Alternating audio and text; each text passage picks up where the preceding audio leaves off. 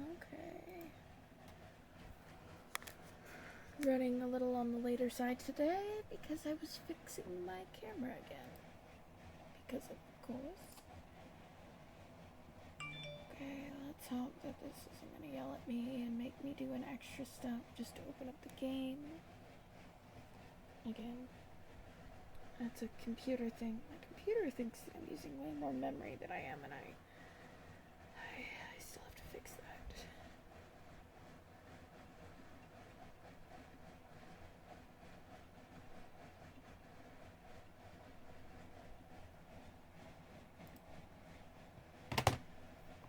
Okay. I just freaked out for a second there. Okay, so.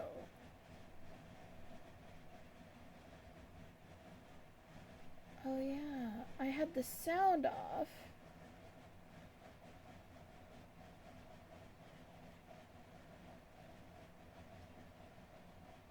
Because I was. Okay. That's what's freaking me out. Okay, so.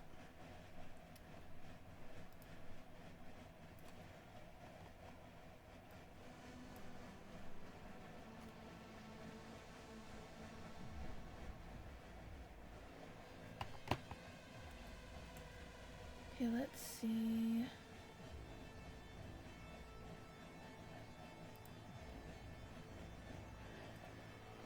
Hi, Jared Dragon 31. I hope it goes well too, and the plan is definitely to have fun. I have a question for you.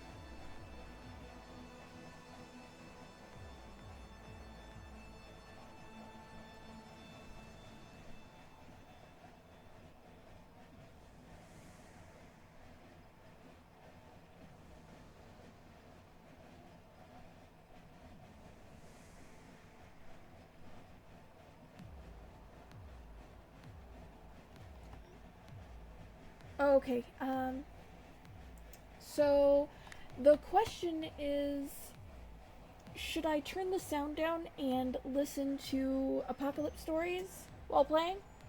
Or should I just have the game sound on?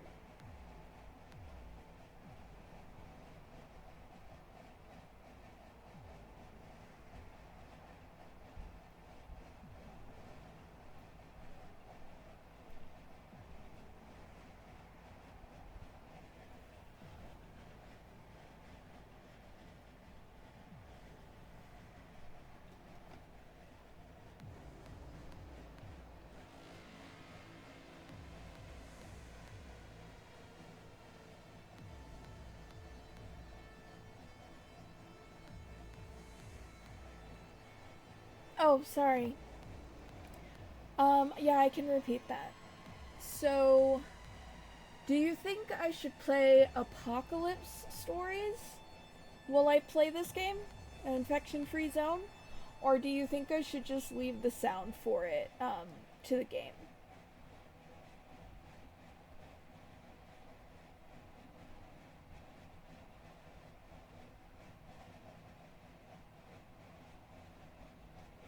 Apocalypse Stories it is. Awesome. Let's do this.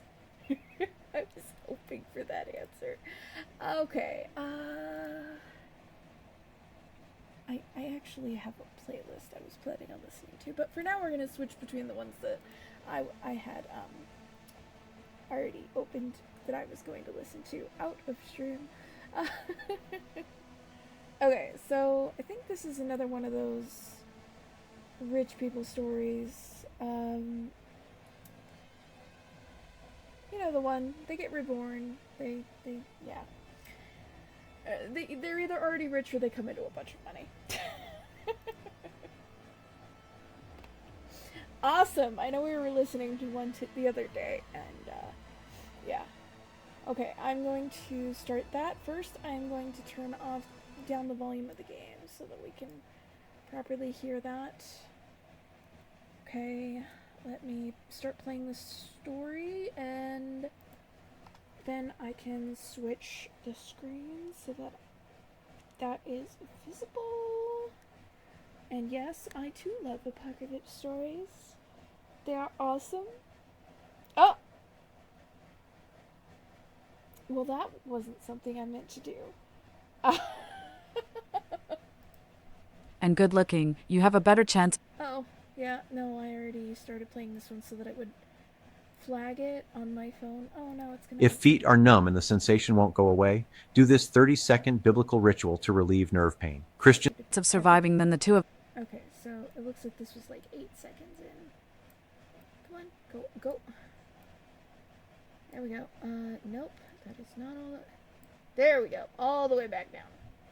When the apocalypse came, my best friend asked me to give up my bomb shelter to her. You're single, rich, and good looking. You have a better chance of surviving than the two of us, right? Naturally, I refused, so she joined forces with her boyfriend to push me out the door and watched me freeze to death in the frigid environment. Before I died, she was still nestled in her boyfriend's arms, crying her eyes out. All she lost was her life. But I lost my best friend. You must be even better to me from now on. When I opened my eyes again, I was back to the day Grace begged me to take in her boyfriend. I smiled. More terrifying than the apocalypse is me. 1. When I opened my eyes again, the only thought in my mind was disbelief. I touched the heater beside me, feeling a sense of unreality. Evelyn, but that person outside looks really pitiful. Let's save him. Looking at Grace's tearful face, I felt no pity in my heart. Instead, I was so excited that I couldn't stop the corners of my mouth from rising. I had been reborn back to the moment when Grace first met Andrew and knelt down, begging me to save him. In my previous life, I regarded Grace as my only family. After learning that the apocalypse was coming, I contacted Grace immediately and spent all my money building this extremely safe bomb shelter. The supplies stored inside were enough for Grace and me to live for 100 years. Grace didn't contribute anything but stayed here with a clear conscience. I still remember that day she hugged me and cried, saying I was her best friend and she would never betray me. But the moment she met Andrew, everything changed. The supplies here are only enough for 2 people to live on. Evelyn, you're single, rich, and good looking. You have a better chance of surviving than the two of us, right? She started plotting to take over my bomb shelter, later, egged on by Andrew. She didn't hesitate to push me out the door and watched me freeze to death in the cold. Before I died, she was nestled in Andrew's arms, crying. All she lost was her life. But I lost my best friend. You must be even better to me from now on. Thinking of this, I clenched my fists so tightly that my nails dug into my flesh. But I felt no pain. I stared at Grace intently. Grace hadn't changed at all. She was doing the same thing as in my previous life. She knelt at my feet, pleading while looking at Andrew outside the door with a pitiful expression. The two of them flirted openly right in front of my eyes. Thanks to Grace's superb acting skills, I was portrayed as a vicious person who broke up the star-crossed lovers and refused to save them. I hadn't done anything, yet Grace looked as if she had suffered an enormous grievance. I also didn't miss the flash of killing in Andrew's eyes when he looked at me. But when I turned to look at him, he had returned to his dejected and pitiful appearance. With his head bowed, hiding my sarcasm, I looked at Grace. As I expected, Grace couldn't kneel on the ground for long. She looked at me with her watery eyes. After all, Grace had lived a smooth life under my favor all these years. Grace had told me countless times about the tragic experiences of her original family. Out of pity, I doted on her very much. Now that I thought about it, was everything she said really true? Grace tugged at the hem of my clothes and whispered, Evelyn, but I remained unmoved and showed no sign of softening and helping Grace up. In the past, I couldn't bear to see her suffer any grievance, and I would have helped her up the moment she knelt down. Grace knew this very well, but it was clear she had miscalculated. I wouldn't help her up again, not now, and definitely not in the future. A flash of surprise crossed Grace's eyes. Seeing my firm attitude this time, she could only awkwardly get up from the ground and instead clung to my arm, acting coquettishly. Evelyn, I know you're withdrawn and have only had me as a friend, but you can't stop me from making other friends. Besides, he is. As Grace said this, a strange blush appeared on her face. I raised an eyebrow, suppressing the urge to kick Grace out, and gently tucked her messy hair behind her ear, seeing my gentle action. Grace thought her coquetry had worked and that I had finally relented a little. Her face immediately lit up with joy, but the next second, I firmly pinched her cheeks, leaving long scratches on her face with my nails. She yelped in pain and struggled to break free, but I didn't give Grace a chance to escape. I gripped her chin tightly, forcing her to look me in the eye. Grace, besides what, do you like him? I exposed Grace's thoughts with a gentle expression, but my voice was ice cold. Grace finally felt a sense of fear welling up from the bottom of her heart, and there was dread in her eyes as she looked at me. Seeing this, Andrew no longer maintained his sickly and helpless persona. He stood up and started pounding on the door of the shelter. He no longer looked the least bit weak as he had when lying on the ground. Through the thick explosion-proof glass, I could see the shape of Andrew's lips. He was saying, "Let her go." I held back Grace, who was trying to run towards the door.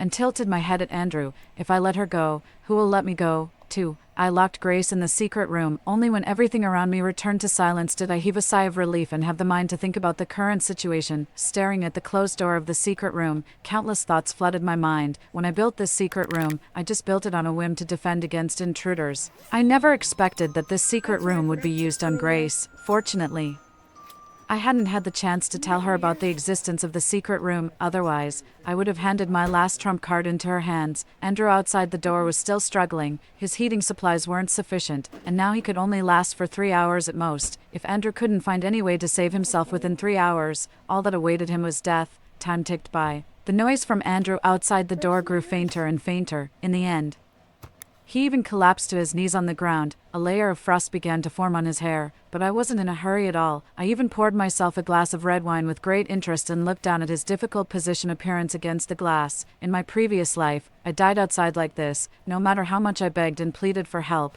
the two of them remained indifferent. I gently stroked the wine glass in my hand, a smile curling the corners of my lips.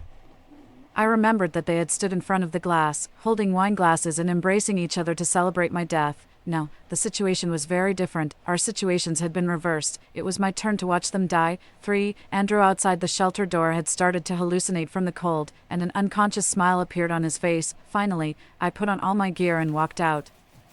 Andrew seemed to sense someone approaching him, and his fingertips trembled. He tried to reach out to me, but his frozen limbs made it difficult even to lift them. Save me, please save me. His lips moved involuntarily. I crouched down and pushed his head deeper into the snow. Don't be in a hurry. This is just the beginning. It's not even half as painful as what I went through. The feeling of suffocation and near death made Andrew's body twitch. I stood by with my arms crossed, unmoved. It wasn't until Andrew started taking off his clothes one by one that, when he was down to his last piece, I dragged him into the house. I touched his stiff limbs and nodded in satisfaction. Even if he wakes up, he'll be disabled. Andrew, you and Grace better both stay alive. If you don't, who will I seek revenge from? When I was tidying up Andrew's clothes, his phone fell out of his pocket. I was a little stunned. After the apocalypse came, all communication devices became useless. Why was Andrew still carrying this thing close to his body? I skillfully pressed the power button and found that it wouldn't turn on due to the low temperature, so I casually tossed the phone next to the heater. But unexpectedly, during the time I was waiting for Andrew to wake up, it was the phone that showed signs of life first. The phone screen lit up, and an unsent email popped up automatically. At first glance, I saw a familiar recipient's name, Evelyn. It was my own name. I frowned and looked at the recipient's number repeatedly. It was indeed my old phone number, but the sender's name wasn't Andrew's. It bore a name that had been dust-laden in my memory for a long time. Staring at this name, my eyes welled up with tears at the first sight. Arthur, my first love. But because of Grace's instigation, Arthur and I eventually became strangers. I never expected to see his name again in such a situation, on Andrew's phone. But the subsequent clues on the phone all verified one thing for me. That was, this phone wasn't Andrew's. It had belonged to Arthur a long time ago, because the wallpaper and the photo tucked behind the phone case were pictures of us together. I stared at the photo, stunned, and couldn't help but fall into memories. Arthur and I met in high school. We went from being close friends to lovers. He was one of the only two friends I had besides Grace, at that time. I thought I would never be separated from Arthur and Grace. As it turned out, I lost both of them. The memory of Arthur fighting to protect me was still vivid, as if it had happened yesterday. He said he would protect me for the rest of my life. My fingertips brushed across his cheek in the photo, and I looked nostalgic. Since that incident, Arthur had completely disappeared from my life. Later, Grace told me that after graduating from college, Arthur went to another city alone to make a living.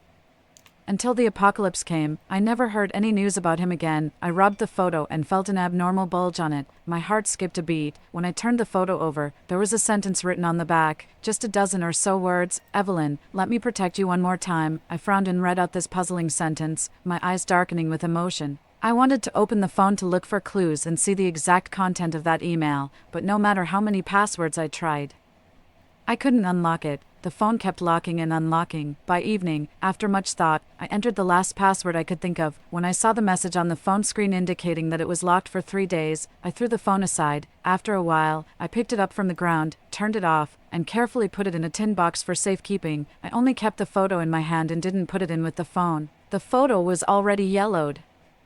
perhaps because Arthur often rubbed it in his hands. The part of the photo where I was looked a bit different in color from the rest, but the handwriting on the back of the photo didn't seem to have been written a long time ago. It looked like it was written recently. I knew everything about Arthur. There was no doubt that it was his handwriting, in my previous life, until I died. I thought Andrew had just happened to appear outside the bomb shelter. Now I realized the doubtful point in this. To prevent the bomb shelter from being discovered by people during the apocalypse, I deliberately built it in the suburbs. In both my previous life and this life, only Andrew appeared outside. Why did he give up the urban area, where the chances of being rescued were higher, and come to the forgotten suburbs? Moreover, Andrew actually knew Arthur. I raised an eyebrow, feeling like I had discovered something huge. Andrew's appearance now seemed not to be an accident but a premeditated plan. He had known the exact location of the bomb shelter from the very beginning. Hiding the turbulent emotions in my eyes, I suddenly laughed. I really didn't expect that after being reborn, you would bring me so many surprises, truly unexpected. I said each word slowly. After cleaning up the mess in the house, I finally had time to take a good look at this bomb shelter that I had carefully prepared. When I stopped in front of Grace's bedroom door and saw the sign on it, my heart ached. No admittance. I had shown Grace everything without reservation, but to her, I was always an outsider. I should have realized this earlier. It was ridiculous that although I had painstakingly built this bomb shelter, there were still places I wasn't allowed to enter. Although I felt bad when I saw this sign, Grace said that the sign was just to leave each other some private space. I respected her privacy and said I understood. After that, Grace easily coaxed me out of my anger with just a few words. And I even obediently followed the rule. But now, What? Grace and Andrew were the outsiders in this bomb shelter. With a cold face, I tore down the sign and threw it into the trash, then pushed open the door, for, at a glance, I was stunned by the layout of Grace's room. Her walls were covered with photos of Arthur, all kinds of photos, from every angle. I was amazed at when Grace had taken these photos. Was it when the apocalypse started? Or even earlier, during high school? Looking at the words on the wall where Grace expressed her love for Arthur, I calmed down and suddenly understood why she wanted to kill me. It turned out that Grace was in love with Arthur. Love turned to hate, making her twisted. So she didn't love Andrew. The two of them had joined hands just to kill me. I tore down the photos one by one and spent hours cleaning up the room completely. Holding the photos of Arthur, I felt I'll dazed. make whatever work. It wasn't until there was a commotion from the room where Andrew was being held that I got up and walked out. Andrew had woken up. When I arrived, he was awkwardly crawling on the ground, trying to move his body, but he clearly hadn't realized that he had lost his legs. When he saw me come in, Andrew started shouting. The panic of being imprisoned and the numbness of his legs made Andrew lose his composure. Before I even started interrogating him, Andrew had already revealed most of the truth. Evelyn, what did you do to Grace? Where is she? Aren't you her best friend? How could you do this to her? Andrew pounded on his legs while calling out my name accurately. Hearing Andrew's words, I burst into wild laughter. I didn't stop until tears welled up in my eyes. My cold gaze landed on Andrew as I said word by word, best friend. Andrew seemed not to understand what I meant. It wasn't until I asked again that his face finally changed dramatically. Aren't you the one who should know best whether she's my best friend or not? What should I call you? Andrew. Andrew was about to argue, but I impatiently interrupted him. Andrew, stop acting. Your plan and acting skills with Grace are so obvious and unskilled that they can only deceive the blind, I said coldly. Though in my heart I was cursing myself for being such a stupid blind person in my past life. Evelyn.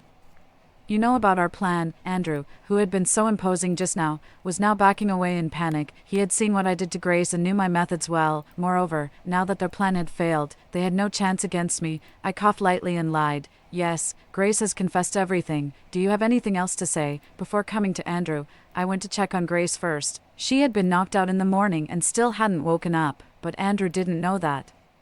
Seeing that I could call him by name, he immediately believed everything I said. His face turned pale, and he began to plead with me, his lips trembling. Evelyn, Grace ordered me to do all this. I didn't want to kill you. Blame her if you have to. I mercilessly grabbed Andrew's neck. If you dare to tell even one lie, it won't just be your legs that you lose. As soon as I finished speaking, Andrew's face turned even paler. He waved his unresponsive legs, finally believing me. My legs.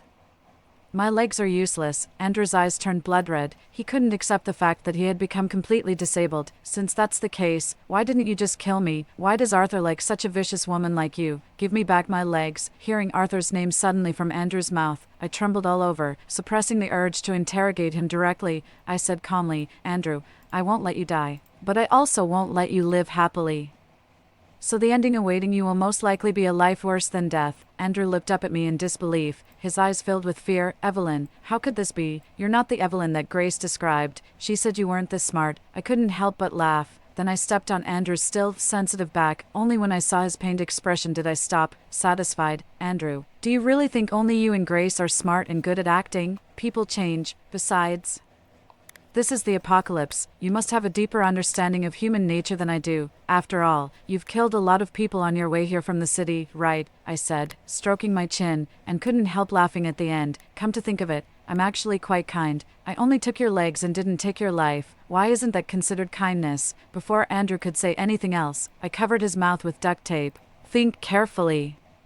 Do you want to tell me about Arthur and cling to me to eke out a miserable existence in this world, or do you want to be a stray dog with a life worse than death? 5. After leaving, I rushed straight to the secret room. While Grace was still unconscious, I took out a rope and tied her up. Fortunately, Andrew was now disabled, or I really wouldn't have found another rope to tie him up with. Perhaps I was too rough. Because Grace woke up struggling just a short while after I tied her up. I was taken aback when I suddenly met Grace's eyes, which were filled with viciousness. Maybe in countless moments when I wasn't looking at her, Grace had looked at me with such eyes thousands of times. It seemed that Grace really hated me, otherwise, she wouldn't have forced herself to be with Andrew just to kill me, but I was still filled with doubts, besides the fact that the person she liked was with me. What else had I done to make Grace hate me so much, seeing me looking up at her? Grace immediately hid the coldness in her eyes. In just a few seconds, big tears welled up and streamed down her face. Her ability to change her expression so quickly was astonishing, even for someone who had already seen through her true nature. Evelyn, why did you hit me all of a sudden? I just couldn't bear to see someone die in front of me. You know I'm not as heartless as you. Grace was still acting. But having lived through 2 lifetimes, I had no patience to watch her act anymore.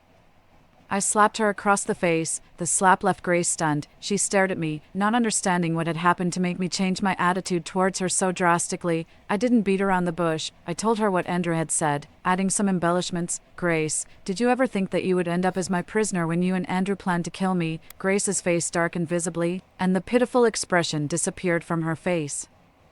All I could see on her face was madness and viciousness. She looked even more terrifying than Andrew had when he learned about his broken legs. I knew Andrew wasn't reliable, useless. Grace turned her head aside and muttered, but I didn't see any regret in her eyes, no remorse for coming up with this plan. Instead, she hated that she hadn't chosen the right accomplice, allowing me to survive. Why? I asked. Grace burst into laughter upon hearing my question, her laughter filled with hatred.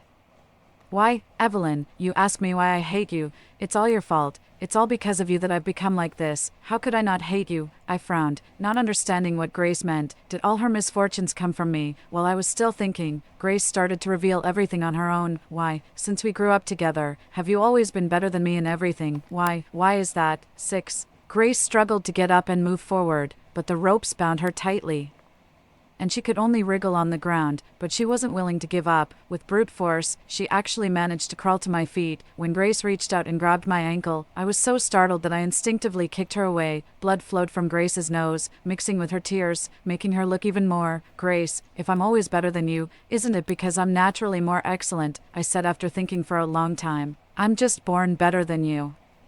My dark eyes reflected Grace's appearance. I never expected that this would be the reason why Grace hated me. I suddenly felt bored. My words made Grace, who had just gained a bit of momentum, collapse back to the ground. It's all your fault. Her voice grew weaker and weaker. If I hadn't crouched down on purpose to listen, I probably wouldn't have heard her clearly. What fault do I have? Is it my fault to be excellent and better than you? I said, resting my chin in my hand. Under Grace's angry gaze, I slowly took out a stack of posters from my pocket. They were all the posters of Arthur that I had torn down from Grace's room a few hours ago. Or is it because the person you like doesn't like you? Grace's expression changed. She reached out to grab the posters, but I held them high, out of her reach. In the end, Grace dropped her eyes in defeat. Save your energy, I said. Evelyn, you already have everything. Why did you have to take away Arthur's love? You knew I've always longed for love since I was a child, but you still took away the love that should have been mine. Everyone says I'm hypocritical, but no, they're wrong. The most hypocritical one is you, Evelyn. You said I'm your best friend, but you were never willing to give me anything.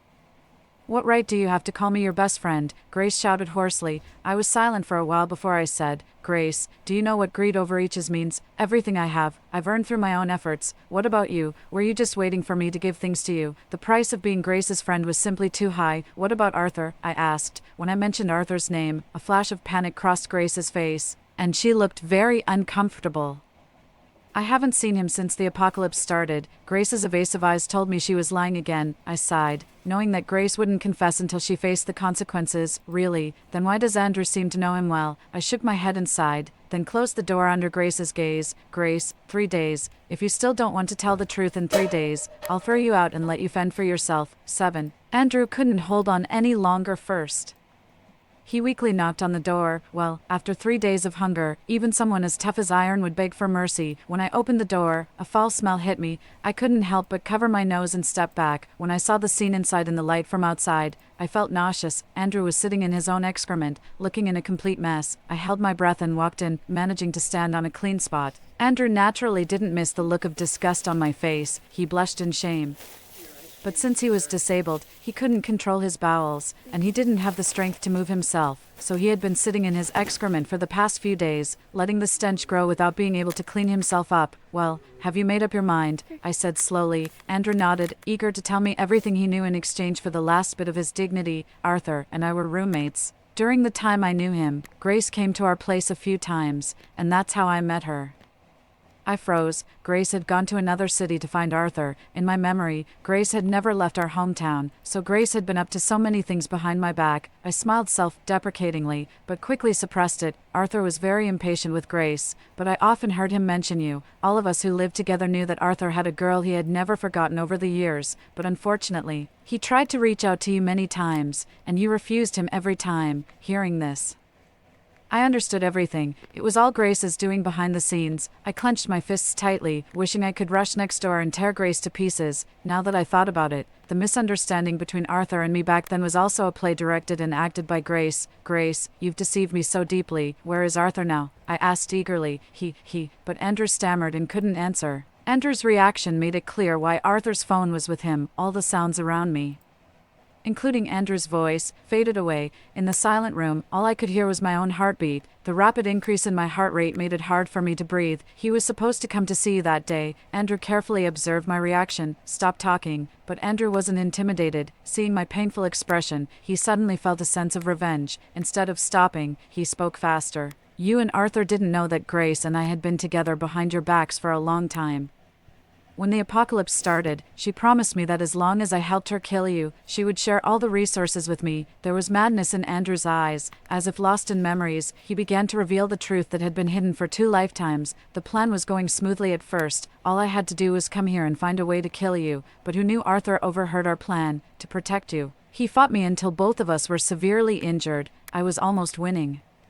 But at the last moment, he somehow found the strength. Andrew said bitterly. 8. I stood there, stunned, listening to Andrew's words, and memories of Arthur standing in front of me to protect me years ago flooded my mind. Back then, he was like that too, to protect me. Even though he was coughing up blood from the beating, he still forced himself to stay standing. He said, "Don't be afraid." I was so stupid. I believed Grace's words, which led to all these tragedies. I had harmed Arthur.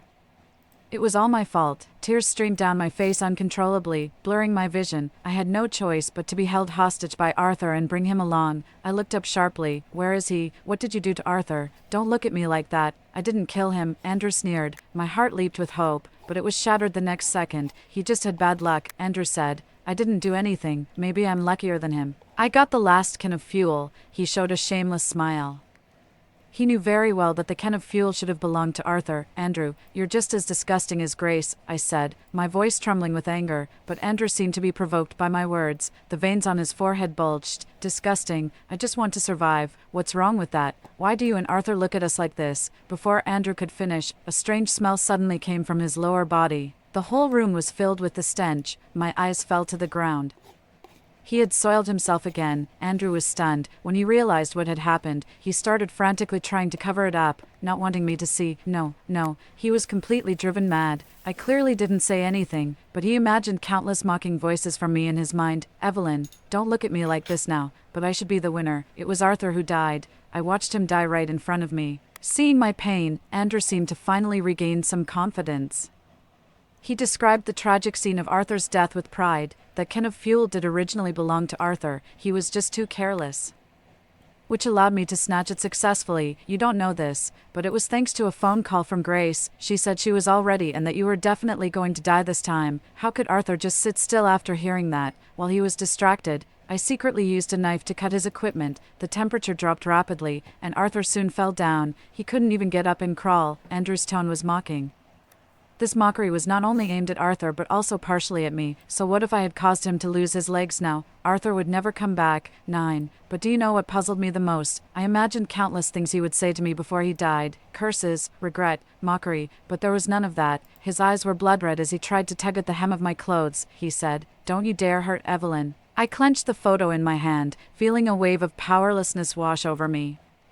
I choked up several times and couldn't speak. I said, "Stop talking." I almost fled the room. When I took the phone out of the box, the unlocking time had arrived. Without thinking, I entered the date of my death. That day should have been the day when Arthur and I were reunited. We should have been able to see each other again. With a beep, the phone unlocked. I finally saw the content of the unsent email. Arthur said that he loved me. He promised me that I would never die, even if he had to go to hell.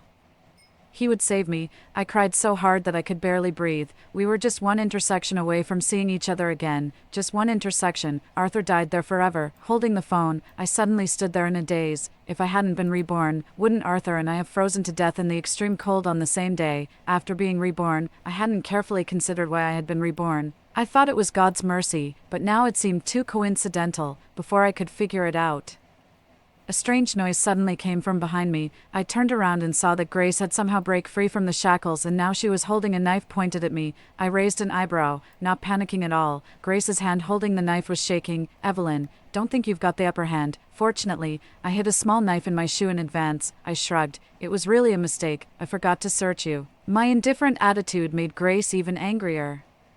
She moved the knife closer to me. "Evelyn, die." Looking at Grace's ferocious and twisted face in front of me, my feet seemed to be nailed to the ground, and I couldn't move an inch. Just as the tip of the knife was about to pierce my skin, a voice that I hadn't heard for a long time rang in my ear. "Evelyn, get out of the way." I instinctively moved to the side. Grace, who had used all her strength, missed and fell forward uncontrollably. With a muffled groan, blood began to gush out from under Grace. The blood stained the floor beneath her, causing me to frown. The knife she was holding stabbed into her own body, ending her life. Looking at the messy living room, I suddenly felt bored. Grace, whom I had hated for 2 lifetimes, died like this. Poor Andrew, who had just crawled out upon hearing the commotion, fainted straight away when he saw Grace's body. I was speechless. 10.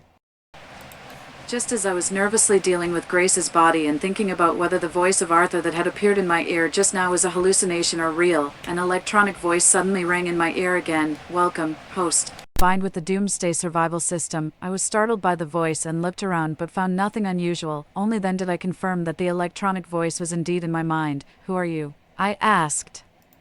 But the other side ignored my question and continued speaking on its own. "Binding successful. Please, host, complete the tasks issued by the system on time and strive for the chance to survive." I was so angry that I laughed. "Why should I do tasks for you? This is the condition for your rebirth that you promised us," the system said. "Condition for rebirth?" I was taken aback. So my rebirth wasn't because of God but because of this doomsday survival system, but I had no memory of them at all.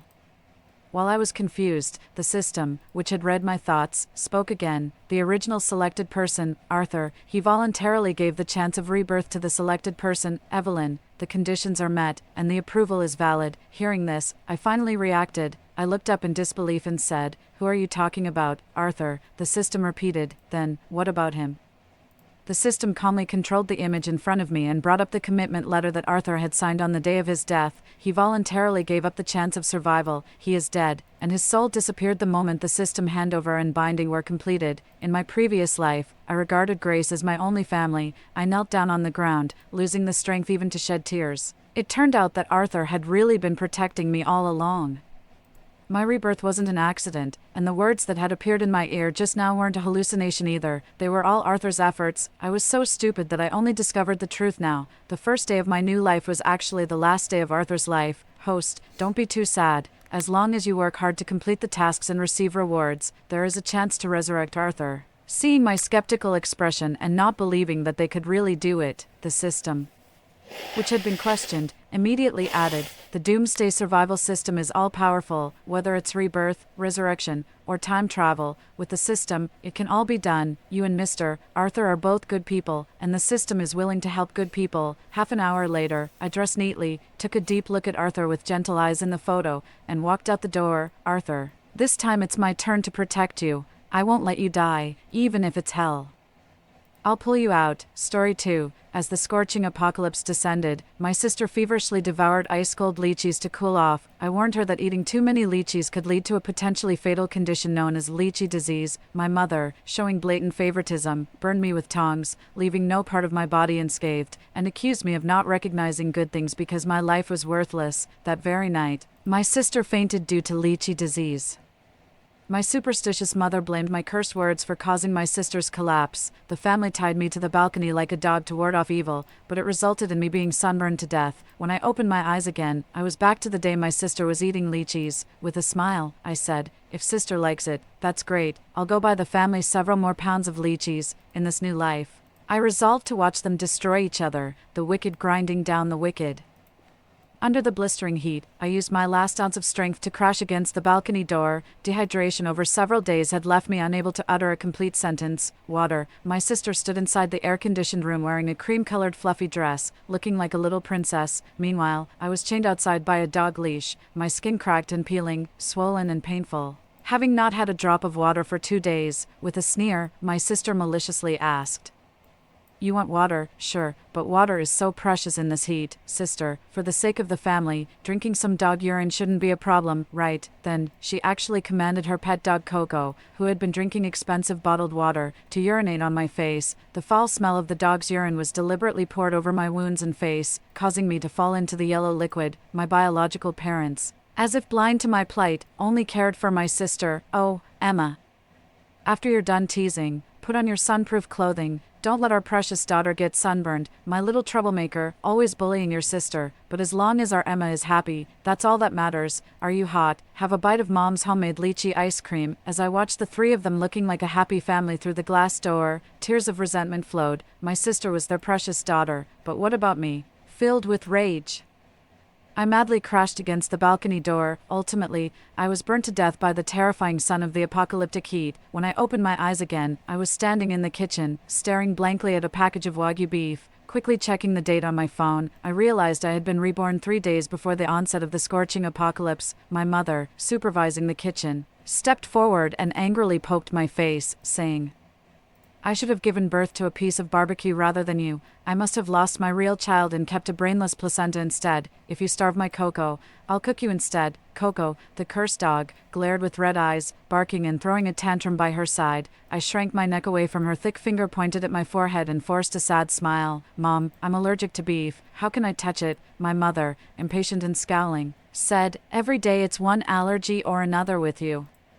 What a waste. Coco, empowered by my mother's presence, barked at me again, pretending to be scared. I quickly agreed. Mom, don't be upset. I'll get to it right away. But internally, I cooled down quickly. This family of 3, plus their dog, were not worth my sympathy. Enduring the itch and swelling in my hands, I prepared the beef, just as my sister, who had been enjoying the show, walked into the kitchen. Sister, she said with a cheery smile, we're almost out of lychees. Go buy some more.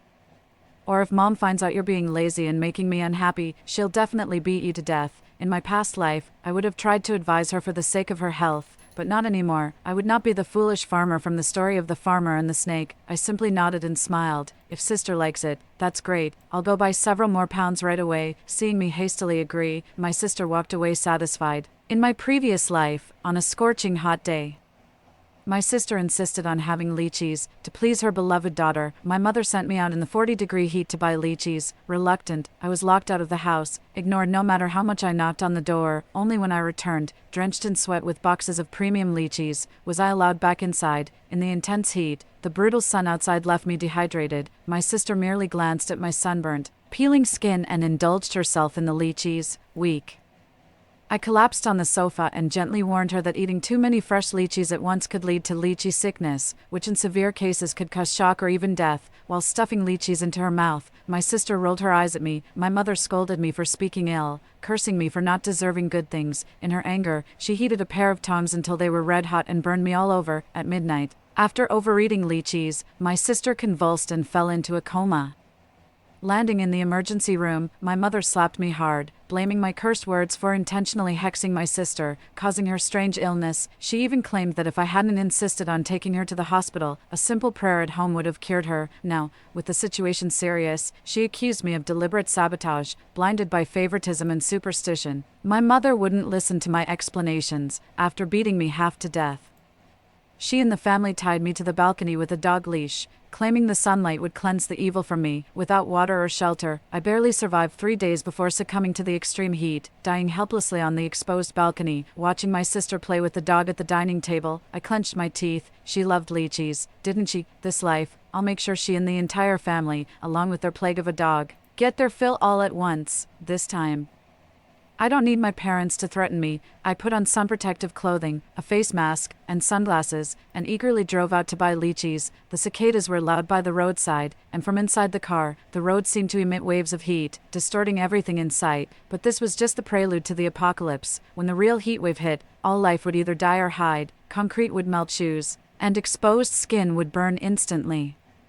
I needed to find a shelter before the apocalyptic heat arrived. Since I died early in my last life, I didn't know when the catastrophe would end, so I had to stock up on supplies. The bonus from a project completed last year had just been deposited, and before my mother could take it, I used it to prepare. With everything planned, I contacted the owner of the villa across from my house and rented it for 3 months. Leaving the villa, I sped up and drove straight to the largest supermarket in the city. I first stopped at a luxury store on the 3rd floor to buy 2 outfits. Although my job paid well, my mother had swindled all my money under the pretext of saving for a house, diverting it to my sister in various ways. Each month, I barely got by on the meager amount left in my bank account. My sister's room was cluttered with luxury goods, while I had only cheap t-shirts to wear, looking at my reflection in the mirror.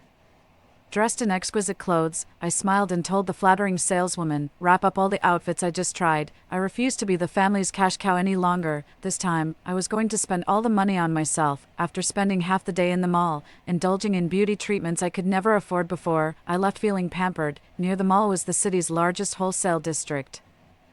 I found the biggest shop there and, claiming I needed a continuous supply for a guest house I was opening, got the owner to give me a discount. Out in the world, appearances wield more persuasion. Seeing my luxurious bags and clothes, and how casually I ordered 2 large freezers, the owner was convinced. He gladly agreed to a long-term cooperation and offered me the lowest prices. I ordered a water purifier, dozens of bottles of mineral water, 20 cases of my favorite pineapple beer, 20 bags each of rice and flour, 10 cases each of various noodles including spaghetti and snail noodles, as well as instant meals and snacks, self-heating hot pots, and 10 cases of dried fruits. Then I went to the market where I fiercely bargained with the butcher, ordering a total of 20 pounds of fresh pork, lamb, chicken, duck, and goose, and 50 pounds of cured meats and sausages. Since I didn't have much money on hand, I only paid a deposit for these items and paid extra for them to be delivered to my home at midnight. I put on the wrinkled white t-shirt I wore out and used a small cart to bring home several boxes of premium lychees. Seeing that I only brought back lychees and not the ingredients for tonight's dinner, my family looked displeased. Over the years, my parents and sister have been living a lavish life off my money, only wanting fresh organic meat, vegetables, eggs, and dairy products. I tried to appease them. I could only carry these few boxes of lychees. I've ordered the vegetables for tonight's dinner from the supermarket, and they should arrive in a few hours. If you're hungry, you can snack on some lychees for now. If that's not enough, feel free to order takeout yourselves. I knew them too well. These leeches would never spend their own money as long as they could use mine. Sure enough, with a cold snort, my mother picked up a box of lychees and placed them on the table, not mentioning the takeout at all. Watching the 3 of them gorge on lychees on an empty stomach, I couldn't help but smile. Go ahead and show off. In my previous life, my sister suffered from a lychee-related illness. It's only fitting that her beloved parents experience it with her this time around, while they were busy eating the lychees. I secretly installed pinhole cameras in the living room and all the bedrooms before returning to the living room with peace of mind. The table, previously filled with lychees, was now bare except for a pile of lychee shells waiting for me to clean up. I scoffed silently. In my last life, I was too naive, spending money and resources wholeheartedly without gaining even a shred of affection from these 3 ingrates and their dog. Why bother? These were newly marketed premium lychees. costing hundreds per pound, yet these ungrateful people didn't leave a single fruit for me. The remaining lychee flesh was taken by my sister and tossed to Coco, our dog, from a glass bowl. Feeling my unwavering stare, my sister made a disgusted face. "What's with that look, sis? It makes me want to gouge out those dead fish eyes of yours." Realizing what I was looking at, she arrogantly smiled and flaunted the glass bowl. "Want some? No way. I'd rather feed it to the dog than give any to you." My mother was on the floor, offering incense to a household deity, complaining about me as she prayed. "My eldest daughter is nothing but cheap and unlucky, always envious of the good things. It's better to feed Coco than to give it to a jinx like her. May the deities bless Emma and Coco with prosperity and long lives." She stood up, making faces at me. "Why don't you just go away? You're annoying." I'd heard this rhetoric all my life, ever since business went downhill after my birth. They were convinced I was the cause and sent me away as a nursing baby to my grandmother's, only bringing me back when I was older to serve them like a maid. In my last life, I longed for my parents' love, felt guilty for their blame, and overly compensated them. This life, they still tried to manipulate me with such baseless accusations, as if dreaming. Pretending not to care, I sat down next to my mother on the sofa. "Mom, didn't you say you really liked this house?"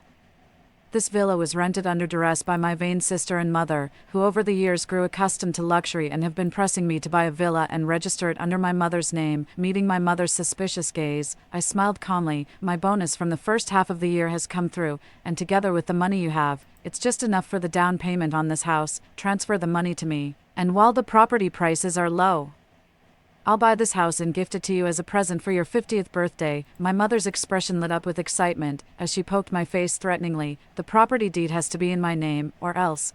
All these years of submission made them think I wouldn't dare to resist. Within just 2 hours, my bank account balance had increased by 2 zeros, after paying the villa rent and the remaining balance for the supplies. I quietly awaited the drama that was about to unfold. As dusk began to set, the good stuff I had ordered was delivered to my home right on time. My sister thought it was food and happily went to open the box, but before her hand even touched the box, she suddenly fainted and began convulsing on the ground. It was the perfect timing for her lychee disease to strike. I felt relieved. The good stuff in the box was a gift I had left for them, meant to take effect at the very end. It would be problematic if it was discovered too soon.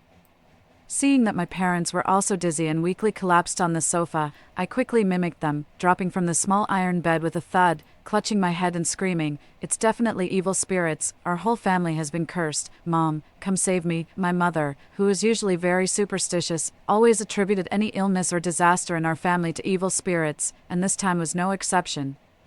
The first thing she did was not call for an ambulance, but instead she rubbed her hands together, prayed to the gods, and then took out some talisman papers from the drawer under the shrine, burned them to ashes, and sprinkled them into water. She even considered my sister's taste, adding a spoonful of sugar to the water, took a sip herself, and then fed it to my dad and sister. My sister actually woke up after being fed the talisman water. I knew it was the sugar that accidentally saved them, as it was the timely sugar intake that helped, but my mother believed it was a miracle, and she didn't even think of feeding me the talisman water to save me, just kept kneeling in front of the shrine to thank the gods for their blessing. I felt a sense of irony while also finding it amusing. In times of crisis, there really was no place for me in this family. I crawled to the living room, pretending to be weak, took a sip of the talisman water, and then stood up to start spouting nonsense. "Mom and Dad, I read an article recently saying that air pollution has been so severe these years, the air is filled with evil toxins. How about I contact a renovation company to nail our doors and windows shut, and seal the cracks with magical talismans, to keep our home safe from evil spirits?" My parents, who were from the countryside and had only elementary education, nodded in agreement after reading the article I had posted under a pseudonym pretending to be an expert. My sister, uneducated and still semi-conscious, couldn't refute this absurd idea. I immediately contacted a renovation company and sent a large red envelope to have them work overtime to seal all the doors and windows in our house except the main door, using the sturdiest materials to ensure the most robust effect. All the light-filtering curtains, window screens, and frosted window films were also removed under my direction, and even the windows were replaced with glass that had the highest light transmittance and the least heat insulation. Looking at the glaringly bright living room, thinking of the sun that could scorch people to death after the apocalypse, I couldn't help but chuckle to myself. They liked using sunlight to drive away evil spirits, didn't they? Let them have enough of chasing away the plague dog. Enjoy the sunbath prepared by the eldest daughter who has endured endless bullying. I walked into the cluttered storage room and sat on the small iron bed I hadn't used in 5 or 6 years, laughing at myself. In my previous life, I died a tragic death cut in the whirlpool of my biological family, but in this life, everyone who hurt me will get their comeuppance. In the following days, apart from deliberately taking care of my family weakened by the leechy disease, I was busy using up supplies. Since I was the one paying for all the food and drink, my parents didn't care at all. In the past few days, I madly moved 4 or 5 bags of rice and flour from the house, and I nearly emptied the fridge while moving vegetables before I stopped. Seeing that I had moved almost all the supplies, I used the excuse of going to sign the house contract and directly moved into the rented villa. The next day, the blazing sun shone high in the sky, and the temperature soared to an unbearable 50 degrees overnight. I lay sprawled on the sofa on the second floor, overlooking the fully stocked supplies on the first floor, and with the electricity prepaid by tens of thousands, I felt utterly secure. While I closed my eyes and enjoyed the cool breeze of the air conditioner, the villa opposite was nearly in uproar. I'm dying of heat. My always pampered sister rolled on the living room floor, screaming, "The air conditioning in the room and living room is broken. I can't live like this." My mother hurriedly soothed her. "My dear daughter, I'll call your sister, that short-lived ghost, to spend money to fix it, and it'll be cool soon." I immediately answered my mother's video call, and she saw my face looking fresh, with my hair being blown by the air conditioning, and her face instantly darkened. "You plagued chicken, it's cool where you are, and you don't even know the air conditioning at home is broken," she accused. Lying in a rocking chair, I casually said, "Well, Mom, let me first see the area around the air conditioner to judge the problem, and I'll contact someone to fix it." As the camera moved to the air conditioning wiring, I exclaimed, "The lines are broken. What happened? It looks like it was bitten off by sharp teeth." The only one in our family with such sharp teeth is probably only Coco. My sister, holding the dog, angrily pointed at the camera and said, "It's not like your dog can spit out ivory. Coco is such a good boy. There's no way he would do something like this," I calmly responded, "but it's not like a person bit it, right? No worries, the little dog just doesn't know any better, but with the heat, the repair person won't arrive quickly, so our parents will just have to endure it for a bit." My sister, clearly upset, had no comeback. Dad, already irritable from the heat, snatched the dog from her, inspected it, and indeed found remnants of the wire's insulation in Coco's mouth. Damn it. I knew this damn dog was trouble. You insisted on keeping it, eats our food, drinks our water, and doesn't appreciate anything. Now it's broken the air conditioner, making me suffer in this heat. I'm going to teach it a lesson today." Furious, he threw the dog out. My sister screamed, "Coco, my baby, you old beast, how dare you throw my son? I'll fight you." The dog was her treasure. Seeing Coco spit out blood and lie weakly on the ground, she bent over, dashed towards our father like a stubborn mule, and knocked him flying. Mom, feeling torn between her husband and daughter, collapsed to the ground, crying and throwing a tantrum. "A whole family, none of you give me peace. What sins have I committed? Oh Lord, the elders oppress me, the young ones make trouble, and my old man, he loses his temper and hits people." I munched on my chips, laughing so hard at the drama unfolding on the surveillance camera that my stomach hurt. Before leaving, I had smeared meat juice on the air conditioner wires to entice the dog to chew through them, killing 2 birds with 1 stone. As time passed, the thick clouds in the sky gradually dispersed, and the temperature rose even higher. They waited for hours in the well-ventilated living room for the air conditioning repair person, but instead, they faced the brutal assault of the sun's ultraviolet rays at the peak of high temperatures. By noon, with no curtains to block it, sunlight filled the entire villa. My sister, dressed the coolest, was the first to suffer sunburns, her pampered skin immediately blistering. Our parents' faces turned as red as a monkey's butt, covered in red patches. The family, usually close-knit, was now fighting over a tiny spot of shade in the living room. The spectacle of villains grinding down each other had only just begun. At the peak of the sunlight, I drew the expensive blackout curtains I had bought. Blocking the harsh ultraviolet rays, I leisurely fetched a large, juicy watermelon from the freezer. Each bite was refreshingly cool. I continued to watch the surveillance while eating. Now, the sunlight was so fierce that a few seconds of exposure would cause blisters. Watching my parents and sister turn red and suffer was indeed a sweet revenge. When I originally chose my room, they took all the rooms with good light and large windows for themselves and the dog, leaving me a tiny, windowless storage room. Now, because of the scorching sun and lacking any form of shade since I had removed all the curtains, they, along with their sick dog, had no choice but to cram into the tiny storage room. Indeed, what goes around comes around. I bit into the juicy, ice-cold watermelon, relishing their discomfort from the heat, feeling even sweeter inside. While I was enjoying this, My phone rang again. After answering, it was my mother, berating me fiercely. "You worthless girl, where have you disappeared to? Weren't you supposed to get someone to fix the air conditioner? Where are they? And the curtains in the house? Come back and hang them up." I replied with a smile, "I'd love to, but the housing office here is really considerate, caring more about my well-being than even my parents because of the heat alert. They won't let me leave.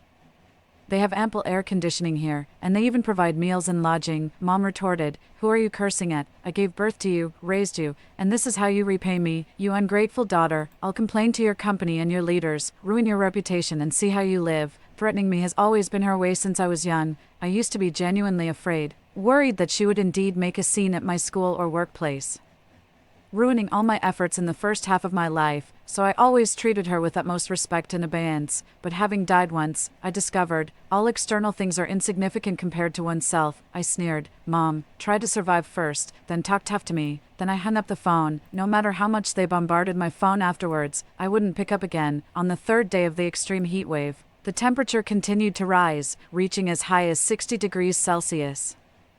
I woke up in a room chilled to 16 degrees, wrapped in an air-conditioned blanket. While preparing a snail noodle hot pot, I habitually watched the security cameras. My parents, severely dehydrated, typically lay gasping on the ground, but my sister, who had been the sickest just a few days earlier, was spiritedly rummaging for supplies indoors. Something fell off, so I immediately zoomed in on the surveillance footage for a closer look. Sure enough, in the corner of the storage room, I spotted an abnormality, a pile of bloody skeletons in white fur adorned with Coco's usual luxurious bluebow collar. In the camera, my sister's eyes gleamed menacingly, and dried blood stained her lips. The answer was self-evident. I scoffed, feeling nothing but contempt for her. After all, that doomed dog, though dead by the hand of its beloved owner, had been a tool for oppressing me and was not worthy of my sympathy. 2 days later, the water barrel in the storage room was almost empty. My father's cheeks were sunken, and he lay sickly on the ground. Despite being barely alive, my mother still knelt and prayed fervently to the gods for salvation. My sister, not giving up, made a video call to me, and unexpectedly, I answered this time. I set the video to mute mode and performed an immersive mukbang in front of the camera as I opened a can of beer. The crisp popping sound made my whole family salivate on the other side of the screen. When I picked up a plump chicken claw, I saw their mouths drool with hunger. Between bites of snail noodles and sips of pineapple beer, I ate until I was satisfied, then turned the sound back on, with hungry eyes glowing. My family crowded the camera, each more eager than the last, a far cry from their previous enslaving demeanor. My sister pleaded, "Sister, I've never hit you. It was all Mom's abuse. I always saw you as my closest person. I was too young and brainwashed by Mom." "Sister, we are blood sisters." My father chimed in, "Yes. Yes, it's all your mother's doing. Dad hurts seeing you suffer too. It's all that beast of a mother, doing these things, seeing them turn against each other." My mother didn't dare strike my father but instead slapped my sister hard across the face before squeezing into the camera's view. "My dear daughter, everything I did was for your good. To hit is to love, to scold is to care. Without me, how could you have turned out so well? We are mother and daughter.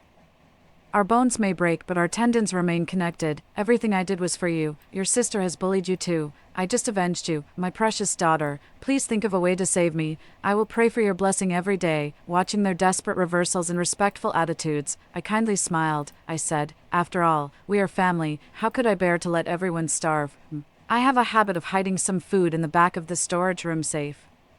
The combination is my birthday." I hung up the phone with a smile, hoping they would appreciate the carefully selected gift. Upon hearing this, the family grew excited, each frantically searching the abandoned safe in the storage room. After all, they couldn't leave the storage room. Whoever found the supplies first would have a greater chance of survival. Ha, ha, ha. "Damn, you little wretch, hiding food in the room. Get away from me. All of you." My mother was the first to find the safe, guarding it tightly behind her, fearing someone might steal it, even kicking her favorite daughter to the ground when she approached. "Get lost, you disloyal daughter, trying to steal my food. I spit on you." Warily eyeing the other two, she quickly entered the combination, opened the safe door. Swarming out of a waist-high safe like dark clouds, a mass of thumb-sized insects aggressively bit at the humans before them. I watched the monitor, my eyes gradually widening.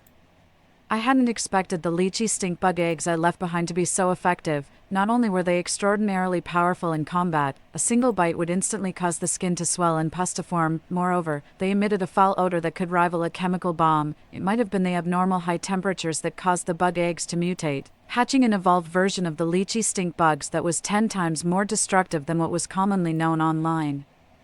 Watching the three people jumping around and covering their mouths to retch, I could almost smell that rancid stench through the screen. The mother at the forefront was quickly enveloped by the insects into a brown cocoon. She screamed in terror and despair, rolling on the ground. Reaching out to the two fleeing from her, she struggled and cried, "Help me, husband, Emma. Please save me," her daughter cried, her face a mess of snot and tears. Yet she refused to step forward. "I'm scared, Mom.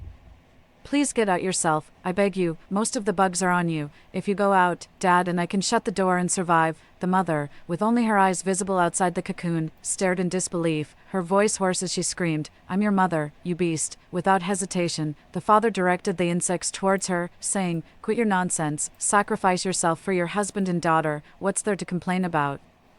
He kicked her out of the storage room amidst swatting the insects off himself. Exposed to the intense ultraviolet light, the leechy stink bugs instantly died, and the mother, struggling forward a few steps, also ceased to breathe forever. Her body gradually stiffened, blackened by the sun, just a step away from the shrine she used to worship daily.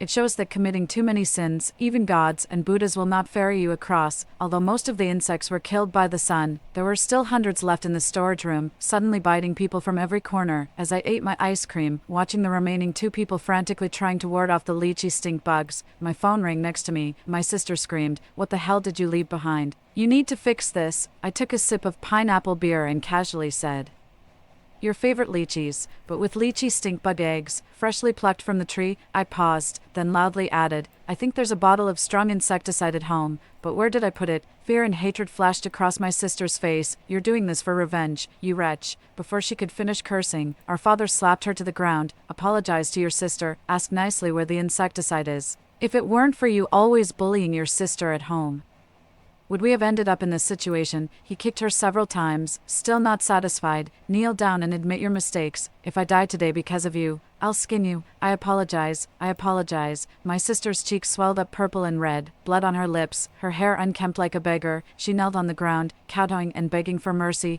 "I was wrong, sister, I was wrong. I won't dare to talk to you like that anymore. Please be magnanimous. Tell us where the insecticide is. The bites are too painful, sister. You wouldn't want to see me bitten to death, would you?" Sob, sob, sob. My father's face, yellowed and wrinkled, appeared on the camera. "Daughter, look, Dad has avenged you. I've never abused you before. It was always your mom and your sister who did." Rubbing his hands together, he seemed quite pleased. "Now that your mom is dead, and your sister has apologized, dear daughter, you should feel vindicated. Tell Dad where the insecticide is." I stared at his obsequious expression on the phone, finding it both amusing and disgusting. He had never directly participated in abusing me, but as a bystander truly innocent, this man always only cared for his own comfort. As long as he could maintain a respectable facade in front of others, he was happy for my mother and sister to exploit me to the last. Even though he wasn't the mastermind behind my demise, he was certainly an accomplice. For over 20 years, he never once intervened, allowing my mother and sister to enslave and bully me. Now he seeks my forgiveness. Too late, after being reborn. How could I possibly place the insecticide where they could easily access it? I smirked, my gaze shifting between my swollen father and sister. "The insecticide is in the tool shed in the garden. Whoever goes to get it, how you take it, you decide." I quickly hung up the phone after seeing the sudden change in their expressions, taking a long sigh of relief. The toxicity of the mutated lychee bugs is not fatal. A bite won't kill a person. However, the bite site becomes unbearably itchy, swollen, and painful, and with the mutation, it's even harder to bear. You can't die from it, but living becomes excruciatingly painful. This was a snapshot of my life for the first 27 years, this torment of being unable to live well or die freely. I certainly wanted my dearest family to experience thoroughly in the surveillance. My father and sister were being bitten by swarms of lychee bugs, crying in agony. They tried to escape everywhere, but in a small storage room of less than 10 square meters, where could they possibly go? In the end, both of them looked severely allergic, swollen with patches of red and purple, their bodies swollen to twice their size, the scratched areas oozing beads of blood, their skin even ulcerating, unable to bear the pain. My father ordered my sister to fetch insecticide. But having seen what happened to our mother, no one wanted to go out and meet certain death. My sister knelt down on the ground in a deplorable state, begging as she retreated, "Dad, you can't seriously be sending me out there. I'll die of sun exposure. I'm begging you, Dad. I'm still young. I have a future. You're already 1 foot in the grave. Sacrifice yourself for me one last time. I promise to visit your grave every day. Aren't you the one who loves me the most, my father?" dragging her by the hair, shouted, "Nonsense, I don't need your tomb visits, your mother dying was a blessing. Once I'm out, I'll remarry a younger woman, have a son, and let my son tend my grave. You're nothing." He kicked her out of the storage room, throwing a pot lid for her to use as a sun shield. "Hurry back with it, and I'll open the door, or else die outside and keep your mother company on the road to hell." The pot lid, heated by the sun, instantly burned her hands. My usually delicate sister, in pain, threw the lid away and ran back, pounding on the tightly shut door of the storage room. "Dad, are you really sending me to die? Please, open the door." But no matter how much she knocked, her father, who usually doted on her, was now indifferent. My sister had no choice but to head towards the tool shed under the scorching sun. With each step, her flip-flops melted. With 2 steps, blisters formed on the soles of her feet. By the 10th step, she collapsed. Unable to stand, her skin, blistered and ulcerated, began to stink and ooze pus under the boiling sun. My sister, who in her previous life boasted about her milky skin and ridiculed my thin, rough complexion, died a miserable death. I didn't linger on her image for a second. Swiftly turning off the surveillance, the temperature continued to rise, with no end to this apocalyptic heat in sight. Since my mother and sister died outside the storage room, I stopped checking the cameras every day.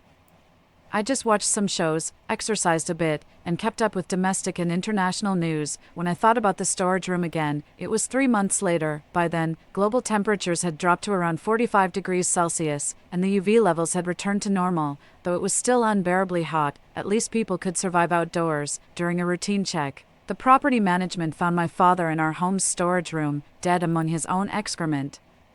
His body decayed beyond recognition, his mouth stuffed full of lychee bugs. I gave up the leases on both villas and swiftly moved into a large flat with a panoramic view of the city. On the first day of moving, I eagerly ordered a box of premium lychees from the supermarket, biting into one. The subtle sweetness and plump juiciness filled my mouth. Now free from burdens and constraints, I could buy whatever I wanted, live wherever I desired, without constantly fearing being attacked or having my prospects ruined by family slanders. Now, a new life was just beginning. Story 2. As the apocalypse arrived, I was betrayed by a scumbag who pushed me into a horde of zombies. The scumbag's mother said, "You brought this upon yourself by clinging to my son.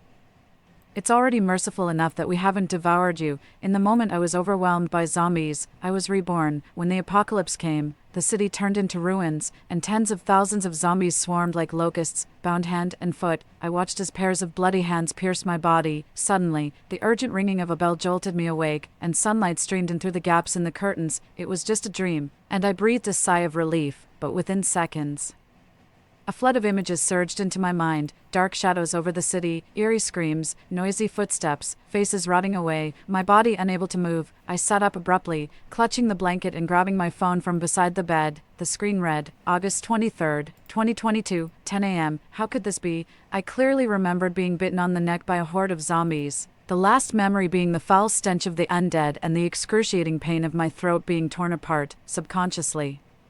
I touched my neck, smooth and unscathed. I jumped out of bed and pulled open the curtains. The glaring sunlight hit me suddenly. The unusual high temperatures of the past few days had reached 40 degrees. The neighborhood was eerily quiet, with hardly anyone around except for a few delivery personnel moving about below. I gasped for air, trying to calm my racing heart. I had been reborn. Reborn before the apocalypse began. Initially, my best friend who worked at the hospital called me, advising me to stock up and stay indoors. When I asked if something was wrong, she hesitated and simply told me to do as she said. Sensing the seriousness from her tone, I obediently went to the supermarket and stocked up on food and water, preparing to not leave the house for 3 years. Little did I know, the situation was more terrifying than I imagined. Just 2 hours later, the zombie virus outbreak engulfed the city of over 10 million people, turning it into a hell on earth.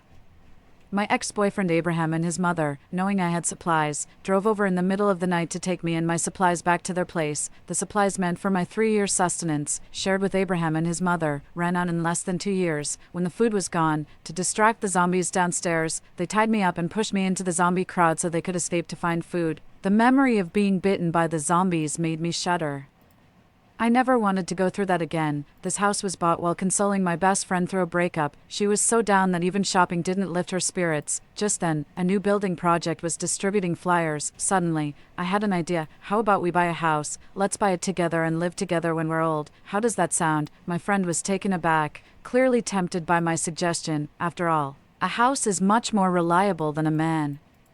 We immediately agreed and paid a deposit. Because my friend was a doctor and worked night shifts, we chose the top floor apartments to avoid being disturbed during the day. However, this house also became a thorn in the side for Abraham and his mother, who insisted I sell it and use the money to renovate a property in Abraham's name. Naturally, I refused, since Abraham passed the civil service examination. His family's attitude towards me has done a complete 180-degree turn. With the acquisition of this new house, our relationship has hit rock bottom. Abraham even laid it on the line. Break up if you don't sell the house. Then, he kicked me out of the apartment we rented together. When my best friend found out, she immediately took me in at her place. Thinking of this, I immediately dialed her number. It took a while before she answered the phone, her voice loud and clear. "Honey, did you know I've been in the emergency room lately?" I asked her. "Has your hospital recently admitted any patients with something like rabies?" She paused, hesitating before responding. "We just admitted one." "How did you know?" "That's not rabies. It's a zombie virus. Anyone bitten will turn into a zombie soon, and there's no cure," I explained. "Zombies? Are you joking?" she asked incredulously. "No, believe me, I've got inside information. You need to catch a flight home immediately," I urged. There was silence for a few seconds before she replied, "Okay. I believe you, but my brother just flew in from home today. He might still be on the plane. Go to the airport and wait for him. As soon as he lands, take the next flight home together," I instructed. She pressed on. "What about you? Come with us." My best friend's family, living in the Northwest, still included her parents, whereas mine had passed away long ago, leaving me with no ties. My college tuition was even funded by her parents. And although I repaid them as soon as I started working, I still regarded them as my own family. "I have other things to handle here," I said, my mind set on avenging past grievances. After ending the call, I calculated all the money I could access over the years I had saved up, and with the recent severance pay from being laid off, it totaled up to 160,000 yuan. This amount was far from sufficient, but it would allow me to buy some essential supplies for now. Our residential area was newly developed, lacking complete amenities, with the nearest supermarket 5 kilometers away. Without delay, I called the supermarket to arrange a home delivery. I ordered 20 bags of flour, 5 bags each of various grains, 20 cans of cooking oil, and 10 boxes each of condiments, white sugar, and brown sugar, along with 200 kilograms each of dried goods like black fungus, shiitake mushrooms, and vermicelli. Additionally, I ordered 10 boxes each of snacks, dried fruit, jerky, sausages, instant noodles, hot and sour noodles, and my favorite, snail noodles, along with canned milk powder, soy milk powder, cereals, coffee, and more soy milk powder. Next on the list were hygiene products, especially sanitary pads. I had all the supermarket stock delivered. Then came the electronics. There was an electronics store nearby. I ordered 4 air conditioners, 3 rice cookers, 6 electric frying pans, 10 electric kettles, 10 induction cookers, and 10 electric blankets. I remembered that gas would be cut off half a month after the apocalypse. Cooking would depend solely on solar power. After the apocalypse, temperatures would soar, with blazing sun every day for a year, followed by a sudden drop in continuous heavy snow for several months. Thus, I also planned to buy several gas cylinders, even a stove and coal. This way, when it was too snowy for solar power, I could use coal for heat and cooking. Just as I hung up, I heard a knock at the door. Peering through the peephole, I saw my best friend and a tall man. Only then did I open the door with relief. She spoke quickly. "This is my brother, Adam. He had just disembarked from the plane when the airport was locked down, and we couldn't leave. It seems the government has realized something was wrong and is trying to prevent the virus from spreading. There's no leaving now." Without delay, I showed them the checklist I had prepared to see if anything was missing. My best friend looked it over for a while, then looked up at me with a deep, somber gaze. Her stare gave me the creeps. I knew she still had many questions, but we both understood that now was not the time for that. Being a wealthy second generation, money wasn't a concern for her. So we decided to continue shopping and organized a detailed division of labor. I went on to purchase supplies, while my best friend reached out to a classmate who worked at a pharmacy to buy medicines. Adam, who specializes in electrical engineering, was tasked with buying a refrigerator, retrofitting the main door, handling the plumbing and electrical systems, and installing a water purifier and solar power units. Following online guides, I bought 20 cotton quilts, various clothes for all seasons, several large boxes of underwear, 50 power banks for drones, high-power binoculars, pepper spray, hemp rope, strong flashlights, and more. I bought everything mentioned online, regardless of whether we would need it or not. Adam had the door replaced with a blast-resistant door similar to those found in bank vaults, and even the glass was switched to bulletproof. From the 23rd floor up to the 28th, every stairwell entrance had a steel door installed. Another door was installed outside the elevator by 6 p.m. The supplies I had ordered earlier were gradually delivered. It took 7 or 8 trips with a 2-meter truck to get everything. This building had 26 floors, but according to the property management, only we lived above the 20th floor, so if anyone asked, we would just claim to be residents of the 20th floor. By the time we got everything home, it was midnight. I was completely exhausted when I went to bed, and although I thought I would have trouble sleeping, I fell asleep as soon as my head hit the pillow. Early in the morning, just as it was getting light, a sharp scream suddenly rang out from the neighborhood. I got out of bed and walked to the living room. Looking down from the balcony, a woman in pajamas, carrying trash, was knocked down by several frenzied zombies, and other zombies, attracted by the smell of blood, quickly joined in. My best friend, who had also come out, saw this scene and screamed in fright, falling to the floor. Her face pale as death. Adam came out of the kitchen, still wearing the little bear apron I had bought, and his face turned pale at the sight. Although I had seen more brutal scenes in the past, this one was still tough to witness. We quietly ate the steamed buns Adam made for breakfast, the mood very somber. The buns were pre-packaged from the supermarket, just needing to be steamed before eating. We were staying at my best friend's house, and since my house across the street wasn't renovated, most of the supplies were stored there, including 7 freezers. While we still had electricity, we needed to eat the perishables in the fridge quickly, as the solar power might not support so many appliances once the power was out. Turning on the TV, every channel was broadcasting emergency notices about an unknown virus spreading, advising everyone to stock up on supplies and stay indoors. Cars in the neighborhood were sporadically leaving, probably in response to government advisories to stock up. Whenever a car left, the zombies roaming around would swarm it, being knocked aside by the speeding vehicle but quickly getting up to chase after it. The atmosphere in the house was tense, and after eating, my best friend and Adam went to call their parents, who had also stocked up on many supplies yesterday and were now safe at home.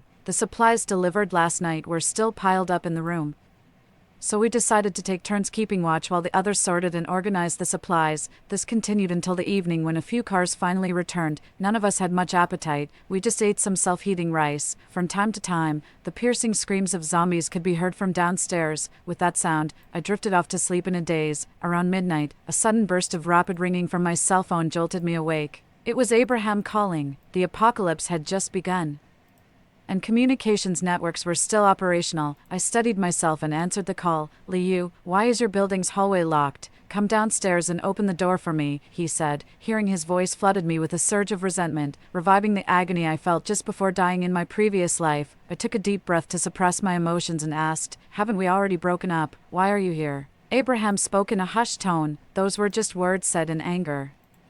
"How could you take them seriously? My mom and I have nothing to eat. The supermarket has been cleared out. Isn't your best friend a doctor? She must have known to stock up on food in advance. He must have seen the door we had installed in the hallway and guessed that I had food supplies." His voice tinged with excitement. "Liu, it was my mom's fault before. I'll make her apologize to you. Please, just open the door and let us come up." Holding the phone, I looked out the window down at our building's hallway, which was clear of zombies. Most of them were gathered around a corner of the opposite building, seemingly tearing at something. Through the binoculars, I saw a figure being mauled by zombies, his face unrecognizable. I could only make out a gray t-shirt, the same shirt I had bought for Abraham's stepfather. They were still using the same method to divert the zombies, just like I had in my past life. At that moment, it was as if I was looking at myself. A wave of hatred shook me to my core. My hands clenched the phone so tightly that I could barely hear the voice coming from the other end, only a loud roaring in my ears. I picked up a flower pot from the window and threw it down. The shattering sound attracted the zombies, who swarmed over and quickly blocked the hallway. After that, I heard cursing through the phone. "Open the door, you bitch. The zombies are coming." It was Abraham's mother's voice, screaming in agony. "Liu, you bitch. Just you wait. I'll feed you to the zombies." I couldn't help but laugh in rage. "I think you'll be fed to them first." After saying that, I hung up the phone and prepared to return to my room. Turning around, I saw my best friend and Adam standing in the living room watching me. The atmosphere was tense. After a moment of silence, I asked my best friend, "Do you think I'm too cruel, too terrifying?" She looked at me for a long while, then shook her head. I know what kind of person you are. I don't think you're terrifying. She stepped forward and embraced me. Something terrible must have happened for you to act this way towards them. Can you tell me about it? As I looked into the trusting eyes of my best friend and Adam, my heartbeat gradually calmed, and the excruciating pain I felt slowly receded. I told them about my rebirth. After hearing my story, my best friend was so furious she swore loudly, then held me and sobbed uncontrollably. You must have been so scared and in so much pain. Adam's eyes reddened, and without a word, he grabbed an axe and headed out. I quickly stopped him. There are a lot of zombies in the building now. Don't go out. They will attract more zombies with their shouting.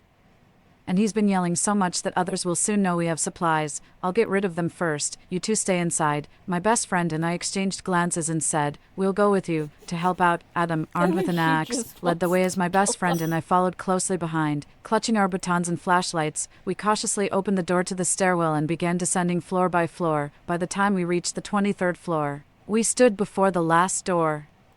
Too apprehensive to open it, peering through the peephole, we saw a horde of zombies relentlessly slamming against the door of a western apartment on that floor. The door seemed on the verge of collapse but miraculously remained intact, as if something from inside was holding it shut. It appeared that the zombies had made their way inside the apartment. Just dealing with the zombies at the door was headache enough for them, and it seemed unlikely they would be able to cause us any trouble anytime soon. Adam double-checked the door and found it undamaged. However, the potential threat lingered. I knew these people all too well. If they were alive, they would certainly attempt to seize our supplies. The next morning, the eerie shrieks of zombies pierced the pre-dawn silence in the otherwise quiet neighborhood, sending chills through the air. The three of us sat in the living room, too afraid to turn on the lights, quietly observing the scene below through binoculars. The zombies that had flooded our building the previous night were now emerging into the street. However, they did not disperse but instead gathered below our building. Abraham and his group were surely still hiding somewhere inside, but for now, we couldn't spare any attention for them. In my previous life, by the third day of the apocalypse, the temperature had skyrocketed to 50 degrees Celsius.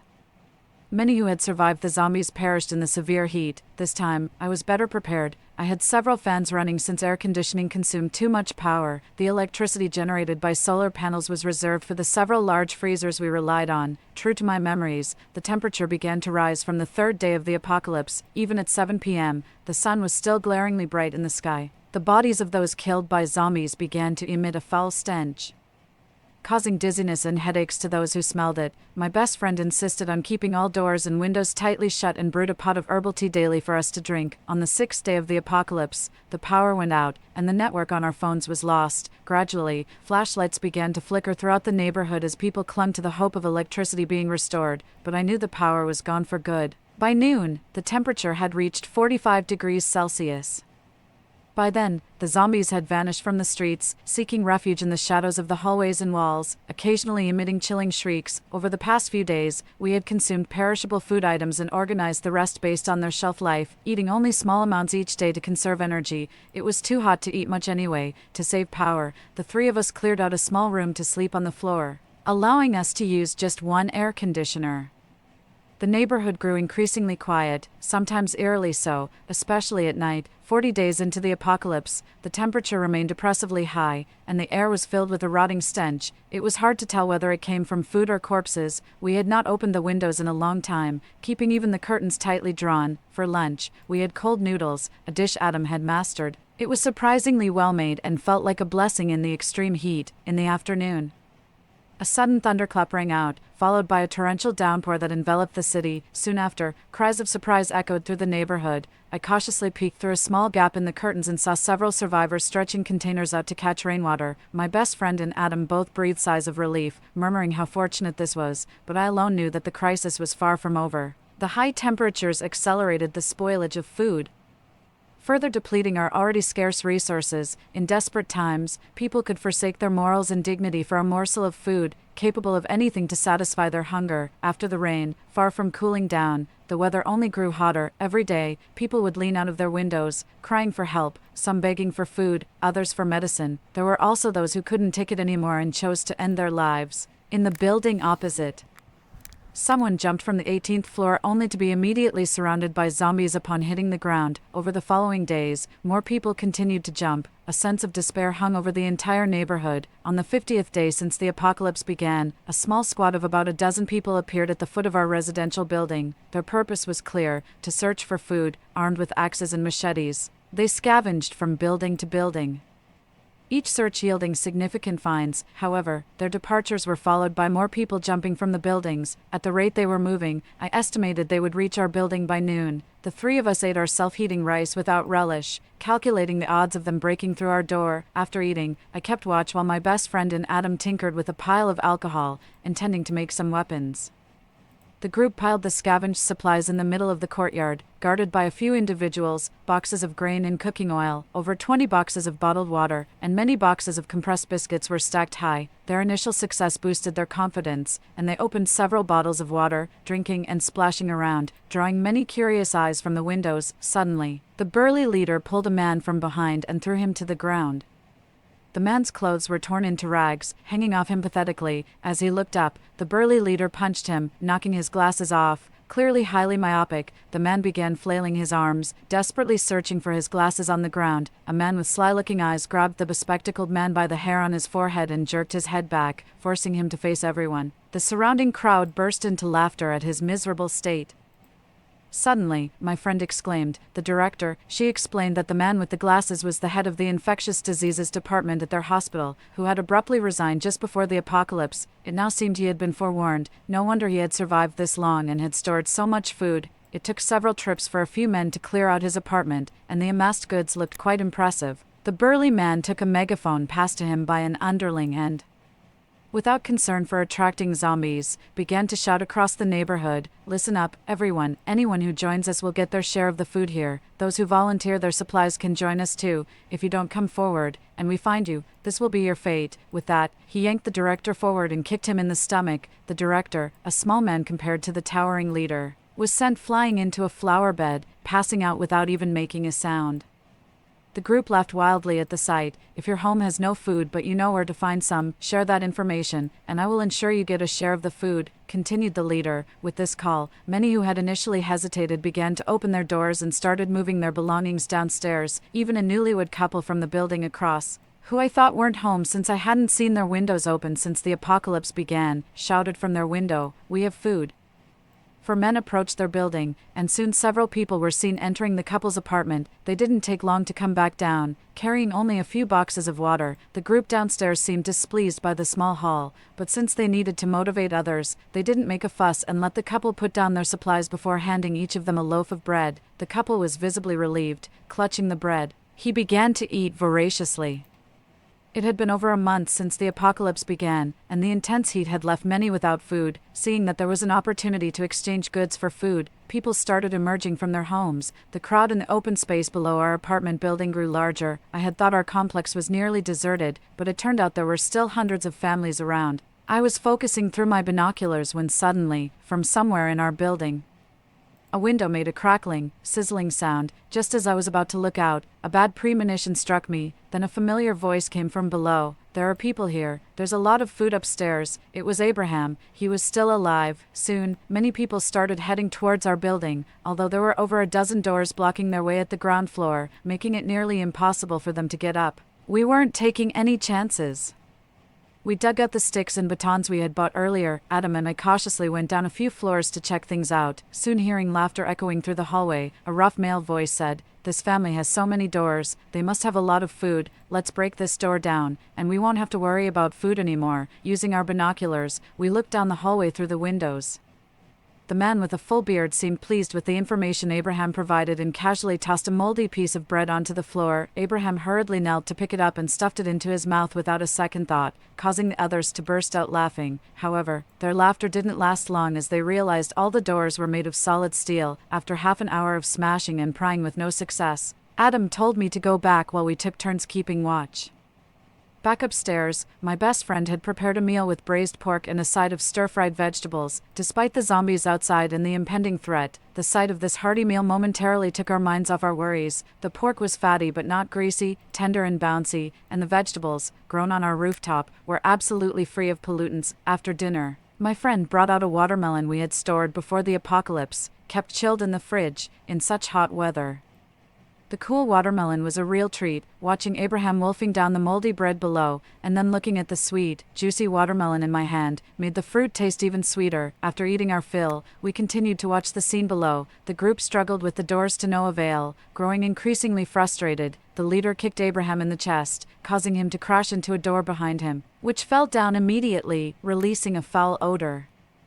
A few men walked in hesitantly and soon came out carrying a bucket covered with a woman's coat. When they opened it, it contained smelly pieces of meat and some bones. My friend vomited at the sight, and once she recovered, she said in a heavy voice, "Those are human bones." I had not seen Abraham's mother around and thought she had been ill. It was monstrous. I felt nauseous too. The men probably realized what kind of meat it was. And the bearded leader kicked Abraham in the chest again, shouting, "You even ate your own mother's flesh. Are you still human?" The rest, already frustrated from not being able to open the doors and now disgusted, started beating Abraham until he was barely breathing. I didn't care to watch anymore. He had brought this upon himself. That evening, I continued to watch the group with my binoculars. My friend and Adam took some meat from the fridge, ground it up, and attached it to a drone, which they remotely controlled to fly out, hoping to attract zombies with the meat. After setting this up, we smashed some pig's blood and scattered it in the hallway, then opened all the windows there, let those flavors waft away. In the afternoon, the corridors started to resonate with the jarring sound of an electric saw. Somehow, a group of people had gotten hold of a saw and began cutting through the doors in the corridor.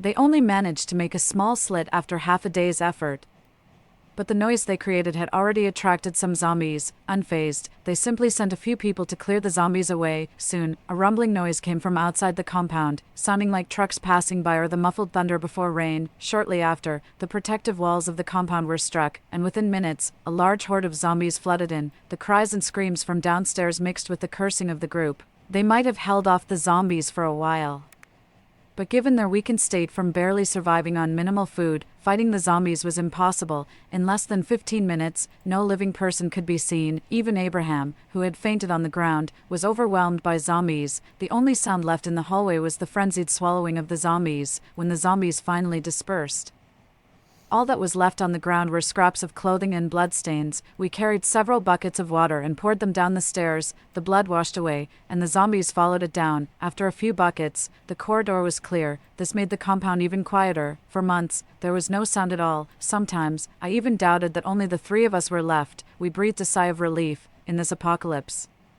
those who had lost their morals and humanity were actually more terrifying than the zombies. Even after winter began, the weather stayed unusually warm, maintaining temperatures in the 20s. Although it was comfortable, the abnormal high temperatures before warned us that worse weather was to come. Taking advantage of the good weather, we sowed fast-growing vegetables on our rooftop garden, dried them after harvesting, and stored them in bags. Perishables like tomatoes were cooked down into sauce for storage. Adam checked all the water and electricity supplies in the house, especially the wires and pipes connected to the solar panels and the water tank. As long as these were functioning, we could keep surviving here. The temperature didn't drop and it didn't rain once till the new year, but fortunately, our water reservoir was large and we had plenty of bottled water at home. We used it sparingly, and it was enough. Soon, it was the new year, the most desolate one yet. We cut out paper fortunes to decorate the house, got up early to make dumplings and a few dishes, and even fished out a pondfish to make braised carp for our New Year's Eve dinner. After dinner, we watched recorded New Year's Eve galas from previous years on TV. The sounds from the TV dispelled the loneliness of the moment. In the past, we used to criticize the gala for being dull, with people just standing on stage singing. But watching those programs now brought tears to our eyes. Those were actually the best days. A year and 3 months into the apocalypse, the temperature suddenly dropped. It was still in the 20s the day before, but overnight it plummeted below zero and heavy snow began to fall. Within a few hours, thick snow had accumulated everywhere. Excited, the three of us ran to the rooftop to collect snow. Once the snow melted, it would secure our water supply. The snow continued for several days, and the temperature kept dropping. We had harvested all the vegetables from the rooftop and didn't plan to plant more since even indoor temperatures were very low. The snowfall reduced the efficiency of our solar power, and with the limited electricity, we plugged in only one electric blanket. The three of us sat on the bed, wrapped in blankets, playing cards. Since the electricity was insufficient and the temperature low enough, we turned off all the refrigerators, following an online guide. We built a large ice chest on the rooftop using the snow. We've frozen all the chicken, duck, fish, and meat. At noon, we made a hot pot with the sun-dried vegetables and tomato sauce prepared earlier, which left us all sweating profusely as we ate. Although more than a year has passed, we still have plenty of supplies. The vegetables we grow on the rooftop are almost enough to sustain us. The only significant consumption is of flour and rice. We still have plenty of meat and dried goods left. Enough to occasionally enjoy a hearty hot pot to satisfy our cravings. Aside from the boredom of not being able to go out, life is quite comfortable. The third year of the apocalypse, the temperature has stabilized around 0 degrees, and the number of zombies moving around in the community has decreased, with the air becoming fresher and the previously nauseating smell slowly fading. Our food supply is mostly self-sufficient. Although the temperature is quite low, the midday sun is still strong. And we have enough electricity. We built a greenhouse on the rooftop, and the vegetables we grow there are enough to keep us fed without worry. The fourth year of the apocalypse, the community's roads have been completely overgrown with weeds, and it's been ages since I've seen anyone around. Even zombies are rare. Grass has even started growing in the cracks of the rocks on the road, reaching up to 1 meter high and gradually covering some of the paths. Once I even saw a rabbit hiding in there. We've been discussing how to use this time to keep ourselves physically fit, as staying indoors for a long time can weaken our immune system. Suddenly, we heard several gunshots in the distance and immediately became alert. The gunshots were close by, seemingly from someone shooting. Looking in the direction of the sounds, we saw 2 figures speeding in a car from a small path. From this distance, it was hard to see who they were. But they quickly dealt with a few zombies in front of the opposite building and rushed inside. Not long after, they emerged, guarding a woman and a child on each side. I thought we were the only ones left in the community after 3 years. How had these people survived? Even avoiding the search party from 2 years ago, the 2 people left the community with the woman and child without lingering, seemingly there to pick them up. It seems that a leader's family members also lived in this community. As mentioned by the salesperson when buying the house, it appears they were the ones picked up. This suggests that maybe the government hasn't completely collapsed, and there's still hope. The car's engine was loud, and soon a large group of zombies surrounded us from all directions, perhaps due to a long time without food. The zombies were noticeably slower than when the apocalypse first began, and the people in the car quickly drove away. 2 months later, a drone playing a broadcast flew into the community. The zombie virus vaccine has been developed and is being distributed to communities in phases. Please get vaccinated and wait a while longer, as the government is clearing the zombies from all areas. We will soon restore order. The drone circled the community a few times, dropped a few packages, and then slowly flew away, its sound fading into the distance. We went down to get the vaccines and were about to leave when we suddenly saw about a dozen more people coming out. It turns out that besides us, there were other survivors in our community. This realization truly lifted our spirits. 2 months after getting vaccinated, the government announced that all zombies had been thoroughly eradicated. The moment we stepped out of the door, we cried tears of joy. Once communication was restored, we immediately contacted our best friend's parents. They had been living self-sufficiently in the countryside and were doing very well. For us, this disaster truly ended with that news. My mother is the supporting female character number 2 in an old-fashioned campus novel. She is the best friend of the female protagonist in the novel, and also the female character number 2 who is destined to be with the male protagonist's good brother. However, in this book, the original setting of the male character number 2 is that he likes the female protagonist. The female protagonist always has the highest priority in the heart of the male character number 2. When my father abandoned my mother for the female protagonist again, my mother left. She didn't want my father or me anymore. It doesn't matter. In this life, I will avenge my mother. On the day my mother left, she was wearing a beautiful red dress. The sunlight outside the door shone on her, as if gilding her with a golden edge. I don't know how long after my mother left, the mobile phone on the cabinet rang. I put down the jigsaw puzzle in my hand and looked at the vibrating mobile phone on the cabinet. At the age of 4, I was still too short and had to stand on a stool to reach the mobile phone on the cabinet. While I was moving the stool, the call hung up once, and then it persistently rang again. When the phone rang for the 3rd time, I finally got the phone. As soon as I answered the call, my father's voice came from the other end. Sounding drunk, "Sarah," he called, "Sarah," in a murmur. And my mother's name is Sarah. I didn't answer my father, perhaps aware of the unusual silence on my end of the phone. My father's voice became a bit more sober. "Sarah." Soon he realized something and called my name. "Lily, is that you? Give the phone to Mom, Dad is drunk." Since my mother had left, there was no way I would answer my father. I just pressed the hang up button directly. I'm not a normal child, and I know that myself. Since I was born, I couldn't even cry. When I went to kindergarten and was called a little mute, I didn't refute either. My father said I was a stupid child. Maybe that's why he treated Sam, Aunt Wendy's son, better than me. The only person in the world who loved me was my mother. My father only loved Aunt Wendy and Sam. That's why my mother didn't want either my father or me. Before my mother left, she left me hot food. But I was a stupid child and couldn't eat by myself at all, feeling the burning hunger in my stomach. I climbed onto the bed and obediently covered myself with the quilt. My father definitely wouldn't come back today. He would stay at Aunt Wendy's and Uncle George's house. Just like before. Lily Smith, little girl, it's time to get up. My father was calling my name. I prefer to call myself Lily Lincoln. My mother's surname sounds better than my father's. My father had a bright smile on his face and picked me up from under the quilt. He usually seemed to love me very much. He kissed my forehead and gently called me little mute. Every time my mother heard my father call me like that, she would scold him. But now my mother wasn't at home. My father held me in his arms and looked around. Lily, do you know where Mom has gone? My father put me on the ground. His embrace was as short-lived as his love. Fortunately, I was a child who couldn't respond to love at all. I didn't care. I picked up an envelope beside the pillow and handed it to my father.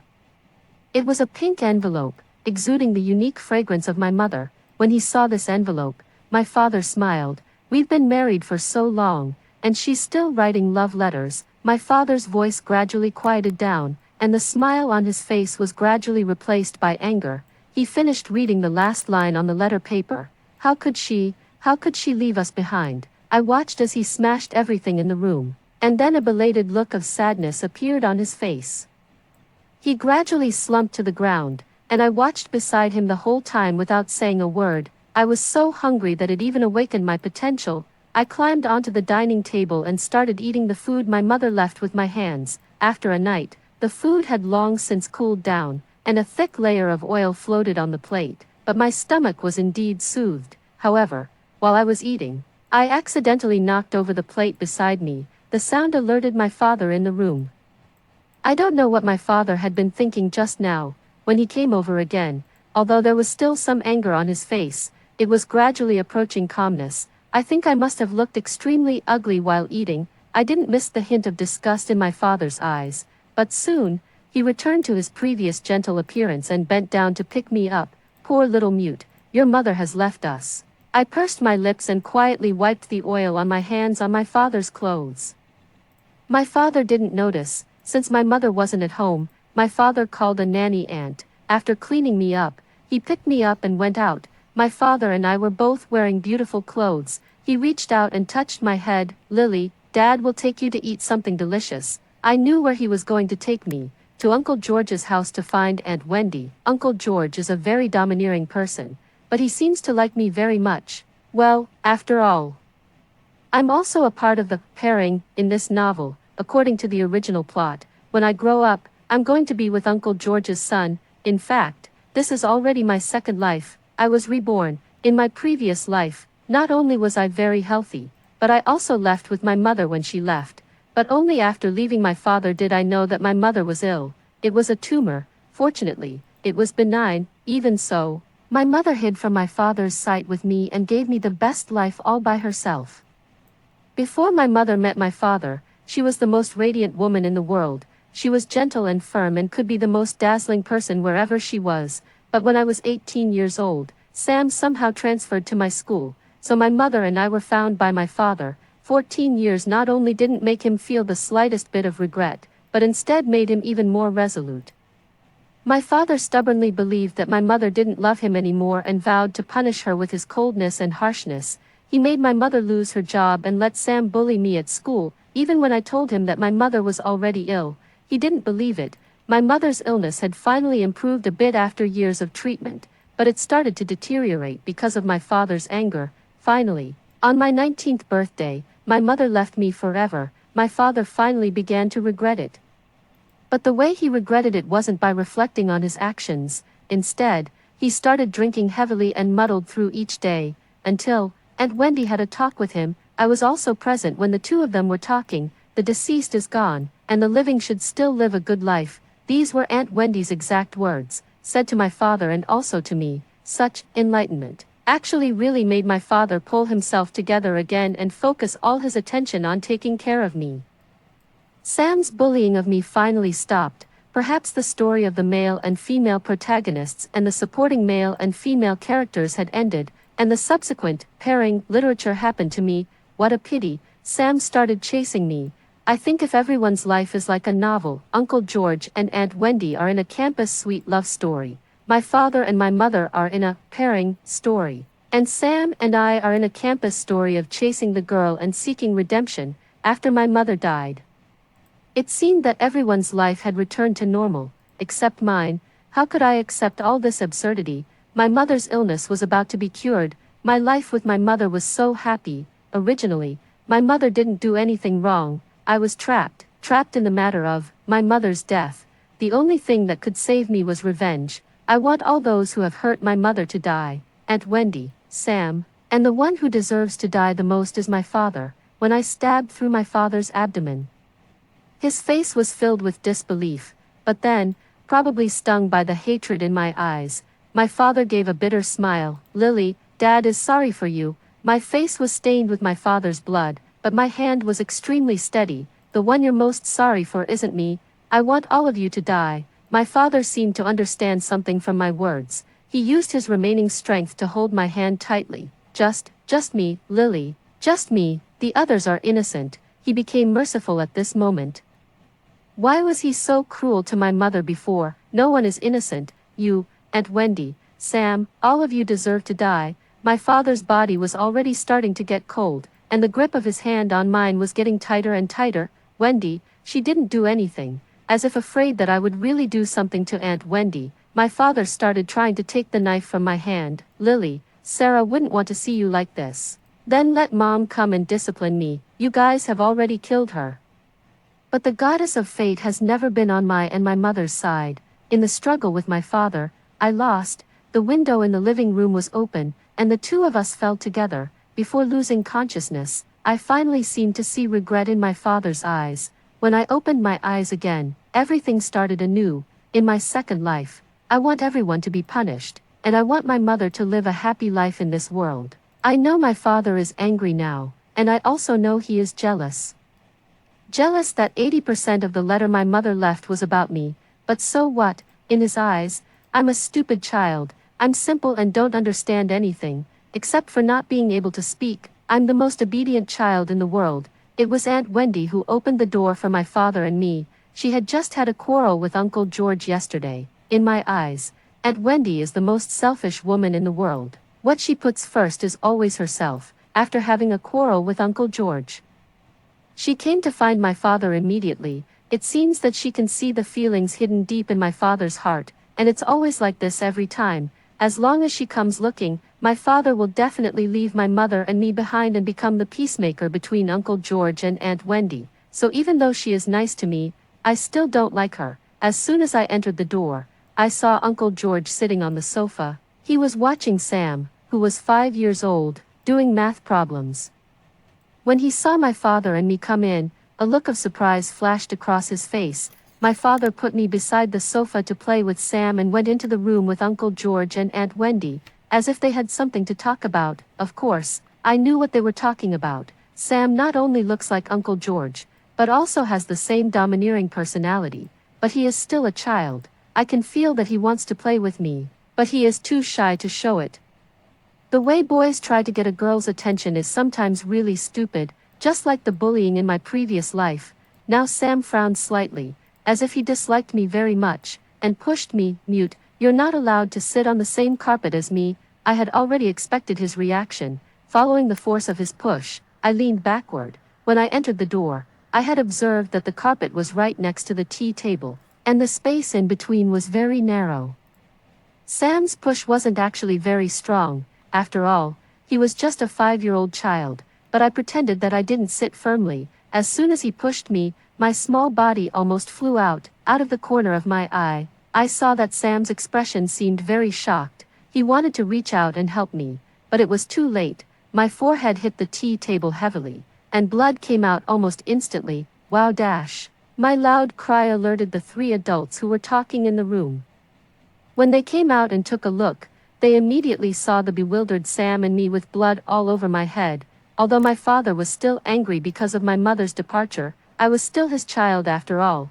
He walked up to me in a few steps, picked me up, and carefully examined my wound with painful look. What happened? Even though Sam was more mature than children of the same age, he was only 5 years old after all. Scared by the current situation, he was a bit dazed. I spoke before him.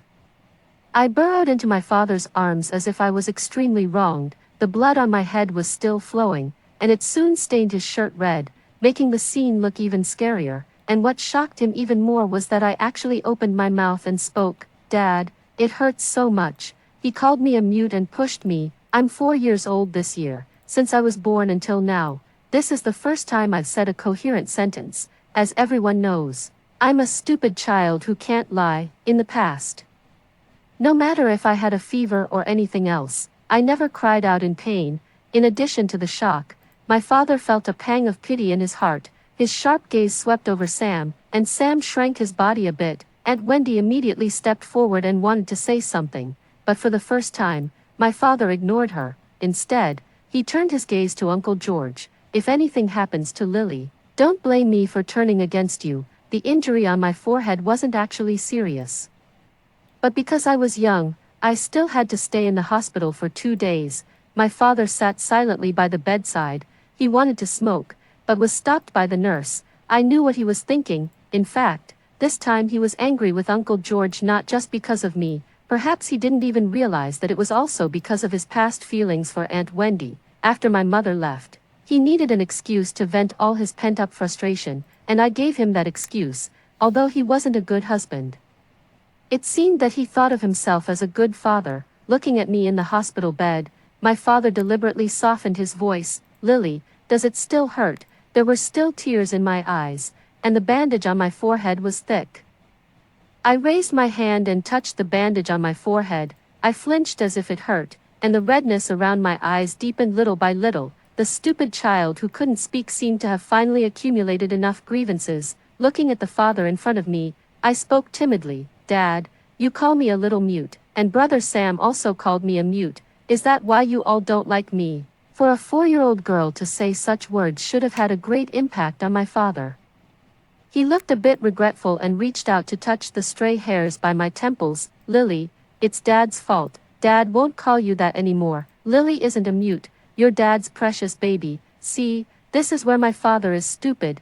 He has a sense of morality and can feel regret, but it's always after things have happened, and I just need to make good use of this. And I can make sure he doesn't have the energy to disturb my mother's life anymore.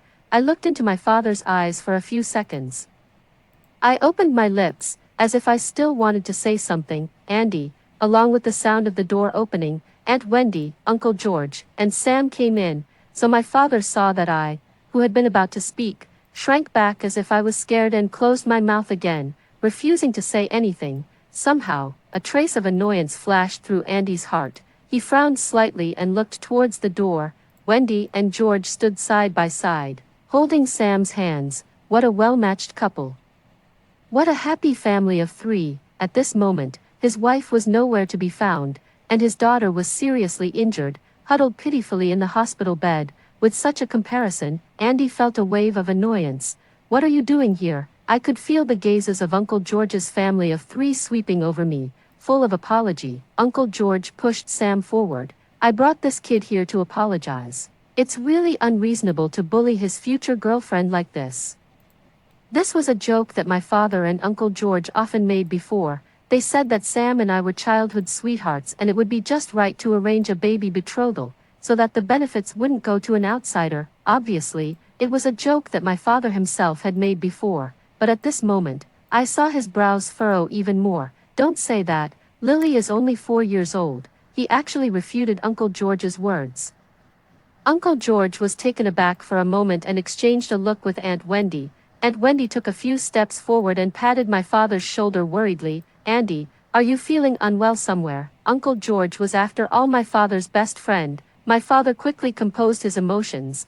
It's nothing, I'm just a bit feel sorry for Lily. Aunt Wendy and Uncle George both liked me very much. They didn't even consider the possibility that I had intentionally gotten myself injured, after all. Even Sam himself didn't notice it. Aunt Wendy slapped the back of Sam's head. "Sam, look at what you've done. Hurry up and apologize to little sister Lily." Sam walked to the bedside with a serious face. He was holding a box in his hand, which had a prominent luxury brand logo on it. He held the box in front of me. "Lily, I'm sorry. I shouldn't have called you a mute. I didn't mean to push you." I didn't take the box that Sam handed me. Instead, my pupils trembled, as if I was afraid of something.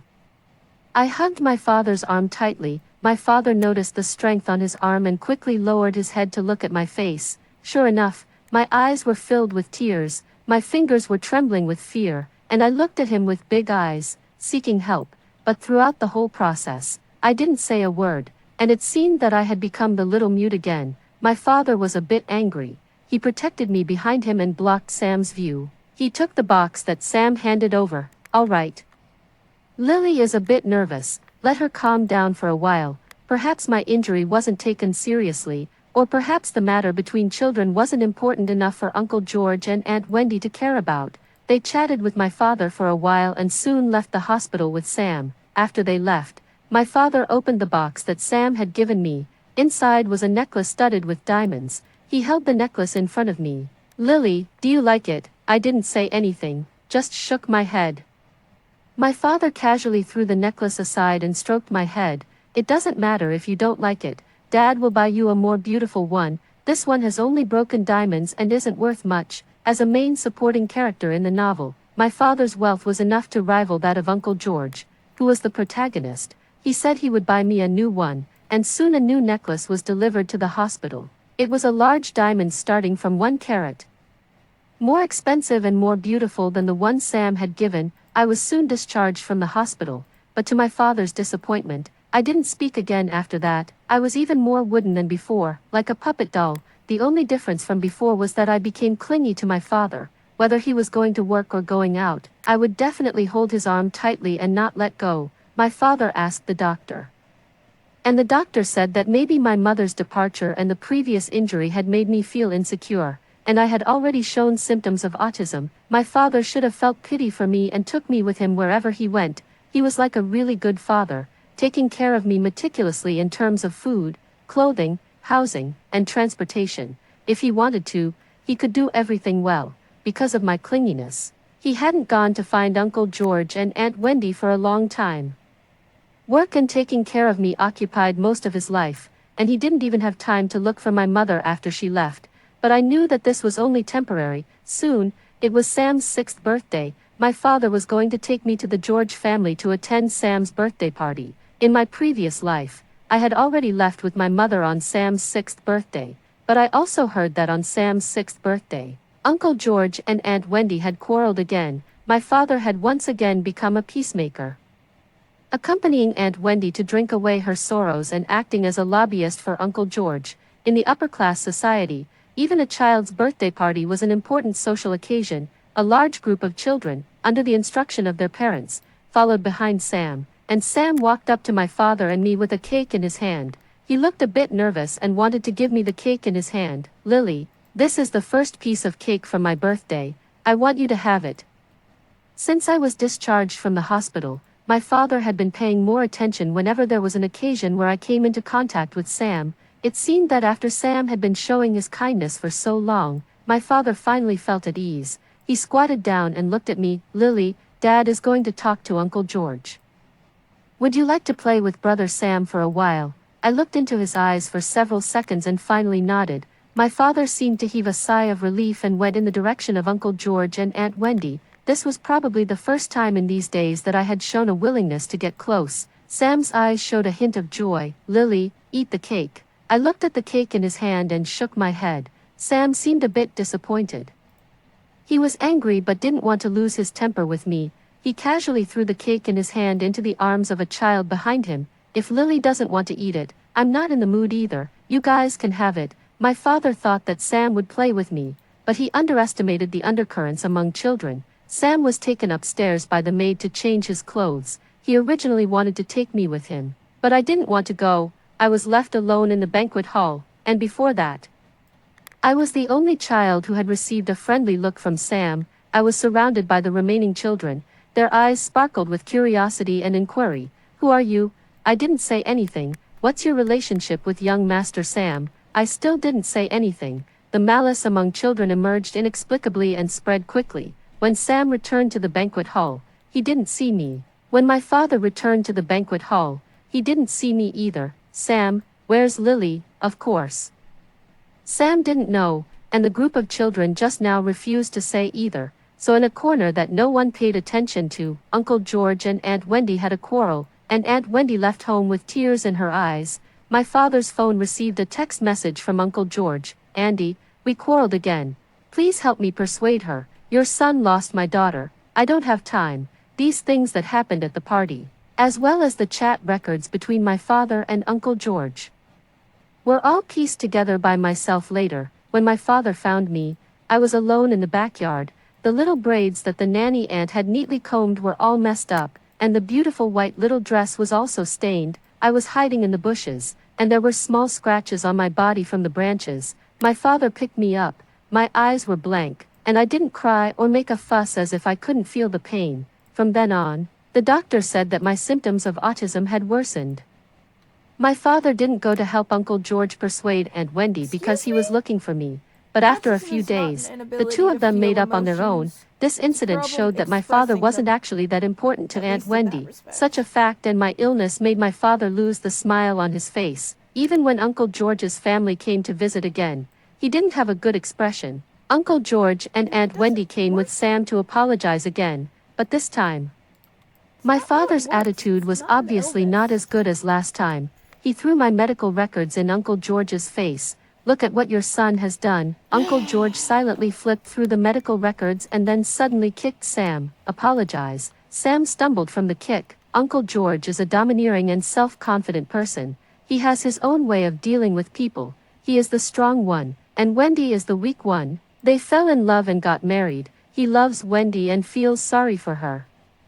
He believes that since he is the strong one, it is his duty to protect Wendy, who is the weak one, and I am a younger generation that he has watched grow up. In his eyes, Sam is the strong one, and I am the weak one, and this is already the second time that I have been seriously hurt, even though Sam is his son. But Wendy is different. She spoils her child and caters to his every need. In her eyes, the most important thing is herself, and then comes Sam, although she liked me before.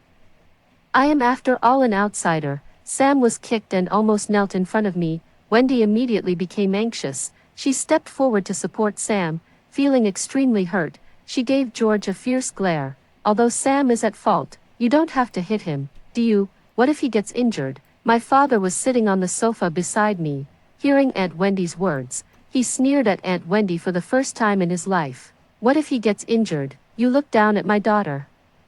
Then take a good look at your son, who is the one who got injured. This was probably the first time my father had spoken to Aunt Wendy like this. A look of bewilderment flashed in Aunt Wendy's eyes, and she looked at my father in disbelief, as if she couldn't believe that my father, who had always followed her and treated her well unconditionally, would speak to her like this. Aunt Wendy looked down at me following my father's gaze. Not only did I have autism, but I also had the wounds left from last time.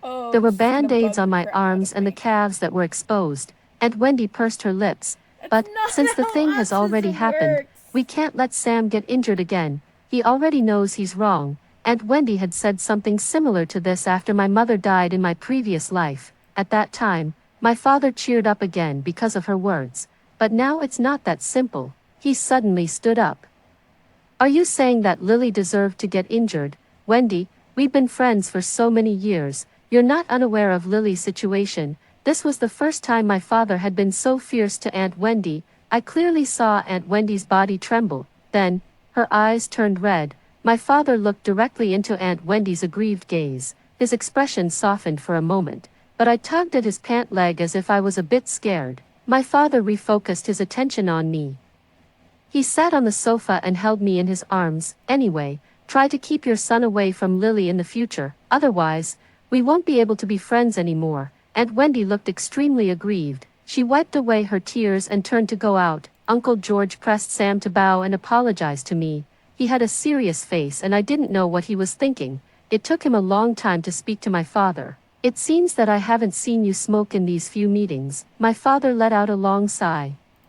Lily can't stand the smell of smoke. Uncle George was silent for a few more seconds. Andy, I never thought there would be a day when you could also be a good father. Before Sarah was here, you were no different from when you were in high school. Uncle George's words made Dad feel a little dazed, but Uncle George didn't say anything more. He turned around with Sam. I'll educate him well when I get back. The family left, and the room fell silent again. Dad lowered his head, thinking about something, and I remained motionless, playing the role of a qualified puppet doll. Of course, I know what Dad was like in high school. In my previous life, Mom told me about it. In high school, Dad didn't care about anything.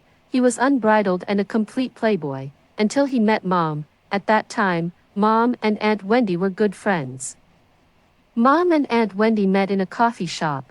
Compared with Wendy, who was gentle and delicate like a little white flower, Mom, as the eldest lady of the Lincoln family, was a famous and beautiful woman. She loved to wear flamboyant red dresses and had beautiful big waves in her hair. Unlike ordinary rich second-generation people, Mom's family all died in an accident, leaving only Mom and a large fortune.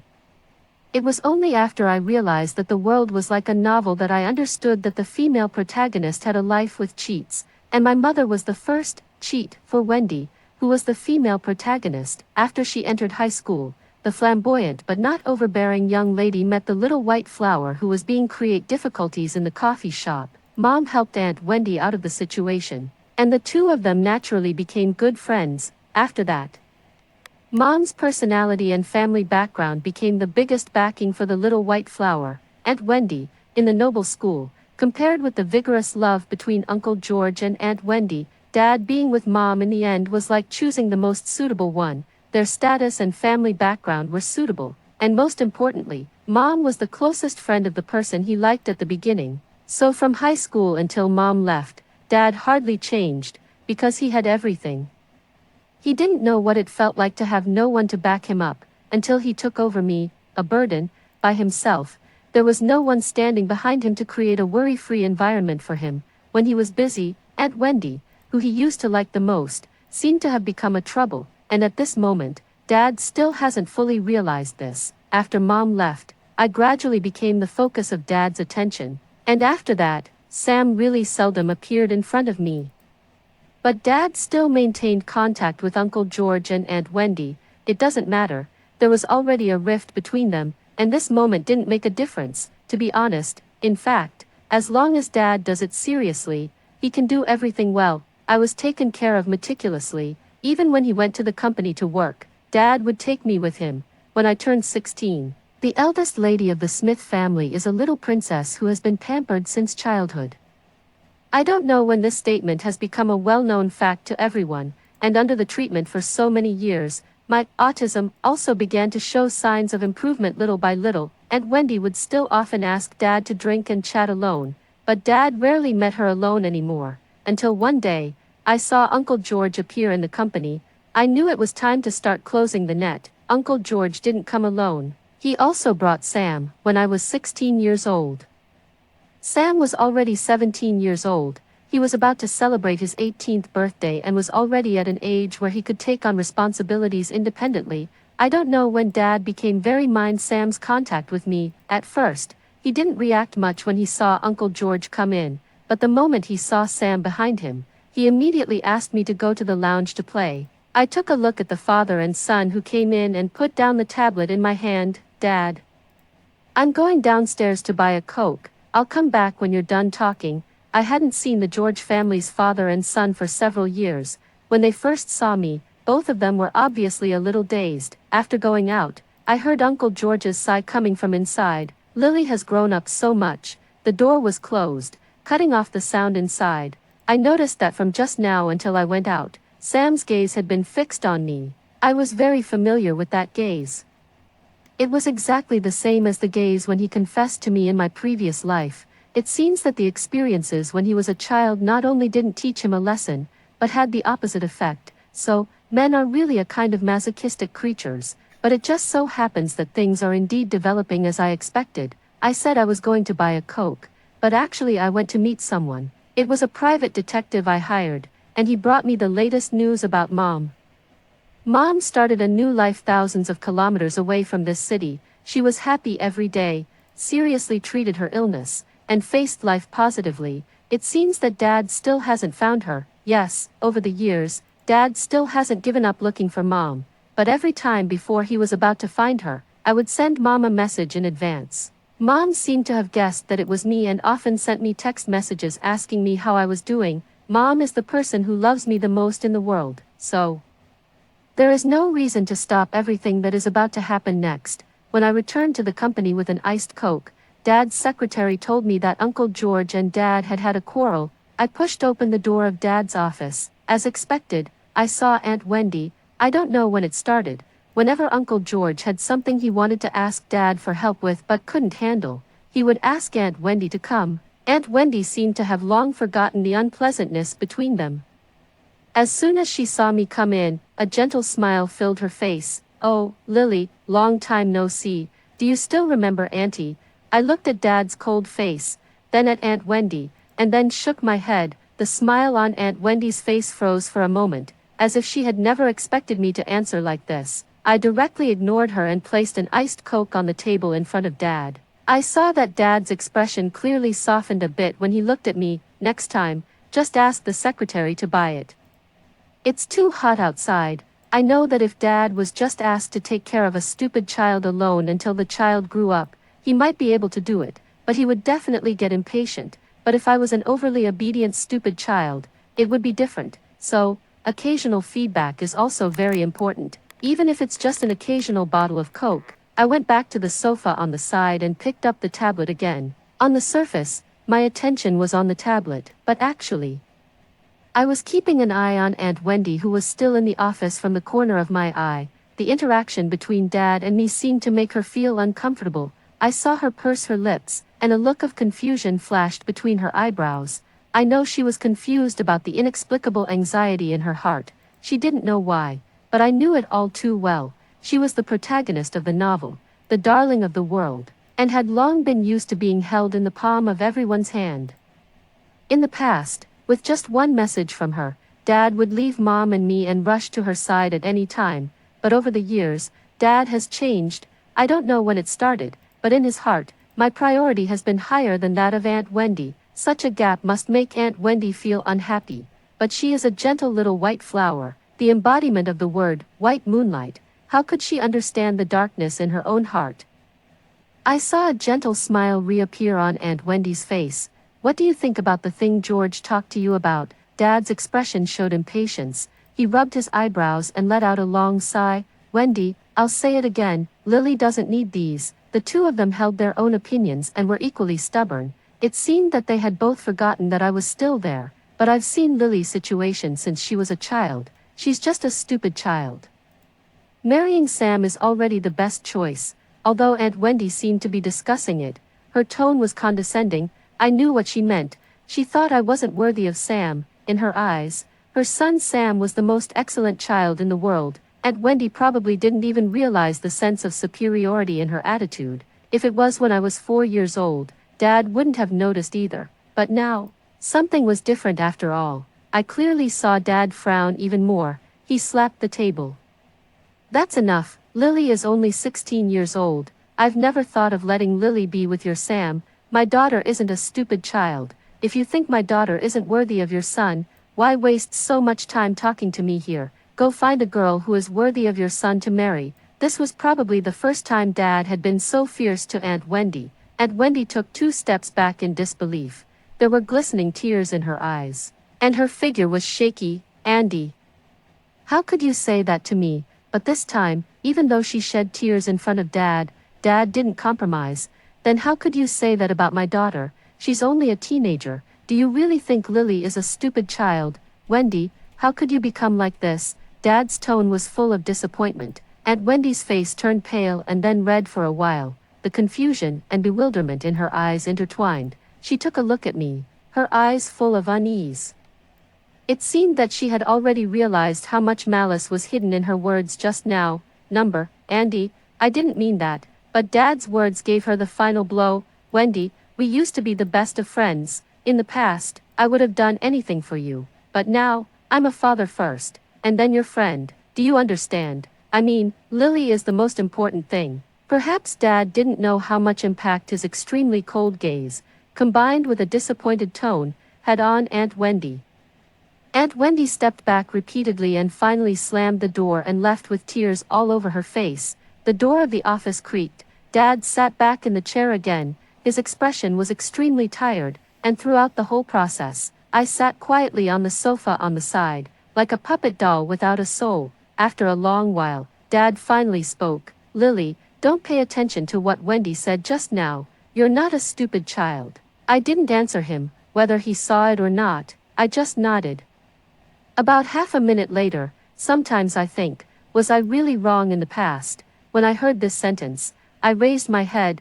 Dad closed his eyes and supported one side of his face with one hand. He looked extremely tired, from an angle that Dad couldn't see. I curled my lips. This was just the beginning. I know that Aunt Wendy thinks I'm not worthy of Sam in her heart, but since she took the initiative to mention it in front of Dad, it must have been strongly requested by Sam himself.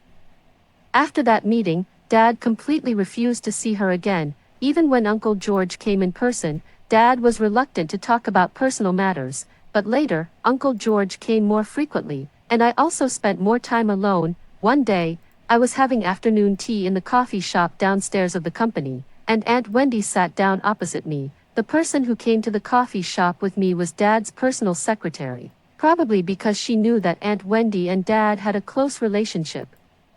So, at Aunt Wendy's request, she finally gave us some time to be alone. Aunt Wendy's gaze fell on me.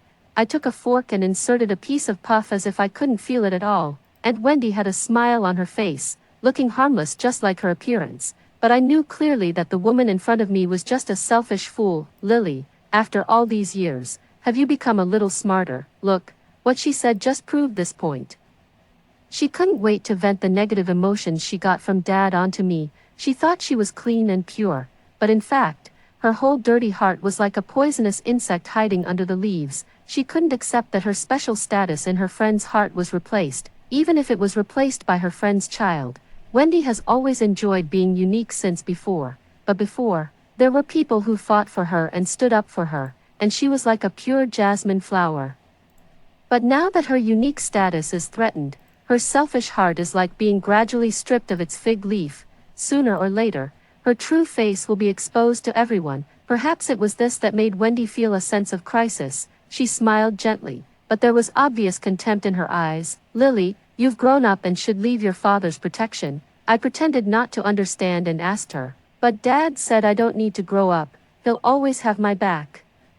I'm well aware of what I look like in the eyes of others. I'm the most innocent child in the world. Every morning when I get up, I look into the mirror to make sure my eyes appear as clean as if they've never been tainted. I don't remember when, but Dad once praised that Aunt Wendy has a pair of clean eyes. Now, as we stared at each other, Aunt Wendy's hand trembled. She averted her gaze first. When you get married, you'll leave your father, and he won't love you anymore. It seemed like she was speaking to me, but also like she was trying to console herself. But when I said that sentence, I clearly saw a flash of jealousy and hatred in Aunt Wendy's eyes. She was jealous of me. After that, Aunt Wendy kept avoiding looking me in the eye. So, naturally, she didn't notice the mockery in my eyes. Perhaps she thought that as long as I left Dad, the special place in his heart would belong to her again. Lily, I think you must have some misunderstanding about Brother Sam. Do you remember him? How could I forget? He's one of the most important people in my plan. I shook my head. No, I don't. Wendy's fingers tightly gripped the handle of the coffee cup. Would you like to meet Sam with me? I tilted my head as if thinking for a couple of seconds, then nodded. Sure. I followed Aunt Wendy home and saw Sam again. At that moment, there were only the three of us in the house. Shortly after I sat down, Aunt Wendy quickly left the house on the pretext of forgetting to buy something. That left only Sam and me in the house. That's why I say Wendy is a woman who is both stupid and evil. With a young man and a young woman alone in a room, I didn't need to think hard to know what she was up to. Even though I was still a minor, that's her evil side. And she completely forgot that before talking to her. I had my dad's secretary by my side. When Sam faced me, I couldn't quite figure out his emotions. He had grown up and was becoming more and more like Uncle George. Lily, I'm sorry for what happened when we were kids. I didn't say anything, my eyes fixed on the 2 bottles of red wine on the table. Those were the ones Aunt Wendy had just placed on the table. I took my eyes off the wine, turned to Sam, and gave him a smile, obviously. Sam relaxed a little from his tense posture. When I ran up to the rooftop with my hair in disarray, I saw Dad's car downstairs. I clearly saw Dad running towards the door with a nervous expression. In front of him was Aunt Wendy. Aunt Wendy tried to stop him, but Uncle George, who got out of the car right behind, pulled her away. Lily, Sam's voice came from behind me. He followed me up to the rooftop with blood on his head, looking dazed and reeking of alcohol. He had drunk a whole bottle of high-proof red wine. His eyes were slightly unfocused, and he clearly didn't remember what had happened, but my current appearance said it all. When he caught up, I stepped back in a panic until I reached the edge of the rooftop. Sam's voice obviously caught the attention of the people downstairs. I heard Dad's voice, a mix of anger and panic. Lily, don't step back any further. I turned my head to look downstairs with red-rimmed eyes. My voice is usually soft. And now Dad couldn't hear me clearly from downstairs. He could only vaguely see my lip movements. I was saying, Dad, help me. Dad obviously saw Sam on the rooftop too. The way Sam and I looked was enough for him to piece together what had happened. I saw him punch Uncle George hard in the face. If anything happens to my daughter, we're no longer friends. Uncle George was knocked back several steps by the punch but didn't fight back. The group quickly rushed upstairs. Sam seemed to be afraid that I might accidentally fall off the building, so he stopped. Lily, listen, I know it's all my fault today. I'm sorry, don't move. But I seemed so scared that I couldn't listen to anything and kept stepping back. The moment the rooftop door opened, I missed my step and completely lost my balance. At the critical moment, my wrist was grabbed tightly. I blinked, and a tear rolled down my cheek. Dad's eyes were red too. And I also saw Uncle George behind him trying to help, shaking all over. I asked them, why? I was being pulled up bit by bit, but my consciousness was gradually slipping into darkness. I heard a loud slap, followed by Uncle George's angry shout, what have you done? Then there was a commotion, mostly the voices of Uncle George and Aunt Wendy arguing. When I opened my eyes again, it wasn't Dad or Aunt Wendy I saw, it was Mom. The moment I saw Mom, tears welled up even before I could think. Although I'm a mute and a stupid child, I'm always Mom's little treasure. I wanted to ask her how she had been these years, how her illness was, and why she had come back, but I couldn't bring myself to ask these questions. All I could do was cry. Mom sat by the bed peeling an apple for me and talking to me. Yesterday, I suddenly felt extremely anxious, as if I had a premonition. Sure enough, as soon as I came back, I saw my baby suffering. Mom said there was no one in the ward when she arrived, and she even cursed Dad, calling him a bastard. Mom has always been so bright and radiant, like my son. God knows how much I wanted to jump into her arms and leave this place with her, but the plan wasn't complete yet. I wanted to see with my own eyes those who had hurt Mom turn against each other and live in regret forever. The door of the ward opened, and I saw Dad standing at the door, stunned, his eyes fixed on Mom sitting beside me. Dad seemed to want to say something but couldn't get the words out. He just stood there like a child. When Mom faced Dad, the smile on her face disappeared. She stood up, walked up to Dad in her high heels with a confident stride, and looked him in the eye. Sarah, slap. Dad's voice was choked with sobs, but it was interrupted by Mom's crisp slap. Mom looked incredibly cool at that moment. Andy, what were you thinking? That's your daughter. Dad's face was turned to the side by Mom's slap. Mom walked out of the ward with her phone in hand. I'm calling the police. If you have any conscience left, don't stop me. Mom walked out of the ward, and Dad belatedly tried to stop her. Although he had almost broken off with Uncle George's family, his instinctive urge to protect them couldn't be changed overnight. The moment he was about to step out, my voice stopped him.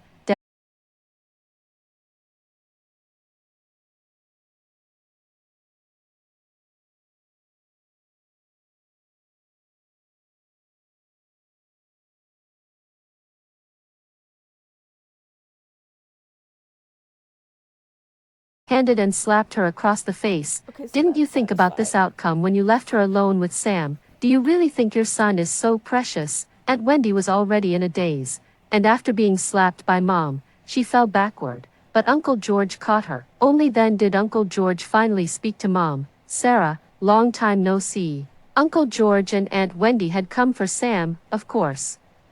But Mom handled the whole conversation. She didn't give an inch, and no one could get the better of her. Looking at Mom's back as she stood in front of me to protect me, I couldn't help but shed tears. "Aunt Wendy, if you hadn't left me alone with Sam that day, would all this have happened?" When Aunt Wendy heard my voice, she looked at me. My tone was innocent, with a sob that would make anyone feel sorry for me. But I was actually reminding her, she was the one who had caused all of this. I kept my head down. Others couldn't see, but Aunt Wendy could clearly see the mockery in my eyes. Finally, at that moment, Aunt Wendy completely broke down. I knew exactly how to destroy her. If there was anything more important to her than her unique position in others' hearts, it was George and Sam. Aunt Wendy went crazy when I heard the news. Mom was helping me pack my luggage. She casually mentioned the news about Aunt Wendy, but there were more important things at hand. Mom said she would take me away with her. After more than 10 years, Dad finally signed the divorce agreement that had been left at home. Think about it. Isn't Lily just going to be wrong staying with you? With just one sentence, Mom got custody of me. My original plan was coming to an end. With only one person left, I hesitated about whether to leave with Mom. As if sensing my hesitation, Mom turned to look at me. "Lily, you've done enough. From now on, let Mom protect you." With just these words, I knew Mom was truly back. She reached out and hugged me. "As long as we can be together forever, nothing else matters." Mom's embrace was warm, like the sun. She was like the sun, disperse all the darkness around me. The days I would spend with Mom from then on would be free of all haze. I, Lily, was about to embrace a new life. That's all about this story. Do you have any insights after watching the above story? Feel free to tell us in the comment sections below. Don't forget to like this video and subscribe my channel please. See you next time.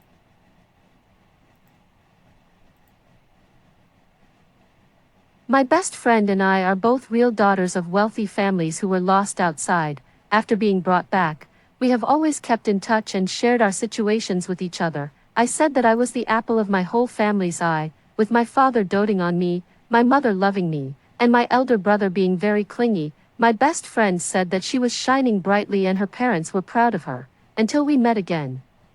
I had anorexia due to gastric cancer and became as thin as a bamboo pole, but my family still insisted that my diagnosis certificate was fake. She had bulimia due to depression and became as fat as a hula hoop, and was scolded as a dead fat pig by her family every day. After a long silence, we both spoke at the same time. How about we stop pretending and just run away? When we met again 3 years later, the first thing I said to my best friend Linda was, "How did you end up in such a mess too? One of us was as thin as a bamboo pole and the other as fat as a hula hoop. It was so Okay, I'm gonna pitiful. switch I'm just the a slightly stories. chubby girl, I and I'm very can't. beautiful." Linda flicked her hair and acted can't. coyly, the loose fat on her face and the There's way too much ignorance passing through that. Stories channel. The apocalypse has arrived. I was caught by my ex-boyfriend who had turned into a zombie. The good news is that he has consciousness and doesn't bite people. The bad news is that he has lost his memory and insists on having baby zombies with me. I was so scared that I ran away What? overnight. Damn it. How can we have offspring when we're different species? Unexpectedly, he came to my door with an army of zombies. With his zombie eyes glowing red, he threatened me, "Wife, if you run away again, I'll eat you." All kinds of things were scattered on the floor of the supermarket, messily spread out. There were also sparse traces of blood and various human body parts mixed in. The dried blood had turned dark red, and the stench of decay filled the air, making people feel nauseous. From time to time, there were also roars of zombies. I hid under the checkout counter in the supermarket, trembling with fear. I don't know why, but I always feel that there is a pair of sticky eyes watching me from the shadows. I thought to myself that I had to seize the opportunity to leave and return to the base. I didn't want to die, nor did I want to become one of those mindless monsters outside. They were so ugly. Most importantly, I still hadn't found that person. There were 3 zombies wandering in the supermarket. They had already been there for an afternoon. If I didn't leave soon, I would either starve to death or be eaten by them. I didn't want to become someone's meal. Tears streamed down my face. and my stomach ached severely from not eating for too long. I was so hungry, even if I were to die, I wanted to die with a full stomach, not starve to death. I took 2 deep breaths, tightened my grip on the car keys in my hand, and my eyes fell on the car at the entrance of the supermarket. This car belonged to our team. We were discovered by zombies while searching for supplies in the supermarket. My teammate Tom pushed me out as bait, but he slipped and ended up getting eaten by the zombies instead. I looked at Tom, who had only half of his face left outside, hissing and roaring. He really ended up shooting himself in the foot. The other teammates also ditched me and ran away during the chaos because I didn't have any supernatural abilities and they thought I was a burden. But why did they bring me along? Because I have a built-in good luck buff. The teams that bring me along will somehow manage to escape danger, and will always gather more supplies. Tom, who pushed me just now, had bad luck and slipped, ending up as zombie food. One should never have the intention to harm others. I kept cheering myself on in my mind. Lena, you can do it. As long as you can get into the car, you'll definitely be able to drive back to the base. I stuck my head out to observe the situation of the 3 zombies in the supermarket. One was wandering around the shelves, and the other 2 were banging into the walls. I looked at the soda can at my feet and came up with an idea. In the apocalypse, zombies have extremely sensitive hearing. I looked at the SUV parked outside, carefully observed the situation, and calculated the time it would take for me to run out. Fortunately, there were no zombies near the car. If I was fast enough, I should be able to make it. It's now or never. I'm going for it. I took 2 deep breaths, quietly picked up the soda can, and threw it as hard as I could towards the innermost part of the supermarket. With a loud bang, the 3 zombies rushed over as expected. I seized the opportunity, immediately took off like a catapult, and dashed out. Just as I rushed out of the supermarket door, a zombie unexpectedly ran towards me. I was so scared that I almost let out a scream like a prairie dog. Half of this zombie's intestines were hanging out, and it opened its huge mouth and pounced on me. I frantically pulled at the car door. Just as it was about to pounce on me, it stepped on its own protruding intestines and fell to the ground with a thud. Coincidentally, there was a knife stuck in that spot, which pierced through its head. I took the opportunity to quickly get into the car and lock the doors. I let out a long sigh of relief. Thank goodness it managed to kill itself. What luck! I sat in the driver's seat. I don't know why, but I always felt a chill in the car, as if someone was watching me from behind. I shivered and immediately drove away. The car drove away from the supermarket. Half an hour later, looking at this familiar supermarket, I muttered to myself, why am I back here again? I clearly drove away. Could it be that I'm caught in a ghostly loop? Are there really ghosts in the apocalypse? My hands were shaking with fear. I stepped on the gas pedal and drove away again. Another half hour passed, and I was back at this supermarket. Cold sweat broke out on my forehead. Mom, I'm really caught in a ghostly loop, aren't I? Sigh. A sigh came from the back seat of the car. It's not a ghost. Turn right at the next intersection. You took the wrong road. Suddenly, it all made sense to me. I knew it. How could there be ghosts? I'm just bad with directions. I hit myself on the head. I was just about to say thank you. But damn it, where did this second person in my car come from? Goosebumps instantly covered my body. I swallowed hard and slowly turned my head, coming face to face with a pair of glowing red zombie eyes. I let out a blood-curdling scream. Aw, don't come near me. The zombie in front of me tilted its head and looked at me. You're so noisy. I screamed even louder. Aw, why can you talk? The zombie in front of me leaned in and covered my mouth. If you keep making noise, I'll eat you right away. I immediately stopped crying, my body trembling as I tried not to make a sound. Meeting a zombie is bad enough, but why did I have to run into a mutated one? As the zombie in the back seat leaned closer to me, I finally got a good look and was stunned. I blurted out his name. Andy. How did he become a zombie? It shouldn't be possible. With his family background, he should have been evacuated quickly. The zombie Andy in front of me looked me up and down. He leaned over, sniffing my scent carefully. He didn't breathe, but the closer he got, the colder I felt. He first moved close to my neck, then to my cheek, and finally stared straight into my eyes. After a while, he let out a sigh. You smell so good. Oh my God, he's not going to eat me, is he? I know I was wrong to cheat him out of his money and dump him. People really shouldn't do bad things. Now my retribution has come. I sobbed and said, Can you not eat me? Woo-woo, I'm sorry. The zombie Andy leaned in and licked the tears streaming down my face, letting out a satisfied sigh. You know me. What's our relationship? you seem so familiar, and dash, your tears taste delicious, cry some more. After saying that, he leaned closer again, sniffing me carefully, your flesh smells good too. Then he licked my face again, my face turned red instantly. Oh my god. I didn't know if it was from fear or embarrassment, all he does is lick. Are you a simp? What if I have a wound on my face and get infected from his licking? But it seems like he doesn't recognize me, I tentatively said. Bro, don't you recognize me? Don't do this. The man in front of me paused for a moment. Bro? I nodded vigorously, like a chicken pecking at rice. Yeah, bro. I've been looking for you for so long. How did you become a zombie? Don't scare me. The man was silent for a while. Then his red lips slowly curved into a smile. Really? Are you my sister? After saying that, he picked me up from the driver's seat and held me tightly in his arms. Oh, a cold God. feeling enveloped me. I stammered, of course it's true. Your name is Leo, and mine is Lena. The man tilted his head in confusion. Leo, that's a unique name. I stammered. Of course, Mom and Dad specially named you that. Just then, my stomach growled. The man holding me asked, hungry? I shook my head awkwardly.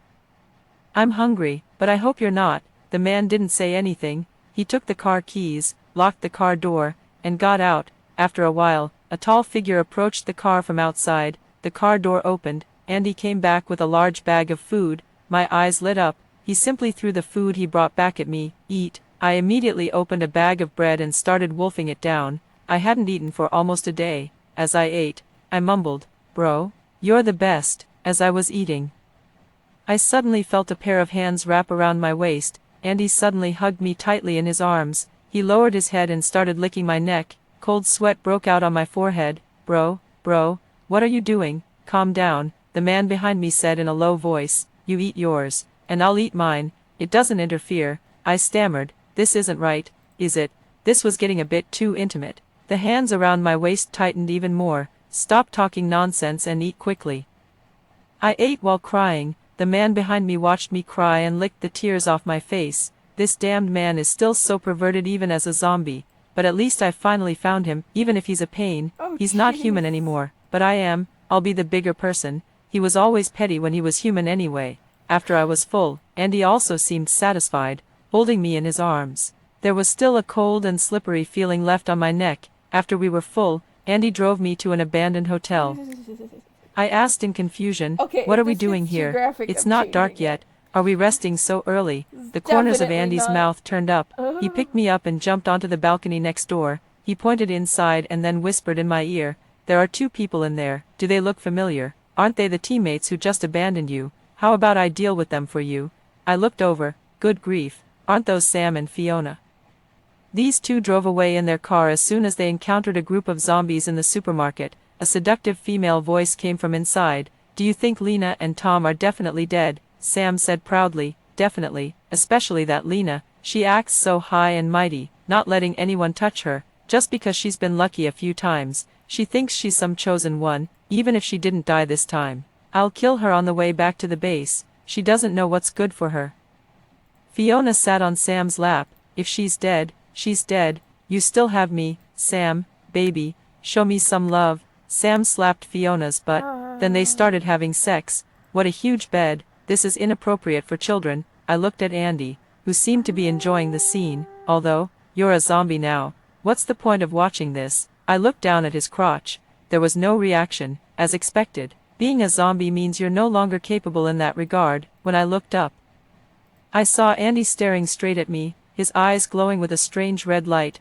What are they doing? You're a zombie, and you can't tell what they're doing. You don't understand the birds and the bees. I stammered. They're exploring the mysteries of the human body. Let's go. There's nothing to see. After saying that, I urgently tried to pull him away. But Exploring Andy the licked his lips. mysteries. I want to try. He's saying things that make me want to die. After that, he picked me up and carried me away. He took me back to the room we came from and threw me onto the bed. Brother Leo, calm down. The man's strong body pressed down on me as he imitated the Okay. actions of Sam and Fiona just now. He Okay. paused. What comes next? The corner of my eye twitched. He can't even copy them properly. Brother, we're different species. We can't do that kind of thing. Then become a zombie with me. What's so good about being human? Humans are so fragile.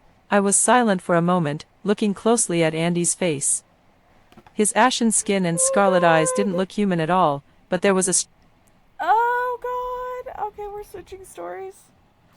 Welcome to Last Dawn Stories channel. My husband firmly believes that I deliberately let our daughter be bitten to death by zombies Okay.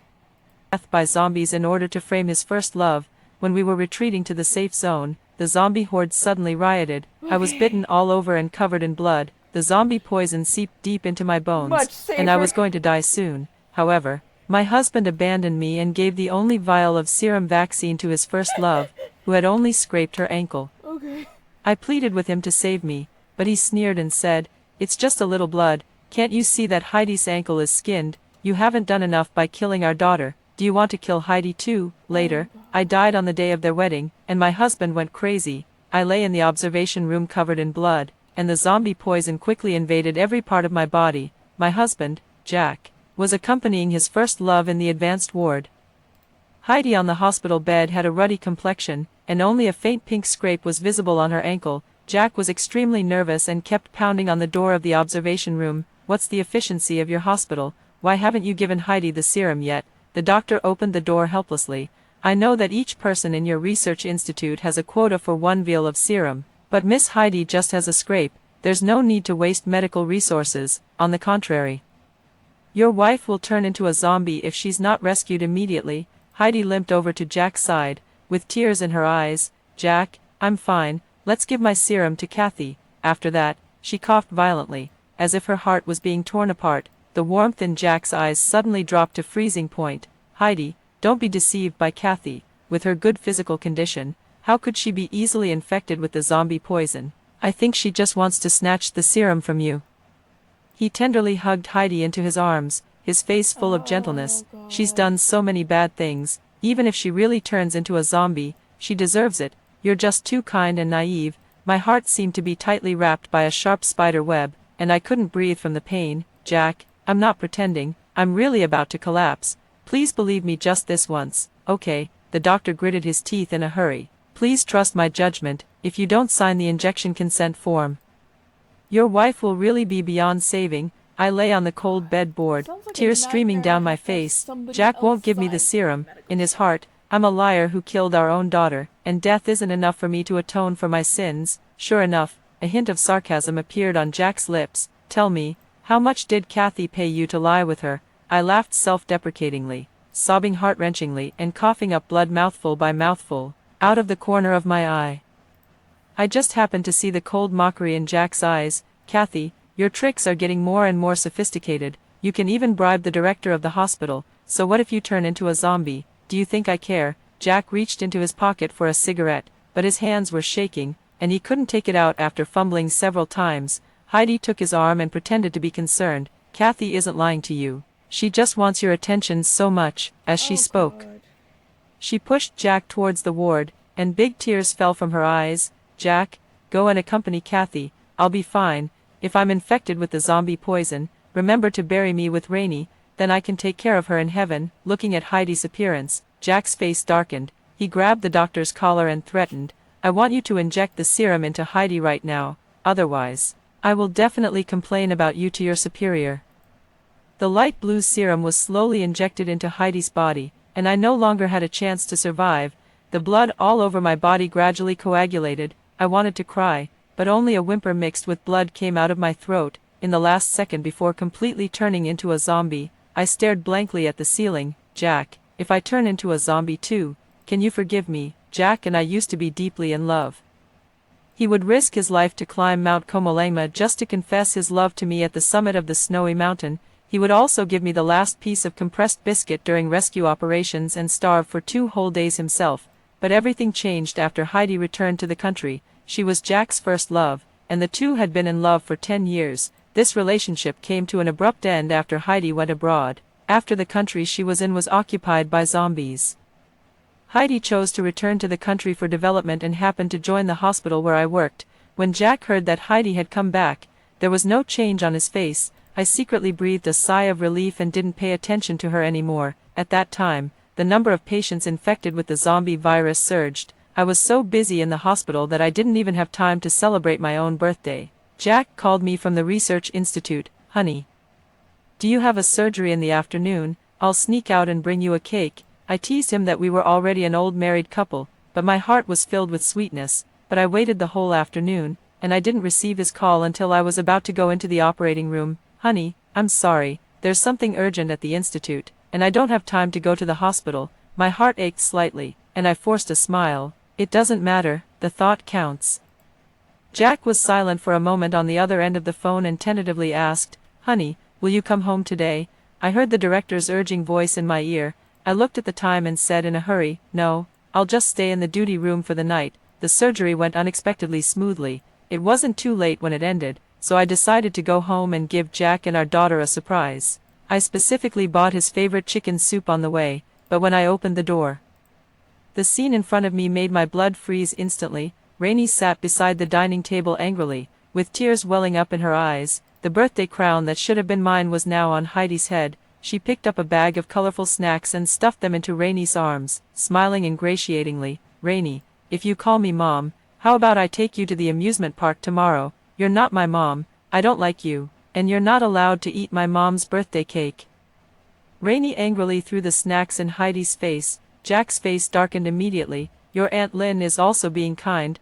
Why are you so impolite? Looking at my daughter's tear-stained face, my heart broke. I slammed the door shut. Jack turned around when he heard the sound, and his pupils suddenly shrank. Why are you back? My eyes were wide with anger, and I slapped Jack in the face.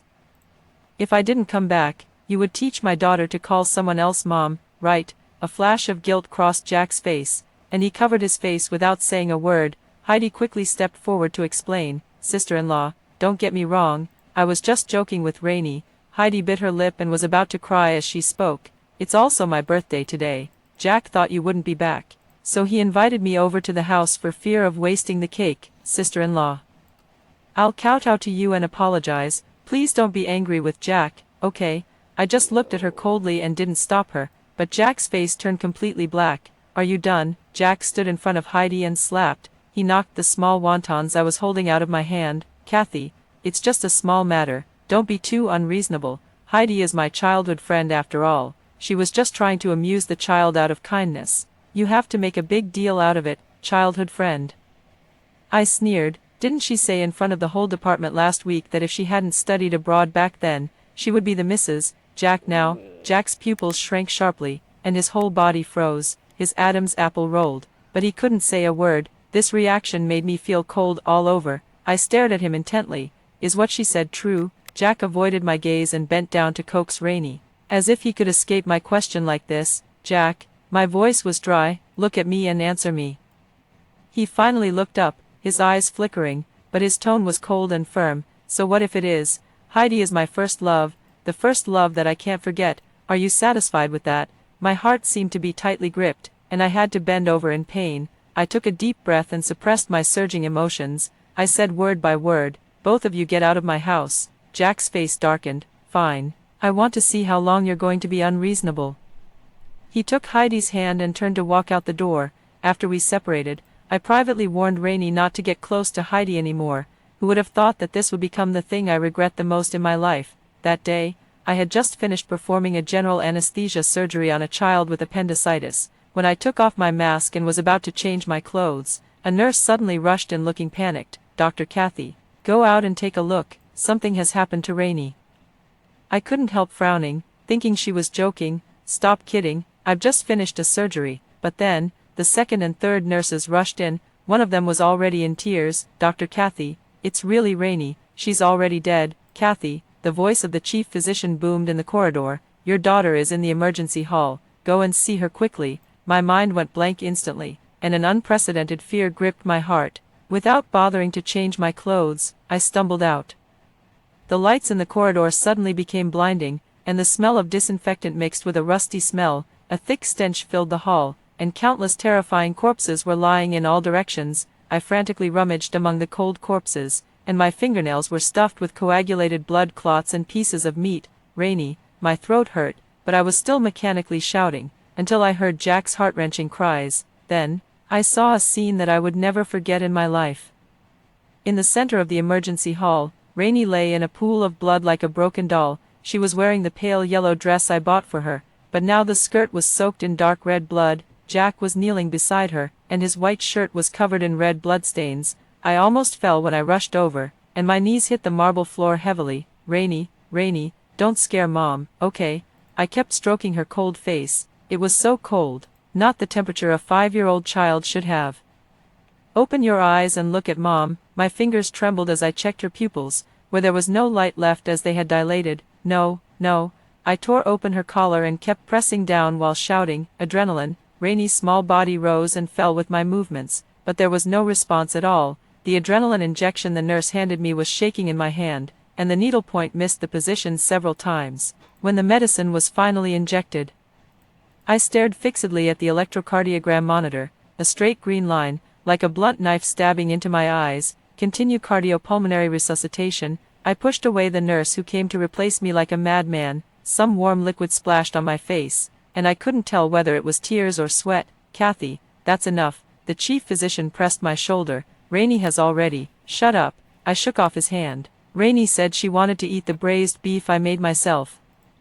Just this morning, memories suddenly flashed back to the scene in the morning. Rainy held my hand and acted coquettishly. Mom, I won't eat other people's food anymore. Mom's braised beef is the most delicious. My hand that was pressing suddenly lost its strength, and I slumped to the ground. It was too late. Rainy's carotid artery no longer had a pulse, and her lips turned the bluish-purple color of a dead person. How could it be? I murmured, how could this happen, at this moment?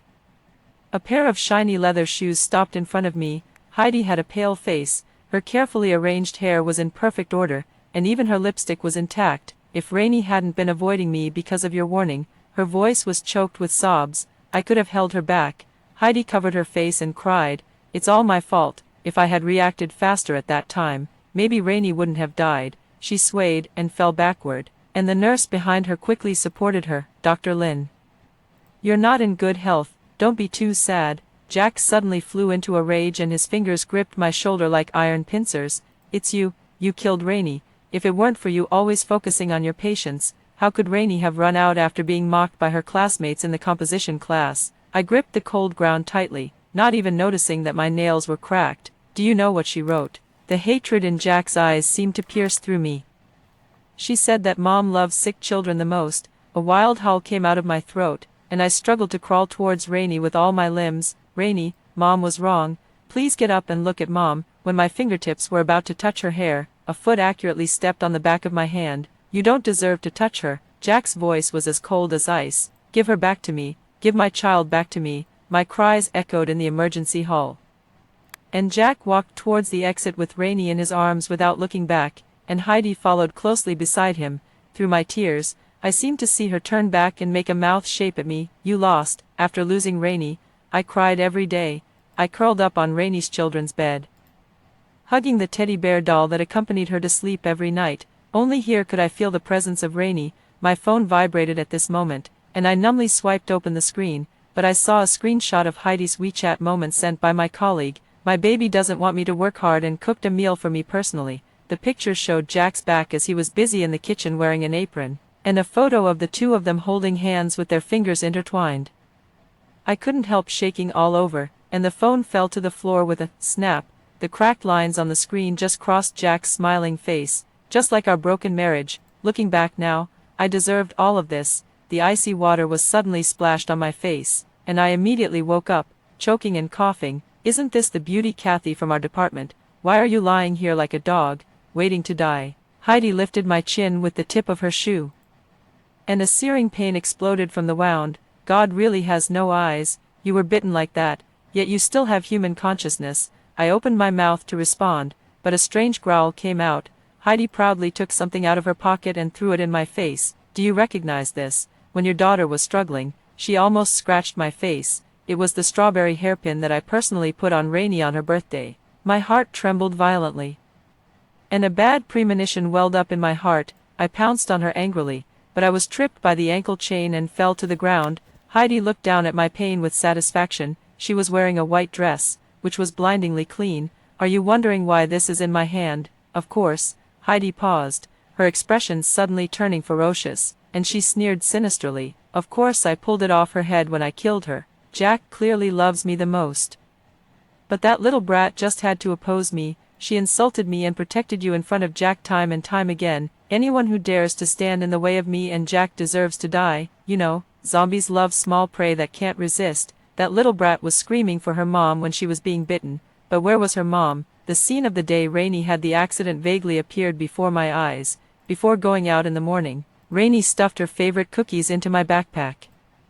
"Mom, you'll be tired from your duty, don't forget to have breakfast again," and I was in such a hurry to go out that I didn't even hug her. The next time I saw her was at the entrance of the hospital after the zombie outbreak. Countless bodies bitten to death by zombies were piled together. I rushed over like a madman, trying to find my daughter, but the pile of bodies was so thick that I broke my nails and still couldn't find my child. The winter wind was like a knife.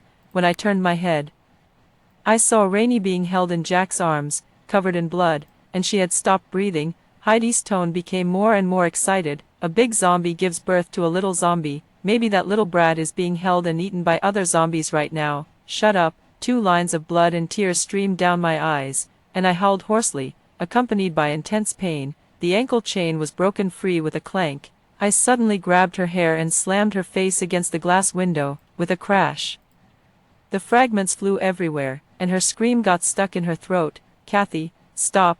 The familiar voice was like a bucket of ice water poured on my spine. Jack pointed the gun at the center of my forehead, and I instinctively let go of my hand. "Jack, save me." Heidi took the opportunity to crawl towards him. "I'm so scared." I was worried about Kathy's injury, but I didn't expect her to hate me so much that she came up and tried to bite me. Jack held the gun steadily at me, while his other hand gently stroked the bruise on Heidi's neck with pity. "Don't be afraid," he whispered to Heidi in his arms. "You have the vaccine and won't get infected. I won't let you be wronged for nothing." That tone was like coaxing a frightened cat. I stumbled forward. "No, Jack, she's the one who killed Rainey." Jack's face showed disgust. He raised his hand, and 2 heavily armed subordinates immediately grabbed my arms. I struggled, and the cold metal handcuffs dug deep into my flesh.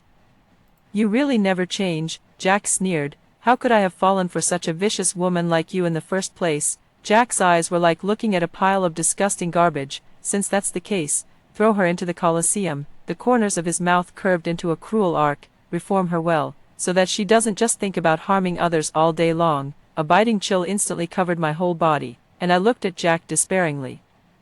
But all I saw was the tenderness that flashed in his eyes when he bent down to kiss the top of Heidi's head. The door of the iron cage closed with a bang behind me. The smell of blood and decay instantly filled my nostrils. I staggered to my feet and, through the gaps in the iron cage, saw Jack's Adam's apple bob. He clenched the railing tightly, and his lips were pressed into a straight line. "Let's start." He gritted his teeth. The ground suddenly shook, and the gate opposite slowly rose. Cheers came from the stands one after another. Those blurred faces were twisted with excitement, like a group of evil spirits waiting for a bloody show. Seeing 3 zombies rushing towards me, I took out a rusty dagger from my pocket. When the last zombie fell, I didn't even have the strength to stand. A deep wound that exposed the bone was torn on my left arm, and blood dripped from my fingertips, forming a pool of dark red blood on the dirty ground. Every breath was accompanied by a sharp pain in my ribs, and my vision was blurred by blood. In a trance, I saw a zombie squeezing through the gate, but I didn't have the strength to resist. "Is it going to end?" I closed my eyes wearily. "Enough," Jack suddenly roared. He pulled out his pistol and accurately shattered the zombie's head. Brain matter and black blood splattered on the iron cage, and I felt the warm and sticky touch on my face. The entire Colosseum fell silent. I struggled to look up and, through the blood mist, saw Heidi snuggling shyly in Jack's arms. She slowly raised her left hand, and the huge diamond ring reflected a blinding light in the sun, making my eyes ache. 3 days later, I will hold a wedding with Miss Heidi. His slender fingers gently stroked through Heidi's hair. On such a festive occasion, we don't want anything too bloody to happen. The audience erupted into deafening cheers again. Someone shouted, "Congratulations, Captain Jack." Someone whistled lasciviously and said, "Miss Heidi is so weak, Captain Jack, you have to take it easy." These voices mixed together like a sharp knife stabbing into my chest. The door of the iron cage slowly opened, and I collapsed in the pool of blood in despair. In a trance, I saw Rainey wearing a butterfly hairpin, blowing out the candles on the cake, and holding my and Jack's index fingers tightly with her small hand. "Rainey's wish is that Mom and Dad will be together forever." At that time, I promised her that I would only love Jack in my life. "I'm sorry, Rainey," Mom might break her promise this time. The fluorescent lights in the operating room buzzed overhead, making everyone's face as pale as a ghost. I curled up in the corner of the special cage and, through the bulletproof glass, clearly saw Jack's distinct jawline. The bone marrow of an ordinary zombie will directly cause infection. The man in the white coat pushed up his glasses. But it's different for someone like Miss Kathy. He tapped on the tablet, and my brain scan immediately popped up on the screen. What came into view was a large area of active red regions. She still retains human consciousness, which is enough to cure someone as high risk and vulnerable as MS. Lynn. Heidi suddenly coughed violently, and blood oozed from the corner of her mouth. Jack immediately supported her thin shoulders. Jack, she leaned weakly against his chest. It's all my fault that I'm so weak and can't accompany you any longer. Jack looked at the man in the white coat impatiently. Charles, you don't need to beat around the bush. My wedding with Heidi is in the afternoon, and you must cure her. Charles timely handed over a report. We only need 200 cubic centimeters of spinal fluid, but this method has no anesthesia. It will make Miss Kathy suffer a great deal. Have you thought it through? Jack suddenly looked up, his face stiff. It's okay. Heidi choked up and held his face in her hands. You've already lost Rainey. You can't lose Kathy too. I'm already satisfied to have spent this time with you. These words seemed to press a certain switch, and a cold light immediately appeared in Jack's eyes. Bring her out. His voice seemed to be squeezed out between his teeth. Has it finally come?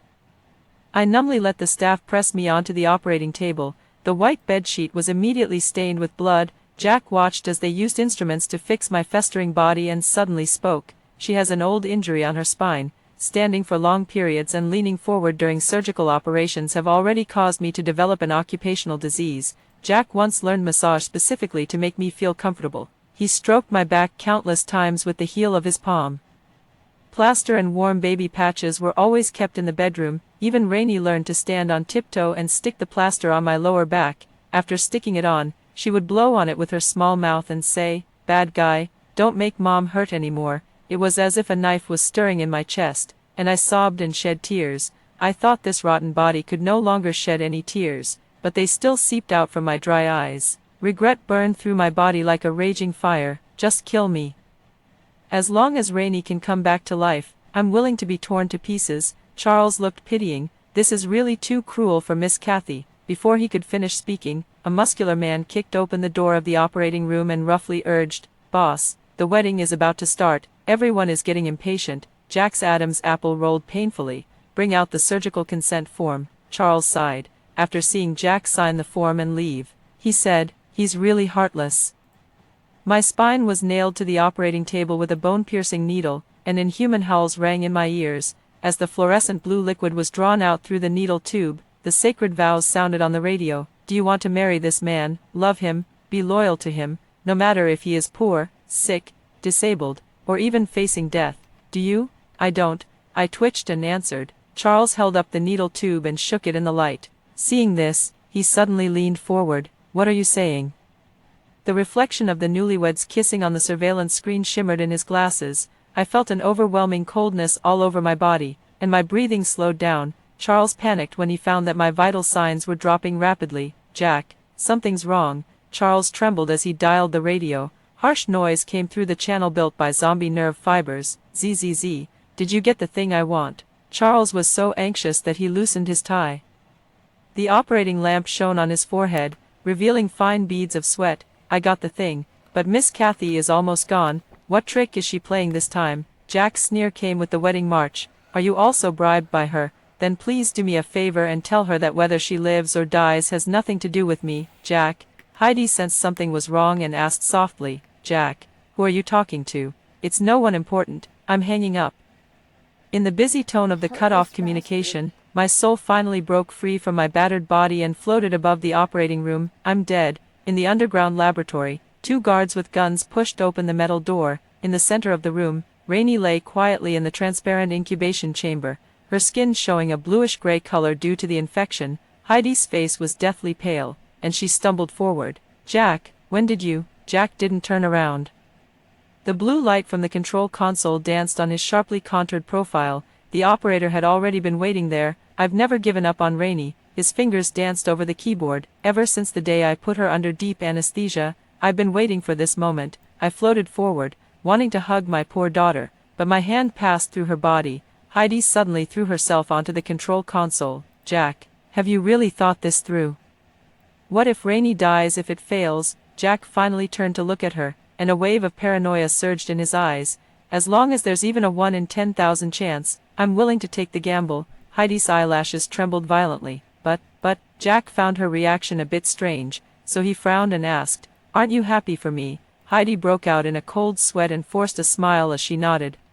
Of course I'm happy. I just didn't expect that you took Kathy's spinal fluid for Rainy." Jack calmly pressed the start button. Then, let's begin. The top cover of the incubation chamber slowly opened, and a cold mist filled the air. The spinal fluid was put into the syringe, and the needle tip pierced Rainy's skin. My heart seemed to be squeezed tightly, in the deathly silence. Only the mechanical ticking of the electrocardiogram monitor could be heard. Rainy's petite body suddenly arched, heart rate spiking. 180, 200, it's still rising. The operator stared at the screen, his voice trembling with excitement. Jack shouted with a sobbing voice, "Rainy." As if she had heard the call, Rainy's eyelashes trembled violently, her lips parted, and a few breaths escaped. "Mom, Mom." The joy of getting her back made me immediately pounce towards the incubation chamber. But I passed through the glass again. Heidi shrieked hysterically, "It's impossible, this can't be."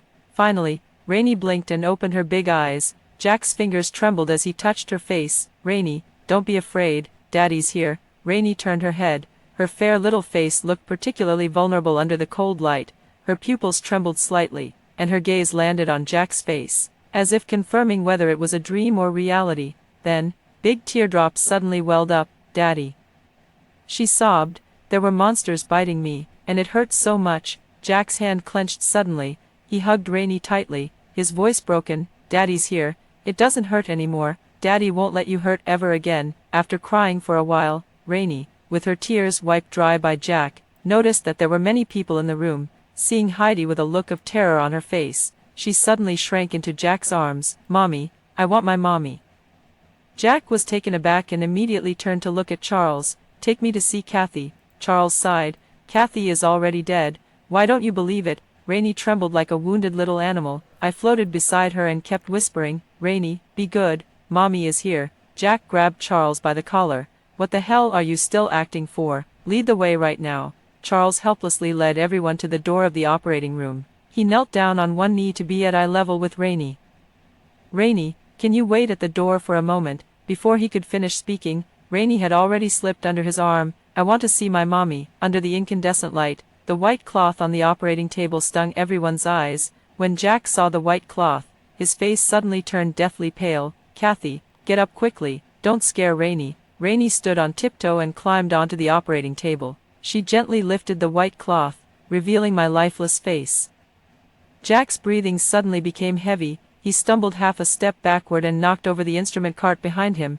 He stared fixedly at my face, as if someone had choked his throat, and he couldn't make a sound for a long time. "Mommy," Rainy pushed my shoulder in confusion. "Why are you still sleeping? The sun is already shining on your bottom." A corpse couldn't possibly respond. Rainy could only curl up in my arms and pull my stiff arm, trying to make it wrap around herself. "Mommy, hug me," she murmured softly. "Rainy is so cold." Jack collapsed and knelt on the ground, asking in a hoarse voice, "What's going on?" Charles's eyes behind the glasses were slightly red. "Have you forgotten? She was almost gone at that time. I asked you on the radio, and you said it didn't matter whether she lived or died." Jack's expression froze instantly. "It's impossible. This can't be. Daddy, is Mommy dead?" Rainy looked up at Jack, and tears silently streamed down her face. Jack's breath caught for a moment. "No, Rainy, it's not like that." Seeing the situation getting out of control, Heidi stepped forward and reached out to touch Rainy's head. "It's okay, Rainy. How about I be your mommy from now on? I'll be very good to you." Her voice was sickeningly sweet. Just as her fingertips touched Rainy's hair, Rainy suddenly erupted and bit Heidi's arm hard. "You killed my mommy." Heidi shrieked and frantically waved her arm. "Ah, let go quickly." Rainy's blood-stained teeth glinted coldly under the light. "You locked me in the room with the monsters that day. No wonder Mommy told me to stay away from you. You're a bad person." Heidi stumbled backward, holding her arm. "You little lunatic. What are you talking nonsense about?" Jack's eyes were bloodshot, and he mechanically took step by step towards her. Heidi fell to the ground, and the terror on her face could no longer be hidden. Jack. Her voice was shrill. How can you believe what a child says? Kathy must have taught her. I'm not lying, Rainey cried out. You lied to me and said Mommy was waiting for me there, but there were only monsters. Jack suddenly grabbed her neck and pressed her hard against the wall. You vicious woman. His voice was so hoarse that it didn't even sound human. Give Kathy back to me. Heidi's feet left the ground. Her makeup was smudged by cold sweat, and a sound came out of her throat. Jack, don't. Just as she rolled her eyes, Jack suddenly released his fingers that were bulging with veins. Death is too good for you. Heidi lay on the ground, gasping for breath with difficulty. Jack sneered and was about to turn around, but Heidi grabbed the hem of his pants. She tilted her pale face and placed her hand on her abdomen. Jack, Rainey is your daughter, and the one in my belly is also your flesh and blood. Heidi's lips trembled as she forced a flattering smile, for the sake of the child. Please forgive me. Heidi's voice suddenly stopped. Her pupils shrank, reflecting Jack's appearance like a demon. Child. When these two words were squeezed out between his teeth, Heidi involuntarily shrank back. Ah! A shrill scream pierced the silence of the operating room. When the military boots stepped on Heidi's abdomen, blood gushed out from under her. This kick is for Kathy. Jack's face was cold, and the sole of his boot twisted cruelly. This kick is for Rainey. Heidi spasmodically raised her head, her blood-stained hand futilely grabbed at Jack's pants leg. The child, my child. Jack gritted his teeth and exerted force. You bitch, you don't deserve to have my child. Her vision began to blur, and soon she fainted in a pool of blood. Jack panted and looked at Charles. He suddenly grabbed his collar. Aren't you the best at nerve repair? You have a way, right? Please. His voice suddenly dropped, filled with an unprecedented vulnerability. I'll give you whatever you want. Charles's glasses hung askew on his nose. He slowly pried Jack's fingers apart. Accept the loss, Captain Jack. Miss Kathy had an extremely strong will to die. It's too late to talk about this now. Jack was like being struck by lightning. His pupils suddenly shrank. It's impossible. How could she not want to live? Jack roared like a trapped beast. Rainey is still waiting for her. Jack suddenly flew into a rage and slammed Charles into the instruments. It must be your improper operation that killed her, you quack. How many lives have you taken? Charles's eyes blazed with terrifying anger. Shut up. You can insult anything, but you can't insult my medical skills. Without warning, he punched Jack in the face. Jack's head suddenly turned to one side, and blood oozed from the corner of his mouth. Charles suppressed his anger, and his knuckles turned white from the exertion. Jack raised his hand to wipe away the blood.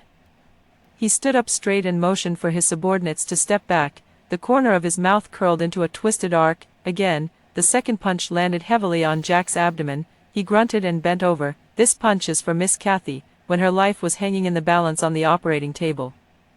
What kind of heartless words did you say? I feel cold-hearted for her. Jack laughed maniacally, like a beast on the verge of collapse. Didn't you have your meal? Come on again. He straightened up, his eyes shining menacingly. Charles's knee rammed hard into Jack's abdomen. Jack curled up and knelt on the ground. The gastric juice he vomited, mixed with blood, splashed at Charles's feet. This kick, the veins on Charles's forehead bulged, is for you abandoning your original wife and not even willing to see her for the last time. Another heavy punch landed. Jack's head hit the cold floor tiles hard, accompanied by the intense pain. Memories flashed before his eyes like a movie. The first time they met in the emergency department that year. Kathy's face turned red with embarrassment after the misunderstanding. Her eyebrows were slightly furrowed with chagrin, and her eyelashes drooped, hiding the embarrassment in her eyes. The curve of Kathy's mouth was a bit forced, but a cute dimple appeared on her right cheek. Jack's heart was pounding at that moment, as if something had gently bumped into it. That smiling face gradually overlapped with the image of her outside the iron cage in the arena. After she was bitten by the zombies, she looked at him through the iron bars. There were no cries or screams. She just stood there quietly. Her eyelashes drooped, hiding all her emotions. The corner of her mouth moved slightly, as if she wanted to smile, or as if she had finally accepted her fate. Cough, cough, cough. Blood foam spilled from the corner of Jack's mouth, but he stared blankly at the ceiling and laughed. Kathy. Jack stretched out his hand tremblingly, wanting to touch that smiling face in his memory, but his fingertips only grasped at nothingness. I was wrong. A discordant whimper squeezed out of his throat, like a dying beast. Can you come back? If only life could be like the first time we met. It's a pity that I will never come back. Outside the iron cage, the members of the base gathered, whispering among themselves. Jack picked up a bucket of bone-chilling well water and threw it hard at the unconscious Heidi. Cough, cough, cough. Heidi twitched and opened her eyes in the pool of blood. The zombies roared greedily at her through the iron cage, and pieces of meat were still stuck in their fangs. Heidi shrieked and struggled, but was firmly pressed to the ground by the guard behind her. Jack stood on the platform, his voice as cold as ice. Everyone, he slowly scanned the crowd. Heidi killed my lover. Today, I will feed her to the zombies with my own hands and avenge my wife's blood debt. I hope you all remember that this is the consequence of betraying me. After that, Jack turned to Heidi again. Do you have any last words? Heidi was pressed to her knees on the ground. Her blood-stained lips curled into a sarcastic smile. Bah, Jack. What kind of affectionate act are you putting on? Who was it that got Kathy infected by the zombies? And who was it that ordered to extract Kathy's bone marrow fluid while she was still alive? Now you're making us atone for your sins. She laughed, coughing up blood. I'm afraid you're feeling guilty, aren't you, you hypocrite? The veins on Jack's forehead bulged, and his whole face was twisted with rage. He suddenly snatched the gun from the guard, and his knuckles turned white from the excessive force. Die, all of you die. Bang, the chains of the iron cage broke with a loud sound. The zombies rushed out of the iron cage like a tide in an instant. No, don't come near me. Heidi's scream was almost a shriek. She crawled and ran away, and the hungry zombies immediately pounced on her and bit her shoulder. Heidi threw her head back and screamed in pain, just in time to meet Jack's cold and expressionless face. Jack, save me. Her cry for help suddenly stopped. A bluish-gray hand strangled her neck, and the rotting teeth pierced into her carotid artery. Heidi's pupils suddenly dilated, and blood spilled from the corner of her mouth. In her last moment, she saw the zombies biting the hand on which she was wearing a diamond ring. Heidi's body twitched twice and finally lost its breath. The strong smell of blood filled the air, and some people in the audience began to vomit one after another.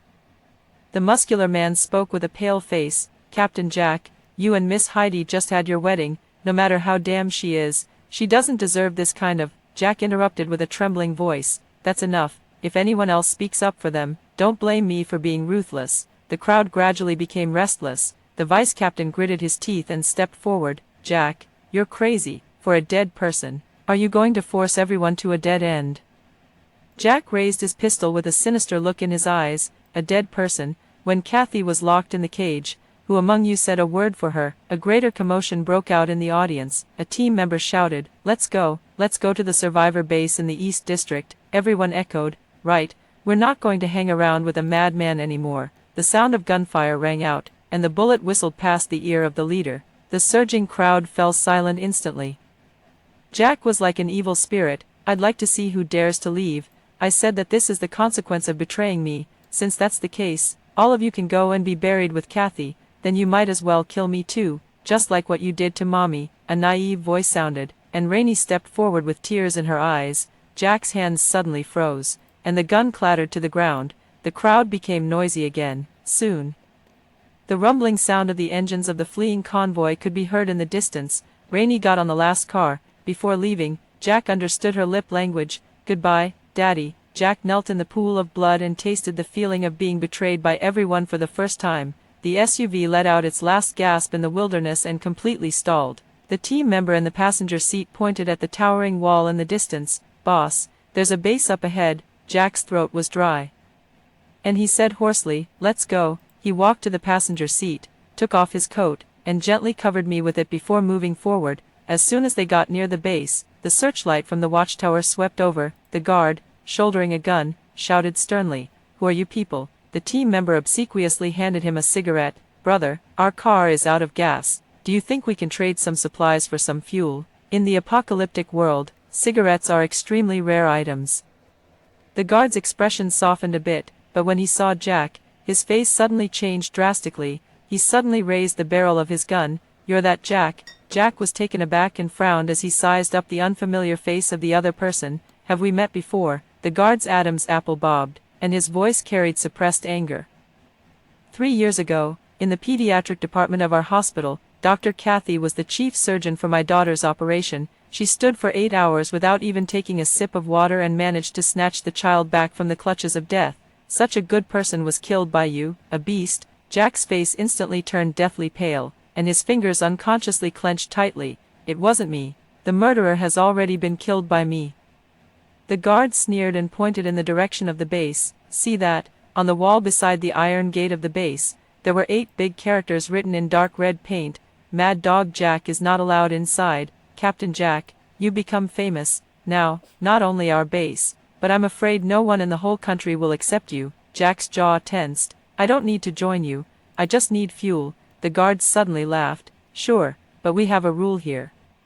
He spread his legs and pointed downward. Crawl under my crotch and bark like a dog 3 times, and I'll give you half a barrel of oil. Jack's face turned red with anger, and his fists clenched so tightly that they creaked. This is going too far. Let's go. The team member behind him looked hesitant. Boss, we can't get out of here without a car. The surrounding area is all a danger zone. Jack flew into a rage and suddenly grabbed his collar. It's so easy for you to say. Then you go and crawl. The guard immediately sneered. No way. It only counts if you, Jack, do it. He kicked the iron basin at his feet. Tell you what, I'll even give you a basin of dog food to eat. Jack couldn't hold back any longer and rushed forward to fight, but he was swarmed by several guards and held down. They roughly pressed on his shoulders, forcing him to kneel on the ground and pushing him hard under the guard's crotch. When he was forced to crawl through, someone deliberately kicked over the iron basin, and muddy water splashed all over his face. Bark. The guard grinned menacingly, grabbed his hair, and slammed his head against the ground. Jack's forehead pressed against the cold ground, and his ears were buzzing. He somehow remembered the scene of the team members cheering in the audience when Kathy fought against the zombies. So this was how you felt at that time. The overwhelming guilt and pain almost tore him apart. Finally, Jack trembled and squeezed out a few barks from his throat. Woof. The guards burst into ear-piercing laughter. The mighty Captain Jack is now worse than a dog. Someone casually threw him a half-full oil drum. A gentleman's word is as good as his bond. Get lost. Before Jack could recover, a familiar figure suddenly rushed out from behind and obsequiously squeezed in front of the guard. Brother, we have supplies to hand over. Can you let me join? I was threatened by this Jack guy. I finally managed to escape here. You must save me. Jack looked up with red eyes. You traitor, how dare you steal my supplies? The team member sneered. If it weren't for the lack of a car, who would want to work under you? He spat. You're a beast who killed your wife and abandoned your daughter. Jack curled up on the ground in pain, watching helplessly as they pushed the supplies that originally belonged to him swaggered into the base gate. The line of bloody words on the wall was particularly blinding under the setting sun. Jack carried my body and trekked through the desolate restricted area. After the fuel ran out, Jack, who was driven away like a rat wherever he went, came to the restricted area set by the military in search of supplies. He firmly fixed me to his back with a bandage, gasped for breath, and looked ahead. There must be supplies there. The abandoned supermarket stood in the twilight. As tempting as an oasis in the desert, Jack carefully leaned me against the door and gently stroked my cheek with his fingers. He whispered, Kathy, I'll be back soon. Then, he kicked open the rickety glass door, and the broken debris crunched under his feet. Inside the supermarket, the shelves were piled high with a dazzling array of food. The cans covered in dust in the near distance seemed to exude an alluring luster. Jack held a pistol and carefully scanned the surroundings. Only after confirming that there was no lurking danger did he reach out and grab a can of beef. The intense hunger made his fingers tremble. He impatiently pried open the pull ring, and the aroma of the meat instantly wafted into his nostrils. He was almost about to wolf it down. Pata! A drop of dark red liquid fell from the ceiling and landed on the back of his hand. Jack suddenly looked up. In the broken mirror hanging on the wall, a terrifying scene was reflected. A zombie stood in the middle of the street outside the supermarket, and its rotten mouth curved up strangely. It slowly raised its hand and gently drew a line with its fingertip. The next second, the ground of the entire street began to shake violently, and countless zombies emerged from the shadows and advanced towards the supermarket like a tide. Jack's heart almost stopped beating. How could there be a zombie king here? He dropped the can, turned around, rushed out the door, and hugged my body. Kathy, don't be afraid. I won't leave you this time. Countless rotten hands reached out from all directions, and we were already surrounded by the zombie horde. Jack leaned against the wall, hugging my body with one hand and holding a gun to shoot with the other. Bang, bang, bang. The bullets pierced through the heads of the zombies, and black blood splattered on her face. But the zombie horde seemed endless. At this moment, a zombie tore through my combat uniform. Get away, don't touch her. Jack roared with red eyes. The zombie king stood in the distance, watching coldly. As if enjoying this one-sided massacre, a zombie suddenly pounced from behind, and its sharp fangs sank into Jack's shoulder. The intense pain made him stagger, but he still held me tightly and refused to let go. Sorry, Kathy, I couldn't protect you. Jack's tears mixed with blood rolled down his face, and more zombies pounced on him. The sounds of biting, scratching, and flesh being torn away from the bones were clearly audible. Jack knelt on the ground but still protected my body with his own. In the last moment when his consciousness completely blurred, his vision was already stained red with blood. Blood foam spilled from the corner of his mouth, but Jack still stubbornly held me tightly, as if trying to engrave his belated confession into his bones. Sorry, if I could do it all over again. The zombie's sharp claws pierced through Jack's heart, but he didn't seem to feel the pain. What made him feel pain was the hand that Kathy stretched out towards him when she was dragged away by the zombies in his memory, and he, without looking back, left. After hearing the first story above, what are your thoughts? Feel free to share your opinions in the comments section. Next, let's continue to see another similar story. My second uncle died while shielding my father from zombies. To repay his life-saving grace, my father became the heir of both families. He took my second aunt's family to a new shelter and left my mother and me in the old area where zombies frequently appeared. Before leaving, he kissed my mother's blind eyes and said, "You're familiar with this place, and it's more convenient for you to live here. The situation in the new shelter is unclear. I'll go and check it out first. Once things are settled, I'll come back for you and Mia." After that, he didn't show up for 4 years. He only dropped off weapons and supplies for me irregularly. When the zombie tide attacked, I fought until I ran out of bullets and food but still couldn't save my mother. After my father learned about it, he only sent me a message along with the supplies. "It's probably for the best that she's gone. She'll suffer less, and you'll have less to worry about. Resources here are limited, and I still need to take care of your second aunt and the others. I really can't come for you. There isn't much in terms of weapons and food that I can give you anymore. Use them sparingly." After that, the food ran out, and I starved to death full of hatred. When I woke up again, I was back to the day before the zombie tide attacked. I grabbed my mother and rushed straight to the new area to reclaim the resources that belonged to us. The first thing I did after being reborn was to retrieve the gasoline bottles I had placed outside the house and fill up the dilapidated car with gas. After having a luxurious full meal, I took my mother to the shelter where my father was. The old area was littered with corpses, and there were zombie groups on the outer circle. My eyes were red with hatred, and I gritted my teeth and fought my way out of the encirclement. A few hours after leaving the old area, there wasn't a single corpse to be seen. Tents were commonly seen by the roadside, and some people were cooking and playing outside the tents. There were sentry posts and armed teams at regular intervals. Although everything couldn't go back to the way it was before the end of the world, there was already a basic order. My father had told me that the situation outside the old area was even worse. There were not only more zombies than in the old area, but people were also killing each other for resources. After asking around all the way, it only took us a day to reach our destination. If we had an aircraft, we could have gotten there even faster, but my father said that the journey was so far that it would take 10 days for a single trip, which was also the reason he always gave for not being able to visit us in person. It turned out that all the dangers and difficulties were fabricated by my father. He just chose to abandon me and my blind mother. When we arrived at the shelter where my father was, looking at the towering walls and the well-established defense system, I felt a surge of anger in my chest. When the gatekeeper saw my mother and me with disheveled hair, ragged clothes, and almost covered in black blood, he greeted us with concern. "Although our shelter is at full capacity, we can still let you stay for a few days to recuperate. I'll report it to the leader right away." When he learned that we were here to find someone, he became even more enthusiastic. "Teacher Leo is really about to have some good news. He invited so many relatives and friends to celebrate. They're having a dinner party right now. Go ahead." On this day in my previous life, I was desperately fighting the zombies that had found my mother. She was surrounded by dozens of zombies. Through the wall of corpses, I couldn't see what was happening to her, but I could only hear her extremely suppressed yet uncontrollable screams of pain. And my father, what good news was he celebrating with a dinner party? When we reached my father's residence, before I could knock on the door, I heard the cheering and jeering inside the house. "Leo, Judy, today is a great day for your engagement. You should at least have a sip of the cross-cupped wine. Have the cross-cupped wine. Have the cross-cupped wine."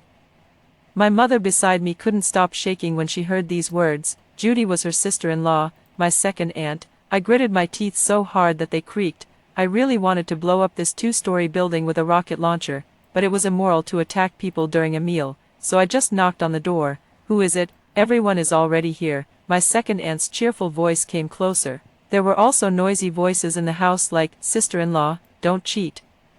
You still have to drink when you come back. When she saw us, she was a bit stunned. You, who are you? My mother opened her mouth but couldn't say anything. I was somewhat glad that my mother was blind. She didn't have to see my second aunt wearing a veil and a red dress, looking so charming, although there was also some red on my mother's dirty clothes. A lot of it was the blood of my mother and me. Second aunt, it's me, Mia. I strode forward and said. My second aunt's face turned completely white. She took half a step back but lost her balance because of her high heels. Mia, then she pointed at my mother. I just sneered and didn't answer. After a moment of stalemate, my father noticed something was wrong. Judy, what's going on? When he walked around the entrance and saw my mother and me, he didn't recognize us at first and looked puzzled. Father, I shouted with all my strength. I'm here to congratulate you. The people in the house obviously heard this shout, and the noise just now stopped. My father stared at my mother for a moment. His voice, when he lowered it, was full of resentment. How did you find us? My mother and I couldn't make it anymore, so we had to. My mother stammered. Since she went blind, she was always afraid of becoming a burden, and her character had become more and more timid and tolerant. Didn't I tell you that it's dangerous outside? Do you still want to live or not? My father frowned and said angrily. I said coldly, no matter how dangerous it is, I still want to have a sip of your wedding wine. Didn't you always say that children should be filial? My second aunt immediately explained. Mia, there's a reason behind all this. It's all because of the harsh times that we had no choice. My father gritted his molars and said, the qualification to stay in the shelter is very hard to obtain. Your second aunt doesn't have the ability to work, so she can only stay here as a family member. There was no other way. The engagement and all that is fake. No other way. I held an AK and said, my second aunt has all her limbs and features intact. She can only stay here as a family member. Your wife has been blind for years, yet she has to survive in the old area that's on the verge of collapse. Teacher Leo, I don't understand this. I want to ask if other people can make sense of it, before the end of the world.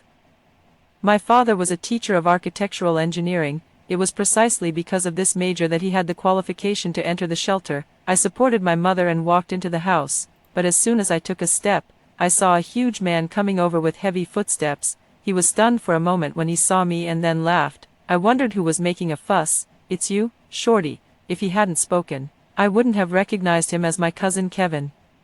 When he left with my father 4 years ago, he was already very tall, but he was a bit thin because he didn't have enough to eat. At that time, he kept calling me Shorty, which was really annoying. Now, his chubby face was covered with pimples, making him even more disgusting. Shut your stinky mouth and get out of the way, otherwise, I'll turn you into minced meat. I raised my AK at him. When my father saw how fierce I looked, he quickly tried to placate me.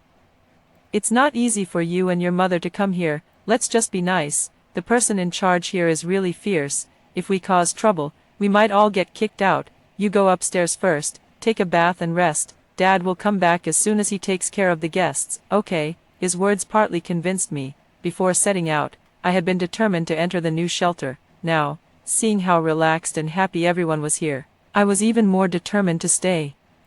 I couldn't let my momentary anger affect my decision. I nodded and went upstairs with him. We turned into the largest room. My father tried to stop me but failed. He went out and locked the door behind him. This was my father's room. Looking at the thin door, not only could I break it open, but even my mother could. Only someone like my father, who was living a good life, would be naive enough to think that he could lock us in. I gave my mother a nice hot bath. In my previous life, the best life I could imagine was being embraced by warm water in the bathtub. I wouldn't have minded even if I died at that moment. The life I had dreamed of was the daily life of my father and the others. There was a large stock of bath salts in the mirror cabinet, and bath bombs of various shapes. In the storage box next to the double bathtub, there were also several boxes of adult products. It was hard to imagine how my father and the others were involved with each other. Didn't my father ever think of my second uncle? During that zombie tide, my father was discovered and chased by zombies. It was my second uncle who took the attack for him. Before turning into a zombie, my second uncle repeatedly told my father to take care of my second aunt and the others. I still remembered that when my father escaped back, he knelt in front of my second aunt, crying bitterly. slapping himself in the face, and swearing that he would take good care of their mother and child. From that moment on, the living supplies for my mother and me were reduced and given to my second aunt and the others. Kevin was already favored, and he was even more valued after that. Even if I couldn't have a full meal every day, my father would make sure that Kevin had 3 meals a day. When there was a zombie attack, Kevin was also protected. I was unhappy and threw a tantrum, but my mother wiped her tears and tried to persuade me, saying that a great kindness like saving someone's life could never be repaid completely. Now it seemed that my father had repaid my second uncle's life-saving grace by promising himself to my second aunt. It was really ridiculous to think about it. After taking a bath, my second aunt brought in the food. When she saw me wearing her silk pajamas, she was first taken aback, and then she forced a smile. "I'm getting old. This dress looks much better on you." Then she called my mother, "Big sister. After not seeing you for a few years, you haven't changed much. I'm really envious." I stuffed food into my mouth and said indistinctly, "You're not only old, but also too idle, so you're always thinking about whether things look good or not. Have you forgotten that we used to take clothes off dead people?" My second aunt looked embarrassed, but she still spoke softly. "Mia, you didn't used to speak so harshly. Your second aunt still remembers when you were a child. You always spoke slowly and also loved to be pretty." She kept talking, but I really didn't have the time to retort. Although I knew that the food was the leftovers from their meal, it was really delicious. I shoveled it into my mouth, and oil stains got on my lips. My father also came. He frowned and looked at me. "Why do you eat like this? You don't look like a girl at all." Suddenly, his phone rang. He turned around to answer it, and my second aunt also felt embarrassed and lowered her head to play with her phone. Looking at the two of them, I remembered that a year ago, I heard that communication had partly been restored, so I used 5 boxes of canned food that I had saved to ask someone to take a message to my father, asking him to get me a satellite phone, but he refused. Satellite phones are really expensive. Dad really can't afford one. I can only ask you and your mother to bear with it. Just wait for me to contact you.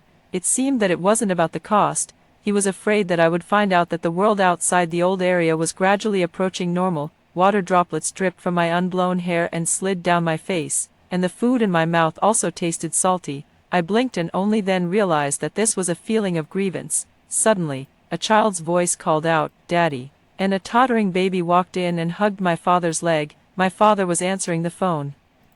He bent down and picked her up. The baby giggled and looked at my second aunt and called, "Mom." My second aunt was a bit flustered and immediately picked up the child and left. My father also realized that he had been exposed. That, I put down my chopsticks and raised the corners of my mouth to give him an excuse. "Outside, zombies are running wild. There must be a lot of orphans. You were just being kind and adopted this child whose parents died tragically, right?" I emphasized the words, "whose parents died tragically," especially. My father's face became even uglier, but he said, "Yes, yes, yes." Kevin suddenly burst in, "Shorty, how do you talk? Who curses their own father like that?" Seeing my confused expression, Kevin said with a tone of schadenfreude, "That's my mother and your father's child, their own flesh and blood. As for you, useless Shorty, just eat a few of our leftovers. Don't cause trouble for our family. Go back where you came from." My father got angry, glared at Kevin, and pulled him. "Shut up. What nonsense are you talking? I've spoiled you too much usually. You become so naughty. Get out of here now." But even though he was shouting, his eyes were blinking non-stop, clearly giving Kevin a signal to get out of the situation. I turned around to clean my gun and didn't say a word. I watched as he sent Kevin away and then came up to my mother.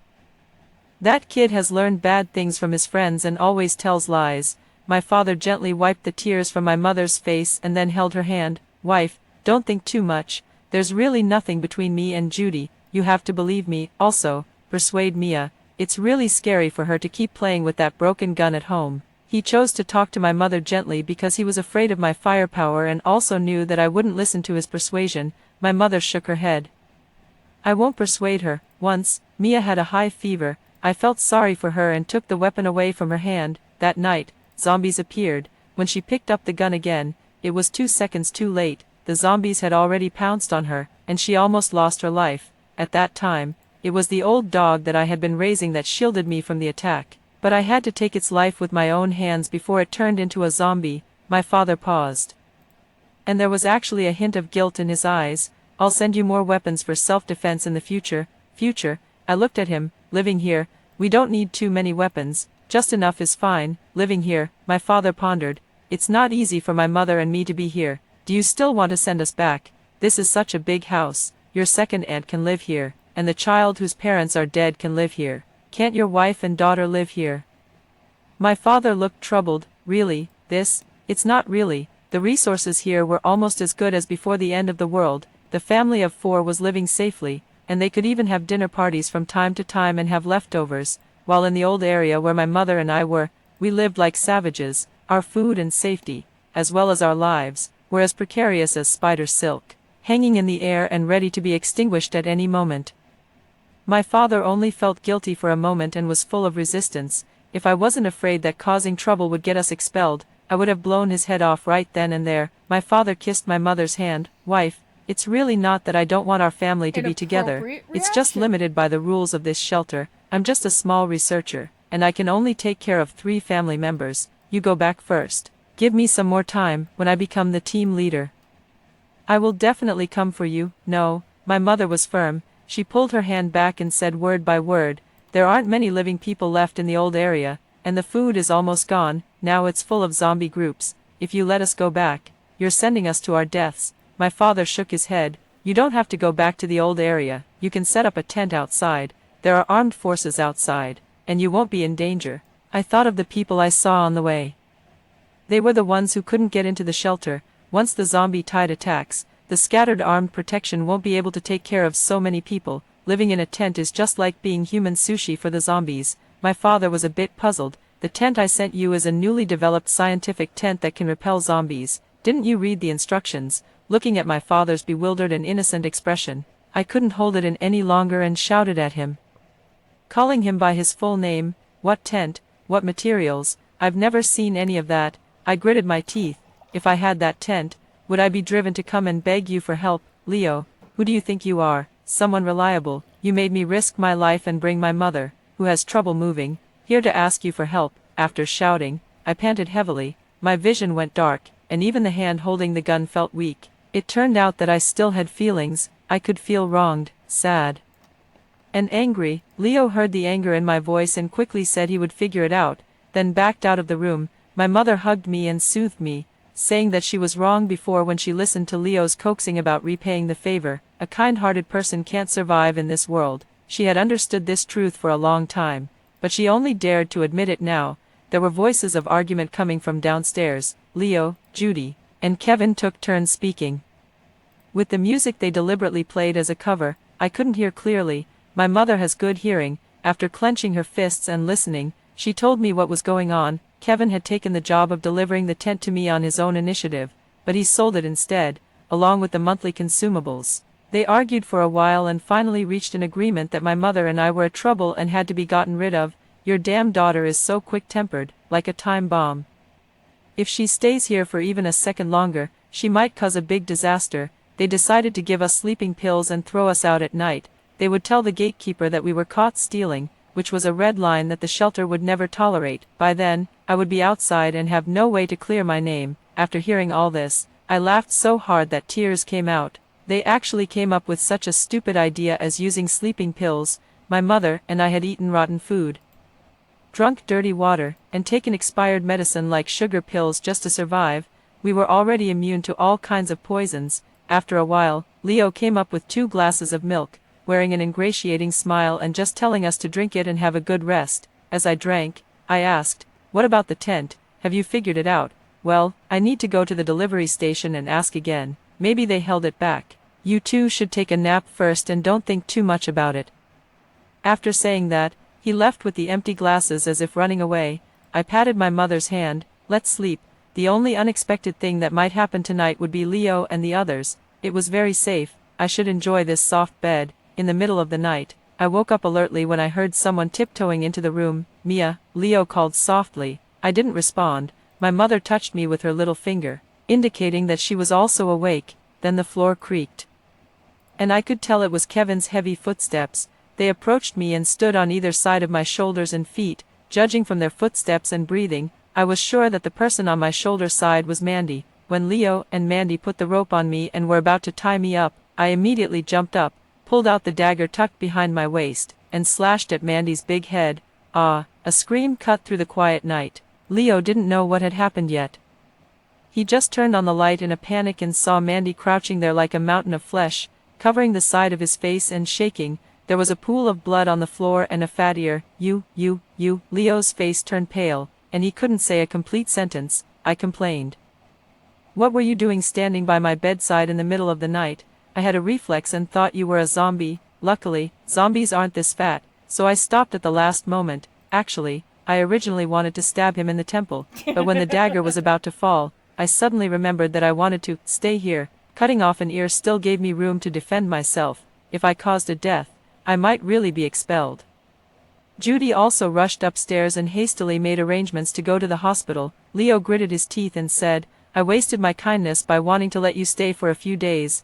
My kindness was thrown to the dogs. Judy wiped away her tears. Leo, I told you that they've been living among the zombies and have long lost their humanity. Mia, take your blind mother and get out. If we see you again when we come back from the hospital, don't blame me for not considering our father-daughter relationship and handing you over to the person in charge. He's ruthless, and you'll die a miserable death. When saying these words, a hint of relief flashed in Leo's eyes. He must have wanted to say this for a long time. Watching them leave, my throat felt blocked. I packed up my equipment and also took a few of Judy's clothes. Are we really leaving? My mother asked. She couldn't see the smile on my lips. This place is so good. Only a fool would leave. I took my mother out and asked everyone I met where the person in charge was, since Leo had repeatedly mentioned that the person in charge was ruthless, and I had also heard from the guests during the day that the person in charge was worried about the lack of people who could fight. Then he would definitely like me. I'm not Leo's dependent. I'm not a weak woman who needs to rely on him to have a place to stay. Ever since I left the cage of lies in the old area, the courage and ability I honed from the brink of death would take me soaring. Coincidentally, I heard that the person in charge was injured in battle and was also in the hospital at the moment. My mother hesitated. Why don't we go find the leader later? Your father and the others are also in the hospital. What if they run into us and cause trouble for you? He doesn't deserve to be my stumbling block, I answered firmly. Most of the people in the hospital were those who were injured in the fight against the zombies. The medical staff were busy running around with saws in their hands, and some patients with minor injuries were waiting aside, moaning pitifully. One of them was huddled in the corner. There were no obvious injuries on his body. His hair was falling off, and his eyes were scarlet. But he was extremely quiet and no one paid attention to him. An alarm bell rang in my heart. I had seen this situation in my previous life. It was the evolving zombie virus. Because the state of turning into a zombie was hidden, it was more dangerous. After asking, I learned that this person had a shallow scratch on his calf. I immediately snatched the saw, and without caring about anesthesia or disinfection, I immediately amputated his leg. Someone tried to stop me. I didn't have time to explain, so I could only kick them away one by one. Who are you? Are you crazy? He was just bumped a little. Medicine can relieve it. The doctor roared at me, and his comrades around him also glared at me angrily. After finishing the job, I held the saw and explained, he's infected with the newly emerged zombie virus. The previous medicine can't help him. If he's delayed, everyone in this shelter might die. They didn't believe me and rushed over to try to subdue me. Suddenly, a woman's authoritative voice came from behind the crowd. What's going on? Everyone called the person who asked the question Penny and made way for her. I looked at the short-haired woman in front of me. She wasn't young. There were lines at the corners of her eyes. Her lips were chapped, and her arm was in a cast, but her eyes were as sharp as an eagle's. I quickly told her about the situation of this kind of zombie that I had seen in my previous life and pointed to the hair on the floor. This is one of the symptoms. All the zombies I saw before I died in my previous life were bald. That was the funniest joke I had ever seen. Penny examined me for a moment and exchanged a look with the doctor standing beside her. The doctor nodded slightly. Penny approached me. I'll check the patients with you to see if there are any other cases like you said. While we were checking, suddenly someone grabbed me. What are you doing here? Isn't it enough that you cut off your cousin's ear? Do you want to drive me to death? Leo growled, full of anger. Let go, I said coldly. Judy came over holding the child. Mia, there's no need to bring our matters to Penny. No wonder Leo was so angry. He thought I was here to tattle. I originally didn't want to deal with him so soon and just wanted to establish myself first. But since he had such a misunderstanding, I became interested instead. I looked around and suddenly bowed deeply to Leo 3 times. Father, I'm sorry. Although I know you don't want others to know about the existence of my mother and me, because it will affect your fake marriage plan with my second aunt, but I really have no choice. I clearly know that a new zombie virus has emerged. If I still listen to you and hide at home and keep this news a secret, I won't be able to live with my conscience, and I will also cause the death of everyone here. I said these words harshly, bringing up the relationship between him and Judy and throwing dirt on him by the way. Leo's eyes widened in shock when he heard this, his breathing became rapid and disordered, and he raised his hand to hit me. You little wretch, what nonsense are you talking? I took the opportunity to kneel down and cried out, Father, you left my mother and me in that dilapidated shelter and ignored us for so many years. I've seen too many people die. I really don't want to see this shelter destroyed. When people heard that it was related to their own lives, many of them looked over. The gatekeeper I met during the day was also among them. He let out a cry of surprise. Aren't these the mother and daughter I let in? I thought they were Teacher Leo's relatives, but they turned out to be his wife and child. Then Teacher Leo and Judy's engagement. Haven't you heard? It's fake.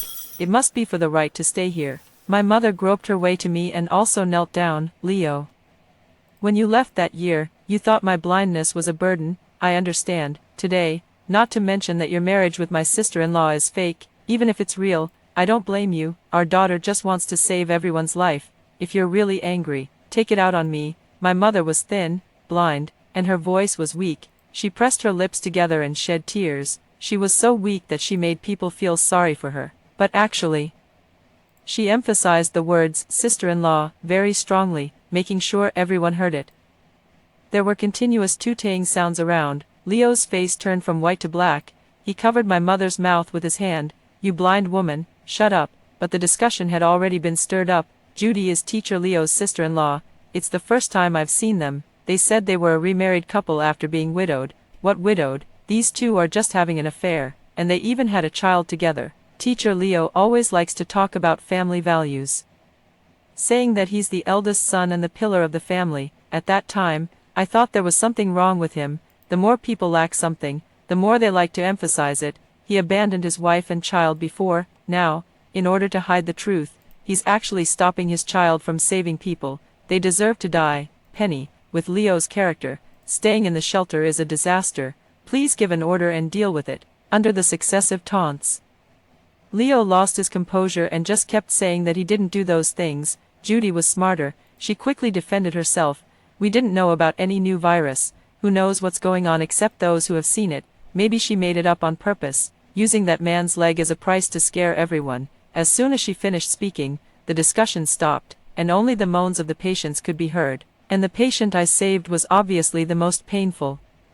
He held his broken leg and cried uncontrollably. When everyone saw him like this, they also had some doubts. Past experience proved that his injury didn't need to be disabled. More importantly, most people had already gotten used to their current life. Occasional dangers were nothing serious. Leo came to his senses and took the opportunity to explain quickly. I'm not having an affair with Judy. I separated from that blind woman before I got together with her. By now, everyone had already focused their attention on the zombies. No one cared about his personal affairs like he did. Penny, my niece is a habitual liar. She used to live by cheating in the previous shelter. You must investigate carefully. Judy took a step forward. Others also chimed in. Yes, it needs to be investigated carefully. Penny lifted her eyelids, smiled slightly, and said, this girl is right. The zombies are indeed evolving. The neighboring area is already in chaos. Everyone immediately panicked and looked at those around them warily. Penny was frustrated with their lack of awareness. You're only getting nervous now. How smart. If this girl hadn't caused this commotion today, I would have let in a few mutated zombies tomorrow. Then, you'd all be left to fate. After saying this, she gave me a fierce glare, showing no mercy for me as the one who had disrupted her plan. Everyone was shocked, and their eyes were filled with fear, hatred, and grievance. Some people understood what Penny meant. The people in the shelter had lived an easy life for too long, and they had forgotten about the danger. Their combat strength and fighting spirit were so poor that they couldn't withstand a challenge. Penny's plan was like putting catfish in a fish tank, to stir things up. My father still didn't believe it. He turned to look at me. You're really not making this up. I slapped away the hand he had grabbed me with and looked at Penny. In her gaze towards me, besides anger, there was also a hint of inquiry. Coupled with her earlier scolding of everyone out of frustration, I felt more confident. I immediately said, that guy wasn't the catfish in your plan. He was an accident. Once he turns into a zombie, it will lead to uncontrollable consequences. I resolved the crisis in advance. Does that count as a merit? Can I request a stay? Judy immediately interrupted. Niece, you should. Penny raised her hand towards her.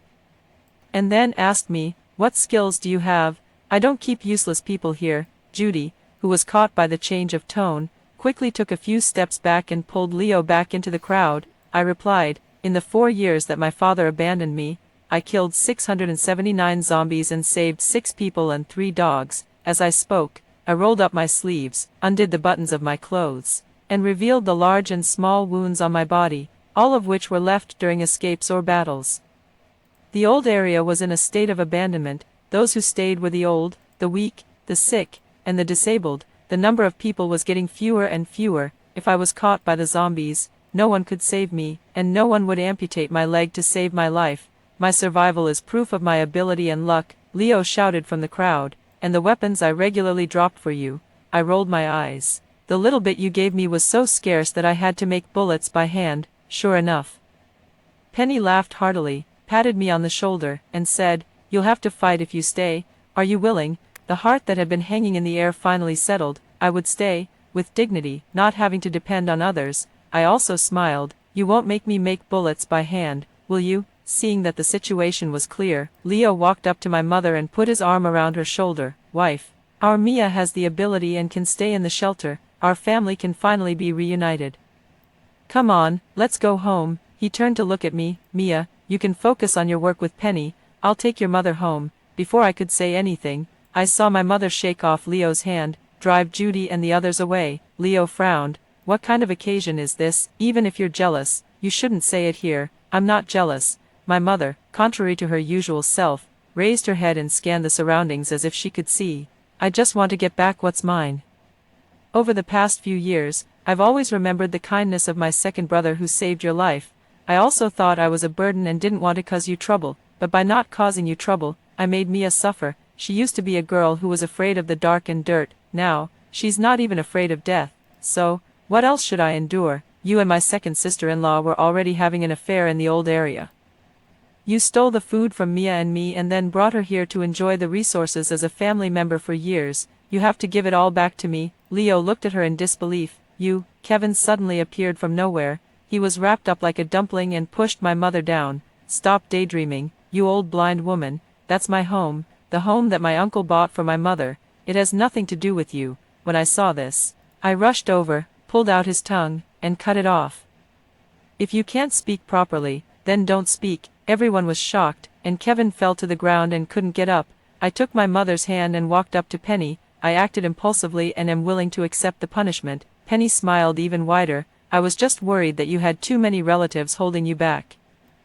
In case something happened, I also smiled. Animals are animals, zombies are zombies, and humans are humans. I can tell the difference. In the apocalypse, people can be blind in their eyes, but not in their hearts. To some extent, Leo was right. People were killing each other for resources. He broke people's hearts, and I took people's lives. Finally, the night passed. Penny Okay, so you deal with laws and regulations at work, but you're not a lawyer. Okay. Maybe you own a business, or you work in compliance or HR, or you're in nonprofits.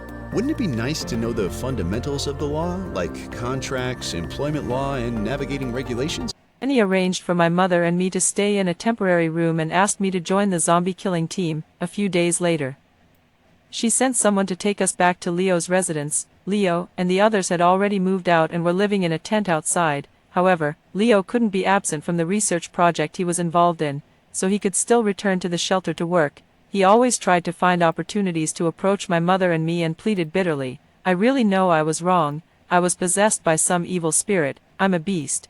As long as you forgive me, I'll do anything for you.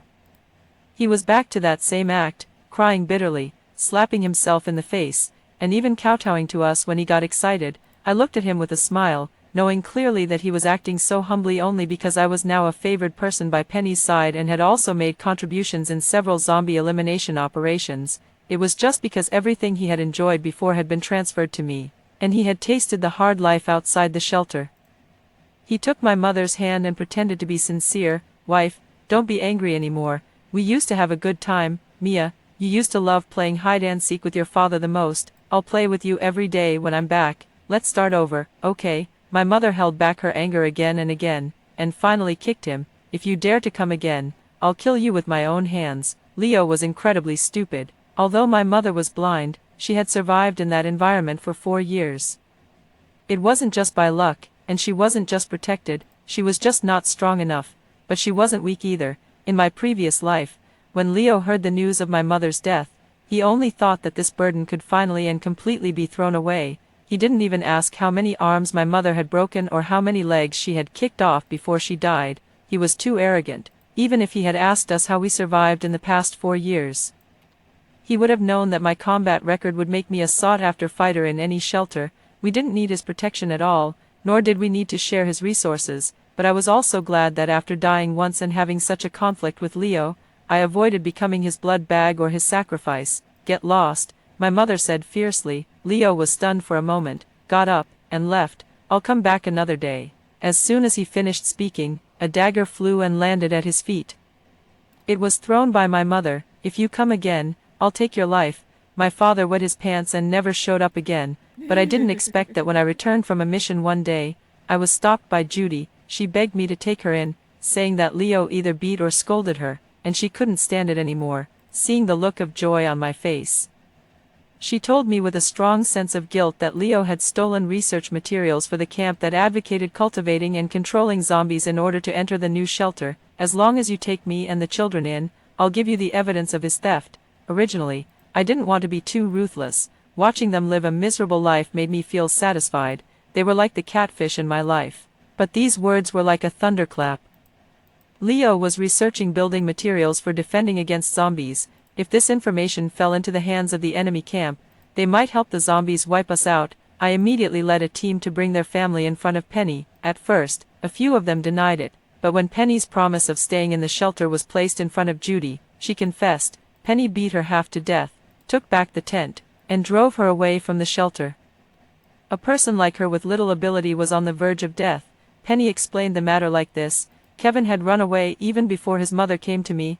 I heard that after losing his uncle who had been doing well in the black market, the tent that was originally meant for me was handed over to his uncle to sell, but I heard that he had offended someone's sister in the black market and was thrown into a zombie tribe, and his uncle was also driven out of the black market area because of this. As for Leo, Penny let me decide his fate. The grudges from my previous life and this life, all those incidents, were imprinted in my mind, especially clearly, the night before he left the old area. He was happily hugging Judy in the next room and saying, "Finally, I can get rid of those 2 women. The older one is a burden, and the younger one is annoying. It's really a waste of resources that they're still alive. When we get to the new shelter, we'll have another child, as long as it's yours.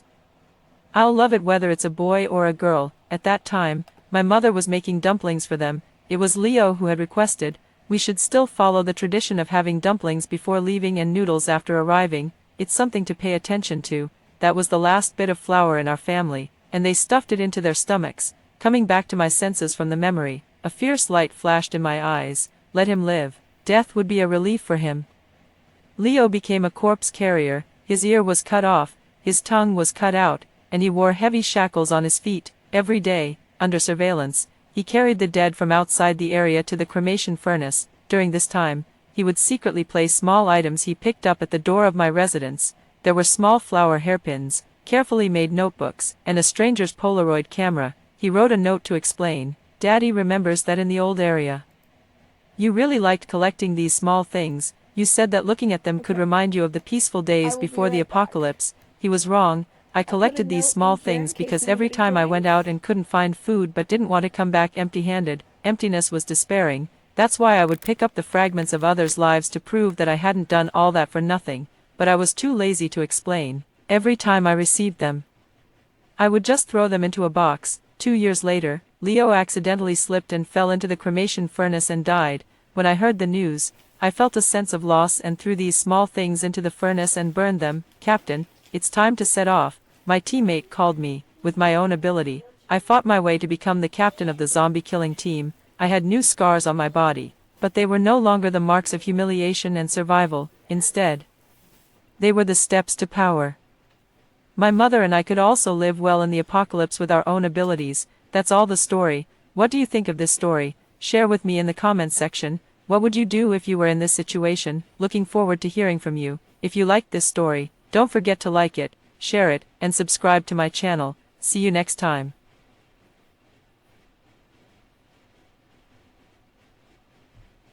Welcome to Last Dawn Stories channel. My younger sister is infatuated with love.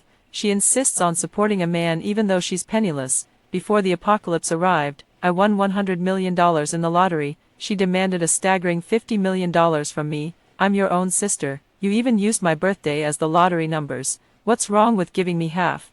When I refused, my sister and her boyfriend fed me to the zombies. When I opened my eyes again, I was reborn. My sister, with a big pregnant belly, was crying to me about not having money for the wedding. I forcibly held back the words about winning $100 million in the lottery. In this life, I'm going to stay away from love, struck foolishness, go on a shopping spree, and just relax when the apocalypse comes. Sis, I'm pregnant. Steven and I don't have money for the wedding.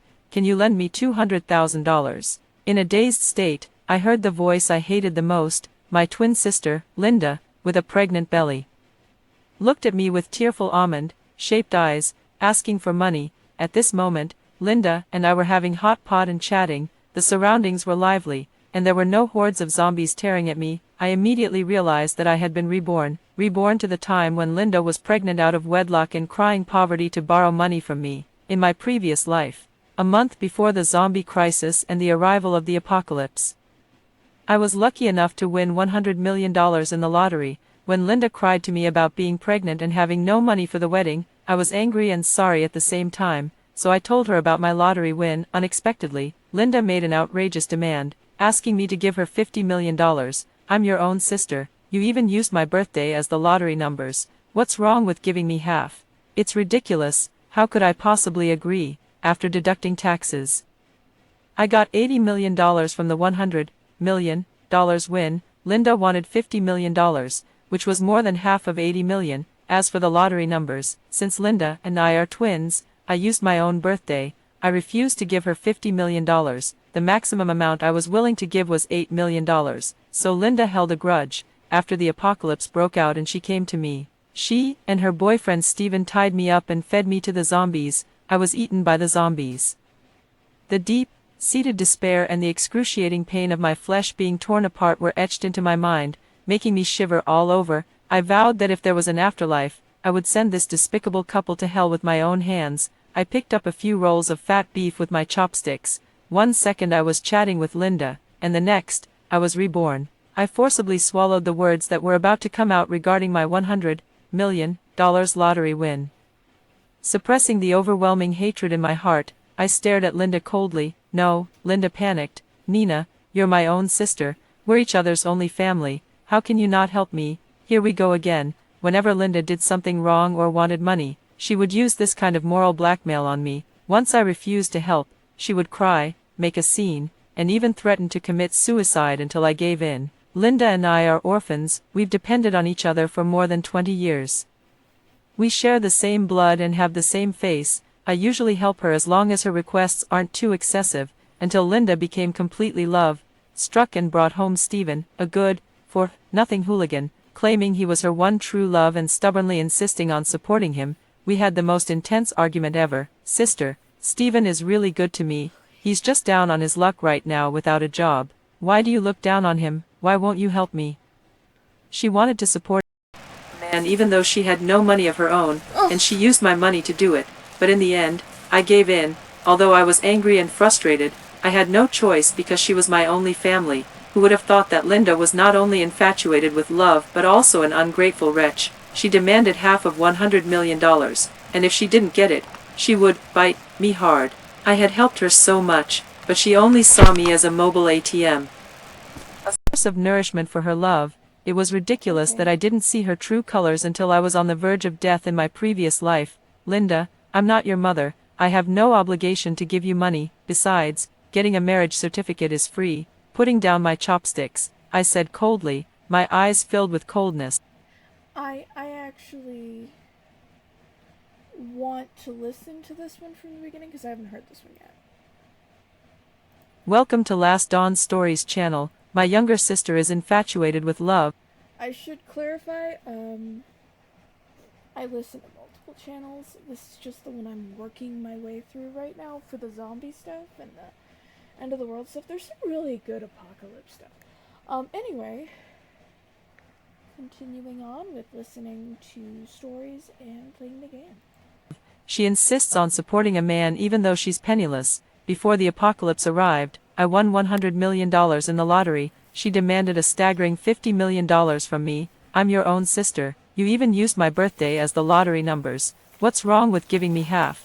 When I refused, my sister and her boyfriend fed me to the zombies. When I opened my eyes again, I was reborn. My sister, with a big pregnant belly, was crying to me about not having money for the wedding. I forcibly held back the words about winning $100 million in the lottery. In this life, I'm going to stay away from love, struck foolishness, go on a shopping spree, and just relax when the apocalypse comes. Sis, I'm pregnant. Steven and I don't have money for the wedding. Can you lend me $200,000? In a dazed state, I heard the voice I hated the most, my twin sister, Linda, with a pregnant belly, looked at me with tearful almond-shaped eyes, asking for money. At this moment, Linda and I were having hot pot and chatting. The surroundings were lively, and there were no hordes of zombies tearing at me. I immediately realized that I had been reborn to the time when Linda was pregnant out of wedlock and crying poverty to borrow money from me, in my previous life, a month before the zombie crisis and the arrival of the apocalypse. I was lucky enough to win $100 million in the lottery. When Linda cried to me about being pregnant and having no money for the wedding, I was angry and sorry at the same time, so I told her about my lottery win. Unexpectedly, Linda made an outrageous demand, asking me to give her $50 million. I'm your own sister. You even used my birthday as the lottery numbers. What's wrong with giving me half? It's ridiculous. How could I possibly agree, after deducting taxes? I got $80 million from the $100 million win. Linda wanted $50 million, which was more than half of $80 million. As for the lottery numbers, since Linda and I are twins, I used my own birthday. I refused to give her $50 million. The maximum amount I was willing to give was $8 million. So Linda held a grudge. After the apocalypse broke out and she came to me, she and her boyfriend Steven tied me up and fed me to the zombies. I was eaten by the zombies. It's one heck of a grudge. The deep-seated despair and the excruciating pain of my flesh being torn apart were etched into my mind, making me shiver all over. I vowed that if there was an afterlife, I would send this despicable couple to hell with my own hands. I picked up a few rolls of fat beef with my chopsticks. 1 second I was chatting with Linda, and the next, I was reborn. I forcibly swallowed the words that were about to come out regarding my $100 million lottery win. Suppressing the overwhelming hatred in my heart, I stared at Linda coldly. No, Linda panicked. Nina, you're my own sister. We're each other's only family. How can you not help me? Here we go again. Whenever Linda did something wrong or wanted money, she would use this kind of moral blackmail on me. Once I refused to help, she would cry, make a scene, and even threaten to commit suicide until I gave in. Linda and I are orphans. We've depended on each other for more than 20 years. We share the same blood and have the same face. I usually help her as long as her requests aren't too excessive, until Linda became completely love-struck and brought home Steven, a good-for-nothing hooligan, claiming he was her one true love and stubbornly insisting on supporting him. We had the most intense argument ever. Sister, Steven is really good to me. He's just down on his luck right now without a job. Why do you look down on him? Why won't you help me?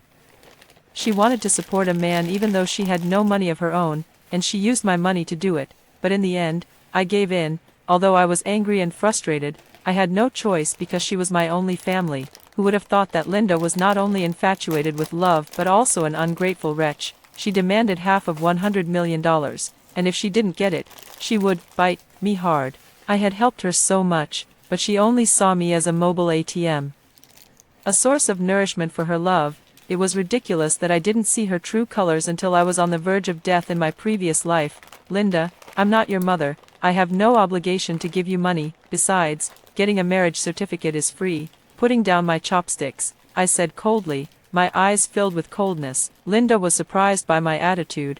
Why was the usual doormat ATM acting so differently? Nina, you have such a high salary. Can't you lend me $200,000? I retorted, I earned this money through hard work. It didn't just fall from the sky. Why should I lend it to you? Linda was so used to asking for money that being refused so sharply by me for the first time made her lose face. She said angrily, $20,000 is more important than your own sister. Nina, don't be so heartless. If a sister won't even help with this, it would be better not to have a sister like you. See, this is an ungrateful person.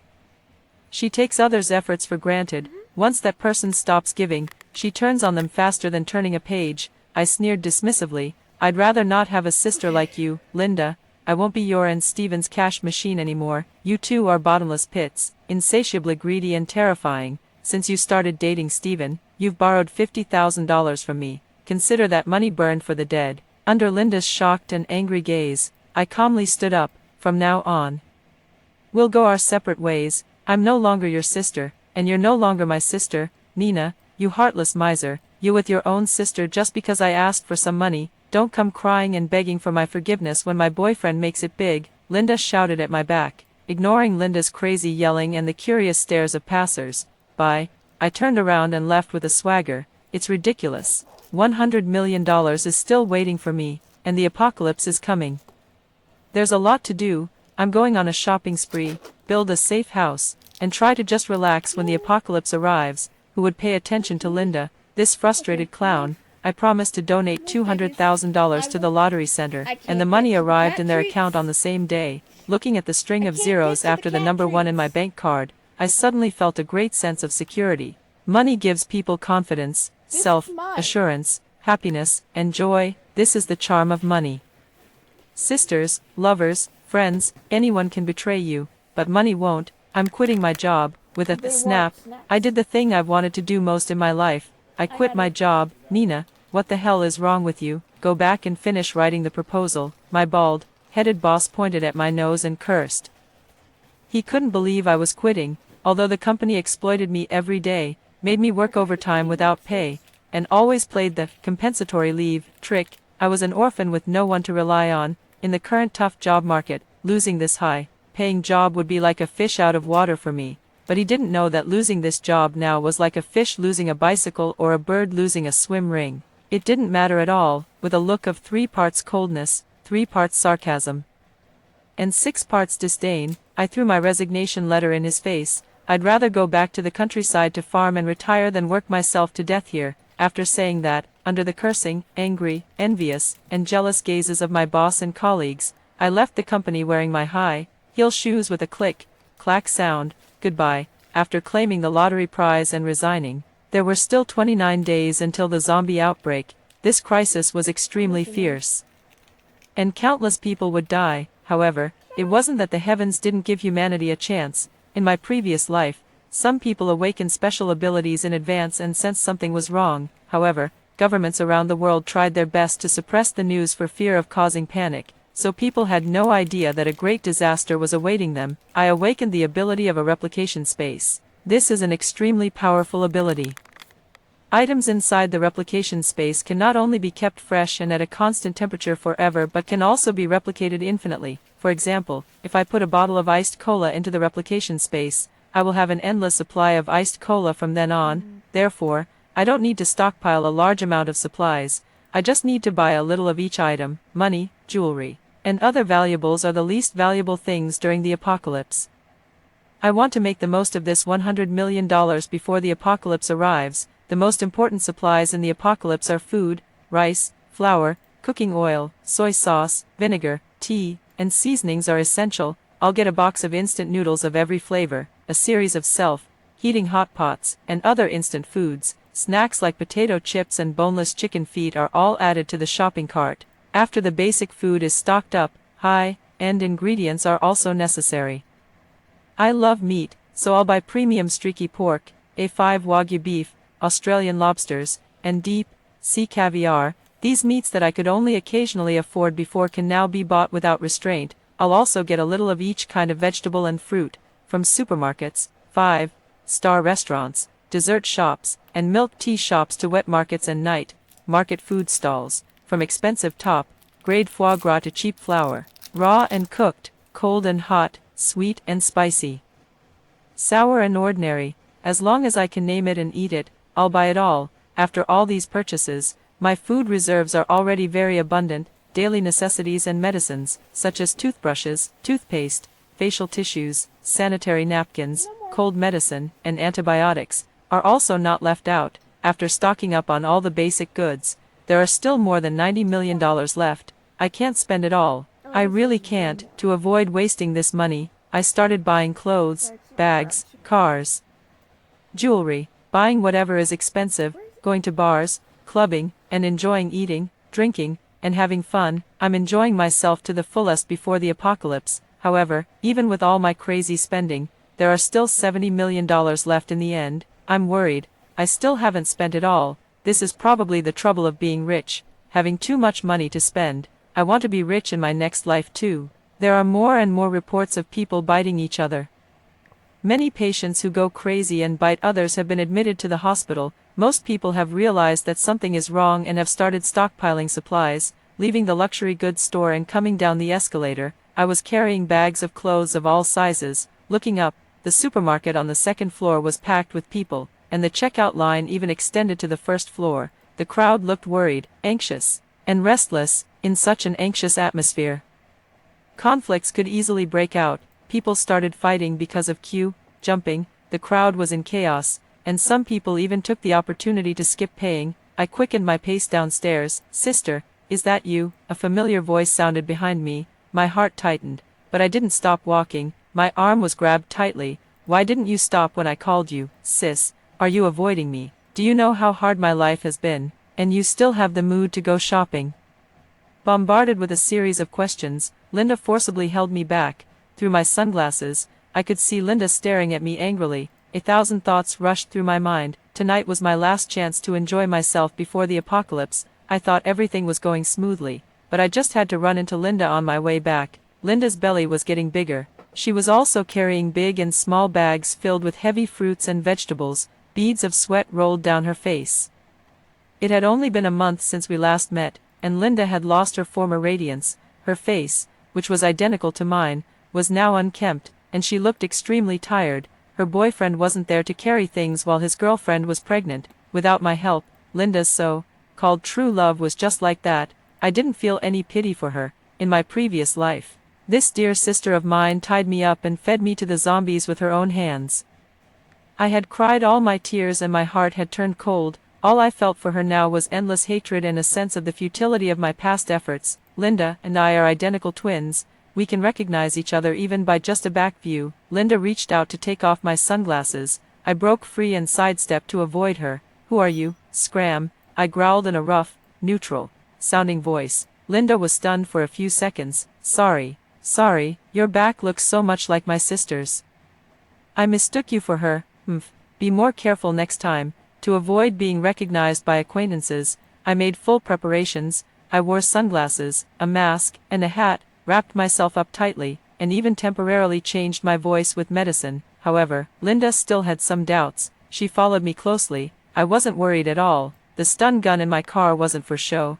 It could easily take down an adult. Wait. The moment I opened the car door, Linda suddenly rushed up. She was extremely excited. "Sister, I knew it was you." The telepathy between twins is really powerful. She could still recognize me even with all my disguises, but it's also possible that Linda was bluffing me. I frowned unhappily. "Who's your sister? I won't be polite if you keep harassing me." I threw all my things onto the passenger seat and quietly picked up the stun gun. Linda still didn't give up. "Take off your mask and sunglasses, prove that you're not my sister, and I'll let you go." She held me tightly with both hands, as if I were her prey, afraid that I would run away. Just then, a man in the crowd held up his phone and shouted that the zombie outbreak had started. The apocalypse had arrived. All the supplies in the city's supermarkets had been bought out, and he urged everyone to hurry and grab whatever they could. The people who had come to the street to buy things and those who had returned empty-handed from the supermarket were panicked when they heard there were no supplies left, so the crowd rioted and started snatching things from those carrying shopping bags. I was caught off guard by this sudden turn of events, looking at Linda, who was still holding on to me tightly. Slap. I gave her a resounding slap across the face. Linda instinctively let go. And I took the opportunity to turn the stun gun to its maximum and shock her in the chest. She let out a cry of surprise from the slap, and before she could finish, she was electrocuted. She staggered, twitched a few times, and then fell to the ground, unconscious. looking coldly at Linda lying on the ground. I felt extremely satisfied. In my previous life, Linda and her boyfriend tied me up and fed me to the zombies. She even clapped her hands and said I deserved it. My heart was filled with despair, and I wished I could turn into a vengeful ghost on the spot. After that, I no longer had any affection for this sister. This was a commercial street with a lot of people and vehicles. Linda was lying right in the middle of the road. There was a chance that a car might run her over if the driver wasn't careful. More and more people were rioting, and those who couldn't buy things started snatching and smashing cars. Although I really wanted to take revenge on the spot, the situation wasn't right, and I didn't want to take risks. Closing the car door, I drove away. The zombie crisis broke out a week earlier than in my previous life. Unlike in novels and movies, these zombies are swift, have tough skin that is impervious to blades and bullets, are extremely irritable, and bite anyone they see. They are like mutated humans with rabies. Some zombies retain a certain level of intelligence from their previous lives. They can open doors, climb walls, and know how to avoid attacks, making them very difficult to eliminate. What's more troublesome is that in addition to biting people and causing them to mutate, their blood can also infect people if it splashes onto the skin. In my previous life, humans didn't realize that they could be infected just by getting zombie blood on their skin. They thought as long as the wounds avoided zombie blood, they would be safe. So they didn't take any protective measures when killing zombies. This wrong understanding led to a large number of people being infected and mutated. In the safe house, I logged onto a social media platform, and it was filled with videos of zombies biting people. The situation on foreign websites was even worse. Some small countries had already fallen. In one of the most popular videos, zombies swarmed out, and unarmed people fled in panic. The military was forced to focus on defense.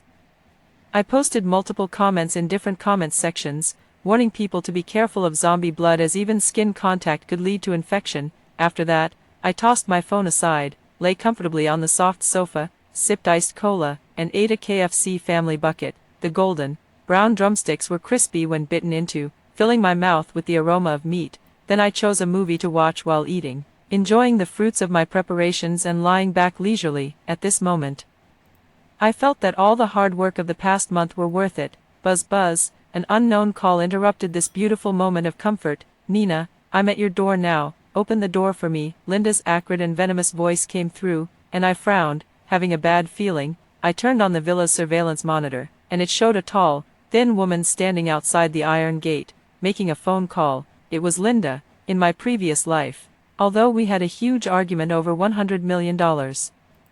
When the apocalypse came, I still let Linda and Steven move into the newly bought villa in the suburbs. At that time, I didn't expect that Linda would still hold a grudge about me not giving her the money and would be so crazy as to feed me to the zombies. But in this life, I severed ties with Linda in advance. I didn't tell her the address of the villa. How did she find it?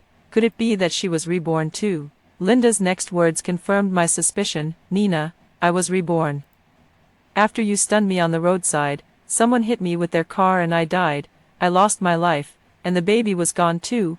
Hearing this, I burst into laughter. It's truly justice at work. Evil deeds will be punished. I had originally formulated a detailed and meticulous plan to take revenge on these two scumbags, but the plan couldn't keep up with the changes. It was beyond my expectations that the evil doer didn't die and came back to life. It seemed I had to come up with a new plan. Linda, since you know the address of my villa, it means it's not the you from this life who was reborn, but the you from the previous life.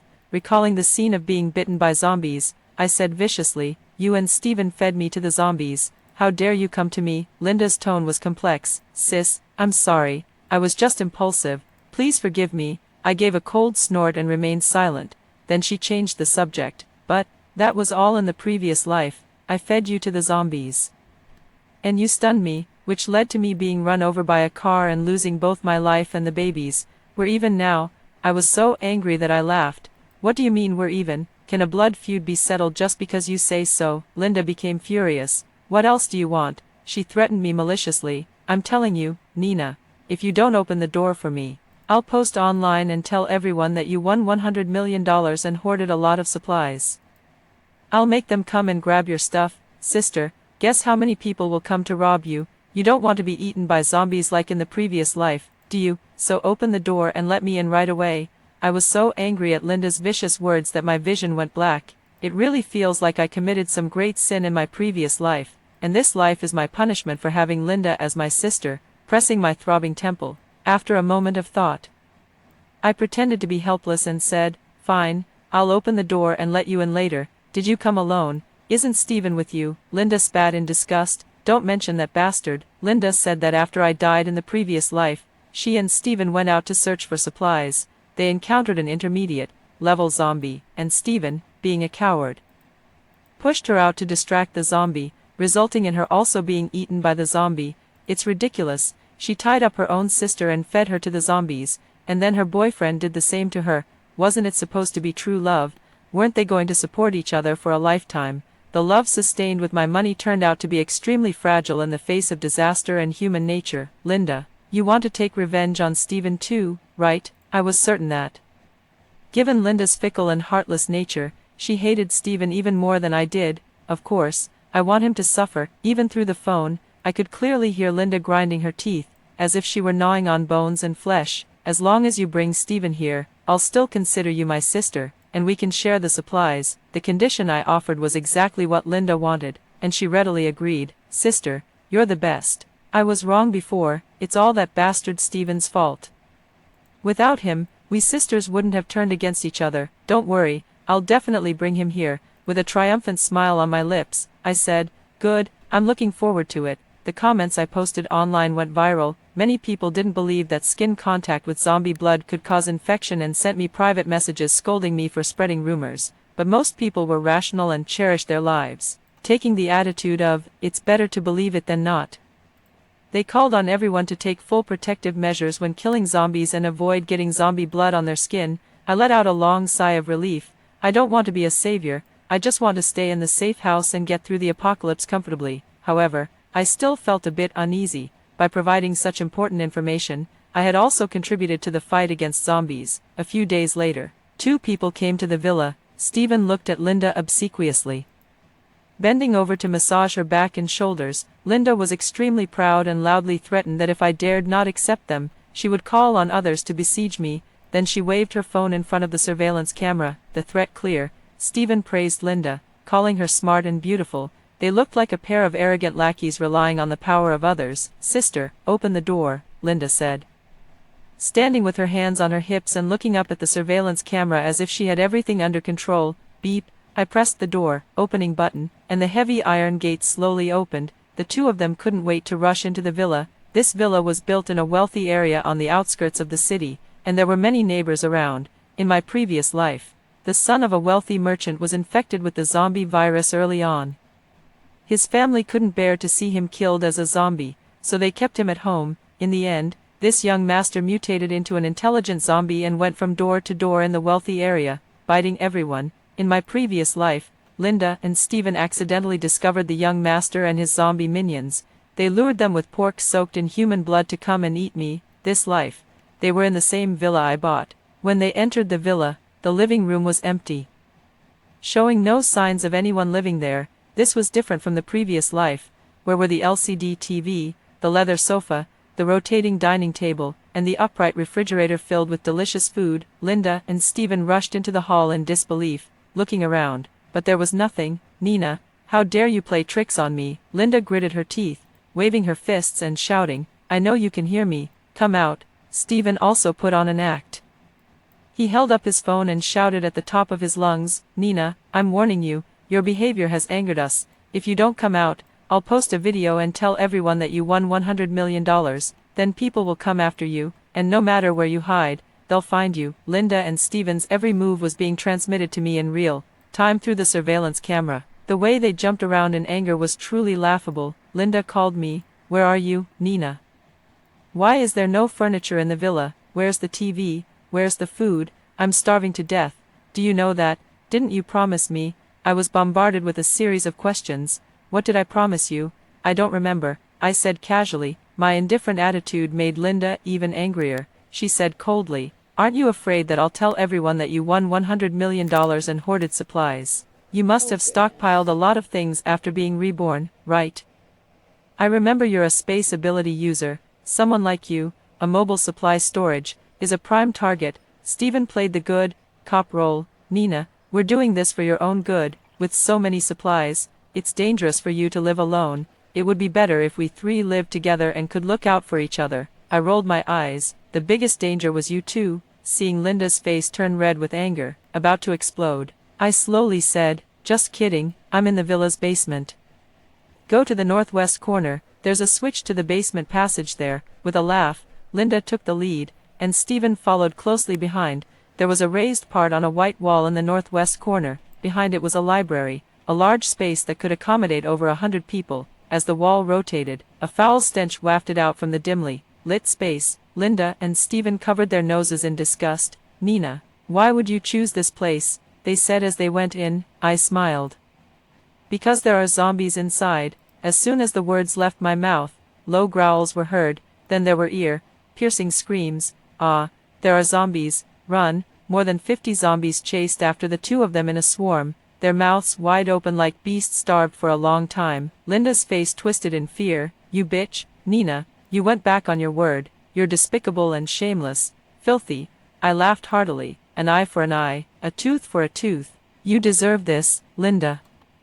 Do you like the gift I prepared for you? Stephen cursed, insulting my entire family. The two of them ran towards the door, but it had closed at some point, so they had no choice but to run to the second floor room. Too angry to think rationally after being tricked, Linda took out her phone, logged into her social media account, and was about to expose that I won $100 million.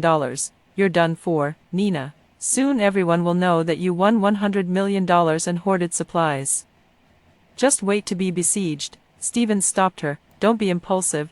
Once we reveal that Nina won $100 million and hoarded supplies, a lot of people will come to fight us for it, and will regret it. The zombies banged on the door, and the heavy wooden door shook violently. Linda slapped Stephen across the face, then punched and kicked him. Shut up. Nina is hiding and now she's sent zombies after us. Do you still expect her to help us, idiot? With a hard slap, Stephen's face had several red scratches, his eyes flashed with malice, and he kicked her. Bitch, you brought me here to be chased by zombies.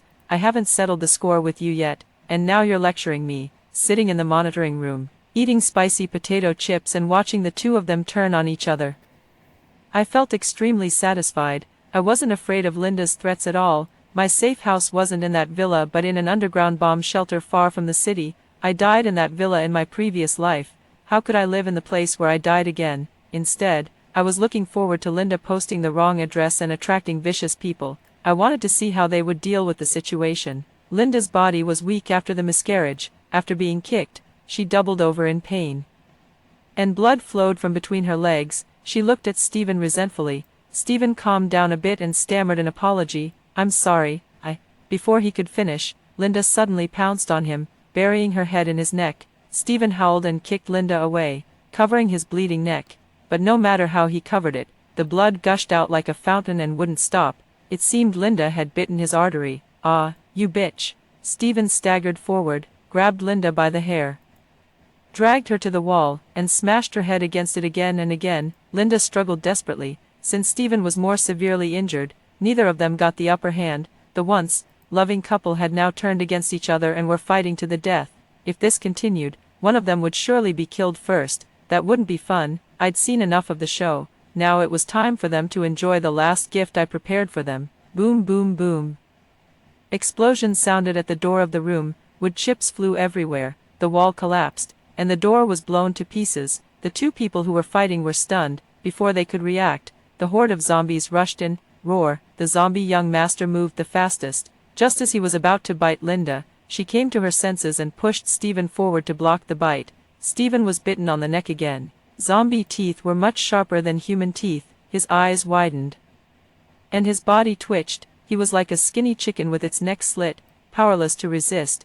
Linda got up and tried to jump out the window, but before she could reach it, a zombie woman jumped out and pounced on her. Then one after another, more zombies jumped on her. The zombies surrounded them and started biting frantically. The phone call was still connected, and the sound of chewing came through. Linda and Stephen's figures were engulfed by the dense swarm of zombies, and the bloody scene was obscured. Blood splattered onto the ceiling, and the room was filled with screams and growls, like an execution.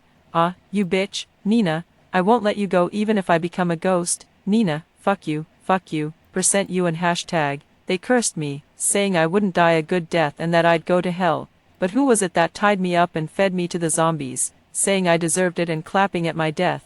Who really deserves to go to hell? I was just getting revenge for myself. An eye for an eye, a tooth for a tooth. I picked up the phone and cursed back. I cursed until my eyes were red, my throat was hoarse, and my mouth was dry, but I didn't stop. I used the most vulgar words I knew to vent the emotions that had been pent up for so long. Gradually, their curses grew quieter, and the growls of the zombies grew louder. I stopped arguing. Stop biting. This was the last human sounding sentence from the phone. And the voice was so distorted that it was impossible to tell if it was a man or a woman. Looking at the surveillance screen, the zombie young master suddenly turned his head. His mouth was wide open, and inside was a mass of white, mushy substance. Facing such a bloody and terrifying scene, I was so scared that I dropped the phone. Linda and Steven were dead, just like me in the previous life. They were brutally killed by the zombies, surrounded and torn apart in utter despair.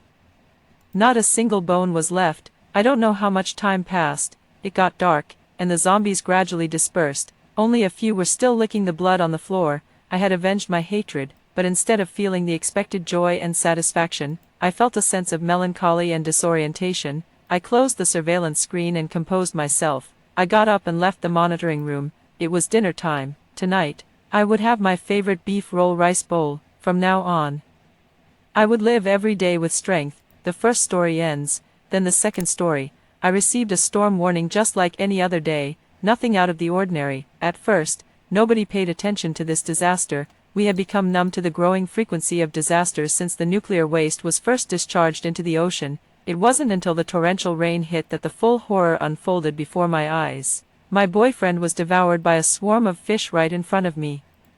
The colorless rain corroded crops, fields, and human brains while a global heatwave swept across, and oxygen levels dropped.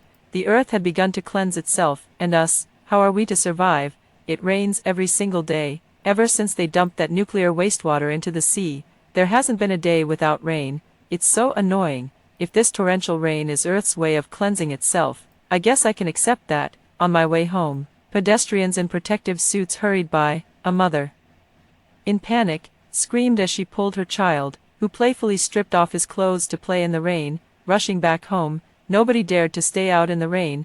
I paused at an intersection waiting for the traffic light, turning off the storm alert notification on my phone that had turned red. Looking at the desolate streets, I finally understood the indescribable emotion I had been feeling. 1 year after the nuclear wastewater was dumped into the sea, under the gray sky, next to the dark, polluted riverbank, I had just finished burying the last of the river dolphins I had tried to save. My eyes were sore, but no tears came out. It wasn't that I couldn't cry, but that I had grown used to it. My feelings had been numbed. I had become accustomed to seeing strange bite marks on the dolphins, accustomed to the endless rain even though it was already the summer solstice. The storm warnings came one after another, despite repeated optimizations of the drainage system. Water still pooled around our ankles on the streets. I sighed, overwhelmed with annoyance. Instead of going straight home when the green light came on, I turned left and headed to the city's largest supermarket. The rain had been pouring for half a month. If nothing unusual happened, I planned to hole up at home and temporarily escape this difficult world. I rushed into the supermarket, heading straight for the pharmacy to buy a bunch of protective suits and daily medications. Passing by the oxygen tanks, I remembered my boyfriend and grabbed a few. Then, I headed to the food section to buy some canned goods, bread, frozen food, and other daily staples. Finally, in the household goods section, I picked up a few large packs of paper and a few boxes of mineral water. Its price had already risen from $2 to $4. The trunk of my car was packed full. When I came out, the rain seemed to have grown heavier, pattering violently against the car windows as if it wanted to break through and hit me directly. My heart uncontrollably started to race. Today's rain seemed unusually heavy. As I entered the parking lot, the mist from the water almost made me crash into a pillar. Jim hugged me and patted my head. After I came to my senses, I urged him to help carry the stuff up to our apartment. We live on the 16th floor. Not too high, but the elevator has been much slower since the nuclear incident. By the time we brought up the last of the medicine, the rain seemed even heavier. Water streamed down the walls from the ceiling to our shins. We rolled up our trousers and hurried inside. The water level kept rising. By the time we reached the elevator, it was up to mid-thigh. Suddenly, I felt a sharp bite on my calf. the urgency masking the pain. The water's too deep.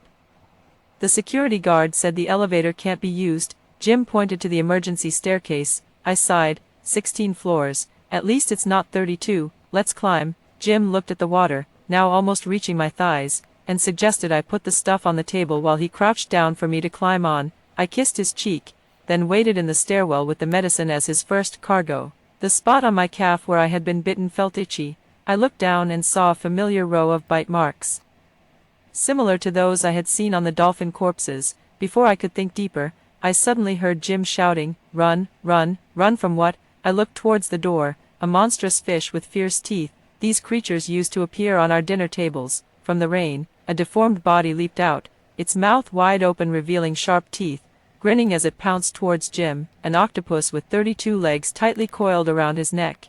I clenched my teeth to overcome my fear.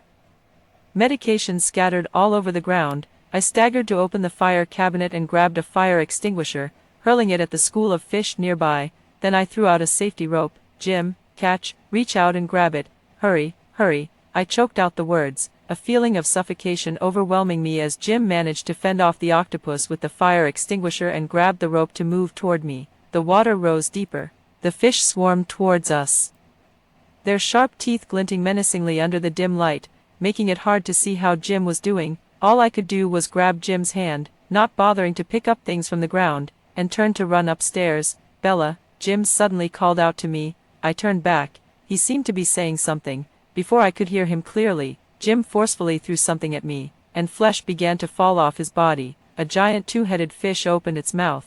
It devoured Jim whole, then it lunged at me. From its gaping mouth, I could almost feel the warmth of Jim's blood that hadn't yet dispersed. Scalding tears burned my eyes, an indescribable sourness hit my nose, and I widened my eyes and grabbed the fire axe. With each chop, I took a step. The foul, dark blood splattered on my face. I gritted my teeth, pushing through with my nearly collapsing legs, enduring the pain of my skin corroding, desperately running forward, until I ran out of the rain, into my house, collapsing on the carpet. My right hand still tightly clutching the axe, my left hand held 2 oxygen bottles I had grabbed in the chaos. I remembered Jim had moved to this city for me, and recalled his severe altitude sickness. Sadness and fear swept through my body, the room filled with my hurried breathing. "Jim." No one responded anymore. I lay rigid, my skin extensively necrotized from the nuclear-contaminated water and blood. In theory, I should get up, take some anti-radiation medicine, take a bath, and then lie down in bed to sleep well, but I didn't want to move. The screams mingled with the rain, and the pain numbed my nerves. I really felt like dying, but I couldn't. I answered the phone after my parents called several times, listened to them confirm our safety and ramble for about 10 minutes, then called Jim's parents to urge them not to go outside. When the call ended, they said, "Bella, take good care of yourself out there with Jim. Don't be afraid of danger, let Jim protect you." Suddenly, a loud thunderclap outside startled me, making me shudder. Holding the phone with the screen off, I looked out the window as the torrential rain furiously beat against it. Self-cleaning, this term I had seen in online comments spontaneously popped into my mind. Outside, the clouds and rain were as tumultuous as a swirling vortex in a running washing machine. The next day, the rain was still intense, but the only good news was that under the government's strict control, the number of people killed by the fish began to gradually decrease. However, due to the high number of casualties and a shortage of manpower, the city issued a call for volunteers from each community to help clear the fish. There was a long debate in the homeowners group chat, but eventually 5 people came out, and I was one of the 3 who volunteered, wearing protective gear and carrying a spear home from downstairs. I happened to run into Sherry from the community property management, who was helping a homeowner on the first floor move furniture and items. She saw me, her gaze falling on my hands, and she smiled at me. "Thank you for your hard work. Since you're here, if there are shortages of food or water, just report it in the group chat. After we finish tallying, we will purchase and deliver the items to you as soon as possible." I nodded and thanked her, then turned to enter the stairwell. As I began to climb the stairs, Sherry suddenly called out to me. She looked somewhat troubled. "The thing is, although our complex isn't located in a particularly low-lying area, it can't withstand the increasingly heavy rainfalls. As you saw earlier, the first floor has already experienced some flooding. I wanted to ask if you would be willing to let the residents from the first floor temporarily stay with you." Through the foggy protective suit, I could see the hope in her eyes. perhaps because I had volunteered.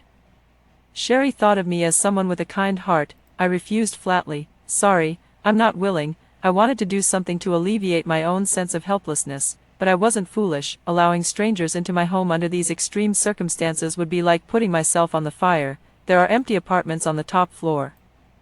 The 32nd floor, climbing up there feels pretty much the same as to my 16th floor. It's a good way to pass the time and keep fit. Without waiting for Sherry's reaction, I climbed a few more steps. When I reached the 10th floor, a sudden dizziness forced me to lean on the handrail to finish my ascent. Once home, I popped a candy, took a shower, nestled on the sofa, and called both sets of parents to find out how things were on their end.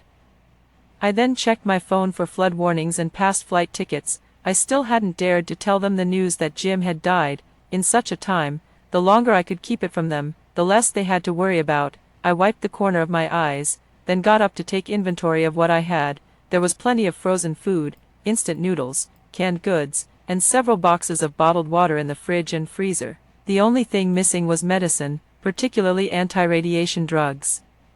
I compiled a list and posted it in the residents' group chat.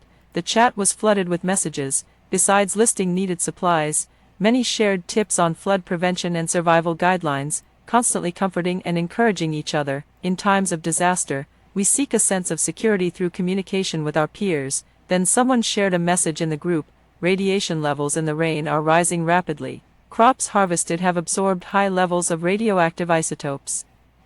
The chat eerily fell silent. No one spoke further. As panic spread throughout the building, a single thought crossed everyone's minds: if there's a problem with the food supply, how are we going to survive?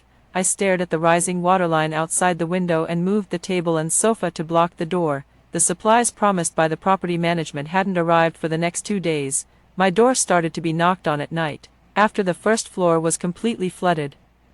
My door would be pounded 4 times every day. When I was startled awake in the middle of the night, it seemed like the chandelier above me was shaking violently. Were the people outside knocking that hard? I rubbed my eyes, only to realize that my bed was also starting to shake. An earthquake. In a panic, I quickly put on a protective suit, grabbed some water and canned goods, and rushed into the bathroom inside my bedroom, clutching the toilet tightly. How could a rainstorm cause an earthquake?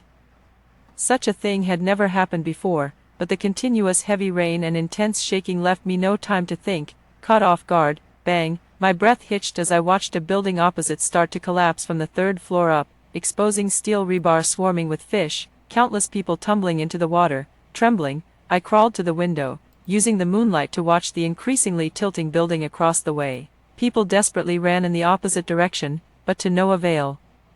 They were mercilessly dumped into the water like trash. Some stood on balconies, screaming as they threw their children to firefighters on boats, then were cleanly devoured by leaping fish. The building leaned more and more, until it completely collapsed into the water. Cries and screams layered one upon another, chilling to the bone. I felt as if I were in that building, the sensation of being drowned enveloping my entire body. It wasn't an illusion. Our building, too. The building also began to tilt to the right. A muffled thud came from the ceiling, lime fell onto my face, and shards of debris crashed onto the glass with a crisp sound. I wasn't sure if our building would collapse like the one opposite. The crackling sound of breaking and the roaring water made my scalp tingle, unable to think about grabbing any supplies. I felt my blood rush to my head as I tightly grasped the walls to prevent myself from sliding in the direction of the building's tilt. Objects that were once used to block the door slid past me, striking my legs painfully. Run, head to the upper floors. What do we do if we run up? The rain has damaged the ceiling. We can't stay in the radioactive rain. The chaotic footsteps outside the door stopped abruptly, followed by someone's desperate scream. Not running meant death, but staying in the rain on the upper floors was a living death. I gripped the wall forcefully, straightening my body and squatting slightly while clenching my teeth. I took advantage of the few seconds when the building's tilt paused and dashed towards the door. Almost there, just one more step and I could open the door to run upstairs. It's better to cling to a miserable life than to die. I wanted to live. Click, a large chunk of debris from the ceiling fell in front of me. I stumbled and chipped a tooth, and before I could react, the building tilted sharply again. I was slammed harshly against the wall. Through the window and the churning flood, I could vaguely see the sunny horizon. Dawn had broken. Something pierced through the clouds into my eyes. The rain had stopped. The raging storm from a second ago had ceased unexpectedly. even a faint sunlight began to filter through the clouds. I couldn't believe it. The sun, which hadn't appeared since the nuclear incident a year ago, emerged after the storm. The rain has stopped. It stopped.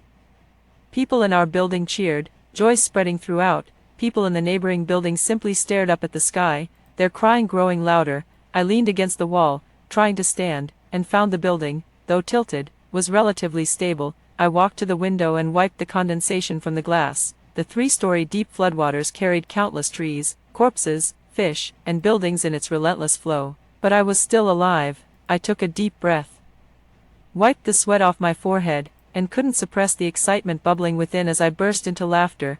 I had survived. I even saw the sun. Was this apocalyptic day finally coming to an end? Was the world about to return to normal? Holding a photo of Jim, I opened the window and scooped a beam of sunlight with my hand. At that moment, I finally understood what Jim was trying to tell me that day. He said, "Bella, survive." I carried the lives of 2 people. I had to survive.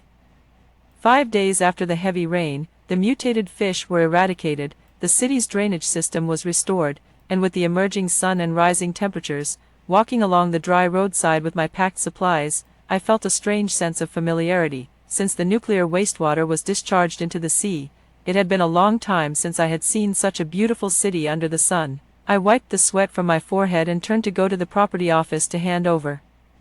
I bought a 2:30 p.m. flight ticket back to my hometown, planning to offer my house for the use of injured firefighters to relieve the pressure on hospitals. While exchanging thanks with the firefighters, I felt a gaze on me. After turning my head 3 times, I finally met his eyes. "George," I called out his name excitedly. Nothing was better than finding out someone you knew was still alive after a disaster.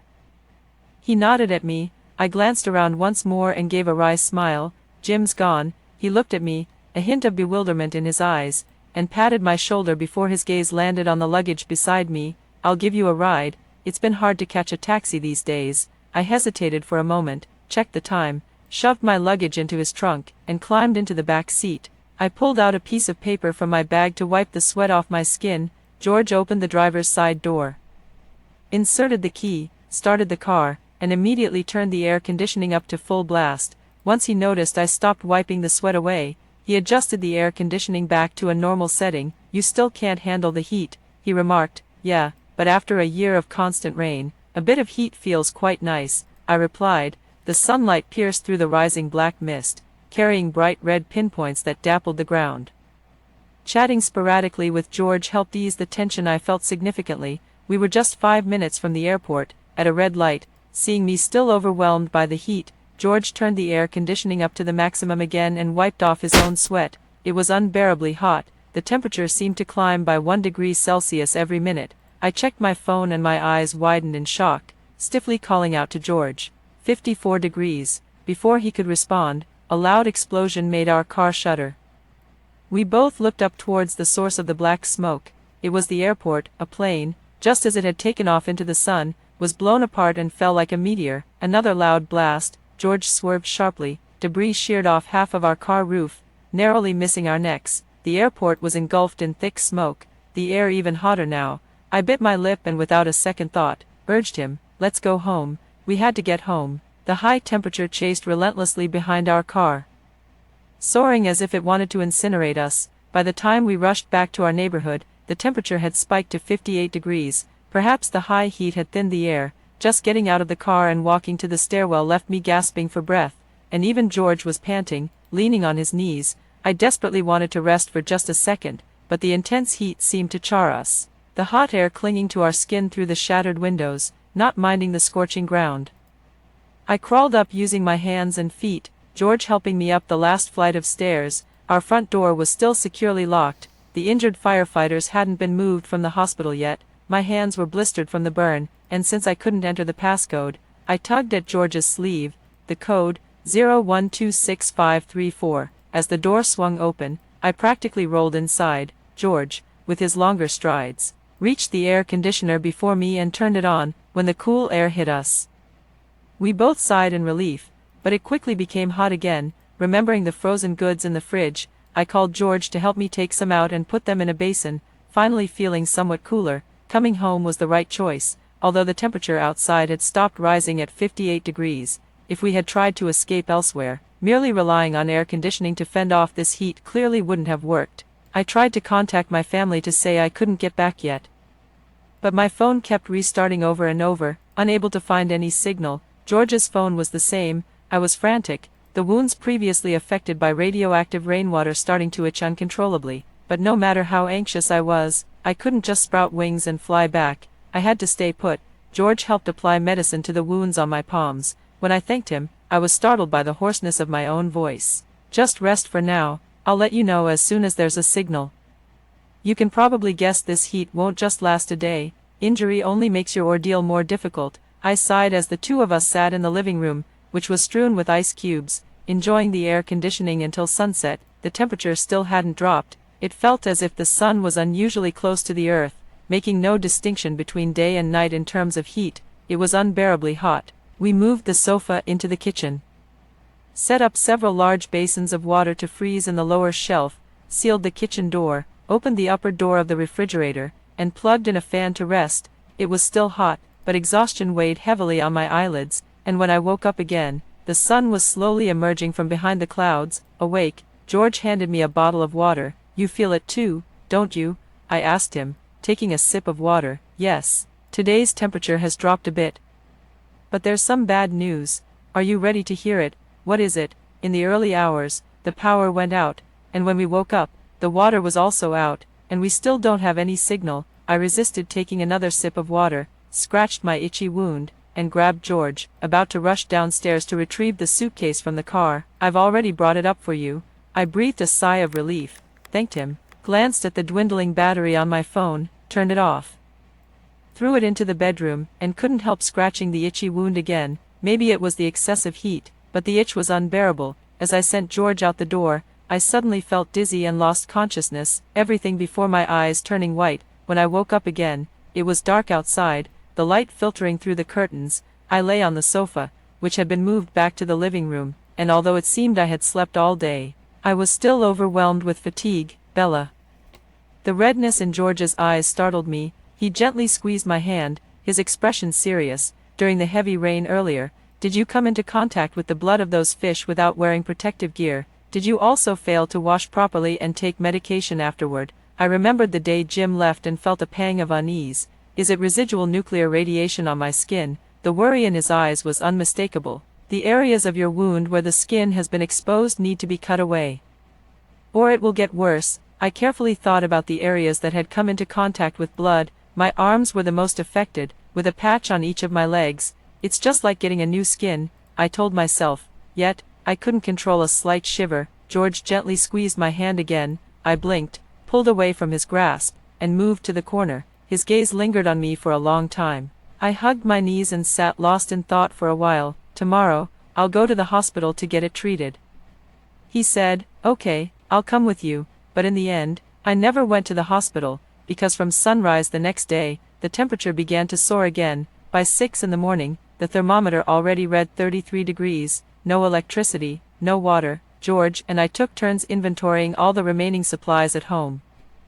Found 3 power banks with little charge left, and estimated they could barely run a fan for 4 hours. We agreed not to open the fridge unless absolutely necessary, to preserve whatever cool air was left as a lifeline. By noon, I was so hot I was barely lucid, the itchy areas feeling as though something was about to emerge. George poured me some ice water and pressed it against my flushed cheeks. I managed to regain some semblance of sanity, sitting in the shadowy corner by the wall, watching the shadow of the sun. Do you remember a book called To Live? I do. When I first read it, I thought it was just a novel. Living, how hard could it be? But today, I licked my dry lips and shrugged. George laughed a few times upon hearing my words, wiped the sweat-soaked hair off his forehead with a raised hand, and continued along the lines of my remark. Maybe there will be a new book someday. What would it be called? Dead. I wanted to laugh, but I didn't have the energy to even curl my lips, collapsing to the ground as I stared at the cracked ceiling. At 2:30 p.m., the temperature reached 65 degrees Celsius, hot enough to cook an egg on the palm of your hand. The fan blew over a block of ice, but even chugging water didn't bring any relief from the heat. In my dazed state, I thought about how, from torrential rains to scorching heat, the earth seemed to be desperately cleansing itself like it was sweeping away trash, yet we still wanted to survive. Bella, You got a call. George moved me under the air conditioner. A warm breeze blew from the AC, barely mitigating the oppressive heat. I blinked a few times, turned to look at George, sweating profusely, and propped myself up to sit. I grabbed a drink from beside me and tossed it to him. There wasn't much water left, but I suddenly craved the taste of it, something I hadn't felt in a long time. Want a sip? Who knows how long it'll be until we can drink together again. George took it, we raised our bottles, clinked them mid-air, and then he gulped down several mouthfuls. Tell me, he sighed deeply, his hand holding the drink resting on his knee, his dark, shiny eyes meeting mine. I beckoned him with a gesture, pulling him to sit next to me. George, will the temperature rise tomorrow, or will it drop like yesterday? He didn't respond immediately, his brow furrowed tightly. The only sound the sizzle of evaporating moisture. After a long moment, his throat moved. It'll drop, Bella. Tomorrow will be a day without rain or high temperatures. I smiled. When we were kids, you always knew I was lying because I'd give myself away. I handed him the knife. George looked down at me, his expression unreadable but oppressive under the light. I suppressed the urge to vomit, spread out on the ground, rolling up my trousers. No anesthesia. I took a sip of alcohol and watched him sterilize the knife with a lighter, his hand gripping the knife unsteadily trembling. His eyes were slightly red, and after a few seconds, his hot palm covered my eyes. In the darkness, I acutely felt the knife slice through my skin. It really hurt, but more than the pain, I feared the nuclear radiation seeping into my body, watching my flesh dissolve while I was still conscious. Until only my heartbeat remained, the temperature kept rising. The power went out again, the scorching air repeatedly burned my wound, and I dared not think how high the temperature would reach tomorrow. Is the earth really cleansing itself? How long will this apocalyptic scene last, or will it never end? Every choice in life is a significant gamble. When I felt like I was waking up to a mouthful of fire, the smell of blood was all around me, and pain replaced the burning in my nerves. George's tense nerves relaxed, and he collapsed beside me, slightly shifting to block some of the sunlight for me. We've got a signal. He managed to get the phone working, and after my parents asked anxiously for a long time, I gritted through the pain to respond to them, relieved to know that all four of them had made it to a mountain refuge. George wiped the tears from the corners of my eyes, set up the ice water around us, and after making me drink a whole bottle, he lay down next to me on the ground. No amount of ice can withstand such high temperatures. At 2 o'clock in the afternoon, when the temperature peaked, the electricity suddenly cut off. It felt as though even the blood in my veins might evaporate. I always tell myself it's not hot, I said. After saying it so much, I feel like I've evolved. Do you think we hypnotize ourselves into evolving, or do we just die from the heat first? George suddenly sat up and pinched my cheek. Bella, I think it's also possible that we'll end up together. I cursed him with a smile. You're saying this in mine and Jim's house. Be careful or you might just anger us both enough to jump up and beat you. He laughed along, clearly teasing me on purpose. After all these years as childhood friends, even though it's been a while since we last met, some damn understanding still exists between us. George lay back down, his arm resting next to mine, maintaining a small gap. We endured 3 days, and the temperature seemed to know no bounds. By the 4th day, the outdoor temperature reached 73 degrees Celsius. Some of my wounds have festered and become worrisome, while others have already scabbed over and are healing. When the wind brushed against my skin through the overheated glass, a sudden chill pricked me, causing goosebumps all over my body. George quickly turned his head to lock eyes with me. Through his trembling pupils, I could see my own face flushed red. Holding my neck tightly with both hands, my nose flaring rapidly, and my tongue sticking out, I became acutely aware that I was unable to breathe in any oxygen. The extreme heat accelerated the thinning of the protective ozone layer, significantly increasing the rate at which oxygen was breaking apart. Our faces turned beet red, our consciousness began to blur, and the rhythm of our heartbeats started to become erratic. Through my blurry vision, I saw George forcefully smash the glass. He pushed me towards the window, and we desperately gasped for the scant oxygen, competing with the hot air outside. In those brief 5 minutes, it felt like a year had passed. Our facial hairs seemed to catch fire from the sweat, and when we could finally breathe normally again, we all collapsed weakly onto the floor. Suddenly, I felt on the verge of breaking down. I could accept seeing mutated fish in the rain of nuclear wastewater. I could accept almost being killed by floods. And I could even accept being dried up by the extreme heat. But now it was the oxygen, the very oxygen essential for our survival. If even the oxygen could disappear from the earth, then how on earth were we supposed to continue living, or more precisely, could we even survive? I didn't know. I looked up at the broken window, my eyelashes fluttered, and I felt a strong urge to throw myself out of it.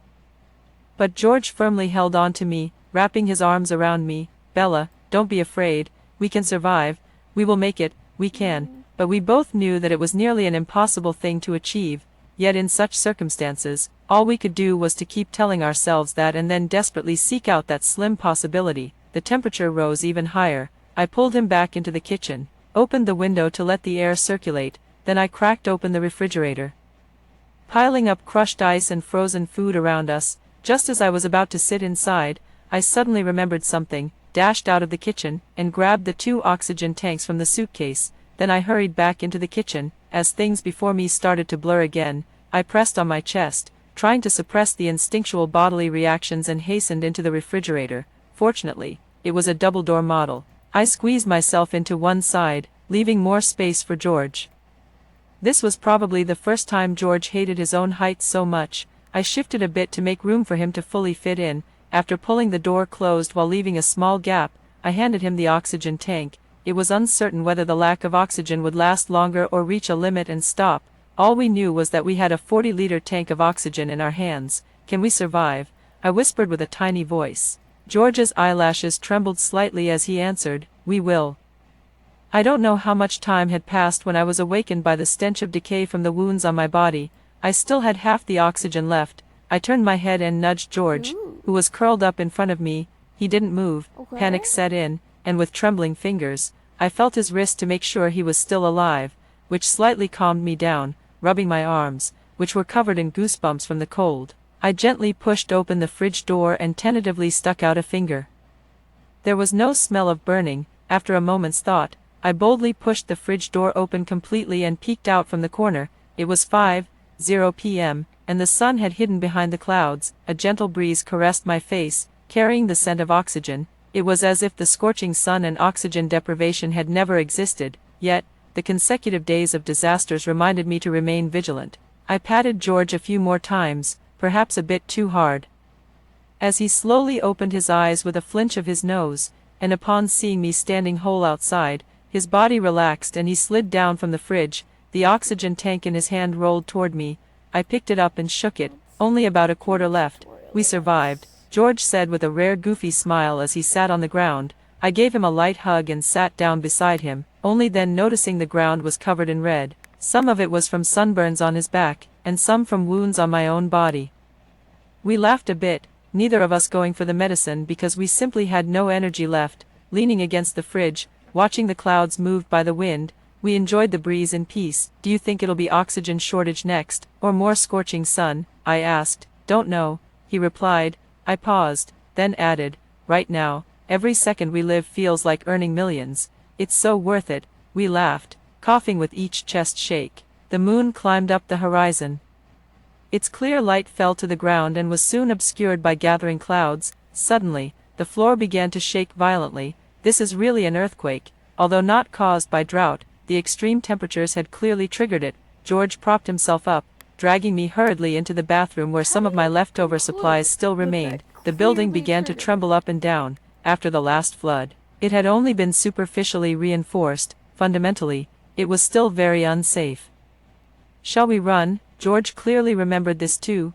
I nodded, and we ran to the living room, surveyed the mess made by falling debris, grabbed the suitcase, and started rushing downstairs. Halfway down, something hit my face with the wind. In just seconds, a torrential downpour began. Leaving no time to react, I heard a thunderous noise. So did George. The earthquake continued, and a flood followed closely. I sniffed, the familiar tightness in my chest spreading throughout my body. Here we go again. Oxygen shortage, earthquake, flood, and now oxygen shortage. What is true desperation? This is it. I dared not think further, trying hard not to succumb to negative emotions, following George while inhaling oxygen as we ran upward. Our oxygen was depleting fast. Struggling, we reached the rooftop. The suitcase wheels were gone, my oxygen nearly depleted, and George had none left. The building was nearly collapsing. Without a moment to spare, after a glance at each other, we opened the suitcase, threw it down, and jumped into the water. George landed on the suitcase, while I, a step too late, Missed it by an arm's length, drowning, the rain stung my skin. Reach out, George screamed at me. With the last bit of sense, I shakily brought the oxygen to my nose, took a deep breath, and moved forcefully forward in the water. The moment I was about to grab it, a slimy sensation gripped my ankle. I remembered the giant octopus with 32 legs. Back then, I could still grab a fire axe and strike it. Now, I could only be dragged deeper into the abyss. But I still wanted to live. I didn't want to let down Jim, who had died. Wanted to live to see my parents, to see the world unspoiled by nuclear wastewater once more. In a daze, I heard something tear through the air and hit behind me. Many warm hands pulled at my body. Oxygen returned to my nostrils. Through my blurred vision, I saw heroes moving against the tide. Still standing tall and proud even in the heavy rain. Survive. Only by surviving can we hope to see a brighter tomorrow. That's all the story. What do you think of this story? Share with me in the comments section. What would you do if you were in this situation? Looking forward to hearing from you. If you liked this story, don't forget to like it, share it, and subscribe to my channel. See you next time.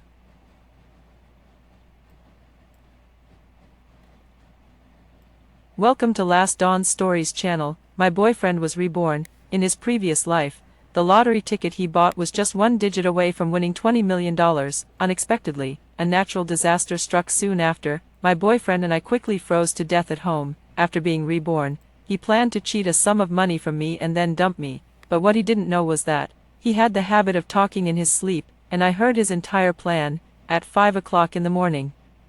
My boyfriend Leo was still sound asleep. I had already gotten up and was washing up, looking at myself in the mirror, a bit haggard due to lack of sleep. I remembered the words Leo had said in his sleep last night again. At first, he just said a series of numbers, but what was strange was that he said he must remember them, and then repeated them several times. I secretly took out my phone and wrote down that series of numbers, planning to ask him about it when I got up the next day. I can't believe I'm truly the chosen one of the heavens. Heaven is blessing me. I couldn't help but giggle softly. He must be having another bout of being a middle schooler with delusions again. To my surprise, he then said, I'm going to buy down jackets and food. I'll pick up my Tina and my mom one day before the natural disaster, and then I'll dump that woman Lucy. My heart sank. I asked myself that in the past few years I had been with Leo. I had been sincere to him and served him like a housekeeper every day, yet he actually wanted to dump me. And Tina, wasn't Tina the adopted daughter of Leo's mother? But from what Leo said, it seemed that their relationship was not ordinary. I didn't have time to think too much and started to ponder over what Leo had just said. A natural disaster. I tentatively asked, what kind of natural disaster? Unexpectedly, Leo actually started talking in his sleep. In half a month, there will be extreme cold. It's extreme cold. It's okay. I already know the winning number of the first prize in the lottery. I won't freeze to death in this life. I looked at the series of numbers on my phone screen. It seemed that this was the lottery number Leo had mentioned. Leo mumbled again, that bitch Lucy. I listened carefully as Leo continued. All I asked was for her to accompany Bob for a while. Just accompanying him once could get me a down jacket, but she actually refused. If she weren't so tough and I couldn't beat her, would have carried her there. He had treated me like that in his previous life. Fine. Looking at Leo's sleeping face, I just felt disgusted. I continued to ask, what's your relationship with Tina? Tina is my first love, the woman I love the most in my life. My heart was completely broken, so I was just a part of their game. Since he wanted to get through the natural disaster safely, I would definitely not let him have his way.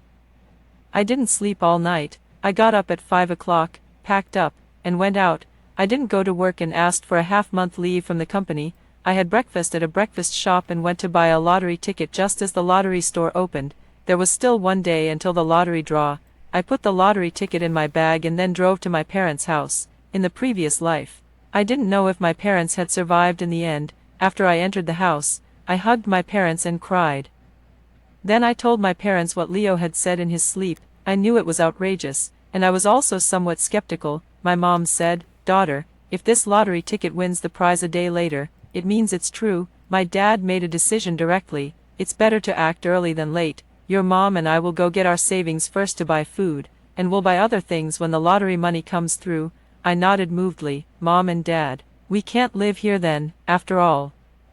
Leo still knows the location of our house. My dad thought for a while. A friend of mine has a villa for rent, His family has gone abroad and won't be back for a few years. It's in the suburbs. If you think it's okay, daughter, I'll go rent it. After I asked clearly about the location of the villa, I nodded. There aren't too many people in that place. Dad, you go rent it first. I still have some money in my hand, which can be used to renovate it just right. After that, I added, you guys buy food and water first and put them in the villa. My parents nodded and then went to their friend to learn about that villa. I returned to the home I shared with Leo. Leo was still sound asleep. I couldn't help but laugh at myself for being so blind as to fall for him. He was both incapable and lazy, with no savings at all, and relied on me to support him every day. After waiting for a while longer, Leo woke up. As soon as he woke up, he complained about me. Why didn't you wake me up earlier? I slept until the afternoon again. I found it funny inside, but didn't show it on my face. I saw you were sleeping soundly, so I didn't wake you up. What's wrong? Do you have something to take care of? Leo was a bit nervous. No, it's just that my good brother is celebrating his birthday today, and I'm going to his birthday party. Do you want me to go with you? No need. Leo said quickly. Everyone isn't bringing their girlfriends. It wouldn't be good for me to be the only one bringing mine. After that, afraid that I would ask more questions, he quickly said, I'm leaving now. Hey, I heard you say a series of numbers when you were sleeping yesterday. I wrote them down. What do they mean? Leo's expression instantly became flustered. Where did you write them down? It doesn't mean anything. I took out a piece of paper. Here you are. I only wrote them down to help you in case you needed them.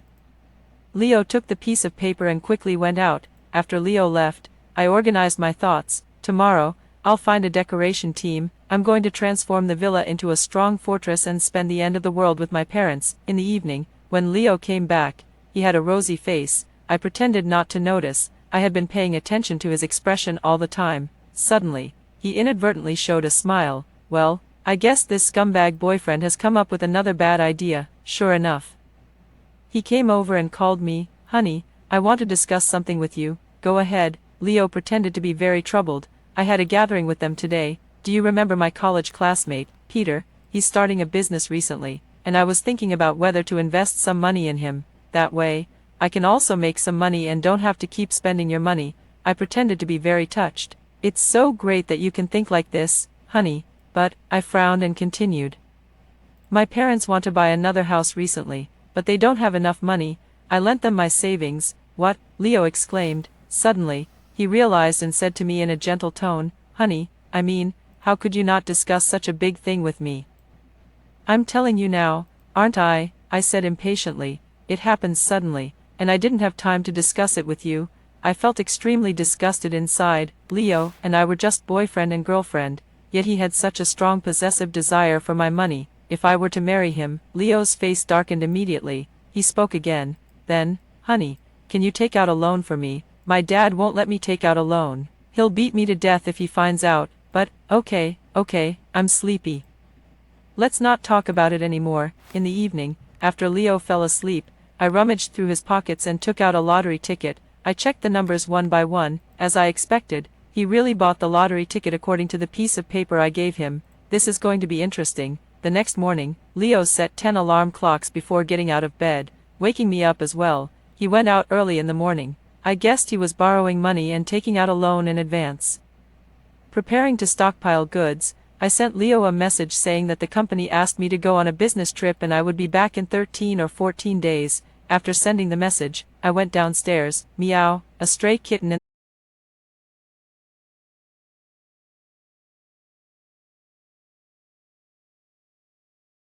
proof glass and replaced all the doors and glass of the villa, to improve efficiency. I found another construction team to seal all the gaps in the house. Added thermal insulation materials between the walls and the roof, and asked them to install surveillance cameras around the house. After paying the construction team, I only had dozens of dollars left in my hand. I asked my dad and Lucky to stay at the villa to supervise the work, and my mom went to buy food. I picked up my phone and opened the official lottery website to check the latest lottery draw results. I compared the numbers one by one, and my hands were shaking, if I was wrong.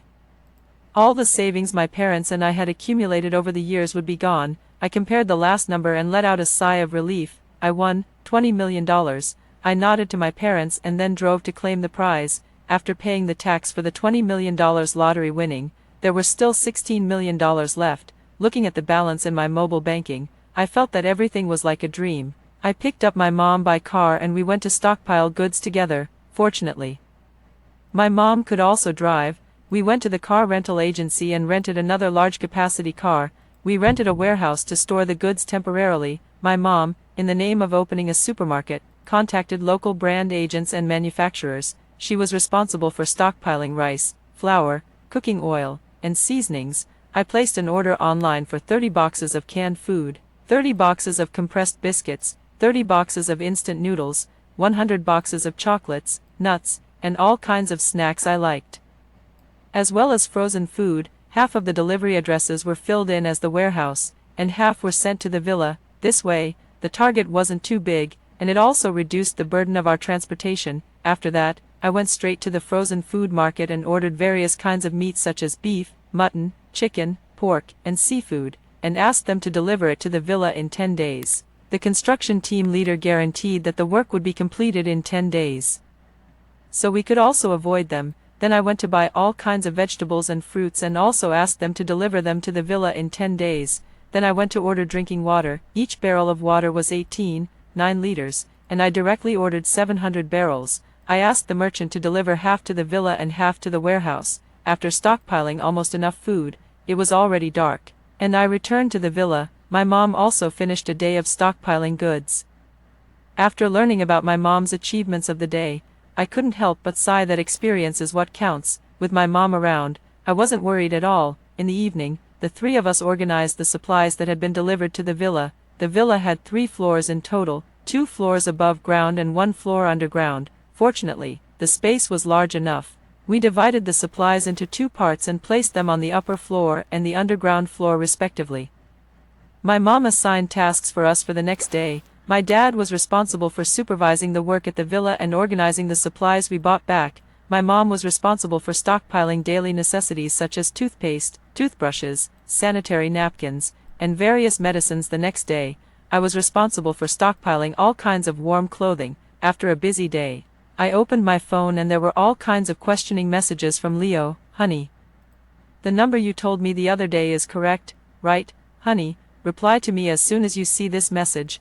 What are you doing? Reply to the message quickly. Where are you? Hurry up, I have something urgent. I ignored them. Who had the time to deal with him now? The next day, we got up early in the morning to complete our tasks. I remembered the fur coats and mink coats I had added to the shopping cart and immediately placed an order for 100 fur coats and 100 mink coats. After that, I bought 100 down jackets and 50 down quilts for each of the 3 of us. I also bought 100 pieces of various clothes for spring, summer, and autumn. Leo only mentioned extreme cold in his sleep talk, but I didn't dare to take the risk. I bought 300 pieces of winter clothes, hats, gloves, scarves, and socks respectively. Then I placed an order online for 3,000 pairs of disposable underwear. On the 3rd day, I went to buy pots, pans, and electrical appliances early in the morning.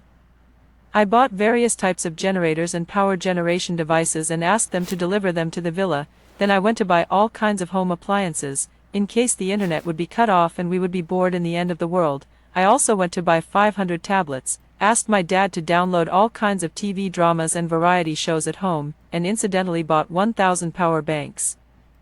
On the 4th day, my mom went to the farmer's market and bought 50 little chicks, 50 little ducklings, and all kinds of crop seeds. I couldn't help but sigh that my mom was still my mom. I hadn't even thought of this. In the following days, we bought some miscellaneous things. My dad asked my mom and me to stay at home to supervise the work, and he went to buy all kinds of knives and bows and arrows. Fortunately, I had my dad and my mom. I hadn't thought of this either. Soon, the construction of the villa was completed, and the things in the warehouse had also arrived. At this time, there were still 4 days left until the end of the world as Leo described. The temperature had dropped a lot, but since it was winter now, everyone didn't think much of it.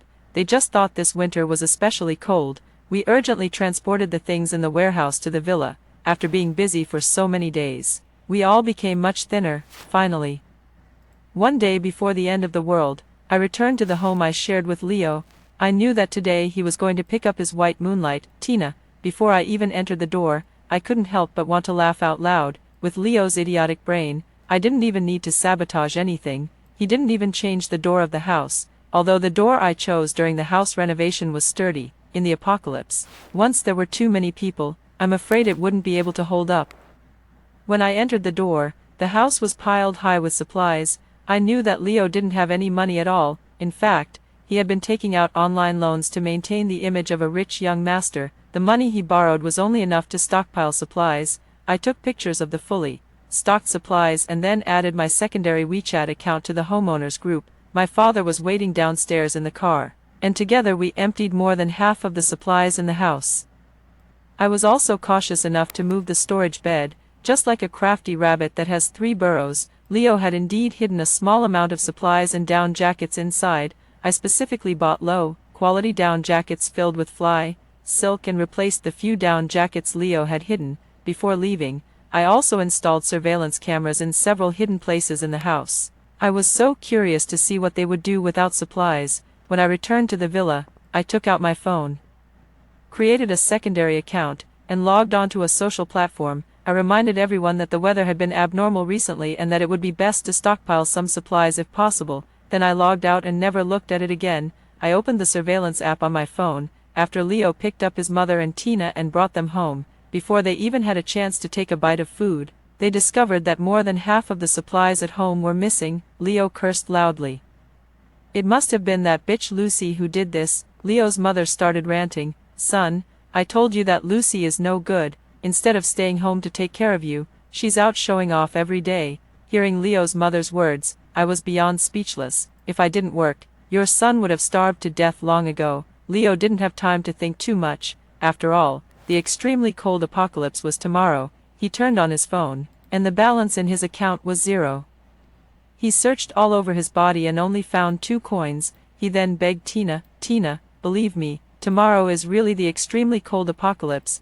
Please lend me some money." Tina was skeptical but transferred $3,000 to him from her phone. "Leo, you know I can't save any money. This is all the $3,000 I have left. I'm giving it all to you." Looking at Tina's balance of $3,046.3 in the surveillance footage, I couldn't help but laugh maniacally. They were truly a match made in heaven. Leo then turned to beg his mother. His mother looked embarrassed. After all, when Leo picked her up, he said it was to enjoy a good life, and over the years, Leo had drained all her savings. She had no money left. Leo understood what his mother meant and didn't force them to give him more money. He turned around, went out, and headed straight for the supermarket. After a long time, after Leo's mother had gone to sleep, I saw in the surveillance that Leo came back carrying a large bag of things. He took the items out of the bag. There were food, drinks, and there were also contraceptives. As he took them out, he complained, "Why were there so many people in the supermarket today? I barely managed to grab these things." When Tina saw the items he took out, she playfully hit his chest and, reluctantly, went into the room with him. I closed the surveillance app and held back the urge to scold myself. I had actually supported such a man for 5 years. However, I paid attention to what Leo said. It seemed that the post I made with my secondary account had worked. That's good. I'm not a saint, but I also couldn't just stand by and do nothing. Soon, I pulled myself together and prepared to have lunch with my parents. We were having hot pot for dinner tonight. Watching my father prepare the dipping sauce for me and my mother cook the meat for me, my nose couldn't help but sting. The steaming hot steam rushed towards me, and I couldn't hold back my tears. In the past few years with Leo, I felt like a nanny, cooking, doing housework, and going to work every day. Only with my parents was I still that child. My parents asked me worriedly what was wrong. I shook my head. "It's okay, Dad, Mom, it's so nice to be with you in the apocalypse." My father hugged my mother and me. "As long as our family is together, everything is better." When I woke up early the next morning, I felt that the temperature inside the villa was a bit lower than the day before. Today was the apocalypse that Leo had talked about. I went downstairs and opened the door of the villa. A gust of cold air rushed towards me. I had never experienced such a low temperature before. I was almost frozen and couldn't move. Fortunately, my father came downstairs at this time and found me. He pulled me into the house and closed the villa door. "Why didn't you wear more?" My father scolded me and quickly went to get a down jacket to put on me. My mother quickly went to cook me a bowl of hot noodle soup. After holding the bowl and finishing the hot noodle soup, I finally felt myself come back to life. It seemed that the apocalypse had really arrived. At this time, my father took out a radio and adjusted it. A clear and strong voice came from the radio. "Dear residents, Please make preparations in advance for stockpiling supplies, including but not limited to food, drinking water, and daily necessities. To ensure that basic living needs are met, the government will also arrange relevant rescue efforts. Please believe that winter will always pass, and we look forward to the arrival of spring. I had been a bit confused about the future before, but now I felt more determined. Winter will always pass, and spring will definitely come. My parents and I agreed to start exercising from today, 3 hours a day, to build up our physical strength. I looked at Lucky, stroked its head, and said, "You can't fall behind either." Lucky meowed and gave me a resentful look. After all, we didn't know how long the apocalypse would last. I went to check on the little chicks and ducklings my mother had bought, listening to their chirping sounds. I felt a sense of vitality. At noon, I ate the braised pork rice my mother made. The braised pork my mother made was bright red in color, fatty but not greasy, melting in the mouth, and it was especially delicious with rice. I ate 2 bowls of rice. After eating until I was full, I walked around the villa to digest the food and then returned to my room. I picked up my phone and found that Leo had made several video calls to me. It seemed that they had finished their lovey-dovey time and finally remembered me. I put on 3 sweaters and 2 down jackets. The temperature in the villa was much warmer than outside, and I was almost sweating from the heat. I took out my cosmetics and applied a frostbite makeup on myself. After finishing, I looked at myself in the mirror with satisfaction. Not bad. Let Leo think I'm having a hard time first, and then I'll give him a huge shock. I called Leo back for a video call. The video call was connected almost instantly. Leo was the only one on the other side. "Wife, where are you now? Did you take the things from home?" When Leo said the word "wife," I heard a faint cough from a woman on the other side. Well, the mistress was not happy. I pretended to be very panicked. "Husband, I'm still at the hotel on a business trip. It's so cold here, and I'm so scared." When Leo heard that I wasn't the one who took the things, he couldn't help but laugh. "What's wrong, husband?"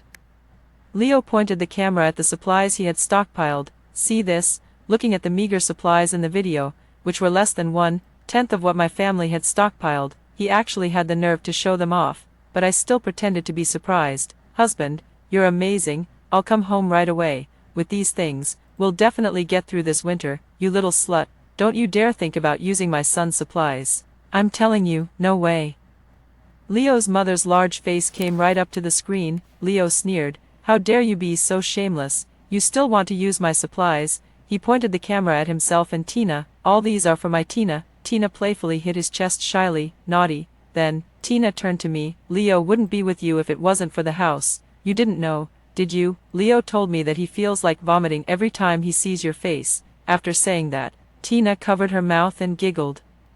Leo gave Tina a doting smile and then continued, "I'll send you pictures of our meals every day. Lucy, it'll be hard for you to see but not be able to eat, won't it?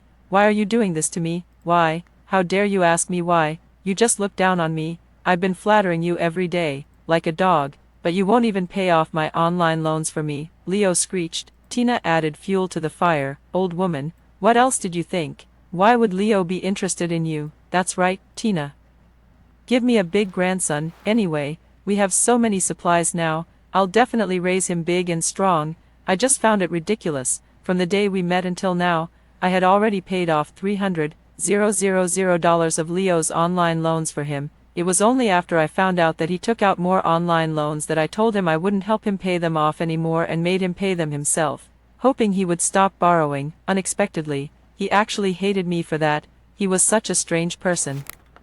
So possessive of other people's money. And Leo's mother, before the apocalypse, every time she saw me, she would say that Leo was extremely lucky to have met me. After the apocalypse, her true colors were revealed. It's a pity that the mother-son duo didn't win an award for Best Actor and Best Actress. Seeing my indifferent expression, Leo was further enraged and shouted, "Lucy, without my supplies, you might as well just wait to die. When the apocalypse is over, this house will be mine."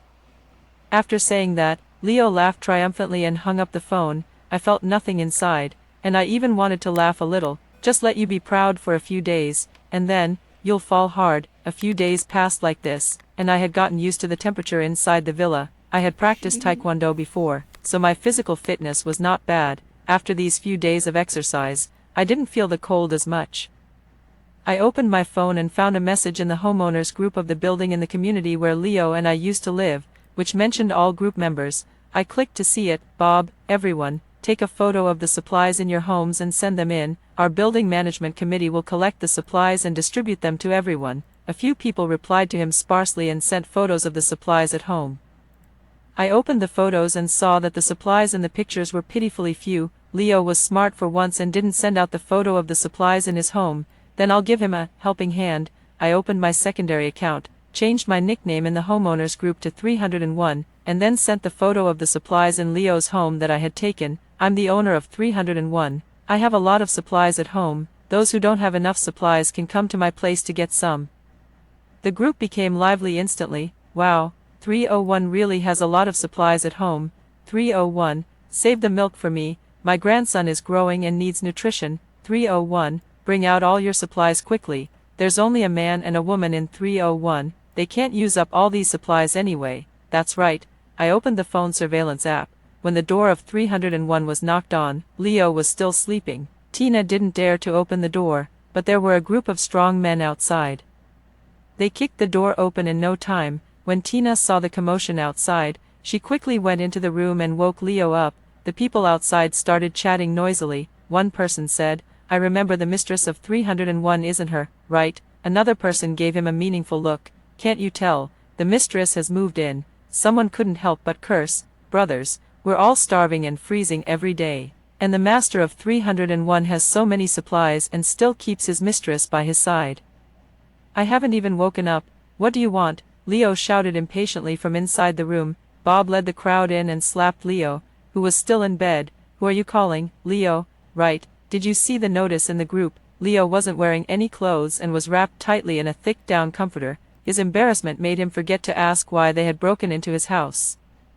He picked up his phone, saw the message in the group, and naturally saw the picture I sent. Leo quickly explained, "Bob, I don't even know who this person is. He must be framing me." Bob smiled. "We'll know if it's a frame." Up after a search, boys, several strong men brought by Bob started rummaging through the room. Leo stood up wrapped in the quilt, trying to stop them but failing. Tina also tried to stop them but was pushed aside by a strong man. Soon, they opened the utility room and saw the supplies. Leo didn't care about being naked anymore and quickly threw himself on the supplies, afraid that they would be taken away. The strong men kicked him aside and started moving the supplies. Leo's mother let out a cry. "How dare you hit my son?" After saying that, she started punching and kicking the strong men. Bob and his men had already killed people and seen blood in the past few days, so they weren't afraid of an old woman like her.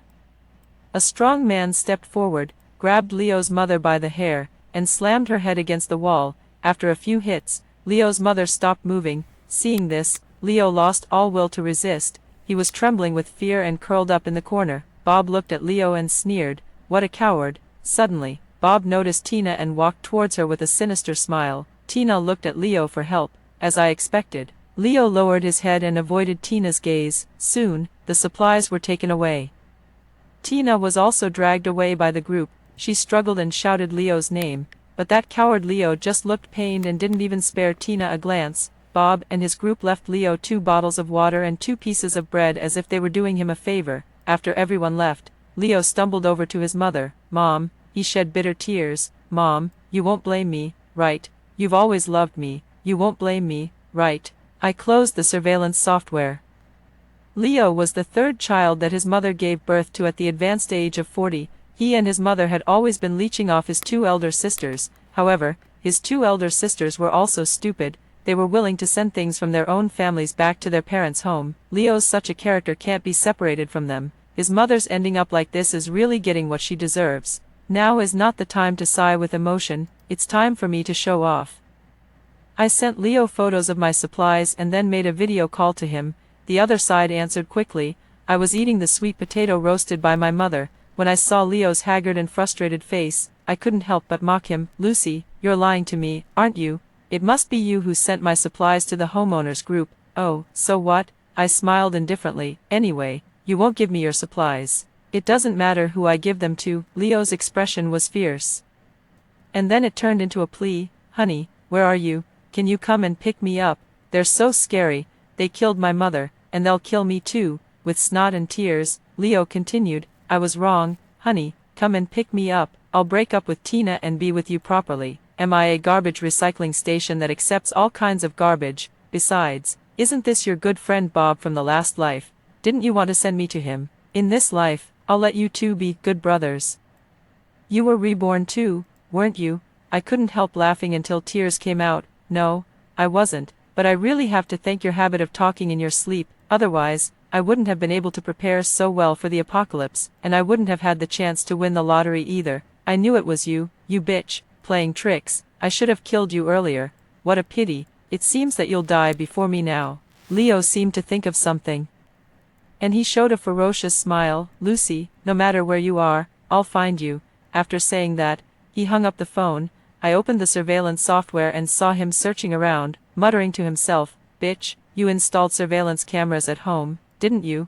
I watched as the screen went black, then switched to the next one. When the screen went black again, I switched to the next one. How could I not have thought that he would find out? I installed a total of 10 surveillance cameras. There's nothing he can think of that I can't do. Finally, there were 4 surveillance cameras left. Late at night, Tina came back. Her hair was messy, there were obvious slap marks on her face, and her eyes were full of despair, looking like a broken rag doll. Leo glanced at her and didn't comfort her at all. Instead, he blamed her. "Didn't they give you any food?" Tina looked at Leo in disbelief. "Leo, are you even a man?"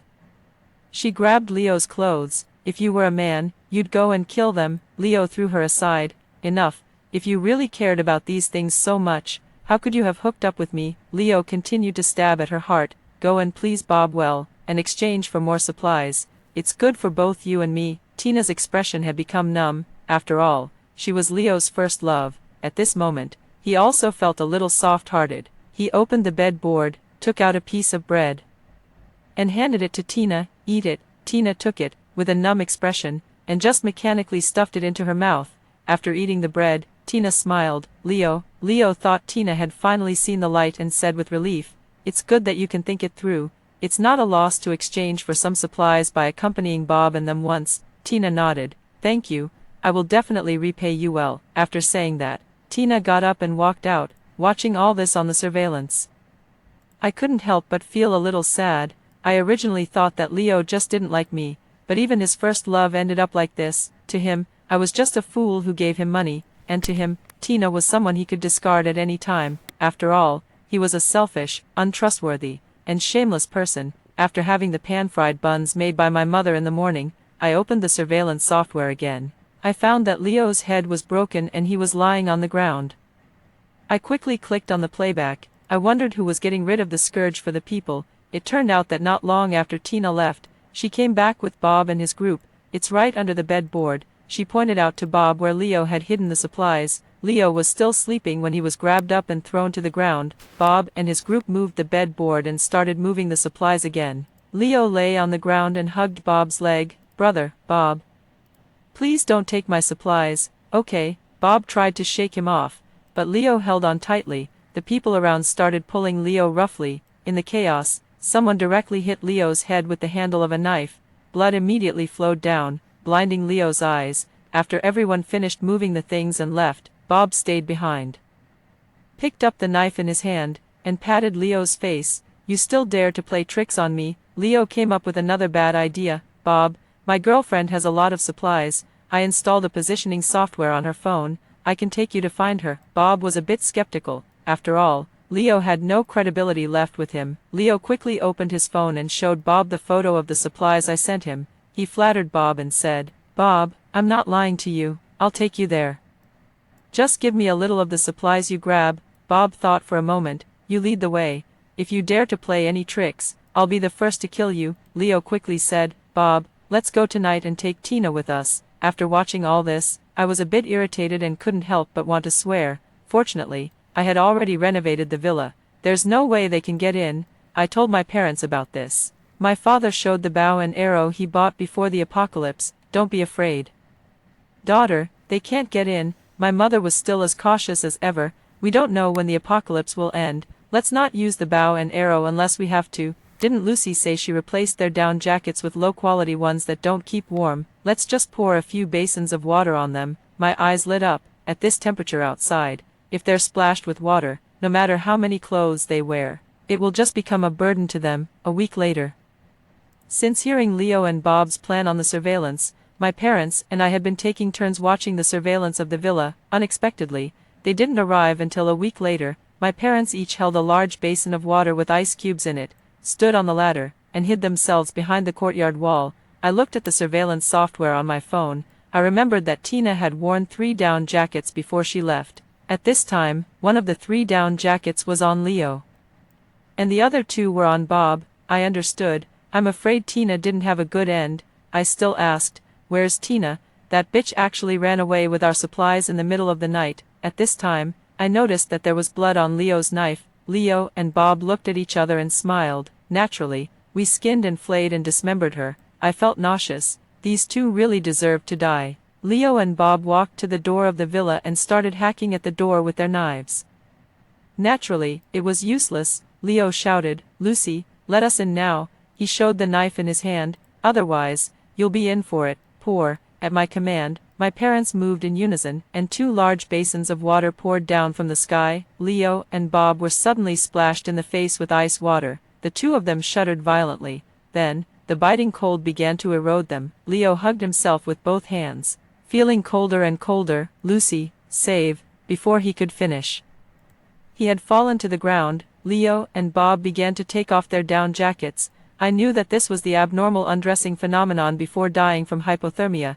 As the 2 of them took off more and more clothes, the scene was a bit horrible to watch. I quickly closed the surveillance software. It's an eyesore. At noon, my mother took out the ingredients and the copper hot pot, and our family had mutton hot pot. The rich sesame paste wrapped around the mutton. At this moment, I only felt happiness. 2 years later, I put on a thick down jacket as usual and planned to go running in the yard. As soon as I opened the door, I felt something was wrong. I usually felt just right wearing these clothes, but why was I sweating today? When I came out, I realized something and ran towards the house. I saw my father adjusting the radio. A noisy sound came from the radio, and then a human voice gradually came through. "No, winter will not pass, and no spring will not come."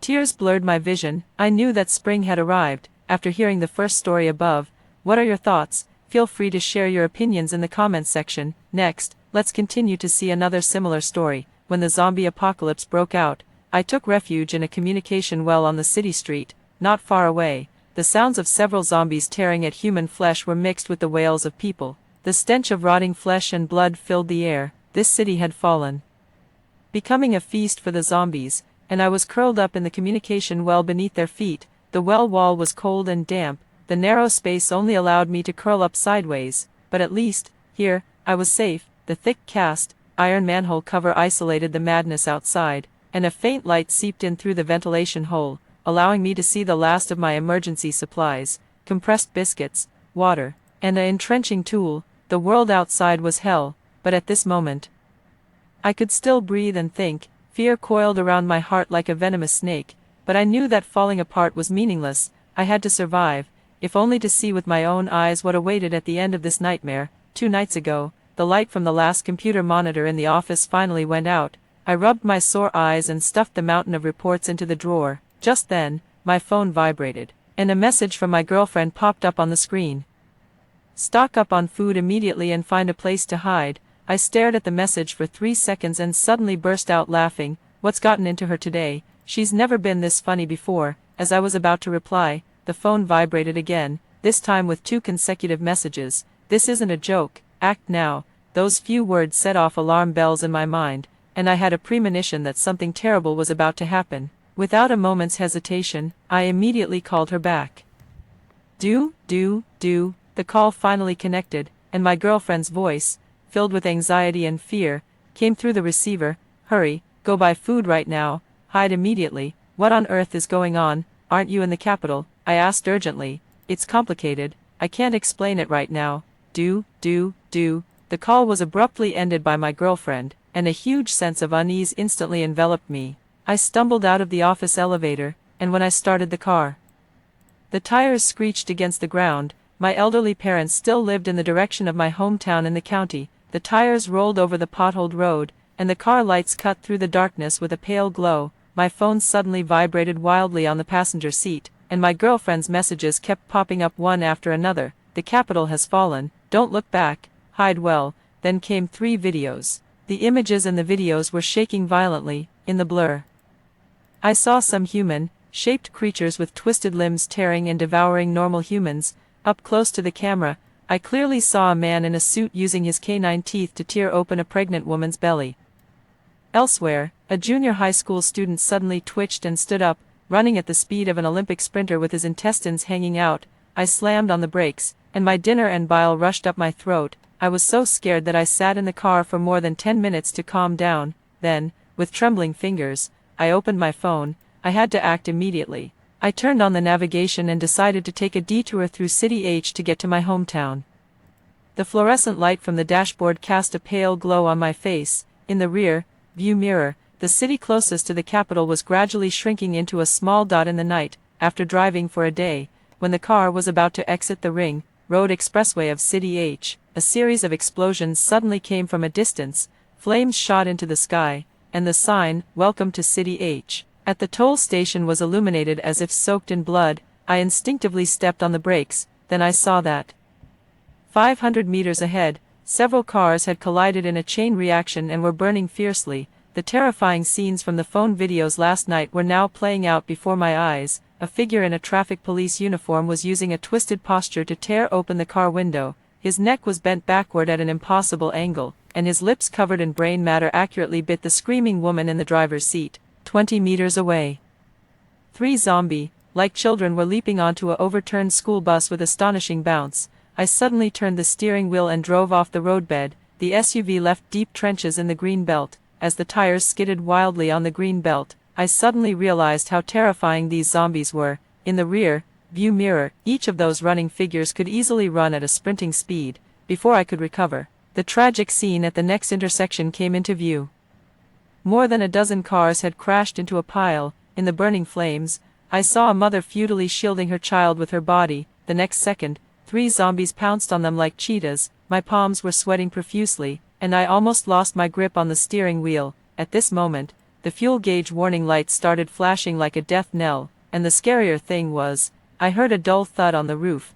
When I looked up, I was face to face with a blood-soaked face. A man in a food delivery uniform had his incomplete fingers piercing through the seal of the sunroof. Driven by fear, I pressed the gas pedal with all my strength. The car accelerated suddenly, and I was thrown out of the car the moment I opened the door. I rolled on the road several times before managing to stand up. When I got up, I saw the zombie in the food delivery uniform standing on the roof of the speeding car, roaring angrily at me. I couldn't imagine what would happen to me when it pounced again. I looked around, searching for a place to hide. Then, my gaze suddenly caught a rusty manhole cover by the roadside. This might be the only corner in the entire city that hadn't been occupied by zombies yet. I picked up the backpack that had fallen from the car and the entrenching tool I had brought with me, and ran towards the communication manhole cover 5 meters away. The manhole cover was only 5 meters away, but it felt as if an entire city separated us. I ran desperately, with the thunderous sound of my own heartbeat in my ears. Behind me, the roars were getting closer and closer, as if they were about to reach the back of my neck. The entrenching tool got stuck in the gap of the manhole cover. The moment the cover was lifted, a smell of mold hit me. There was no time to hesitate. I jumped in directly. I felt a chill on my back. A nail had torn through my coat. The zombie in the food delivery uniform was lying on the well mouth, and its rotten fingers were only a few centimeters away from my face. Bang! The loud noise of the manhole cover closing echoed in the narrow space. I slumped down in the accumulated water, listening to the scratching sounds above. In the moonlight that shone through the ventilation hole, I could see countless black shadows wandering on the manhole cover. Only then did I realize that my right hand was still tightly gripping the entrenching tool, and my knuckles had turned white from excessive force. I had lost my backpack, but at least, I was still alive. At least at this moment, I had become the only lucky one who had escaped on this street. Now, I was curled up in this narrow space filled with the smell of burnt cables. The scratching sounds above were getting more and more intense. The moonlight shining through the ventilation hole was fragmented by the shaking black shadows. The entrenching tool lay across my knees, and somehow, pieces of dark red flesh were stuck to the blade, and the scariest thing was, I had left my backpack outside in my haste. Inside it were the last half bottle of water, 2 packs of compressed biscuits, and that drone, but reaching out for it meant exposure, meant death. I stared at the manhole cover above. my nails digging deep into the palm of my hand. Just then, a scream came from a distance. Help, no, the human voice was abruptly cut off amidst the tearing, replaced by the sticky sound of flesh being ripped apart and the crisp sound of bones breaking between sharp teeth. The vibrations above the manhole cover also disappeared at this moment, and the zombies quickly moved towards the direction of the sound, attracted by the fresh flesh. Only then did I dare to move my stiff limbs slightly and change my position with difficulty in the narrow space. I slowly reached out my hand towards the manhole cover above. The moment my fingers touched the cast iron, my frozen posture in mid-air was like a pinned specimen. A voice in my head was screaming, "You'll die. What if they come back suddenly? What if the manhole cover gets stuck?" But the empty rumbling of my stomach and the dryness in my throat that felt like it was being rubbed by sandpaper, with even the taste of blood when I swallowed, made me desperate. I stared at the gap through which the light seeped, and my nails dug into the old wound on my palm again. Either now, or be trapped and die here forever. This thought cut through my fear like a knife. I took a deep breath. The foul, smelling air filled my lungs, and instead, it made my mind unusually clear. My fingers touched the damp well wall, and an idea popped into my head. The optical cables in the communication well were connected to the nearby pipeline network. I slowly pulled one of the cables, feeling its friction inside the pipeline. In another well dozens of meters away, a junction box clanged against the well wall. All the sounds on the street stopped. Creak, the rotten joints turned. The zombie horde was attracted by the strange noise and slowly moved towards the source of the sound. I counted their footsteps until the last dragging sound disappeared at the end of the street. Now was the time.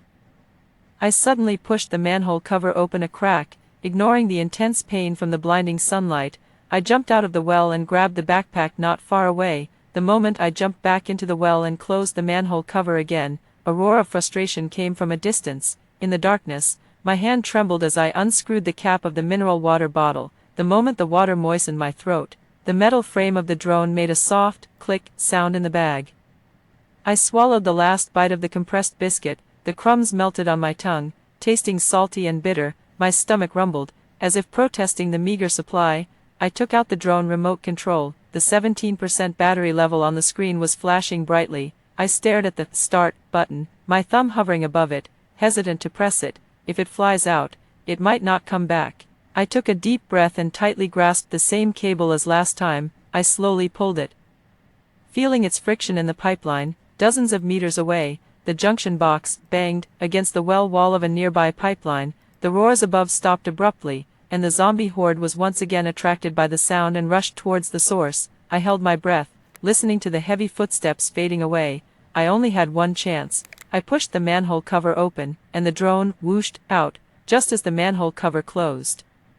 I caught a glimpse of a rotten ankle less than half a meter away from the well mouth. The drone was like a frightened hummingbird, rapidly skimming over the blood-stained asphalt road at low altitude. The image on the phone screen was shaking violently. I tightly gripped the remote control, afraid that a single jolt would make it crash into the zombie horde. The camera swept over the hellish street. 30 meters away, the glass door of the H&M supermarket was miraculously intact, and rows of canned goods and bottled water could still be seen on the shelves. But further away, the entire commercial street was on fire, and a horde of zombies could be vaguely seen in the thick smoke. On the balcony of the nearest residential building, several black shadows were feasting on something, and dark red liquid was dripping down the railing. My throat tightened, and hope and despair tugged at my heart simultaneously. The supermarket was so close, yet the 30-meter distance seemed like an insurmountable chasm. Suddenly, the camera captured the scene above the manhole cover. The zombie in the food delivery uniform had returned and was continuing to scratch at the edge of the manhole cover with its rotten fingers.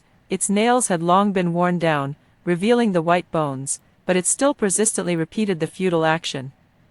Only then did I notice the precise structure of the manhole cover. The cast iron edge fit snugly into the cast groove. Unless a crowbar was used, it was very difficult for one or two zombies to open it with their bare hands. It seemed that zombies couldn't communicate effectively with each other. Otherwise, if a group of zombies scratched at it, the ground would be dug up. So there are things you can't do either. I wordlessly grinned my dry and cracked lips. This discovery was more refreshing than the mineral water. The rainstorm came without warning. I skillfully pulled the cable. The junction box banged against the well wall in the distance for the third time. The drone returned crookedly through the rain. When I finally retrieved it, The incoming rainwater had already flooded half of my body. I tightly grasped the drone, watching the water level rise continuously. At this rate, I would be drowned in the well within half an hour. I frantically groped the well wall. The fear of death flooded my body like the sewage, until the water level reached my nose. I tilted my head back, using my last bit of strength to bring my nose to the exhaust hole of the manhole cover. That hole, no thicker than a little finger, was now my only source of air. Only then did I realize that drowning was a far more torturous way to die than being bitten by a zombie. The water below was still rising, leaving less than 10 centimeters to the manhole cover. In 5 minutes, perhaps less, I would be drowned in the well. Just then, near the right well wall, I felt a strange sensation on my calf. The water there wasn't overflowing. Instead, it was swirling and pulling me in a strange way. This subtle change was like a glimmer of light in the darkness. I plunged into the water and frantically groped around with my fingers, until my nails scraped against a crack in the cement base at the bottom of the well. The water was being sucked into it at an astonishing speed. Hope shot through my body like an electric current. I took out the entrenching tool and dived into the murky rainwater. The underwater world was terrifyingly silent. The dull sound of the shovel hitting the cement was absorbed by the water, turning into a string of small bubbles. After each few strikes, I would surface to listen. The footsteps of the zombies outside the manhole cover were still wandering, but they couldn't hear the sounds underwater. When the gap widened to the size of a fist, the water level suddenly began to drop. I slumped down on the gradually exposed well bottom, watching the whirlpool at my feet swallow the sewage until the last drop of water disappeared. There was a pitch black hole. Below the hole wasn't the expected soil base. It was a huge gully formed by years of erosion from rainwater, seemingly dozens of square meters wide. I unconsciously rubbed the edge of the hole with my fingers, and a crazy idea suddenly hit me. This communication well might not be a dead end after all. At this moment, my entire body was shaking, not out of fear, but a kind of excitement bordering on madness. My brain was working at high speed, calculating all sorts of possibilities. Then I blocked the hole with my foot and watched as the turbid rainwater filled the space inside the well again.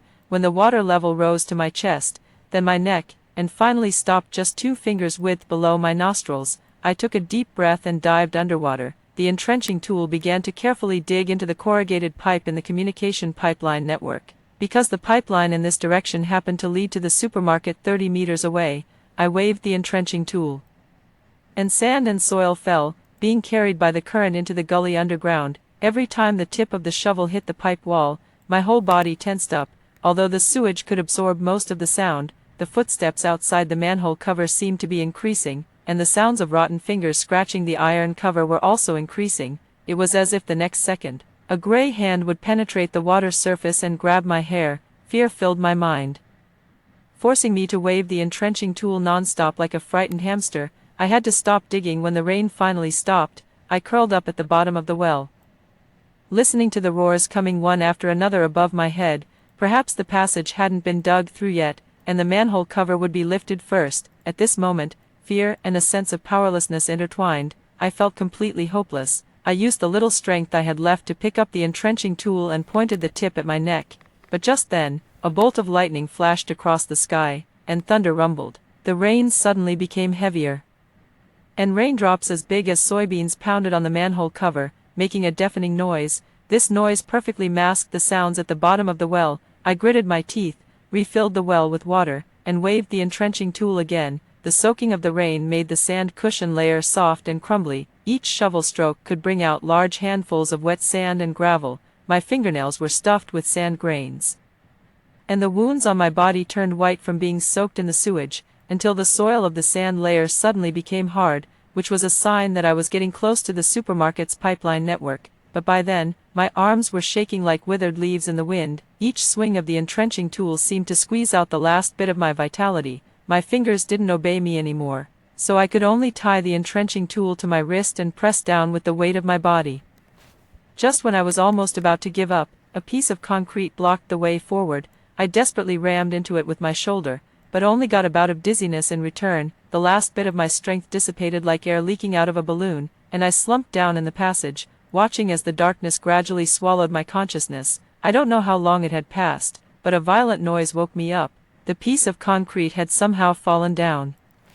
Like grabbing at a straw to save my life, I used my last bit of willpower to crawl towards the gap and groped in the dark until my fingers touched the metal cover of the communication well under the supermarket. The moment I pushed open the cover, I was stunned.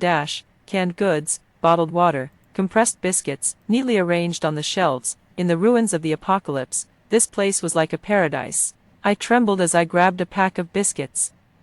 The sound of opening the packaging was especially clear in the empty supermarket. I slumped down beside the shelf and suddenly burst out laughing. Then, as I laughed, I started crying. The zombies outside were still wandering, and the world was still falling apart, but at this moment, I had survived. I stuffed biscuits into my mouth frantically, and the dry and cracked corners of my lips hurt from the crumbs. Mineral water flowed down my chin and into my collar.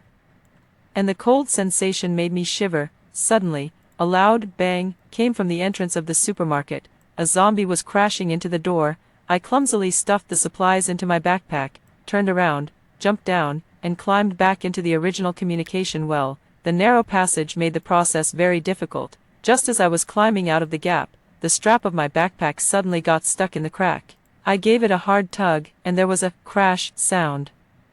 Several bottles of water fell onto the cement slab. This sound was like pouring a basin of cold water into a hot oil pan. The scratching sounds on the manhole cover instantly became 10 times denser, and rust flakes fell like snowflakes. I stared fixedly at the manhole cover, feeling that it could be lifted at any moment. It's over. I slid down to the bottom of the well, shaking all over. It was impossible to go back to the supermarket. My gaze landed on the drainage hole.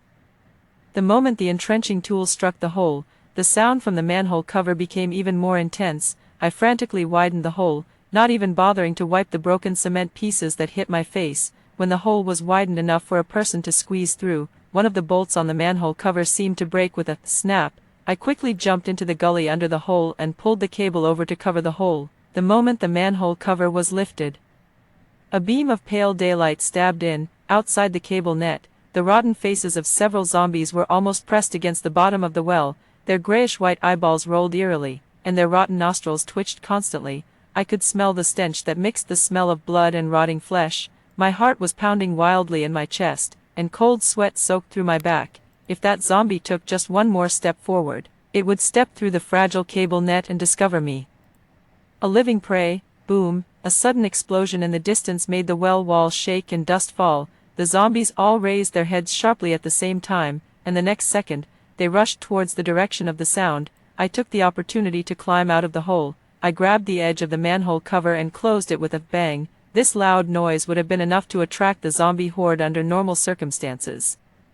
But now it was completely drowned out by the deafening sound of the firefight outside. As the buzzing sound of the drones in the sky came closer and closer, then came a series of continuous explosions. The manhole cover trembled violently in the shockwave, and broken cement pieces fell like raindrops. I curled up in the gully under the cable net at the bottom of the well, feeling the tremors caused by the human artillery fire and the fleeing of the zombies, when a shell exploded nearby. The entire gully shook. I held onto a cable tightly, watching as the cable net above my head undulated like waves in the shockwave. The shrapnel and shockwaves that were powerful enough to tear apart flesh and blood were now turned into negligible tremors by the thick manhole cover and the intricate cable net. I curled up at the bottom of the gully and, by the faint light seeping through the gap in the manhole cover, examined this unexpectedly discovered shelter. Over the years, the rainwater had washed out a space of dozens of square meters under the cement base at the bottom of the well. There were several stone slabs that had formed irregular platforms under the erosion of the rainwater, looking like specially designed storage shelves. The rock wall below had been etched with countless fine lines by the water flow. The rainwater flowed along these natural grooves and finally disappeared into some unknown underground current. The light from the firefight in the distance sometimes reflected the well wall in an orange-red color, and sometimes it returned to darkness. Each explosion flash would cast strange shadows on the rock wall of the gully. Those twisted lights and shadows were like creatures from another world beckoning to me.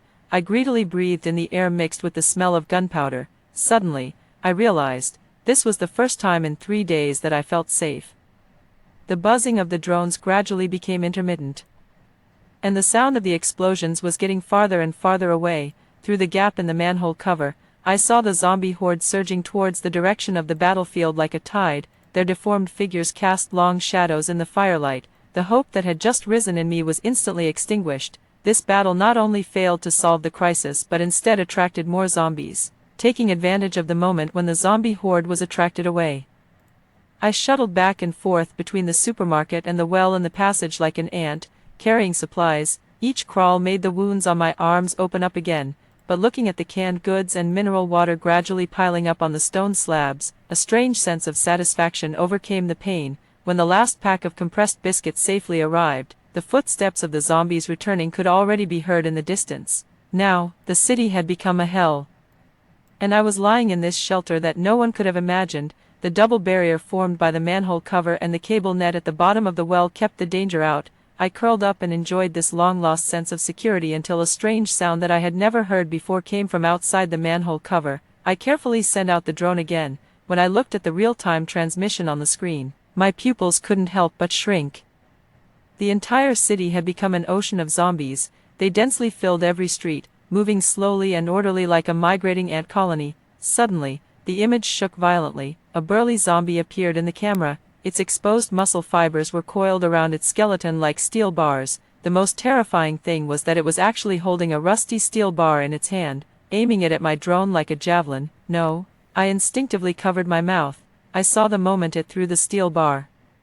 The image spun around. Finally, it froze on that rotten face. The corner of its mouth actually pulled into an arc that resembled a smile. This was actually a mutated zombie with self-awareness. I quickly turned off the screen, and cold sweat soaked through my back. If such a zombie discovered my existence, there was no way I could escape. Just then, thud, an unprecedentedly heavy dull sound made the manhole cover vibrate.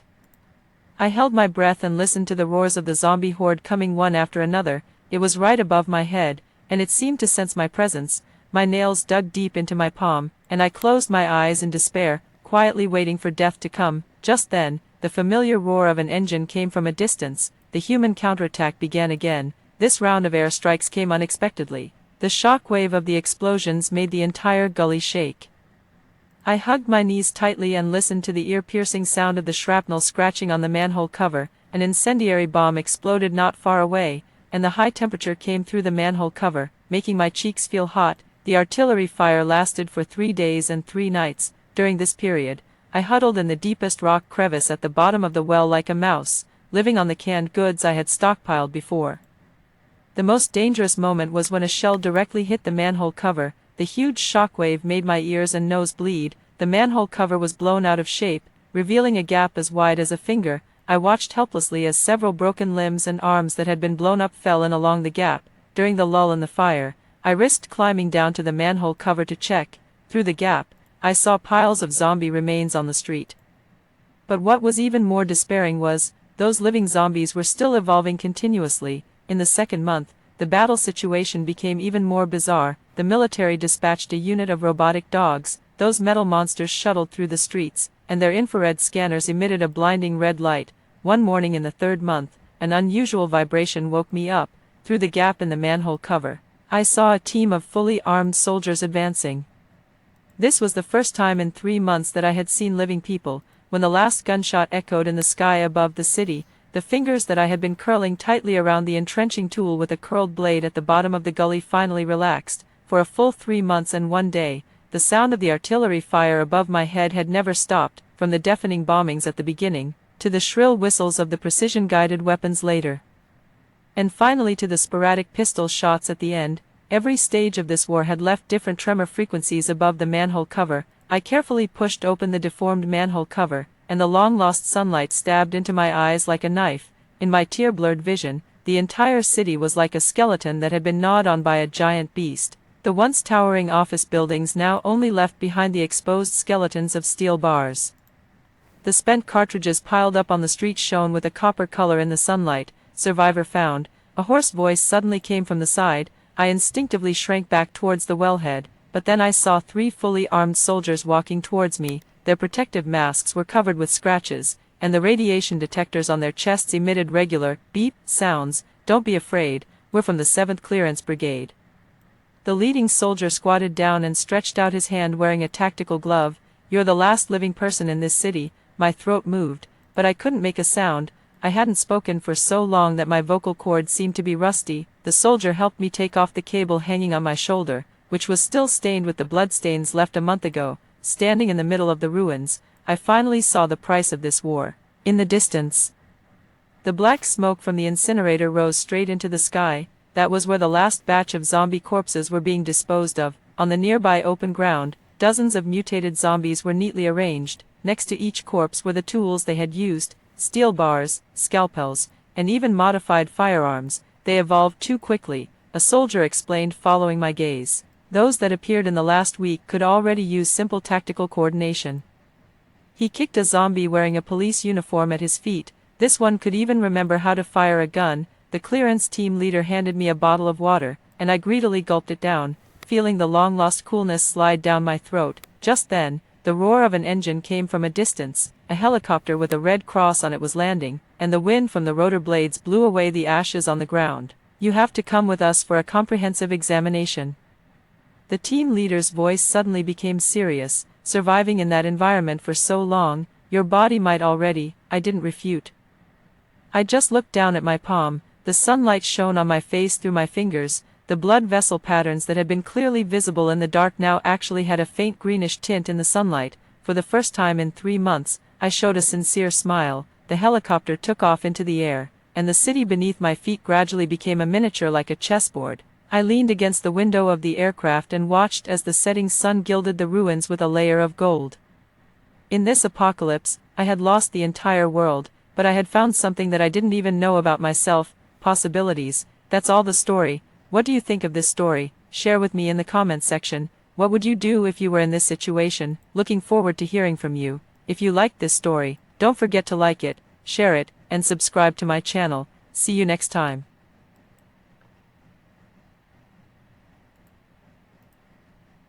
Now at Verizon, we have some big news for your peace of mind. For all our customers, existing and new, we're locking in low prices for 3 years guaranteed on My Plan and My Home. That's future you peace of mind. And everyone can save on a brand new phone on My Plan when you trade in any phone from one of our top brands. That's new phone peace of mind. Because at Verizon, whether you're already a customer or you're just joining us, we got you. Visit Verizon today. Price guarantee applies to then current base monthly rate. Additional terms and conditions apply for all offers. Ashley, my roommate, was connected to a learning system. Whenever I solved a knowledge problem, it was instantly transmitted into her head, while I felt my own mind becoming increasingly sluggish. It was truly ridiculous. I had been directly admitted to a prestigious university, so I decided to give up on studying altogether. One afternoon, returning to the dorm, I found Ashley leisurely sitting on my rocking chair, enjoying plump, ripe grapes. Seeing me, she immediately rushed over, her tone concerned. "Grace, how was the library today?" "I bought you more review materials." The other roommates chimed in, praising Ashley's care for my studies.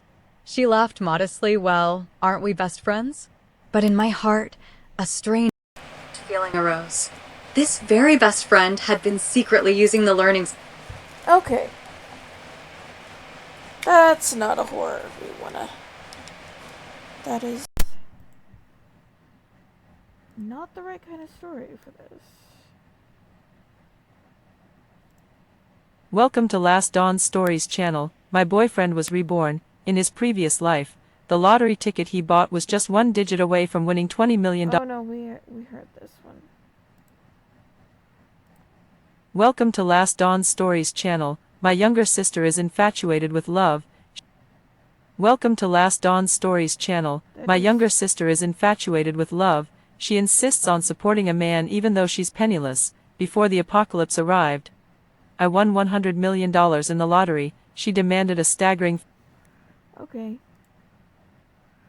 Because some of these I've let them just play. I was publicly executed for stealing supplies, and everyone was eager to carry out the lingering death punishment on me. The leader raised her hand to stop them and demanded that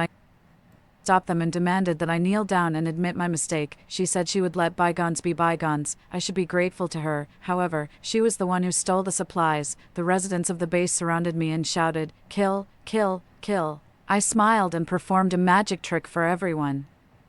I raised my hand and directly crushed the leader's space. Trillions of supplies piled up appeared out of thin air, shocking everyone. This time, it was her turn to kneel down and admit her mistake. 1. After the end of the world arrived, trillions of supplies across the country were looted. In just 5 years, the major bases could no longer sustain themselves. If we couldn't find that person, everyone would have to die. But she had already vanished without a trace at this moment. I was kneeling and silently roaring. The empty city in front of me was my last hope. There was no more medicine. Holding my younger brother who was having a heart attack, I felt powerless. The hatred in my heart for that person reached its peak, and I vowed to make her life a living hell. Suddenly, the sound of footsteps came. I looked up and saw a familiar face, Harper, the person I hated the most before the end of the world. After tutoring my younger brother for 2 months, she was kicked out of my house by me. Since then, she had hated me deeply and retaliated recklessly. How can you be such a sister? Your younger brother is about to die, yet you're just crying here. The urgency in her tone was as if she wasn't the one who had cursed. Your younger brother has the look of an early death. He will definitely not live to adulthood. I stared at her intently, and my palm under my clothes silently gathered my powers. Harper was completely unaware and continued with a look of being. It's hard to translate this Chinese idiom precisely, but it means a sense of disappointment and frustration at someone's failure to live up to expectations. If you don't have medicine, you should have said so earlier. I really can't believe you. Who are you showing this pathetic look to? After saying that, she reached into her bag, took out a box of quick-acting heart-saving pills, and quickly handed them to me.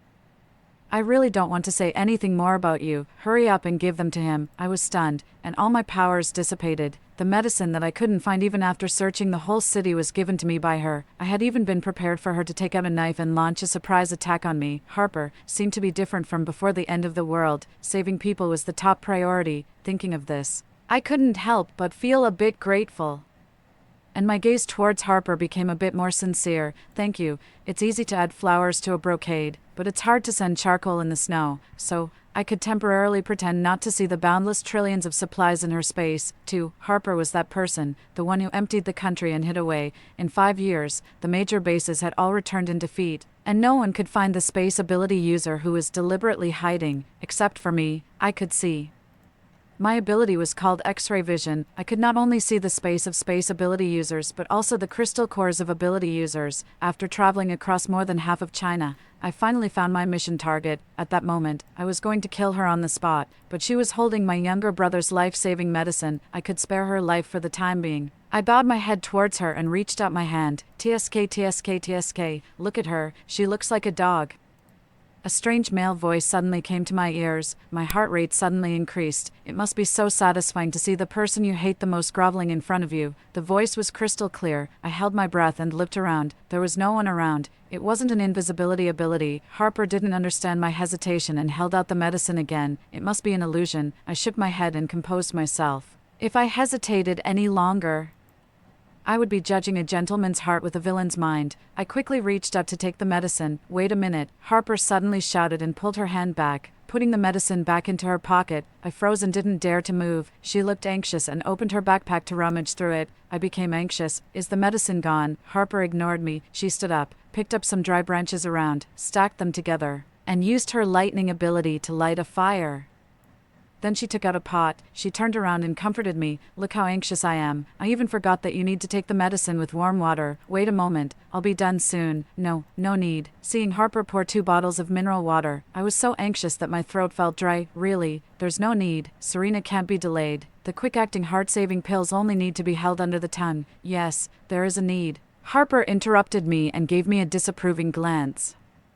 Even in the apocalypse, we should pay attention to hygiene. How can you live so slovenly? After saying that, she moved to a place where I couldn't reach and suddenly clicked her tongue. Come to think of it, it's still your fault. Since you knew your younger brother had a heart condition, why didn't you carry the medicine with you? You're not even as good as an outsider. You keep saying you love your family, but is this how you show your love? Your love is really too cheap, Brielle.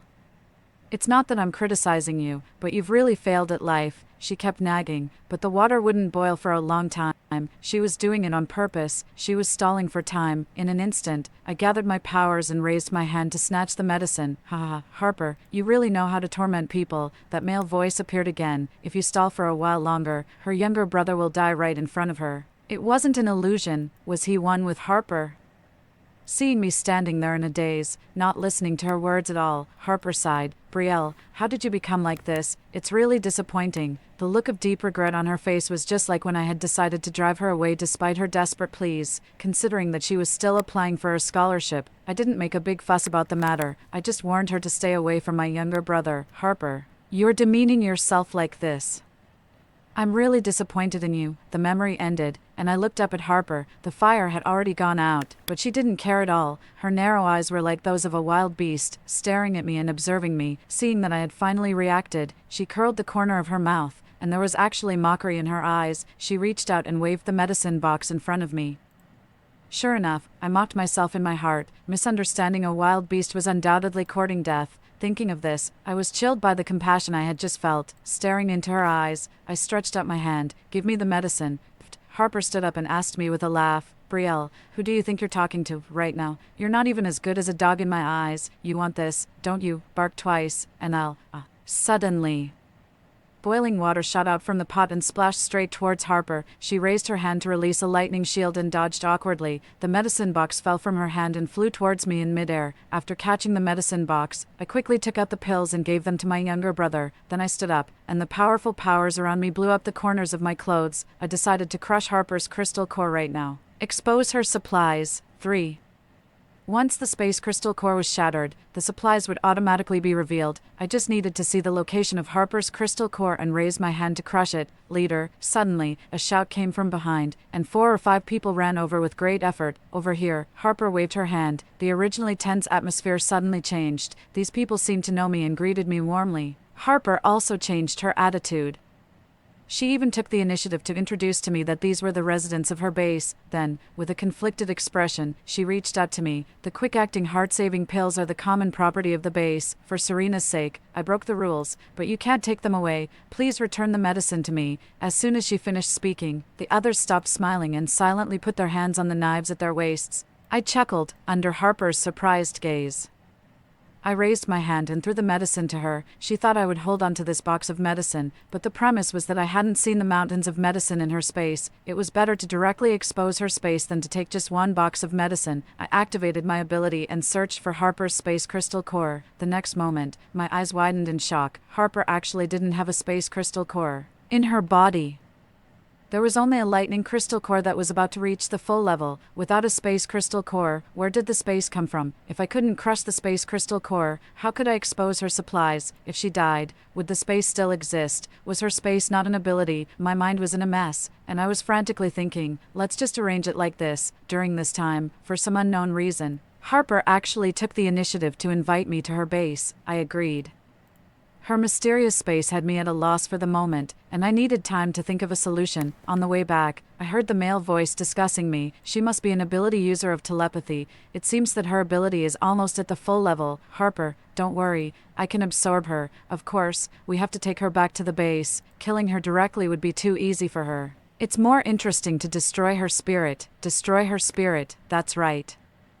Harper and I were indeed destined to be enemies until one of us died. At first, she had excellent grades but came from a poor family. My uncle, as her counselor, couldn't bear to see her burdened, so he asked her to tutor my younger brother and paid her 200 yuan per class. It was said to be tutoring, but in fact, it was financial support. However, Harper, who had been expressing gratitude, was discovered by me to be exposing her body and using seductive words to my 16-year-old younger brother with improper intentions. After driving her out of the house, she had a resentful expression and questioned me. I made a mistake, but aren't you guys at fault either? When your family was happy, who cared about me? I just wanted to join your family, not cause trouble. Now that you're ignoring me, how am I supposed to live in the future? I'm in this situation because of you guys. Since then, she had launched a crazy revenge against us. My company was reported by her and shut down. My younger brother was slandered by her and had to suspend his studies. My uncle was suspended from his position because of her. And my parents, have you dreamed of your parents after the end of the world? Harper suddenly came up to me and said with emotion, your uncle and aunt were really nice people. Fortunately, they died early. Slap. I raised my hand and gave Harper a hard slap.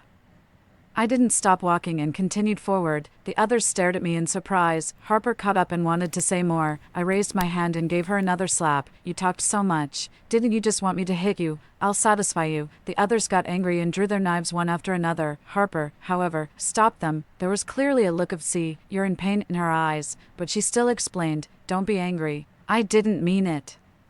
I'm just a bit excited to think that you're going to my base. What could make her so excited? Suddenly, my heart skipped a beat, and my blood seemed to flow backward. I stared at Harper in disbelief. Could it be, on the day the end of the world arrived, in order to avoid Harper's harassment, my younger brother, my uncle, and I left the villa and moved to the city center. After running out of ammunition and food and fighting our way out of the community, we realized that the whole city was filled with broken limbs and the howls of zombies. All the shops were empty, the underground garage was empty, every car on the street couldn't start, and there wasn't a drop of oil in the fuel tank. There were layers of zombies in front of us. To survive, we had to get out of the city. We pushed the car towards the gas station, planning the driving escape route along the way and thinking about the location of the survivor base, and fought our way out.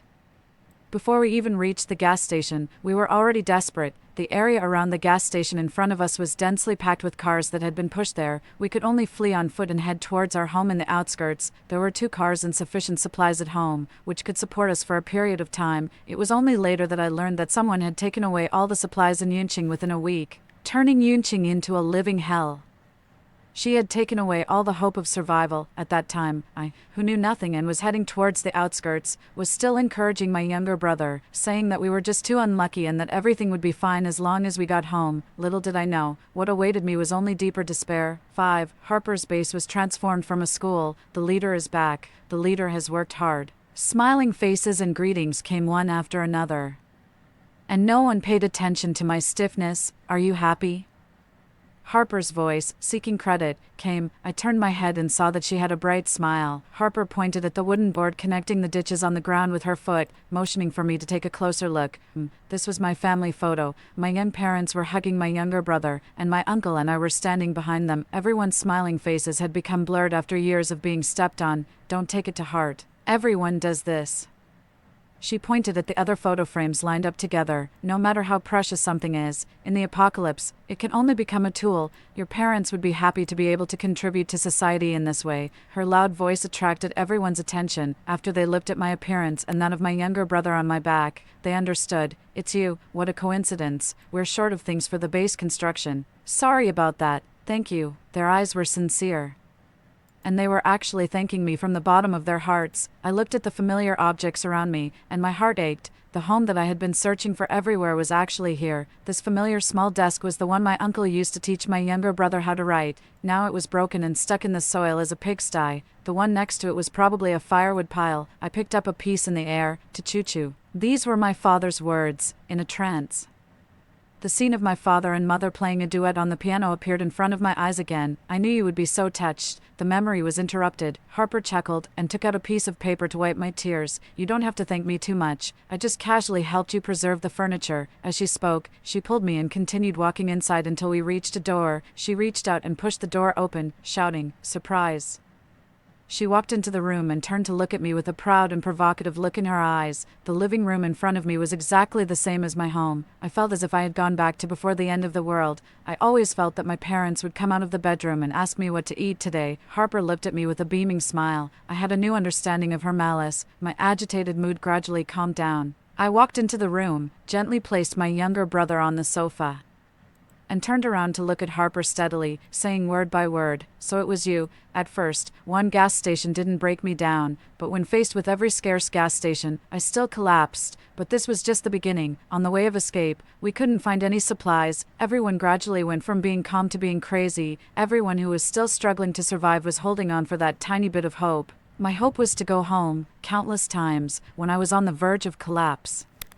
It was my uncle who held me back and encouraged me. "Brielle, hold on a little longer. Everything will be fine when we get home." His firm eyes gave me great courage. I want to go home, but I was too naive to hide under my uncle's protection. It wasn't until he was dragged away that I realized why there was always someone missing in every family and what the meat we ate every day was. I desperately pushed through the crowd, trying to save him, but what I saw was his throat being cut with a knife, and blood gushing out. In a trance, I saw his mouth move as if he said, "Go." In that instant, I lost all my senses and became a machine that only knew how to execute orders. I rushed into the tent, grabbed my younger brother, and ran towards that destination. If gods blocked my way, I would slay the gods. If Buddhas blocked my way, I would slay the Buddhas. There was only one thought in my mind: go home. I want to go home. I have to go home, otherwise, how could I face all of this? When I finally got close to that familiar building and saw the wide open windows and doors, I was on the verge of breaking down, but I didn't. Holding on to my last hope, I went home. Everywhere I looked was empty: the cars, supplies, the sacrificial altar, the photos, all the furniture, everything. It was all gone. My home was gone. I collapsed to the ground and couldn't stand up anymore. In the distance, a tide of zombies surged. I held my younger brother's hand and calmly waited for death. But at the moment of life and death, I awakened my X-ray vision ability. In the energy of the surrounding zombies, I saw the only way to survive. I thought that they were blessing me. If I died, who would I be worthy of? I still have a grudge to avenge. I can't die. Haha. Hearing my question, Harper laughed. With a half smile, she retorted, so what if it was me, with the end of the world here? There's no such thing as private property anymore, to me. These are just some furniture that I can still look at. These things are worthless. If I'm not in a good mood, I could just smash them all. If you really like them, say some nice words to me, and I might as well give them to you directly. She kept talking as if she had been waiting for this moment for a long time and had rehearsed these words countless times in her heart, so this was her way of hurting me deeply. She knew that I must have gone back to look for these things. And she just wanted me to see with my own eyes how she treated the things I cherished like trash, worthless. It really hurt. However, thank you, I said sincerely. Harper was suddenly stunned. What? Thank you for preserving these pieces of furniture for me. Harper's face suddenly turned red and then pale. I smiled softly and touched the sofa. You once said that you liked my home when you were at my place. I thought you were just joking. I didn't expect that you could still keep these things so well in the apocalypse. To be honest, I couldn't have done it myself. You really put in some thought. Harper's chest heaved violently, and she squeezed out the words from her mouth. Actually, you don't have to force it. If you're angry, just say it. I won't laugh at you. How could I be forcing it? I widened my eyes. I didn't believe you when you said you wanted to repay our family before. But now I really do. Thank you. Afraid that it wasn't convincing enough, I pointed at my sleeping younger brother and assured Harper, if you still don't believe me, I can ask him to kowtow to you when he wakes up later. Harper was at a loss for words. Her face was gloomy, and she didn't say a word. Seeing that she didn't speak, I pressed on. Do you mean that I should be angry? I don't understand what there is to be angry about. Why don't you elaborate? Harper laughed out of anger and opened her mouth to mock me. You're quite eloquent. The next second, something strange happened. I saw that Harper's face suddenly turned scarlet, and the mountains of supplies gradually became invisible. Suddenly, a huge mouth emerged from the space and rushed towards me. Harper crossed her arms and slowly said, "Goodbye, although I wanted to deal with you myself. But, leader," suddenly, there was a knock on the door, and someone pushed the door open and came in. "It's time for dinner." 6. Being interrupted, Harper was briefly annoyed, and then she pretended that nothing had happened. She told everyone to treat me well and stayed in the room to deal with official business herself. It was the depths of winter. I held back my younger brother, who woke up and wanted to fight Harper, and sat around the campfire with all the base residents, eating roasted potatoes. Don't quarrel with the leader. She's the best leader in the world. She has to manage hundreds of us all by herself, and she works so hard. It was the little boy who had just knocked on the door. Presumably, he had seen the tense situation between me and Harper, feeling sorry for Harper, while turning the roasted potato in his hand. He persuaded me. The leader risks her life to find supplies for us. Her food, clothing, and daily expenses are the same as ours, or even worse. I can't figure out why you want to hurt her. The people around nodded in agreement and looked at me with hopeful eyes, as if I made things difficult for Harper any further, I would be an unforgivable person. They were all holding the only lunch of the day in their hands, a roasted potato. They ate it carefully and would even pick up the crumbs that fell and eat them. But I saw that Harper was eating hot pot alone in the room. Finally, "It's roasted." The child beamed with joy and ran towards Harper's room, holding the carefully roasted potato. Before he even got close, Harper had already noticed. With a wave of her hand, everything disappeared. She opened the door happily. "Thank you, Ryan. I'm starving." By the time Ryan ran back with a satisfied look on his face, Harper had already started eating hot pot again, her movements as skillful as if she had done it thousands of times. and that carefully selected potato was casually thrown into the space by Harper. There was a mountain of garbage in the space, and the mountain of garbage was full of potatoes. Then Harper took out a wet wipe and wiped her fingers that were stained with potato char one by one before continuing to eat the hot pot. After eating, Harper casually took out several down jackets and lay on the sofa contentedly, looking at everyone outside the window. Next to her, Ryan was hugging himself and shivering.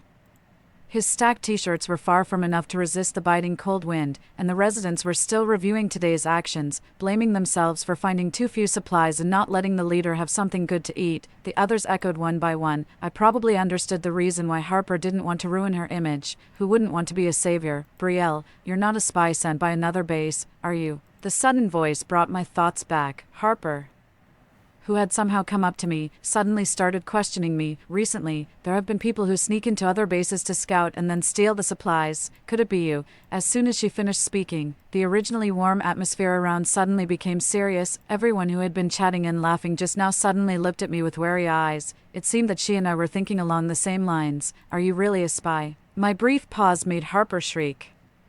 There was a moment of silence. I'm not, I gently refuted, and I was indeed a bit hesitant. It's just that I do have a mission, and I'm not sure if I should say it. Of course you should say it. Harper's face turned serious, and she affirmed, we're friends. There's nothing you can't say. Everyone can help you together. Unexpectedly, she really dug something out, and Harper was a bit excited. I hesitated for a while and then said frankly, I'm looking for someone. Ryan chimed in, sister.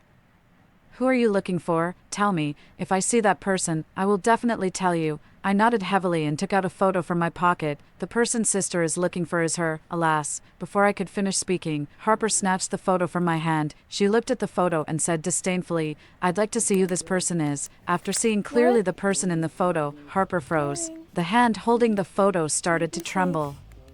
I pulled the photo out of her hand and handed it to Ryan, asking him to pass it around for everyone to see. At the same time, I cleared my throat and introduced loudly, this person is a sinner of the apocalypse. The shortage of supplies across the country is all because of her. She is an infinite space ability user. 5 years ago, she looted billions of supplies, causing countless people to freeze to death and starve to death. My mission is to find her and kill her. As I spoke, I paced in front of Harper and asked her, Leader, do you think this person should be killed? Beads of sweat dripped from Harper's forehead, and her whole body was stiff. Even though the photo was extremely blurry, she knew clearly that this person was her. The base residents became angry. She should be killed. So it was her who made me suffer so much. How could there be such a vicious person? If I find out who she is, I will tear her into pieces, even if she's dead.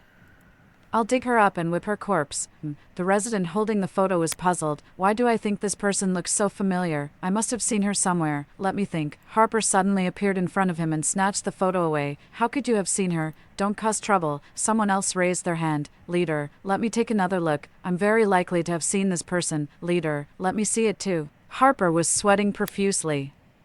She turned around and shouted, What are you yelling about? Aren't you afraid of attracting zombies with such a loud voice? You're becoming more and more unruly. She turned to face me and abruptly changed the subject. Do you want to stay overnight tonight? Who would dare to stay overnight? I'm afraid of being sexually harassed. My younger brother couldn't help but sneer. You're in a hurry to change the subject. Are you feeling guilty? Looking at Harper's flustered appearance, I tugged at my younger brother and told him to stop there. It wasn't a good time to reveal everything yet. After returning to the room, I explained to my younger brother, I've already sent a signal. The main force is coming soon. Before that, let's take back all the things from our home. I also had my own selfish motives. My younger brother was a space ability user. Upon hearing this, he quickly understood everything and nodded in agreement. Suddenly, the base alarm sounded. Warning, warning.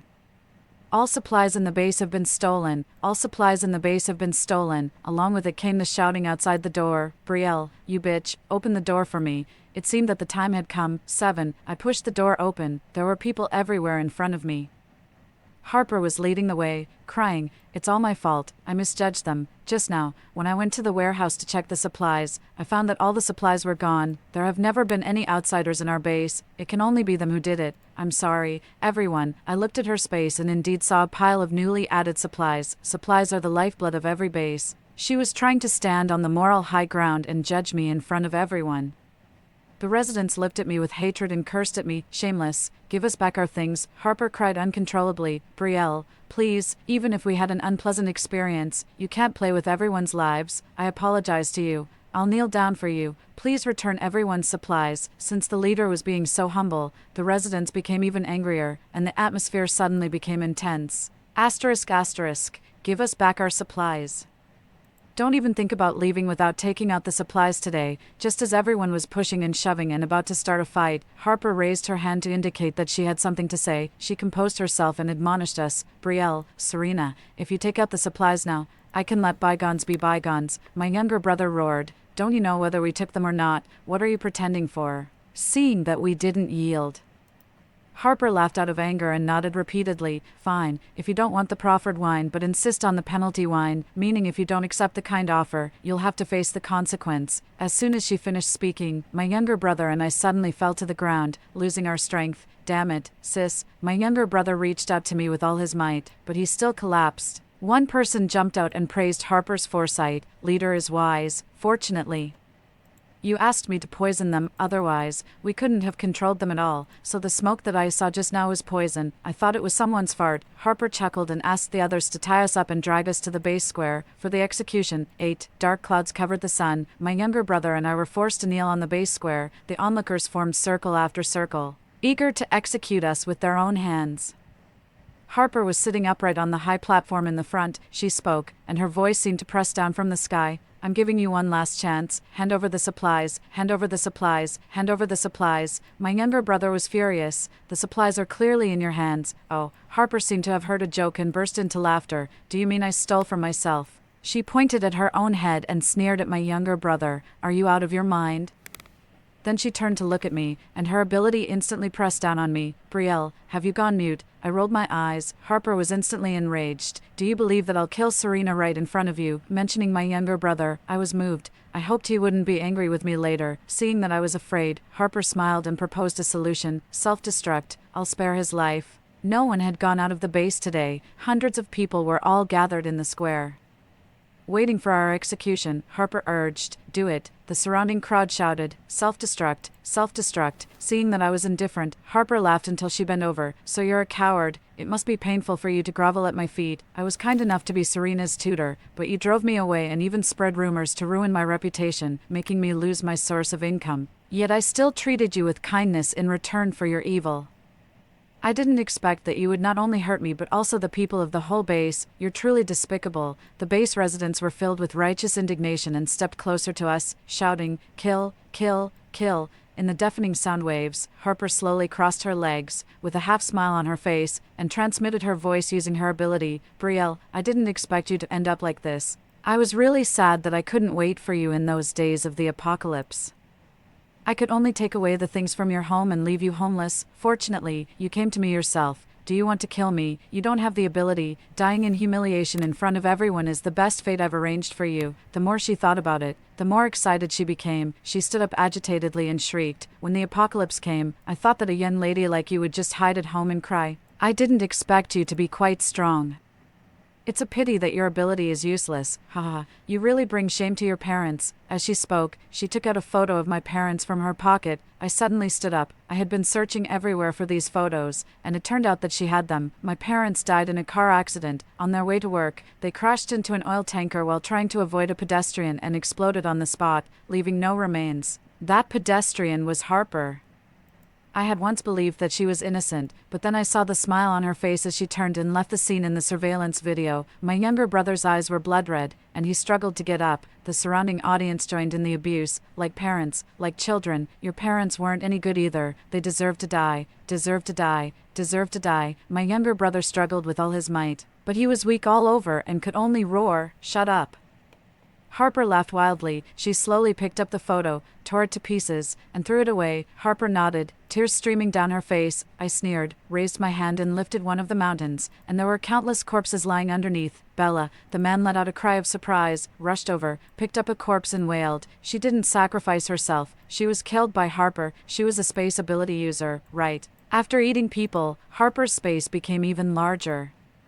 and she also got all the supplies of your girlfriend, holding his girlfriend. The man saw the goods they had stocked together and went crazy. I can testify that I saw the leader kill someone, but I was too afraid to say it. I'm sorry. In the chaos, someone stepped forward. I can also testify that I saw the leader take things out of thin air. She must have space ability. One by one, the base residents came forward to testify. Harper could no longer defend herself. And everyone could no longer deceive themselves. Everyone silently stood behind me. Seeing this, Harper was furious. You ungrateful wretches, you would have died long ago without me. Aren't you supposed to support me? In response to her, there were even more venomous looks. Harper was enraged. I'll kill you all. Then she looked up and shouted into the air. System, come out and kill them now. Everyone was dubious and stared around in fear. Harper threatened me harshly. Just you wait. I'll make sure you die without even a place to be buried. She looked like she was going crazy, with her hair disheveled, and she shouted wildly, System, System, get out here right now. The only response to her was deathly silence. Harper stood up and threatened me in a rush. You can't kill me. I'm the hope of humanity. I have a system. And it was the system that told me to hoard supplies. He told me that only in this way can humanity survive. Just like in the novels, I'm the one in a million chosen one, the most special one. Haha. Only those selected by the natural disasters are the future of humanity. I will take out the supplies and save everyone then. As she spoke, she became angry and pointed at everyone forcefully. It's you. You've destroyed the only hope of humanity. I raised my hand and grabbed hard. A man flew out from the mountain of supplies. He had just fallen out along with the supplies. I threw him to the ground. Is this your system? Harper was shocked. It was absolutely impossible for a human to survive in the space. Wasn't the system invisible? Wasn't it a string of advanced codes that could command the elements? Who is this person? I squatted down and gave the man a hard slap. Waking him up from his fainting state, he opened his eyes and shouted for me not to kill him.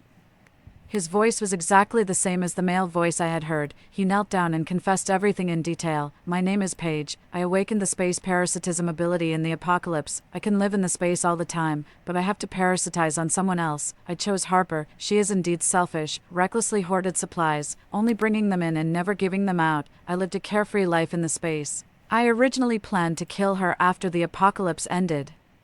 Take out the supplies and become a great hero. Please don't kill me. I haven't hurt anyone. She's the one who killed people. In his panic, he shifted all the blame onto Harper. The crowd was in an uproar, and their looks towards Harper turned to one of contempt. As soon as he opened his mouth, Harper was dazed. This was the voice of the system. He was the system. Harper had survived in this apocalypse, always claiming to be the savior and looking down on everyone haughtily.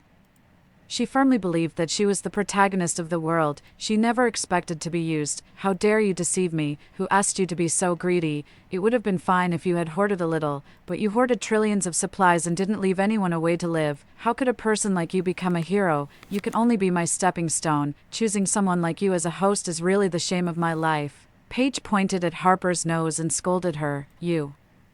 Harper was furious and launched a full-powered lightning strike at Paige. Paige was instantly reduced to ashes. Harper slowly stood up, looked down at me with a sinister expression. What? It seems like you want to be a great hero. Have you forgotten that you're a hypocrite who even didn't spare your own students? Back then, I begged you so much, but your parents still wanted to completely destroy me. They went to my school to complain and asked them to expel me. Hey. I interrupted her. They were just going to work. You're talking nonsense. Harper didn't believe me. She raised her hands and summoned the heavenly thunder with all her might. You all deserve to die. As long as you're dead, no one will know about today's events, and I will still have a bright future. No one is leaving here today. The dark clouds pressed down on the city, and the base was instantly enveloped in darkness. Lightning flashed in the sky, and there were rumbling sounds. Harper let out a loud shout, and tens of thousands of bolts of thunder were about to fall. I directly reached up my hand and crushed her crystal core from a distance. The pain of the crystal core shattering was like thousands of needles piercing her heart. Harper let out a cry of pain, and her ability fizzled out. The lightning disappeared. She couldn't hold on any longer and fell heavily off the high platform. 9. Harper lost her ability. She became the ordinary person she had feared the most. After the apocalypse arrived, she not only had a powerful lightning ability but also an infinite space for hoarding supplies. She was the only one who hadn't suffered in this apocalypse. She knelt down and kowtowed, begging me to kill her. It seemed that she also knew what the consequences would be if her actions were discovered. She also knew that perhaps only I could make her death more painless among all these people. Under her expectant gaze, I agreed. I took her back to Yunqing. I hung her on a big tree next to the place where my parents had the car accident. When she closed her eyes and waited for me to end her life, I turned around and left. Brielle, come back here. Behind me came her desperate roar, but I just smiled, dug my ears, lifted my leg and jumped to the highest point, quietly enjoying the scene. No one would answer her calls anymore. There were only the hungry zombies all over the city. They were like awakened puppets. Staggering step by step towards their stage. Without her ability, Harper knew what was in store for her. Watching the zombies surround her, she shrieked and cried. With snot and tears streaming down her face, she twisted like a fish on a chopping block and lost control of her bowels and bladder within minutes. She roared, "No, please, Brielle, don't do this to me. Give me a quick death. How can you be such a sister? Your younger brother is about to die, yet you're just crying here. How can there be a quick death with these thousands of zombies around?" Her pleas soon turned into curses, then back to pleas, and then curses again. If she was about to die, the healing ability user waiting nearby would save her. If she was almost being eaten up, someone would come out to control the number of zombies. All in all, she would never die. There were too many people who hated her. She didn't deserve to die. She deserved a fate worse than death. 10. The next day, the main force arrived. These trillions of supplies were transferred in batches and distributed to those in need, saving countless lives. Brielle, you would die if you don't pretend, right? You made me so worried. You have to compensate me for my tears. My younger brother, who had finally figured it out, was furious, his eyes red. He punched me wildly. The more he thought about it, the angrier he got, and he squatted on the ground and burst into tears. I smiled and gave him a bear hug, no matter what. "I can protect you," he cried and nestled into my arms, hugging me tightly. I stared at the pile of shredded paper on the ground. With a wave of my hand, the shredded paper flew over and automatically combined into a brand new photo. "Here you are." I hugged his head and handed him the photo of our parents. "Wow, sis, you're so amazing. You bet." Story 2. In the bitter cold apocalypse, I retaliated against those who fawned. During a cataclysmic blizzard, a school beauty died tragically in a subway accident while on her way to the postgraduate entrance examination. That very night, my boyfriend kicked me out of our rented apartment. If you weren't so jealous, Scarlet wouldn't have died. I sought help everywhere. But the heavy snow had sealed off the city, making rescue impossible, and I froze to death. In my second life, I returned to the day my boyfriend planned to have the school beauty move into the one bedroom I rented. This time, I didn't object. "Very well, let's all live together." Later, I found myself living in a supermarket, eating Christmas roast chicken, while the scoundrel accused me of being indifferent to others' deaths. He didn't know that this relentless blizzard was just the beginning of the end, and letting him die was just my beginning. 1. The day I died, the snowflakes pierced my bones like knife tips. In -50-degree weather, I knocked on door after door along the streets, begging someone to take me in. Because my boyfriend Logan had furiously shoved me out of our apartment, I couldn't understand. Logan and I were childhood sweethearts.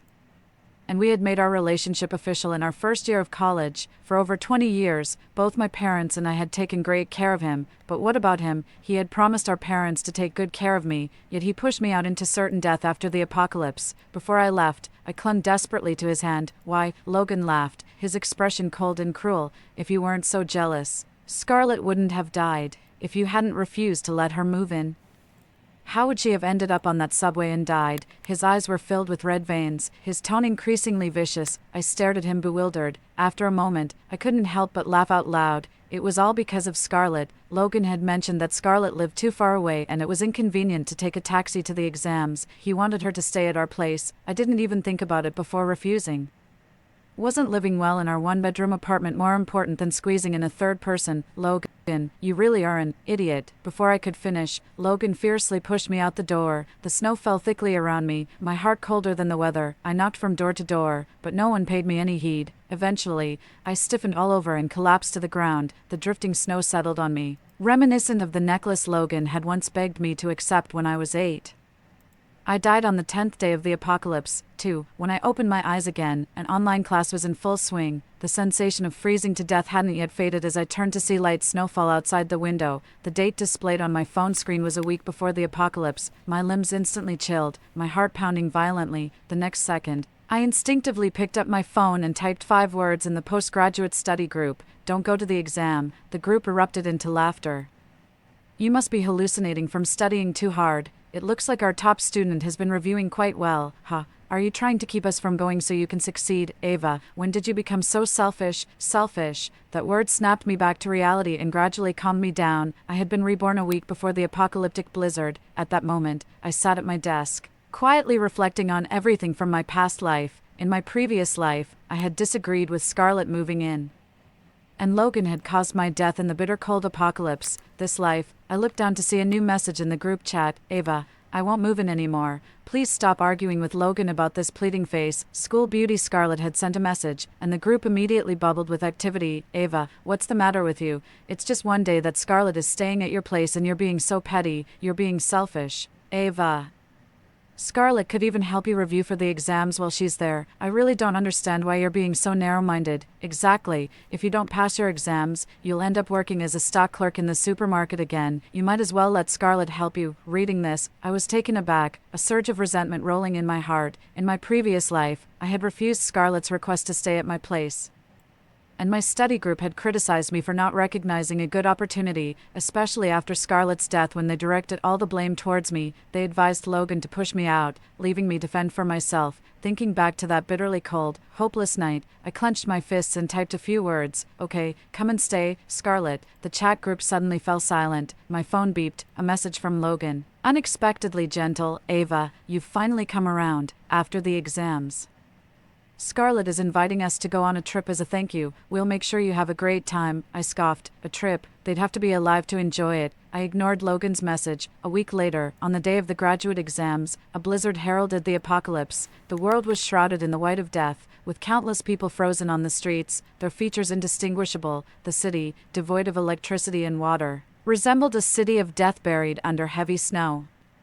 Those who went to take their exams were, without exception, trapped by the sudden extreme cold in the exam venues, left to their own devices. Given a second chance, I immediately called my former boss. Lily, I've made up my mind. I'm not going for the graduate exams. I want to continue in this line of work. The woman on the other end paused, then said, It's good you've decided. The competition in graduate exams is fierce nowadays. I'm planning to move to another city, so I'll recommend you for a position at our branch there first. Grateful. I hung up, casually mentioning before I did, it's been snowing a lot lately, maybe stock up on some supplies at home. Originally, both Logan and I came from modest backgrounds. To alleviate the financial burden on our families, I had taken a job as a stock clerk at a nearby supermarket during college. Logan had always subtly pressured me to quit the job and join him in preparing for the graduate exams, saying it would open up more options for our future. Back then, naively, I had listened to him and resigned, but now, things were different. In an apocalyptic world, a supermarket stock clerk's job was far more valuable than academic qualifications.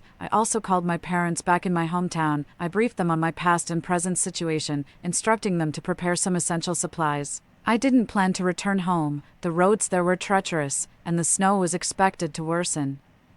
In 7 days, I might die en route. Without hesitation, my mom chose to believe me. Don't worry, Ava, take good care of yourself too. Your dad and I will send you some money to stock up as well. I immediately refused. No need, Mom. The city is different from our hometown. I have better ways to manage. During the last apocalypse, the snow lasted for 5 full days, and the entire city lost power and water. Those with foresight in the north had stockpiled a lot of food, but human nature couldn't withstand the test of an apocalypse. Neighbors and even once intimate lovers turned against each other over a morsel of food. In the face of an apocalypse, they wielded butcher knives, their actions colder than the -50-degree weather. Therefore, this time I had no plans to stay at home. Hearing this, my dad hesitated. Ava, did you have a fight with Logan? Should we tell Logan's father about this? My eyes suddenly reddened, and I said resentfully, in my past life, it was he who caused my death. As for his parents, some things are better left unsaid, as they might just bring more trouble upon you. On the 3rd day of the apocalypse, Logan and I had very little left. I saw on his phone that Logan's parents were asking if he was with me and told me to go out and find something for their beloved son to eat. When my parents found out, they had an unpleasant argument with them, but later, as water and electricity were cut off, we lost contact.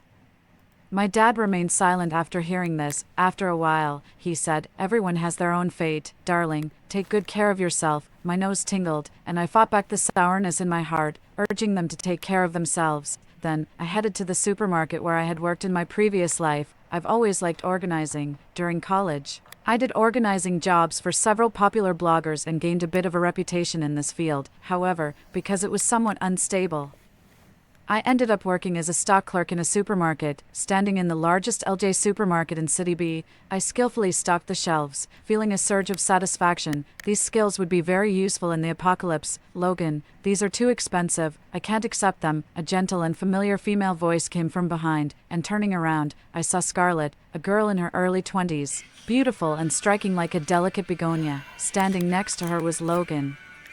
He looked at Scarlett with adoration, carefully pretending to support her as she moved closer. Be careful, Scarlett. These are for your use. Why worry about the cost? Just take them. I cursed inwardly. In my past life, I scrimped and saved to pay for living expenses and rent while he spent money from my card like water, always claiming it was to support some poor children. I often choked up, not wanting to cause trouble before exams. Now I knew why. These two must have been involved for a long time. I immediately took out my phone and unlinked my card and Logan's spending app. Seeing my actions, Scarlett spoke discontentedly. Why are you playing with your phone during work hours? I don't want to have to report you. Just help me with these items. I looked up expressionlessly, and upon seeing my face, she gasped, Ava, what are you doing here? Logan frowned upon hearing this.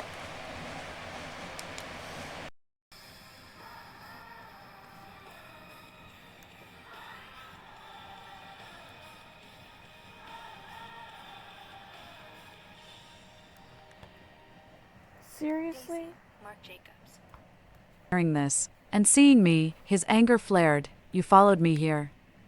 I thought you had gotten over it, but you're still the same, suspicious and paranoid. Ava, your love really makes me feel cheap. Damn it. Thinking that I had a big surprise for them in a few days, I fought the urge to slap him. Taking a deep breath, I managed to smile. Didn't you see I'm working here? Then, I turned to Scarlett and smirked slowly. Scarlett is staying at our place. Of course, I welcome her. Logan squinted at me, sizing me up. With exams coming up. You're still not focusing on what matters. If you don't make it, you'll be stuck working in this supermarket forever. I stared straight back at him. Then I just won't take the exam. Logan stared at me, a cold smile on his face, shaking his head in disappointment. Your parents asked me to take good care of you, but you never listened to advice. Do you want to spend your life in this undignified job, Ava? I'm giving you a day to resign. With that, he turned and left. Scarlett gave me a deep look and followed him to the checkout counter. Logan waved his hand grandly and took the initiative to scan the code. His face turned from green to red as he realized something. Angrily, he stormed over to me, gritting his teeth, and said, Did you unlink the card? Are you really going to disrespect me like this in public? I continued to focus on organizing the shelves. You look down on my job and spend my money. Isn't that despicable? Logan, red-faced with anger, glanced sideways at Scarlett and his expression softened. He chuckled lightly, slowly approaching me. Ava, are you jealous? Scarlett is our guest, and of course, we need to treat her well when she visits. Besides, she's academically successful and comes from a good family. She could help us out in the future, right? Don't be too envious, honey. Don't you love seeing me happy? Let's talk about anything else when we get home. I paused in my sorting. Jealousy, huh? He had said the same thing before I died, only back then, he was full of hatred, but now he spoke in a teasing tone. I smiled broadly, staring steadily at him. Sure, you should smile more, otherwise, you won't be able to smile in a few days. Logan quickly left with Scarlett. In the silent, empty supermarket, I relaxed and continued organizing the goods. This is the largest supermarket in City B, fully stocked and perfect for surviving the apocalypse. In my previous life, people wanted to come here, but the old residential buildings nearby collapsed under the blizzard and strong winds, blocking the way to the supermarket. Isn't this a heaven-sent hiding place? There are only 5 days left until the arrival of the severe cold apocalypse. This time, I'm determined to survive. When I got home, Logan happened to return with Scarlett. They were laughing and talking. When they opened the door, Scarlett provocatively smiled at me. I'm just staying for a week, Ava. You don't mind, do you? I returned a faint smile. Very welcome. Let's live together. Logan and I rented a one-bedroom apartment. It felt particularly crowded after Scarlett joined us. While Scarlett coquettishly asked Logan to fix the water heater, I was observing the weather outside the window. The exam is in 2 days. What will I do if I can't take a bath? Just thinking about going to the exam all smelly stresses me out. I ignored their clinginess. The temperature kept dropping. In City B, by December, it reached -30 degrees, and the light snow gradually turned into continuous moderate snow. This strange weather sparked much discussion. The most common saying was that the temperature drops unusually during major exams. Exam candidates jokingly called it a test from heaven. But only I knew how many people would die on the day of the exam. All of us are so busy with the exams, and Ava isn't doing much. Could you help us cook? Scarlett casually spoke up. I turned to look at her. I'm working overtime these days, so I won't come back. Logan came out just in time to hear this and frowned, saying nothing more. I sneered to myself. These days, I had secretly installed miniature cameras in the room. During the day, I went to work at the supermarket. And they didn't even flip through a book at home, all they did was play adult games. As I was leaving, Logan hesitated and then said, "It's snowing heavily outside, and since you're busy, don't come back these days." I smiled and replied, "Sure, take good care of yourselves. In this lifetime, having her move in, you'll surely find happiness," using the excuse that my boyfriend cheated on me and kicked me out of our rental. I stayed to work at the supermarket that occupies the entire 5th floor. The day before the graduate entrance exam, a fierce wind howled, and snowflakes the size of hailstones blanketed the sky overwhelmingly. The temperature in City B plummeted to -40 degrees, the city experiencing its coldest temperature in a century, triggering a red alert for a severe snowstorm. The extreme cold apocalypse arrived as scheduled. The city halted work for a day. This included all the large and small supermarkets. Looking out from the supermarket window, I saw snow piled up half a person high, with snowplows continuously operating on the roads, but they didn't know. It was far from enough. I returned to the supermarket and cooked myself a steaming bowl of instant noodles. Then, I took out my phone and opened the graduate exam study group chat. My fellow study mates were complaining about the heavy snow and the difficulties of traveling the next day. "I hope the snow lightens up tomorrow. We don't usually stock up on groceries at home. The snow is too heavy, even delivery services are interrupted." Thankfully, I printed my exam admission ticket early, or I wouldn't know what to do, said Caleb, one of Scarlett's admirers. In my past life, he was also one of those in the group who criticized me. After Scarlett died, he provoked Logan in the group chat. If it wasn't for her, would Scarlett have died? If you were a real man, you'd send her out to fend for herself right now. Thinking of this, I clenched my fists. Messages in the group chat started popping up, and Scarlett tagged me. "Yeah, we have enough food at home, but neither Logan nor I can cook. When is Ava coming back?" I grimly replied, "I wish I could come back too, but the snow is too heavy outside. I can't even get a car, and I don't know what to do. Maybe you and Logan could come and pick me up." Scarlett remained silent, but her admirers couldn't sit still. "Scarlett has her exam soon, and you, someone who doesn't even want to study, want her to come out to pick you up. How shameless. Ava, be sensible. If you can't come back, just stay nearby for a few days." Logan sent the last message. I opened the camera connected to my phone. He was holding Scarlett close, their bodies pressed tightly together, quickly progressing to kissing. Disgusted, I closed my phone and dragged out a folding bed and a heater from the supermarket, plugged it in, and took a nap. The snowplow only operated for one day, and after that, the snow could no longer be moved, and the outdoor temperatures made it impossible for people to work for long periods. All we could do was watch as the blizzard continued unabated. A few people who tried to venture out to buy groceries were driven back by the closed supermarkets. How long would this snowstorm last? At 6 o'clock the next morning, the temperature dropped by another 10 degrees. The heavy snow almost covered an entire floor, and those living on the ground floor in the exam group were panicking, nearly crying. With so much snow blocking the door, how could they go out to take the exam? I cursed inwardly. Lives were at stake, yet they were still thinking about the exam. Soon, others realized something more important. Why is it so cold today, even with the heating on? I feel like I'm running naked in -20-degree weather. I don't want to go to the exam anymore. We can't do that. We've worked so hard for so long. How can we not go and justify this year's efforts? Logan spoke righteously in the group, motivating others. Everyone hesitated. It was the same in my past life. On that day, while I was hesitating about whether to go to the exam, Logan received the news about Scarlett's accident, smashing things around the house like crazy, until a lamp hit my head. We completely missed the exam that night. I woke up and had a big fight with Logan. It was only after checking my phone that I found out that the snowplows had been working all night, trying desperately to clear a path for the exam candidates, but the snow was just too heavy. They couldn't make it back home. There was no electricity at the exam site, and the first bitterly cold night had set in. No one made it back alive. Thinking this, I switched to a burner phone. It's snowing so heavily outside. Let's not go. The few who were still hesitant heard this and immediately made up their minds. Indeed, it looks like we won't be able to take the exams this year. I'll just look for a job after this period is over. There were some who were more determined. No, it's snowing nationwide. There won't be many going to the exams. What if I make it? I must go today. I said nothing more. Some people are willing to risk their lives for a chance. And they wouldn't believe my vague words. In a post-apocalyptic world, The last thing you want to do is try to meddle in others' destinies. I turned on the camera. As I expected, Logan and Scarlett hadn't gone to the exam. They seemed to be arguing about something. Both were dressed warmly, and soon Scarlett snuggled into Logan's arms. Before I left, I had checked the supplies at home. Logan never cared much about these things, and now there was only enough for 3 to 5 days. The food and water at home were limited.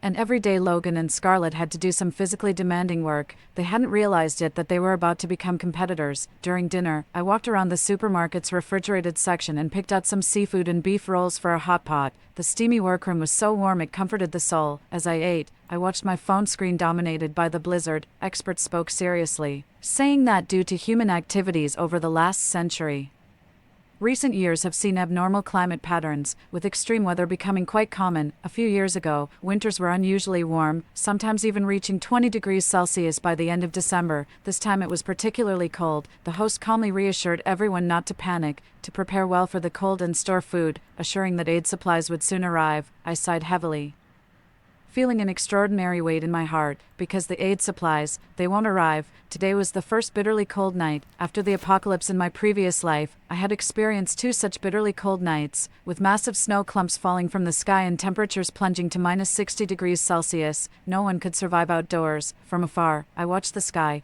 which seemed like a scale losing its balance. Heavy dark clouds swirling over the city. Then I looked up to see snowflakes the size of fists hitting the window. Then, one after another, they smashed against the glass, the howling wind swirling up the snow to the height of a person. My heart sank deeply. The bitterly cold night had arrived. On the 3rd day of the extreme cold apocalypse, just like in my previous life, many pleas for help appeared online, and all who had gone to the exam the day before had disappeared. Our study group was in uproar. What should I do?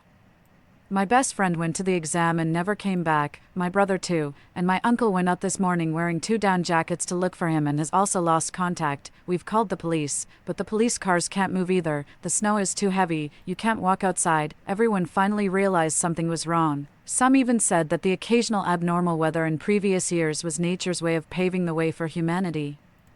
The mastermind behind this disaster has been eliminated in the apocalypse. When I saw it, I was silent for a long while. Then I looked down at the group chat where Logan had mentioned me. The blizzard has been going on for 3 days now. What will we do if our food supply runs out? Ava, aren't you working overtime at the supermarket? Can you bring us some food on your way back? The temperature has risen a bit. Maybe you can come back now. The others in the group quickly joined in. Yeah, Ava, since you work at the biggest supermarket in City B, why not bring some food for Logan and the rest of us? Could you also grab something for me on your way? I've got nothing left to eat at home, and me, I've been surviving on instant noodles for 2 days. Save me, Ava. Even Caleb shamelessly sent an emoji. Ava, please help us. You're the kindest and the most beautiful. The group showered me with praise, completely forgetting how they had called me heartless and inhumane when I refused to let Scarlett stay at my house. I scoffed. I typed a message. I'm staying at a friend's place and we're almost out of food too. The roads are terrible here. Logan, can you come pick me up? Logan replied immediately. If that's the case, just stay there for now. Then he started to share his woes with nearby group members, trying to barter for some food. But the locals weren't willing to help him, and those who didn't stockpile supplies were just getting by on takeouts and had no food to spare. Eventually, Logan and a few others planned to head to the supermarket as soon as the temperature rose. Their destination was the same place where I was located, the largest LJ supermarket in City B. Day 5 of the blizzard apocalypse. The blizzard had sealed the supermarket doors, and I saw online that old residential buildings had collapsed. It seemed safe here, but the group's plan to search the supermarket for food was still underway. They said the smaller neighborhood supermarkets had been emptied, and some sharp-minded adults, recalling the pandemic, had started hoarding supplies as soon as they sensed something was off with the snow. Thus, the small local supermarkets were cleared out before the graduate exams, and the blizzard had blocked any chance of restocking. I had chained every door of each floor, but they could still possibly break in through the windows, so I gathered some axes and machetes for self-defense. According to their plan, they were supposed to arrive today. Looking out the window, I could see a few dark figures approaching through the blizzard. Someone in the group chat had some outdoor survival gear, and through binoculars, I saw the people tied together with ropes to avoid being scattered by the winds. The obstacles in front of them were the collapsed buildings and the relentless snow. Suddenly, my phone vibrated. It was Scarlett, asking in the group chat how they were doing and if they had found the supermarket. Logan, busy moving forward, naturally didn't have time to respond. It wasn't until they were stopped by a collapsed building that another message appeared in the chat. It's impossible. The road conditions are too bad. And the snow is too heavy. We just used a telescope and saw that the doors of this building are unmovable, and the glass is the same, seemingly fortified. We initially thought we'd need more tools and time to get through. By the way, there isn't anyone inside, is there? Seeing this, my heart sank. Had I been discovered? I waited quietly by the window. After lingering for a moment, Logan and his companions left. Watching them leave, I finally relaxed. Back at the supermarket, I cooked a bag of snail noodles and indulged myself with an episode of Empresses in the Palace on my tablet. Indeed, the supplies in the supermarket are enough to last me several years. Suddenly, my phone rang with an unexpected call. Logan's eerie voice came through. Ava, you're in the supermarket, aren't you? I played dumb. What are you talking about? I'm at a friend's house. Logan let out a cold laugh. Stop pretending. I've asked all your friends in City B. None of them have seen you, let alone hosted you. I went to the supermarket today. Someone was there. You've been lying to me all this time. I was prepared for him to find out, so I didn't panic. So what if it was me? Logan paused and then softened his tone. Ava, we're out of food at home, and Scarlett can't handle it anymore. The roads to the supermarket are also blocked. I'll bring some people tomorrow. You bring out some food to a nearby location, and we'll all head back home together. Home. Visions of dying in the snow from a past life flooded back, and a surge of resentment welled up inside me. No need to go back home. If you want to end up in a box, I might be able to arrange that. Logan, aren't you trying to take Scarlett home? You two enjoy your life together. I won't disturb your world. As soon as I finished speaking, Logan exploded in anger on the other end of the line. Ava, don't push your luck. I hung up immediately. I went to the cold storage section, dug out a roast chicken, and heated it up. I also took a moment to pose and posted a status visible only to Logan and Scarlett. Caption, Merry Christmas. After posting, I accessed the home surveillance camera. Perhaps due to the low temperature, the footage was choppy. Scarlett looked annoyed, seemingly blaming something. Logan's face grew uglier. He raised his hand and slapped Scarlett. The camera froze momentarily. Then Logan's face, filled with bloodshot eyes, loomed close, breaking into a sinister smile. Damn, that gave me a fright. I frowned, puzzled by the cryptic exchange between the two, but soon, I found out why. Caleb spoke up in the group chat. He said he had food and could bring it over while the temperatures were rising a bit, but he had one condition. He stopped there, but Logan replied with one word, okay. For 7 days, a blizzard raged, keeping the outdoor temperatures around minus 40 degrees. The snow had piled up as high as a building, and people living on the ground floor complained that they woke up to find their homes buried. They had no choice but to seek help from neighbors. I sighed and took out some heat packs. Tonight, City B would face a power outage, and the severe cold and heavy snow would become humanity's greatest enemies. Thankfully, LJ Supermarket had ample supplies. In the north, many people stored their frozen goods outside, turning the low temperatures into a natural freezer to preserve these supplies during power outages. As usual, I checked the surveillance. Logan and Scarlett were running low on food. I was curious to see how this unfortunate couple would survive this time around. The screen flickered, and there was Logan, clad in a thick down jacket, with only his face visible. His forehead was covered with a fringe of hair, and stubble was showing, giving off a dangerous vibe. Was he playing the tough guy now? With a smile on his face, Logan suddenly turned and stared intently towards a corner of the room. Following his gaze, I saw two figures overlapping in the corner. Scarlett's white down jacket hung loosely over her shoulders, a tear at the corner of her eye as she continuously shook her head. A man in a black down jacket behind her firmly gripped her wrist, persisting in his actions. A chill ran up my spine. What was Logan thinking? Had he lost his mind? The man quickly finished what he was doing, and as he turned around, I could see his face clearly. It was Caleb, Scarlett's obsequious follower. Pleased with himself, he prepared to leave, placing down 2 bags of noodles. Logan had agreed to let Caleb do this to Scarlett just for 2 bags of noodles. I felt sick to my stomach. How blind had I been to have loved such a man? After receiving the noodles, Logan's lips curled into a smile. He pulled a hammer from behind him and struck Caleb hard on the temple. Caleb's pupils dilated in confusion as he stared fixedly at Logan. The man seemed to curse something under his breath before hitting him a few more times. Then, he threw Caleb outside and returned to look at Scarlett on the bed. Scarlett, terrified, cowered in the corner of the bed and lunged at Logan as he approached, trying to bite him, but he struck her hard to the ground and eventually pushed her out the door. My phone pinged with a new message. It was from Logan. Honey, it's all because Scarlett was too vile. I've already kicked her out. When are you coming back? If you don't come back, I'll come find you. That's just great. City B had a blackout, and even the signals were gone, but I knew this was only temporary. The power would flicker on and off over the next few days until the second bitterly cold night 3 days later, the day I would die. That's when the city's electricity and water would be completely cut off, before the blackout.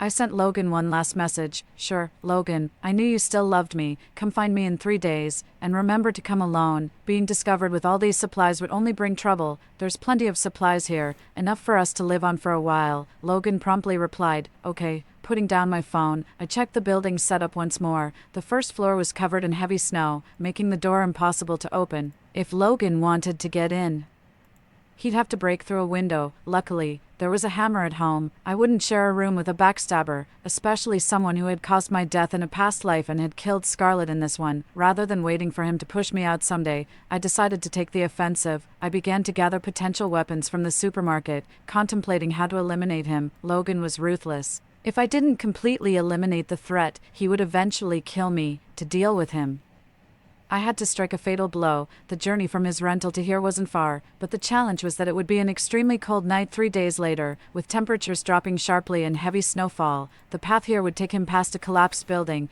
enough to deplete much of his energy. If I armed myself and hid on the second floor, waiting to catch him off guard as he entered, maybe I'd stand a chance. Without hesitation, I started searching the supermarket for suitable weapons. Eventually, I chose an axe and a bunch of animal traps, the axe to finish him off, and the traps to set up some snares. As expected, Logan came. It wasn't 3 days later, but 2. Using binoculars, I spotted Logan stealthily approaching through the snow. Still in that same down jacket, he arrived a day earlier than expected. I bit my lip and gripped the axe in my hand tightly. As the daylight faded, Logan finally made his way over the rubble in front of the building. He sat in the snow, lost in thought. Soon after, he got up and continued forward. As evening approached, I knew I didn't have much time left. I turned off the small light connected to the generator in the supermarket and descended to the second floor alone. Logan was only 10 meters away. A distance that normally took minutes to cover now took half an hour in this apocalyptic world. When he finally arrived, he paused and started eating some food he had taken out from his pocket. Then, I suddenly heard voices mixed with the howling wind. Trouble, someone had entered the building. But by then, Logan had already taken out a small hammer and started breaking a window. I couldn't worry about anything else. The moment he entered, I raised my axe and struck down fiercely. Logan's scream echoed through the building. People from upstairs rushed down quickly, before I could strike a second time. My axe was kicked out of my hand. 2 men ran towards Logan. One of them took off his backpack, pulled out some hemostatic medicine and bandages, and started to treat him. The other man came at me. I dodged, and he hooked his right hand around my neck while his left hand tightly restrained the hand I had used to hold the axe. What are you doing, even in the apocalypse? Do you think you can ignore the law? His sharp gaze seemed to see right through me. A fire rose within me. I was so close to having Logan, that despicable man, dead. I sneered sarcastically. What if I told you he's a murderer? Do you think, I continued, the people you've saved in this apocalypse could have survived by consuming the flesh and blood of their own kind? The man paused and spoke softly. If that's the case, the law will punish him. I scoffed silently in my heart. How naive. In an apocalypse where people can barely save their own lives, who cares about such things? Soon, reality would slap him hard in the face. The 3 men were firefighters. Given the limited number of helicopters in City B, they were doing their best to rescue people and gather supplies. The blizzard had forced them to seek shelter in many shopping centers. Due to a building collapse near LJ, they arrived here later than expected. Logan recovered and glared at me darkly. He suggested to the others, this ruthless woman poses a danger to us all. Why don't we just kick her out to fend for herself? The lead firefighter, Mason, frowned upon hearing this and warned, there's a heavy blizzard outside. If we kick her out, how do you expect her to survive? He then discussed with his teammates, the snow is getting heavier and the temperature is dropping. It's not safe to leave now. We should stay here for the night. Everyone else agreed. They went to the supermarket and grabbed some instant noodles. I watched silently, then turned and took out some canned meat to offer them. Let's eat together. There's so much supplies here. You can't take it all at once anyway. I had no other intentions, just the natural respect of the people for those who safeguard the nation. Although I disagreed with their actions and hadn't succeeded in eliminating Logan, I didn't want to disrespect their commitment to justice. Before the apocalypse, if Logan had killed me, there would have been others to seek justice for me.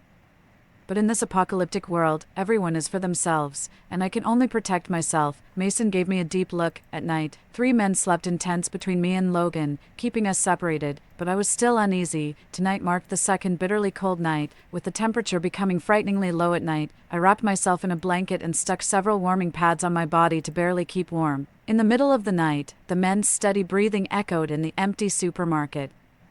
Listening carefully, I could hear faint footsteps. I carefully crawled out of my tent with minimal movement and saw a dark figure moving in front of Mason's tent, holding a hammer. Logan revealed a chilling smirk, lifting the hammer towards the tent, but the next second, he suddenly stopped. When he turned around, my axe had already struck his leg, and he screamed in agony, collapsing to the ground. Logan stared wide-eyed, incapacitated and puzzled as he looked at me. Why? I smiled faintly.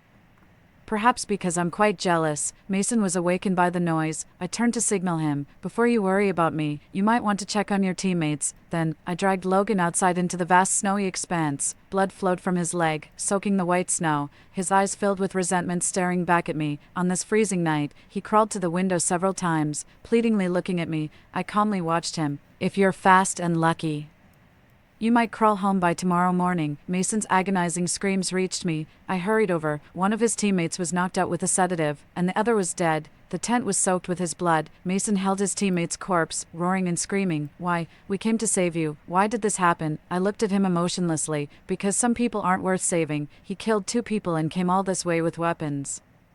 Did you really think he was here to reminisce about old times? If good and evil don't receive their due retribution, what's the point of your perseverance? The evil in human nature grows in an apocalypse, but we can still uphold justice in our own way. Mason paused, stunned. When he looked up again, his eyes were resolute. I went outside to check on Logan. He couldn't climb to the 2nd floor because of his injured leg and was covered in a layer of snow. I kicked him with my leg. Good.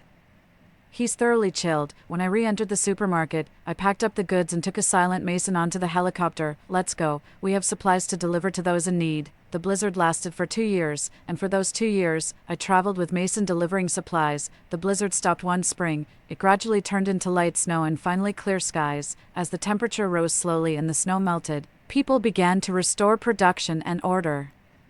On the day I finally went outside after the disaster, the warm sunshine fell on me, and I managed to get through to my parents' phone. Luckily, they had both survived. Dear, your dad and mom were so worried. We've decided to move to the city and live with you. My heart warmed, and I couldn't help but smile. Sure, I've even secured a job these past 2 years. How wonderful. After the storms come the clear skies.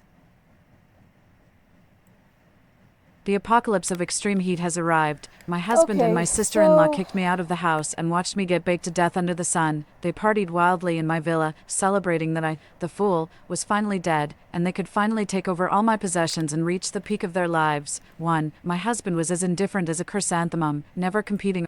Okay, so I am actually going to end this stream. There's only one person watching at this point.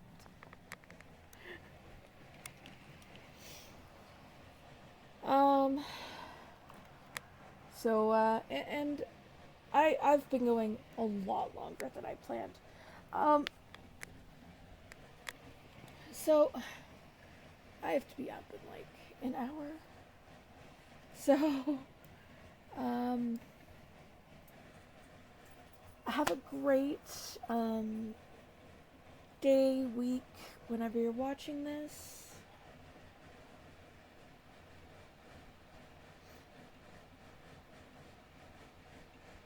Stay safe, stay healthy, and just,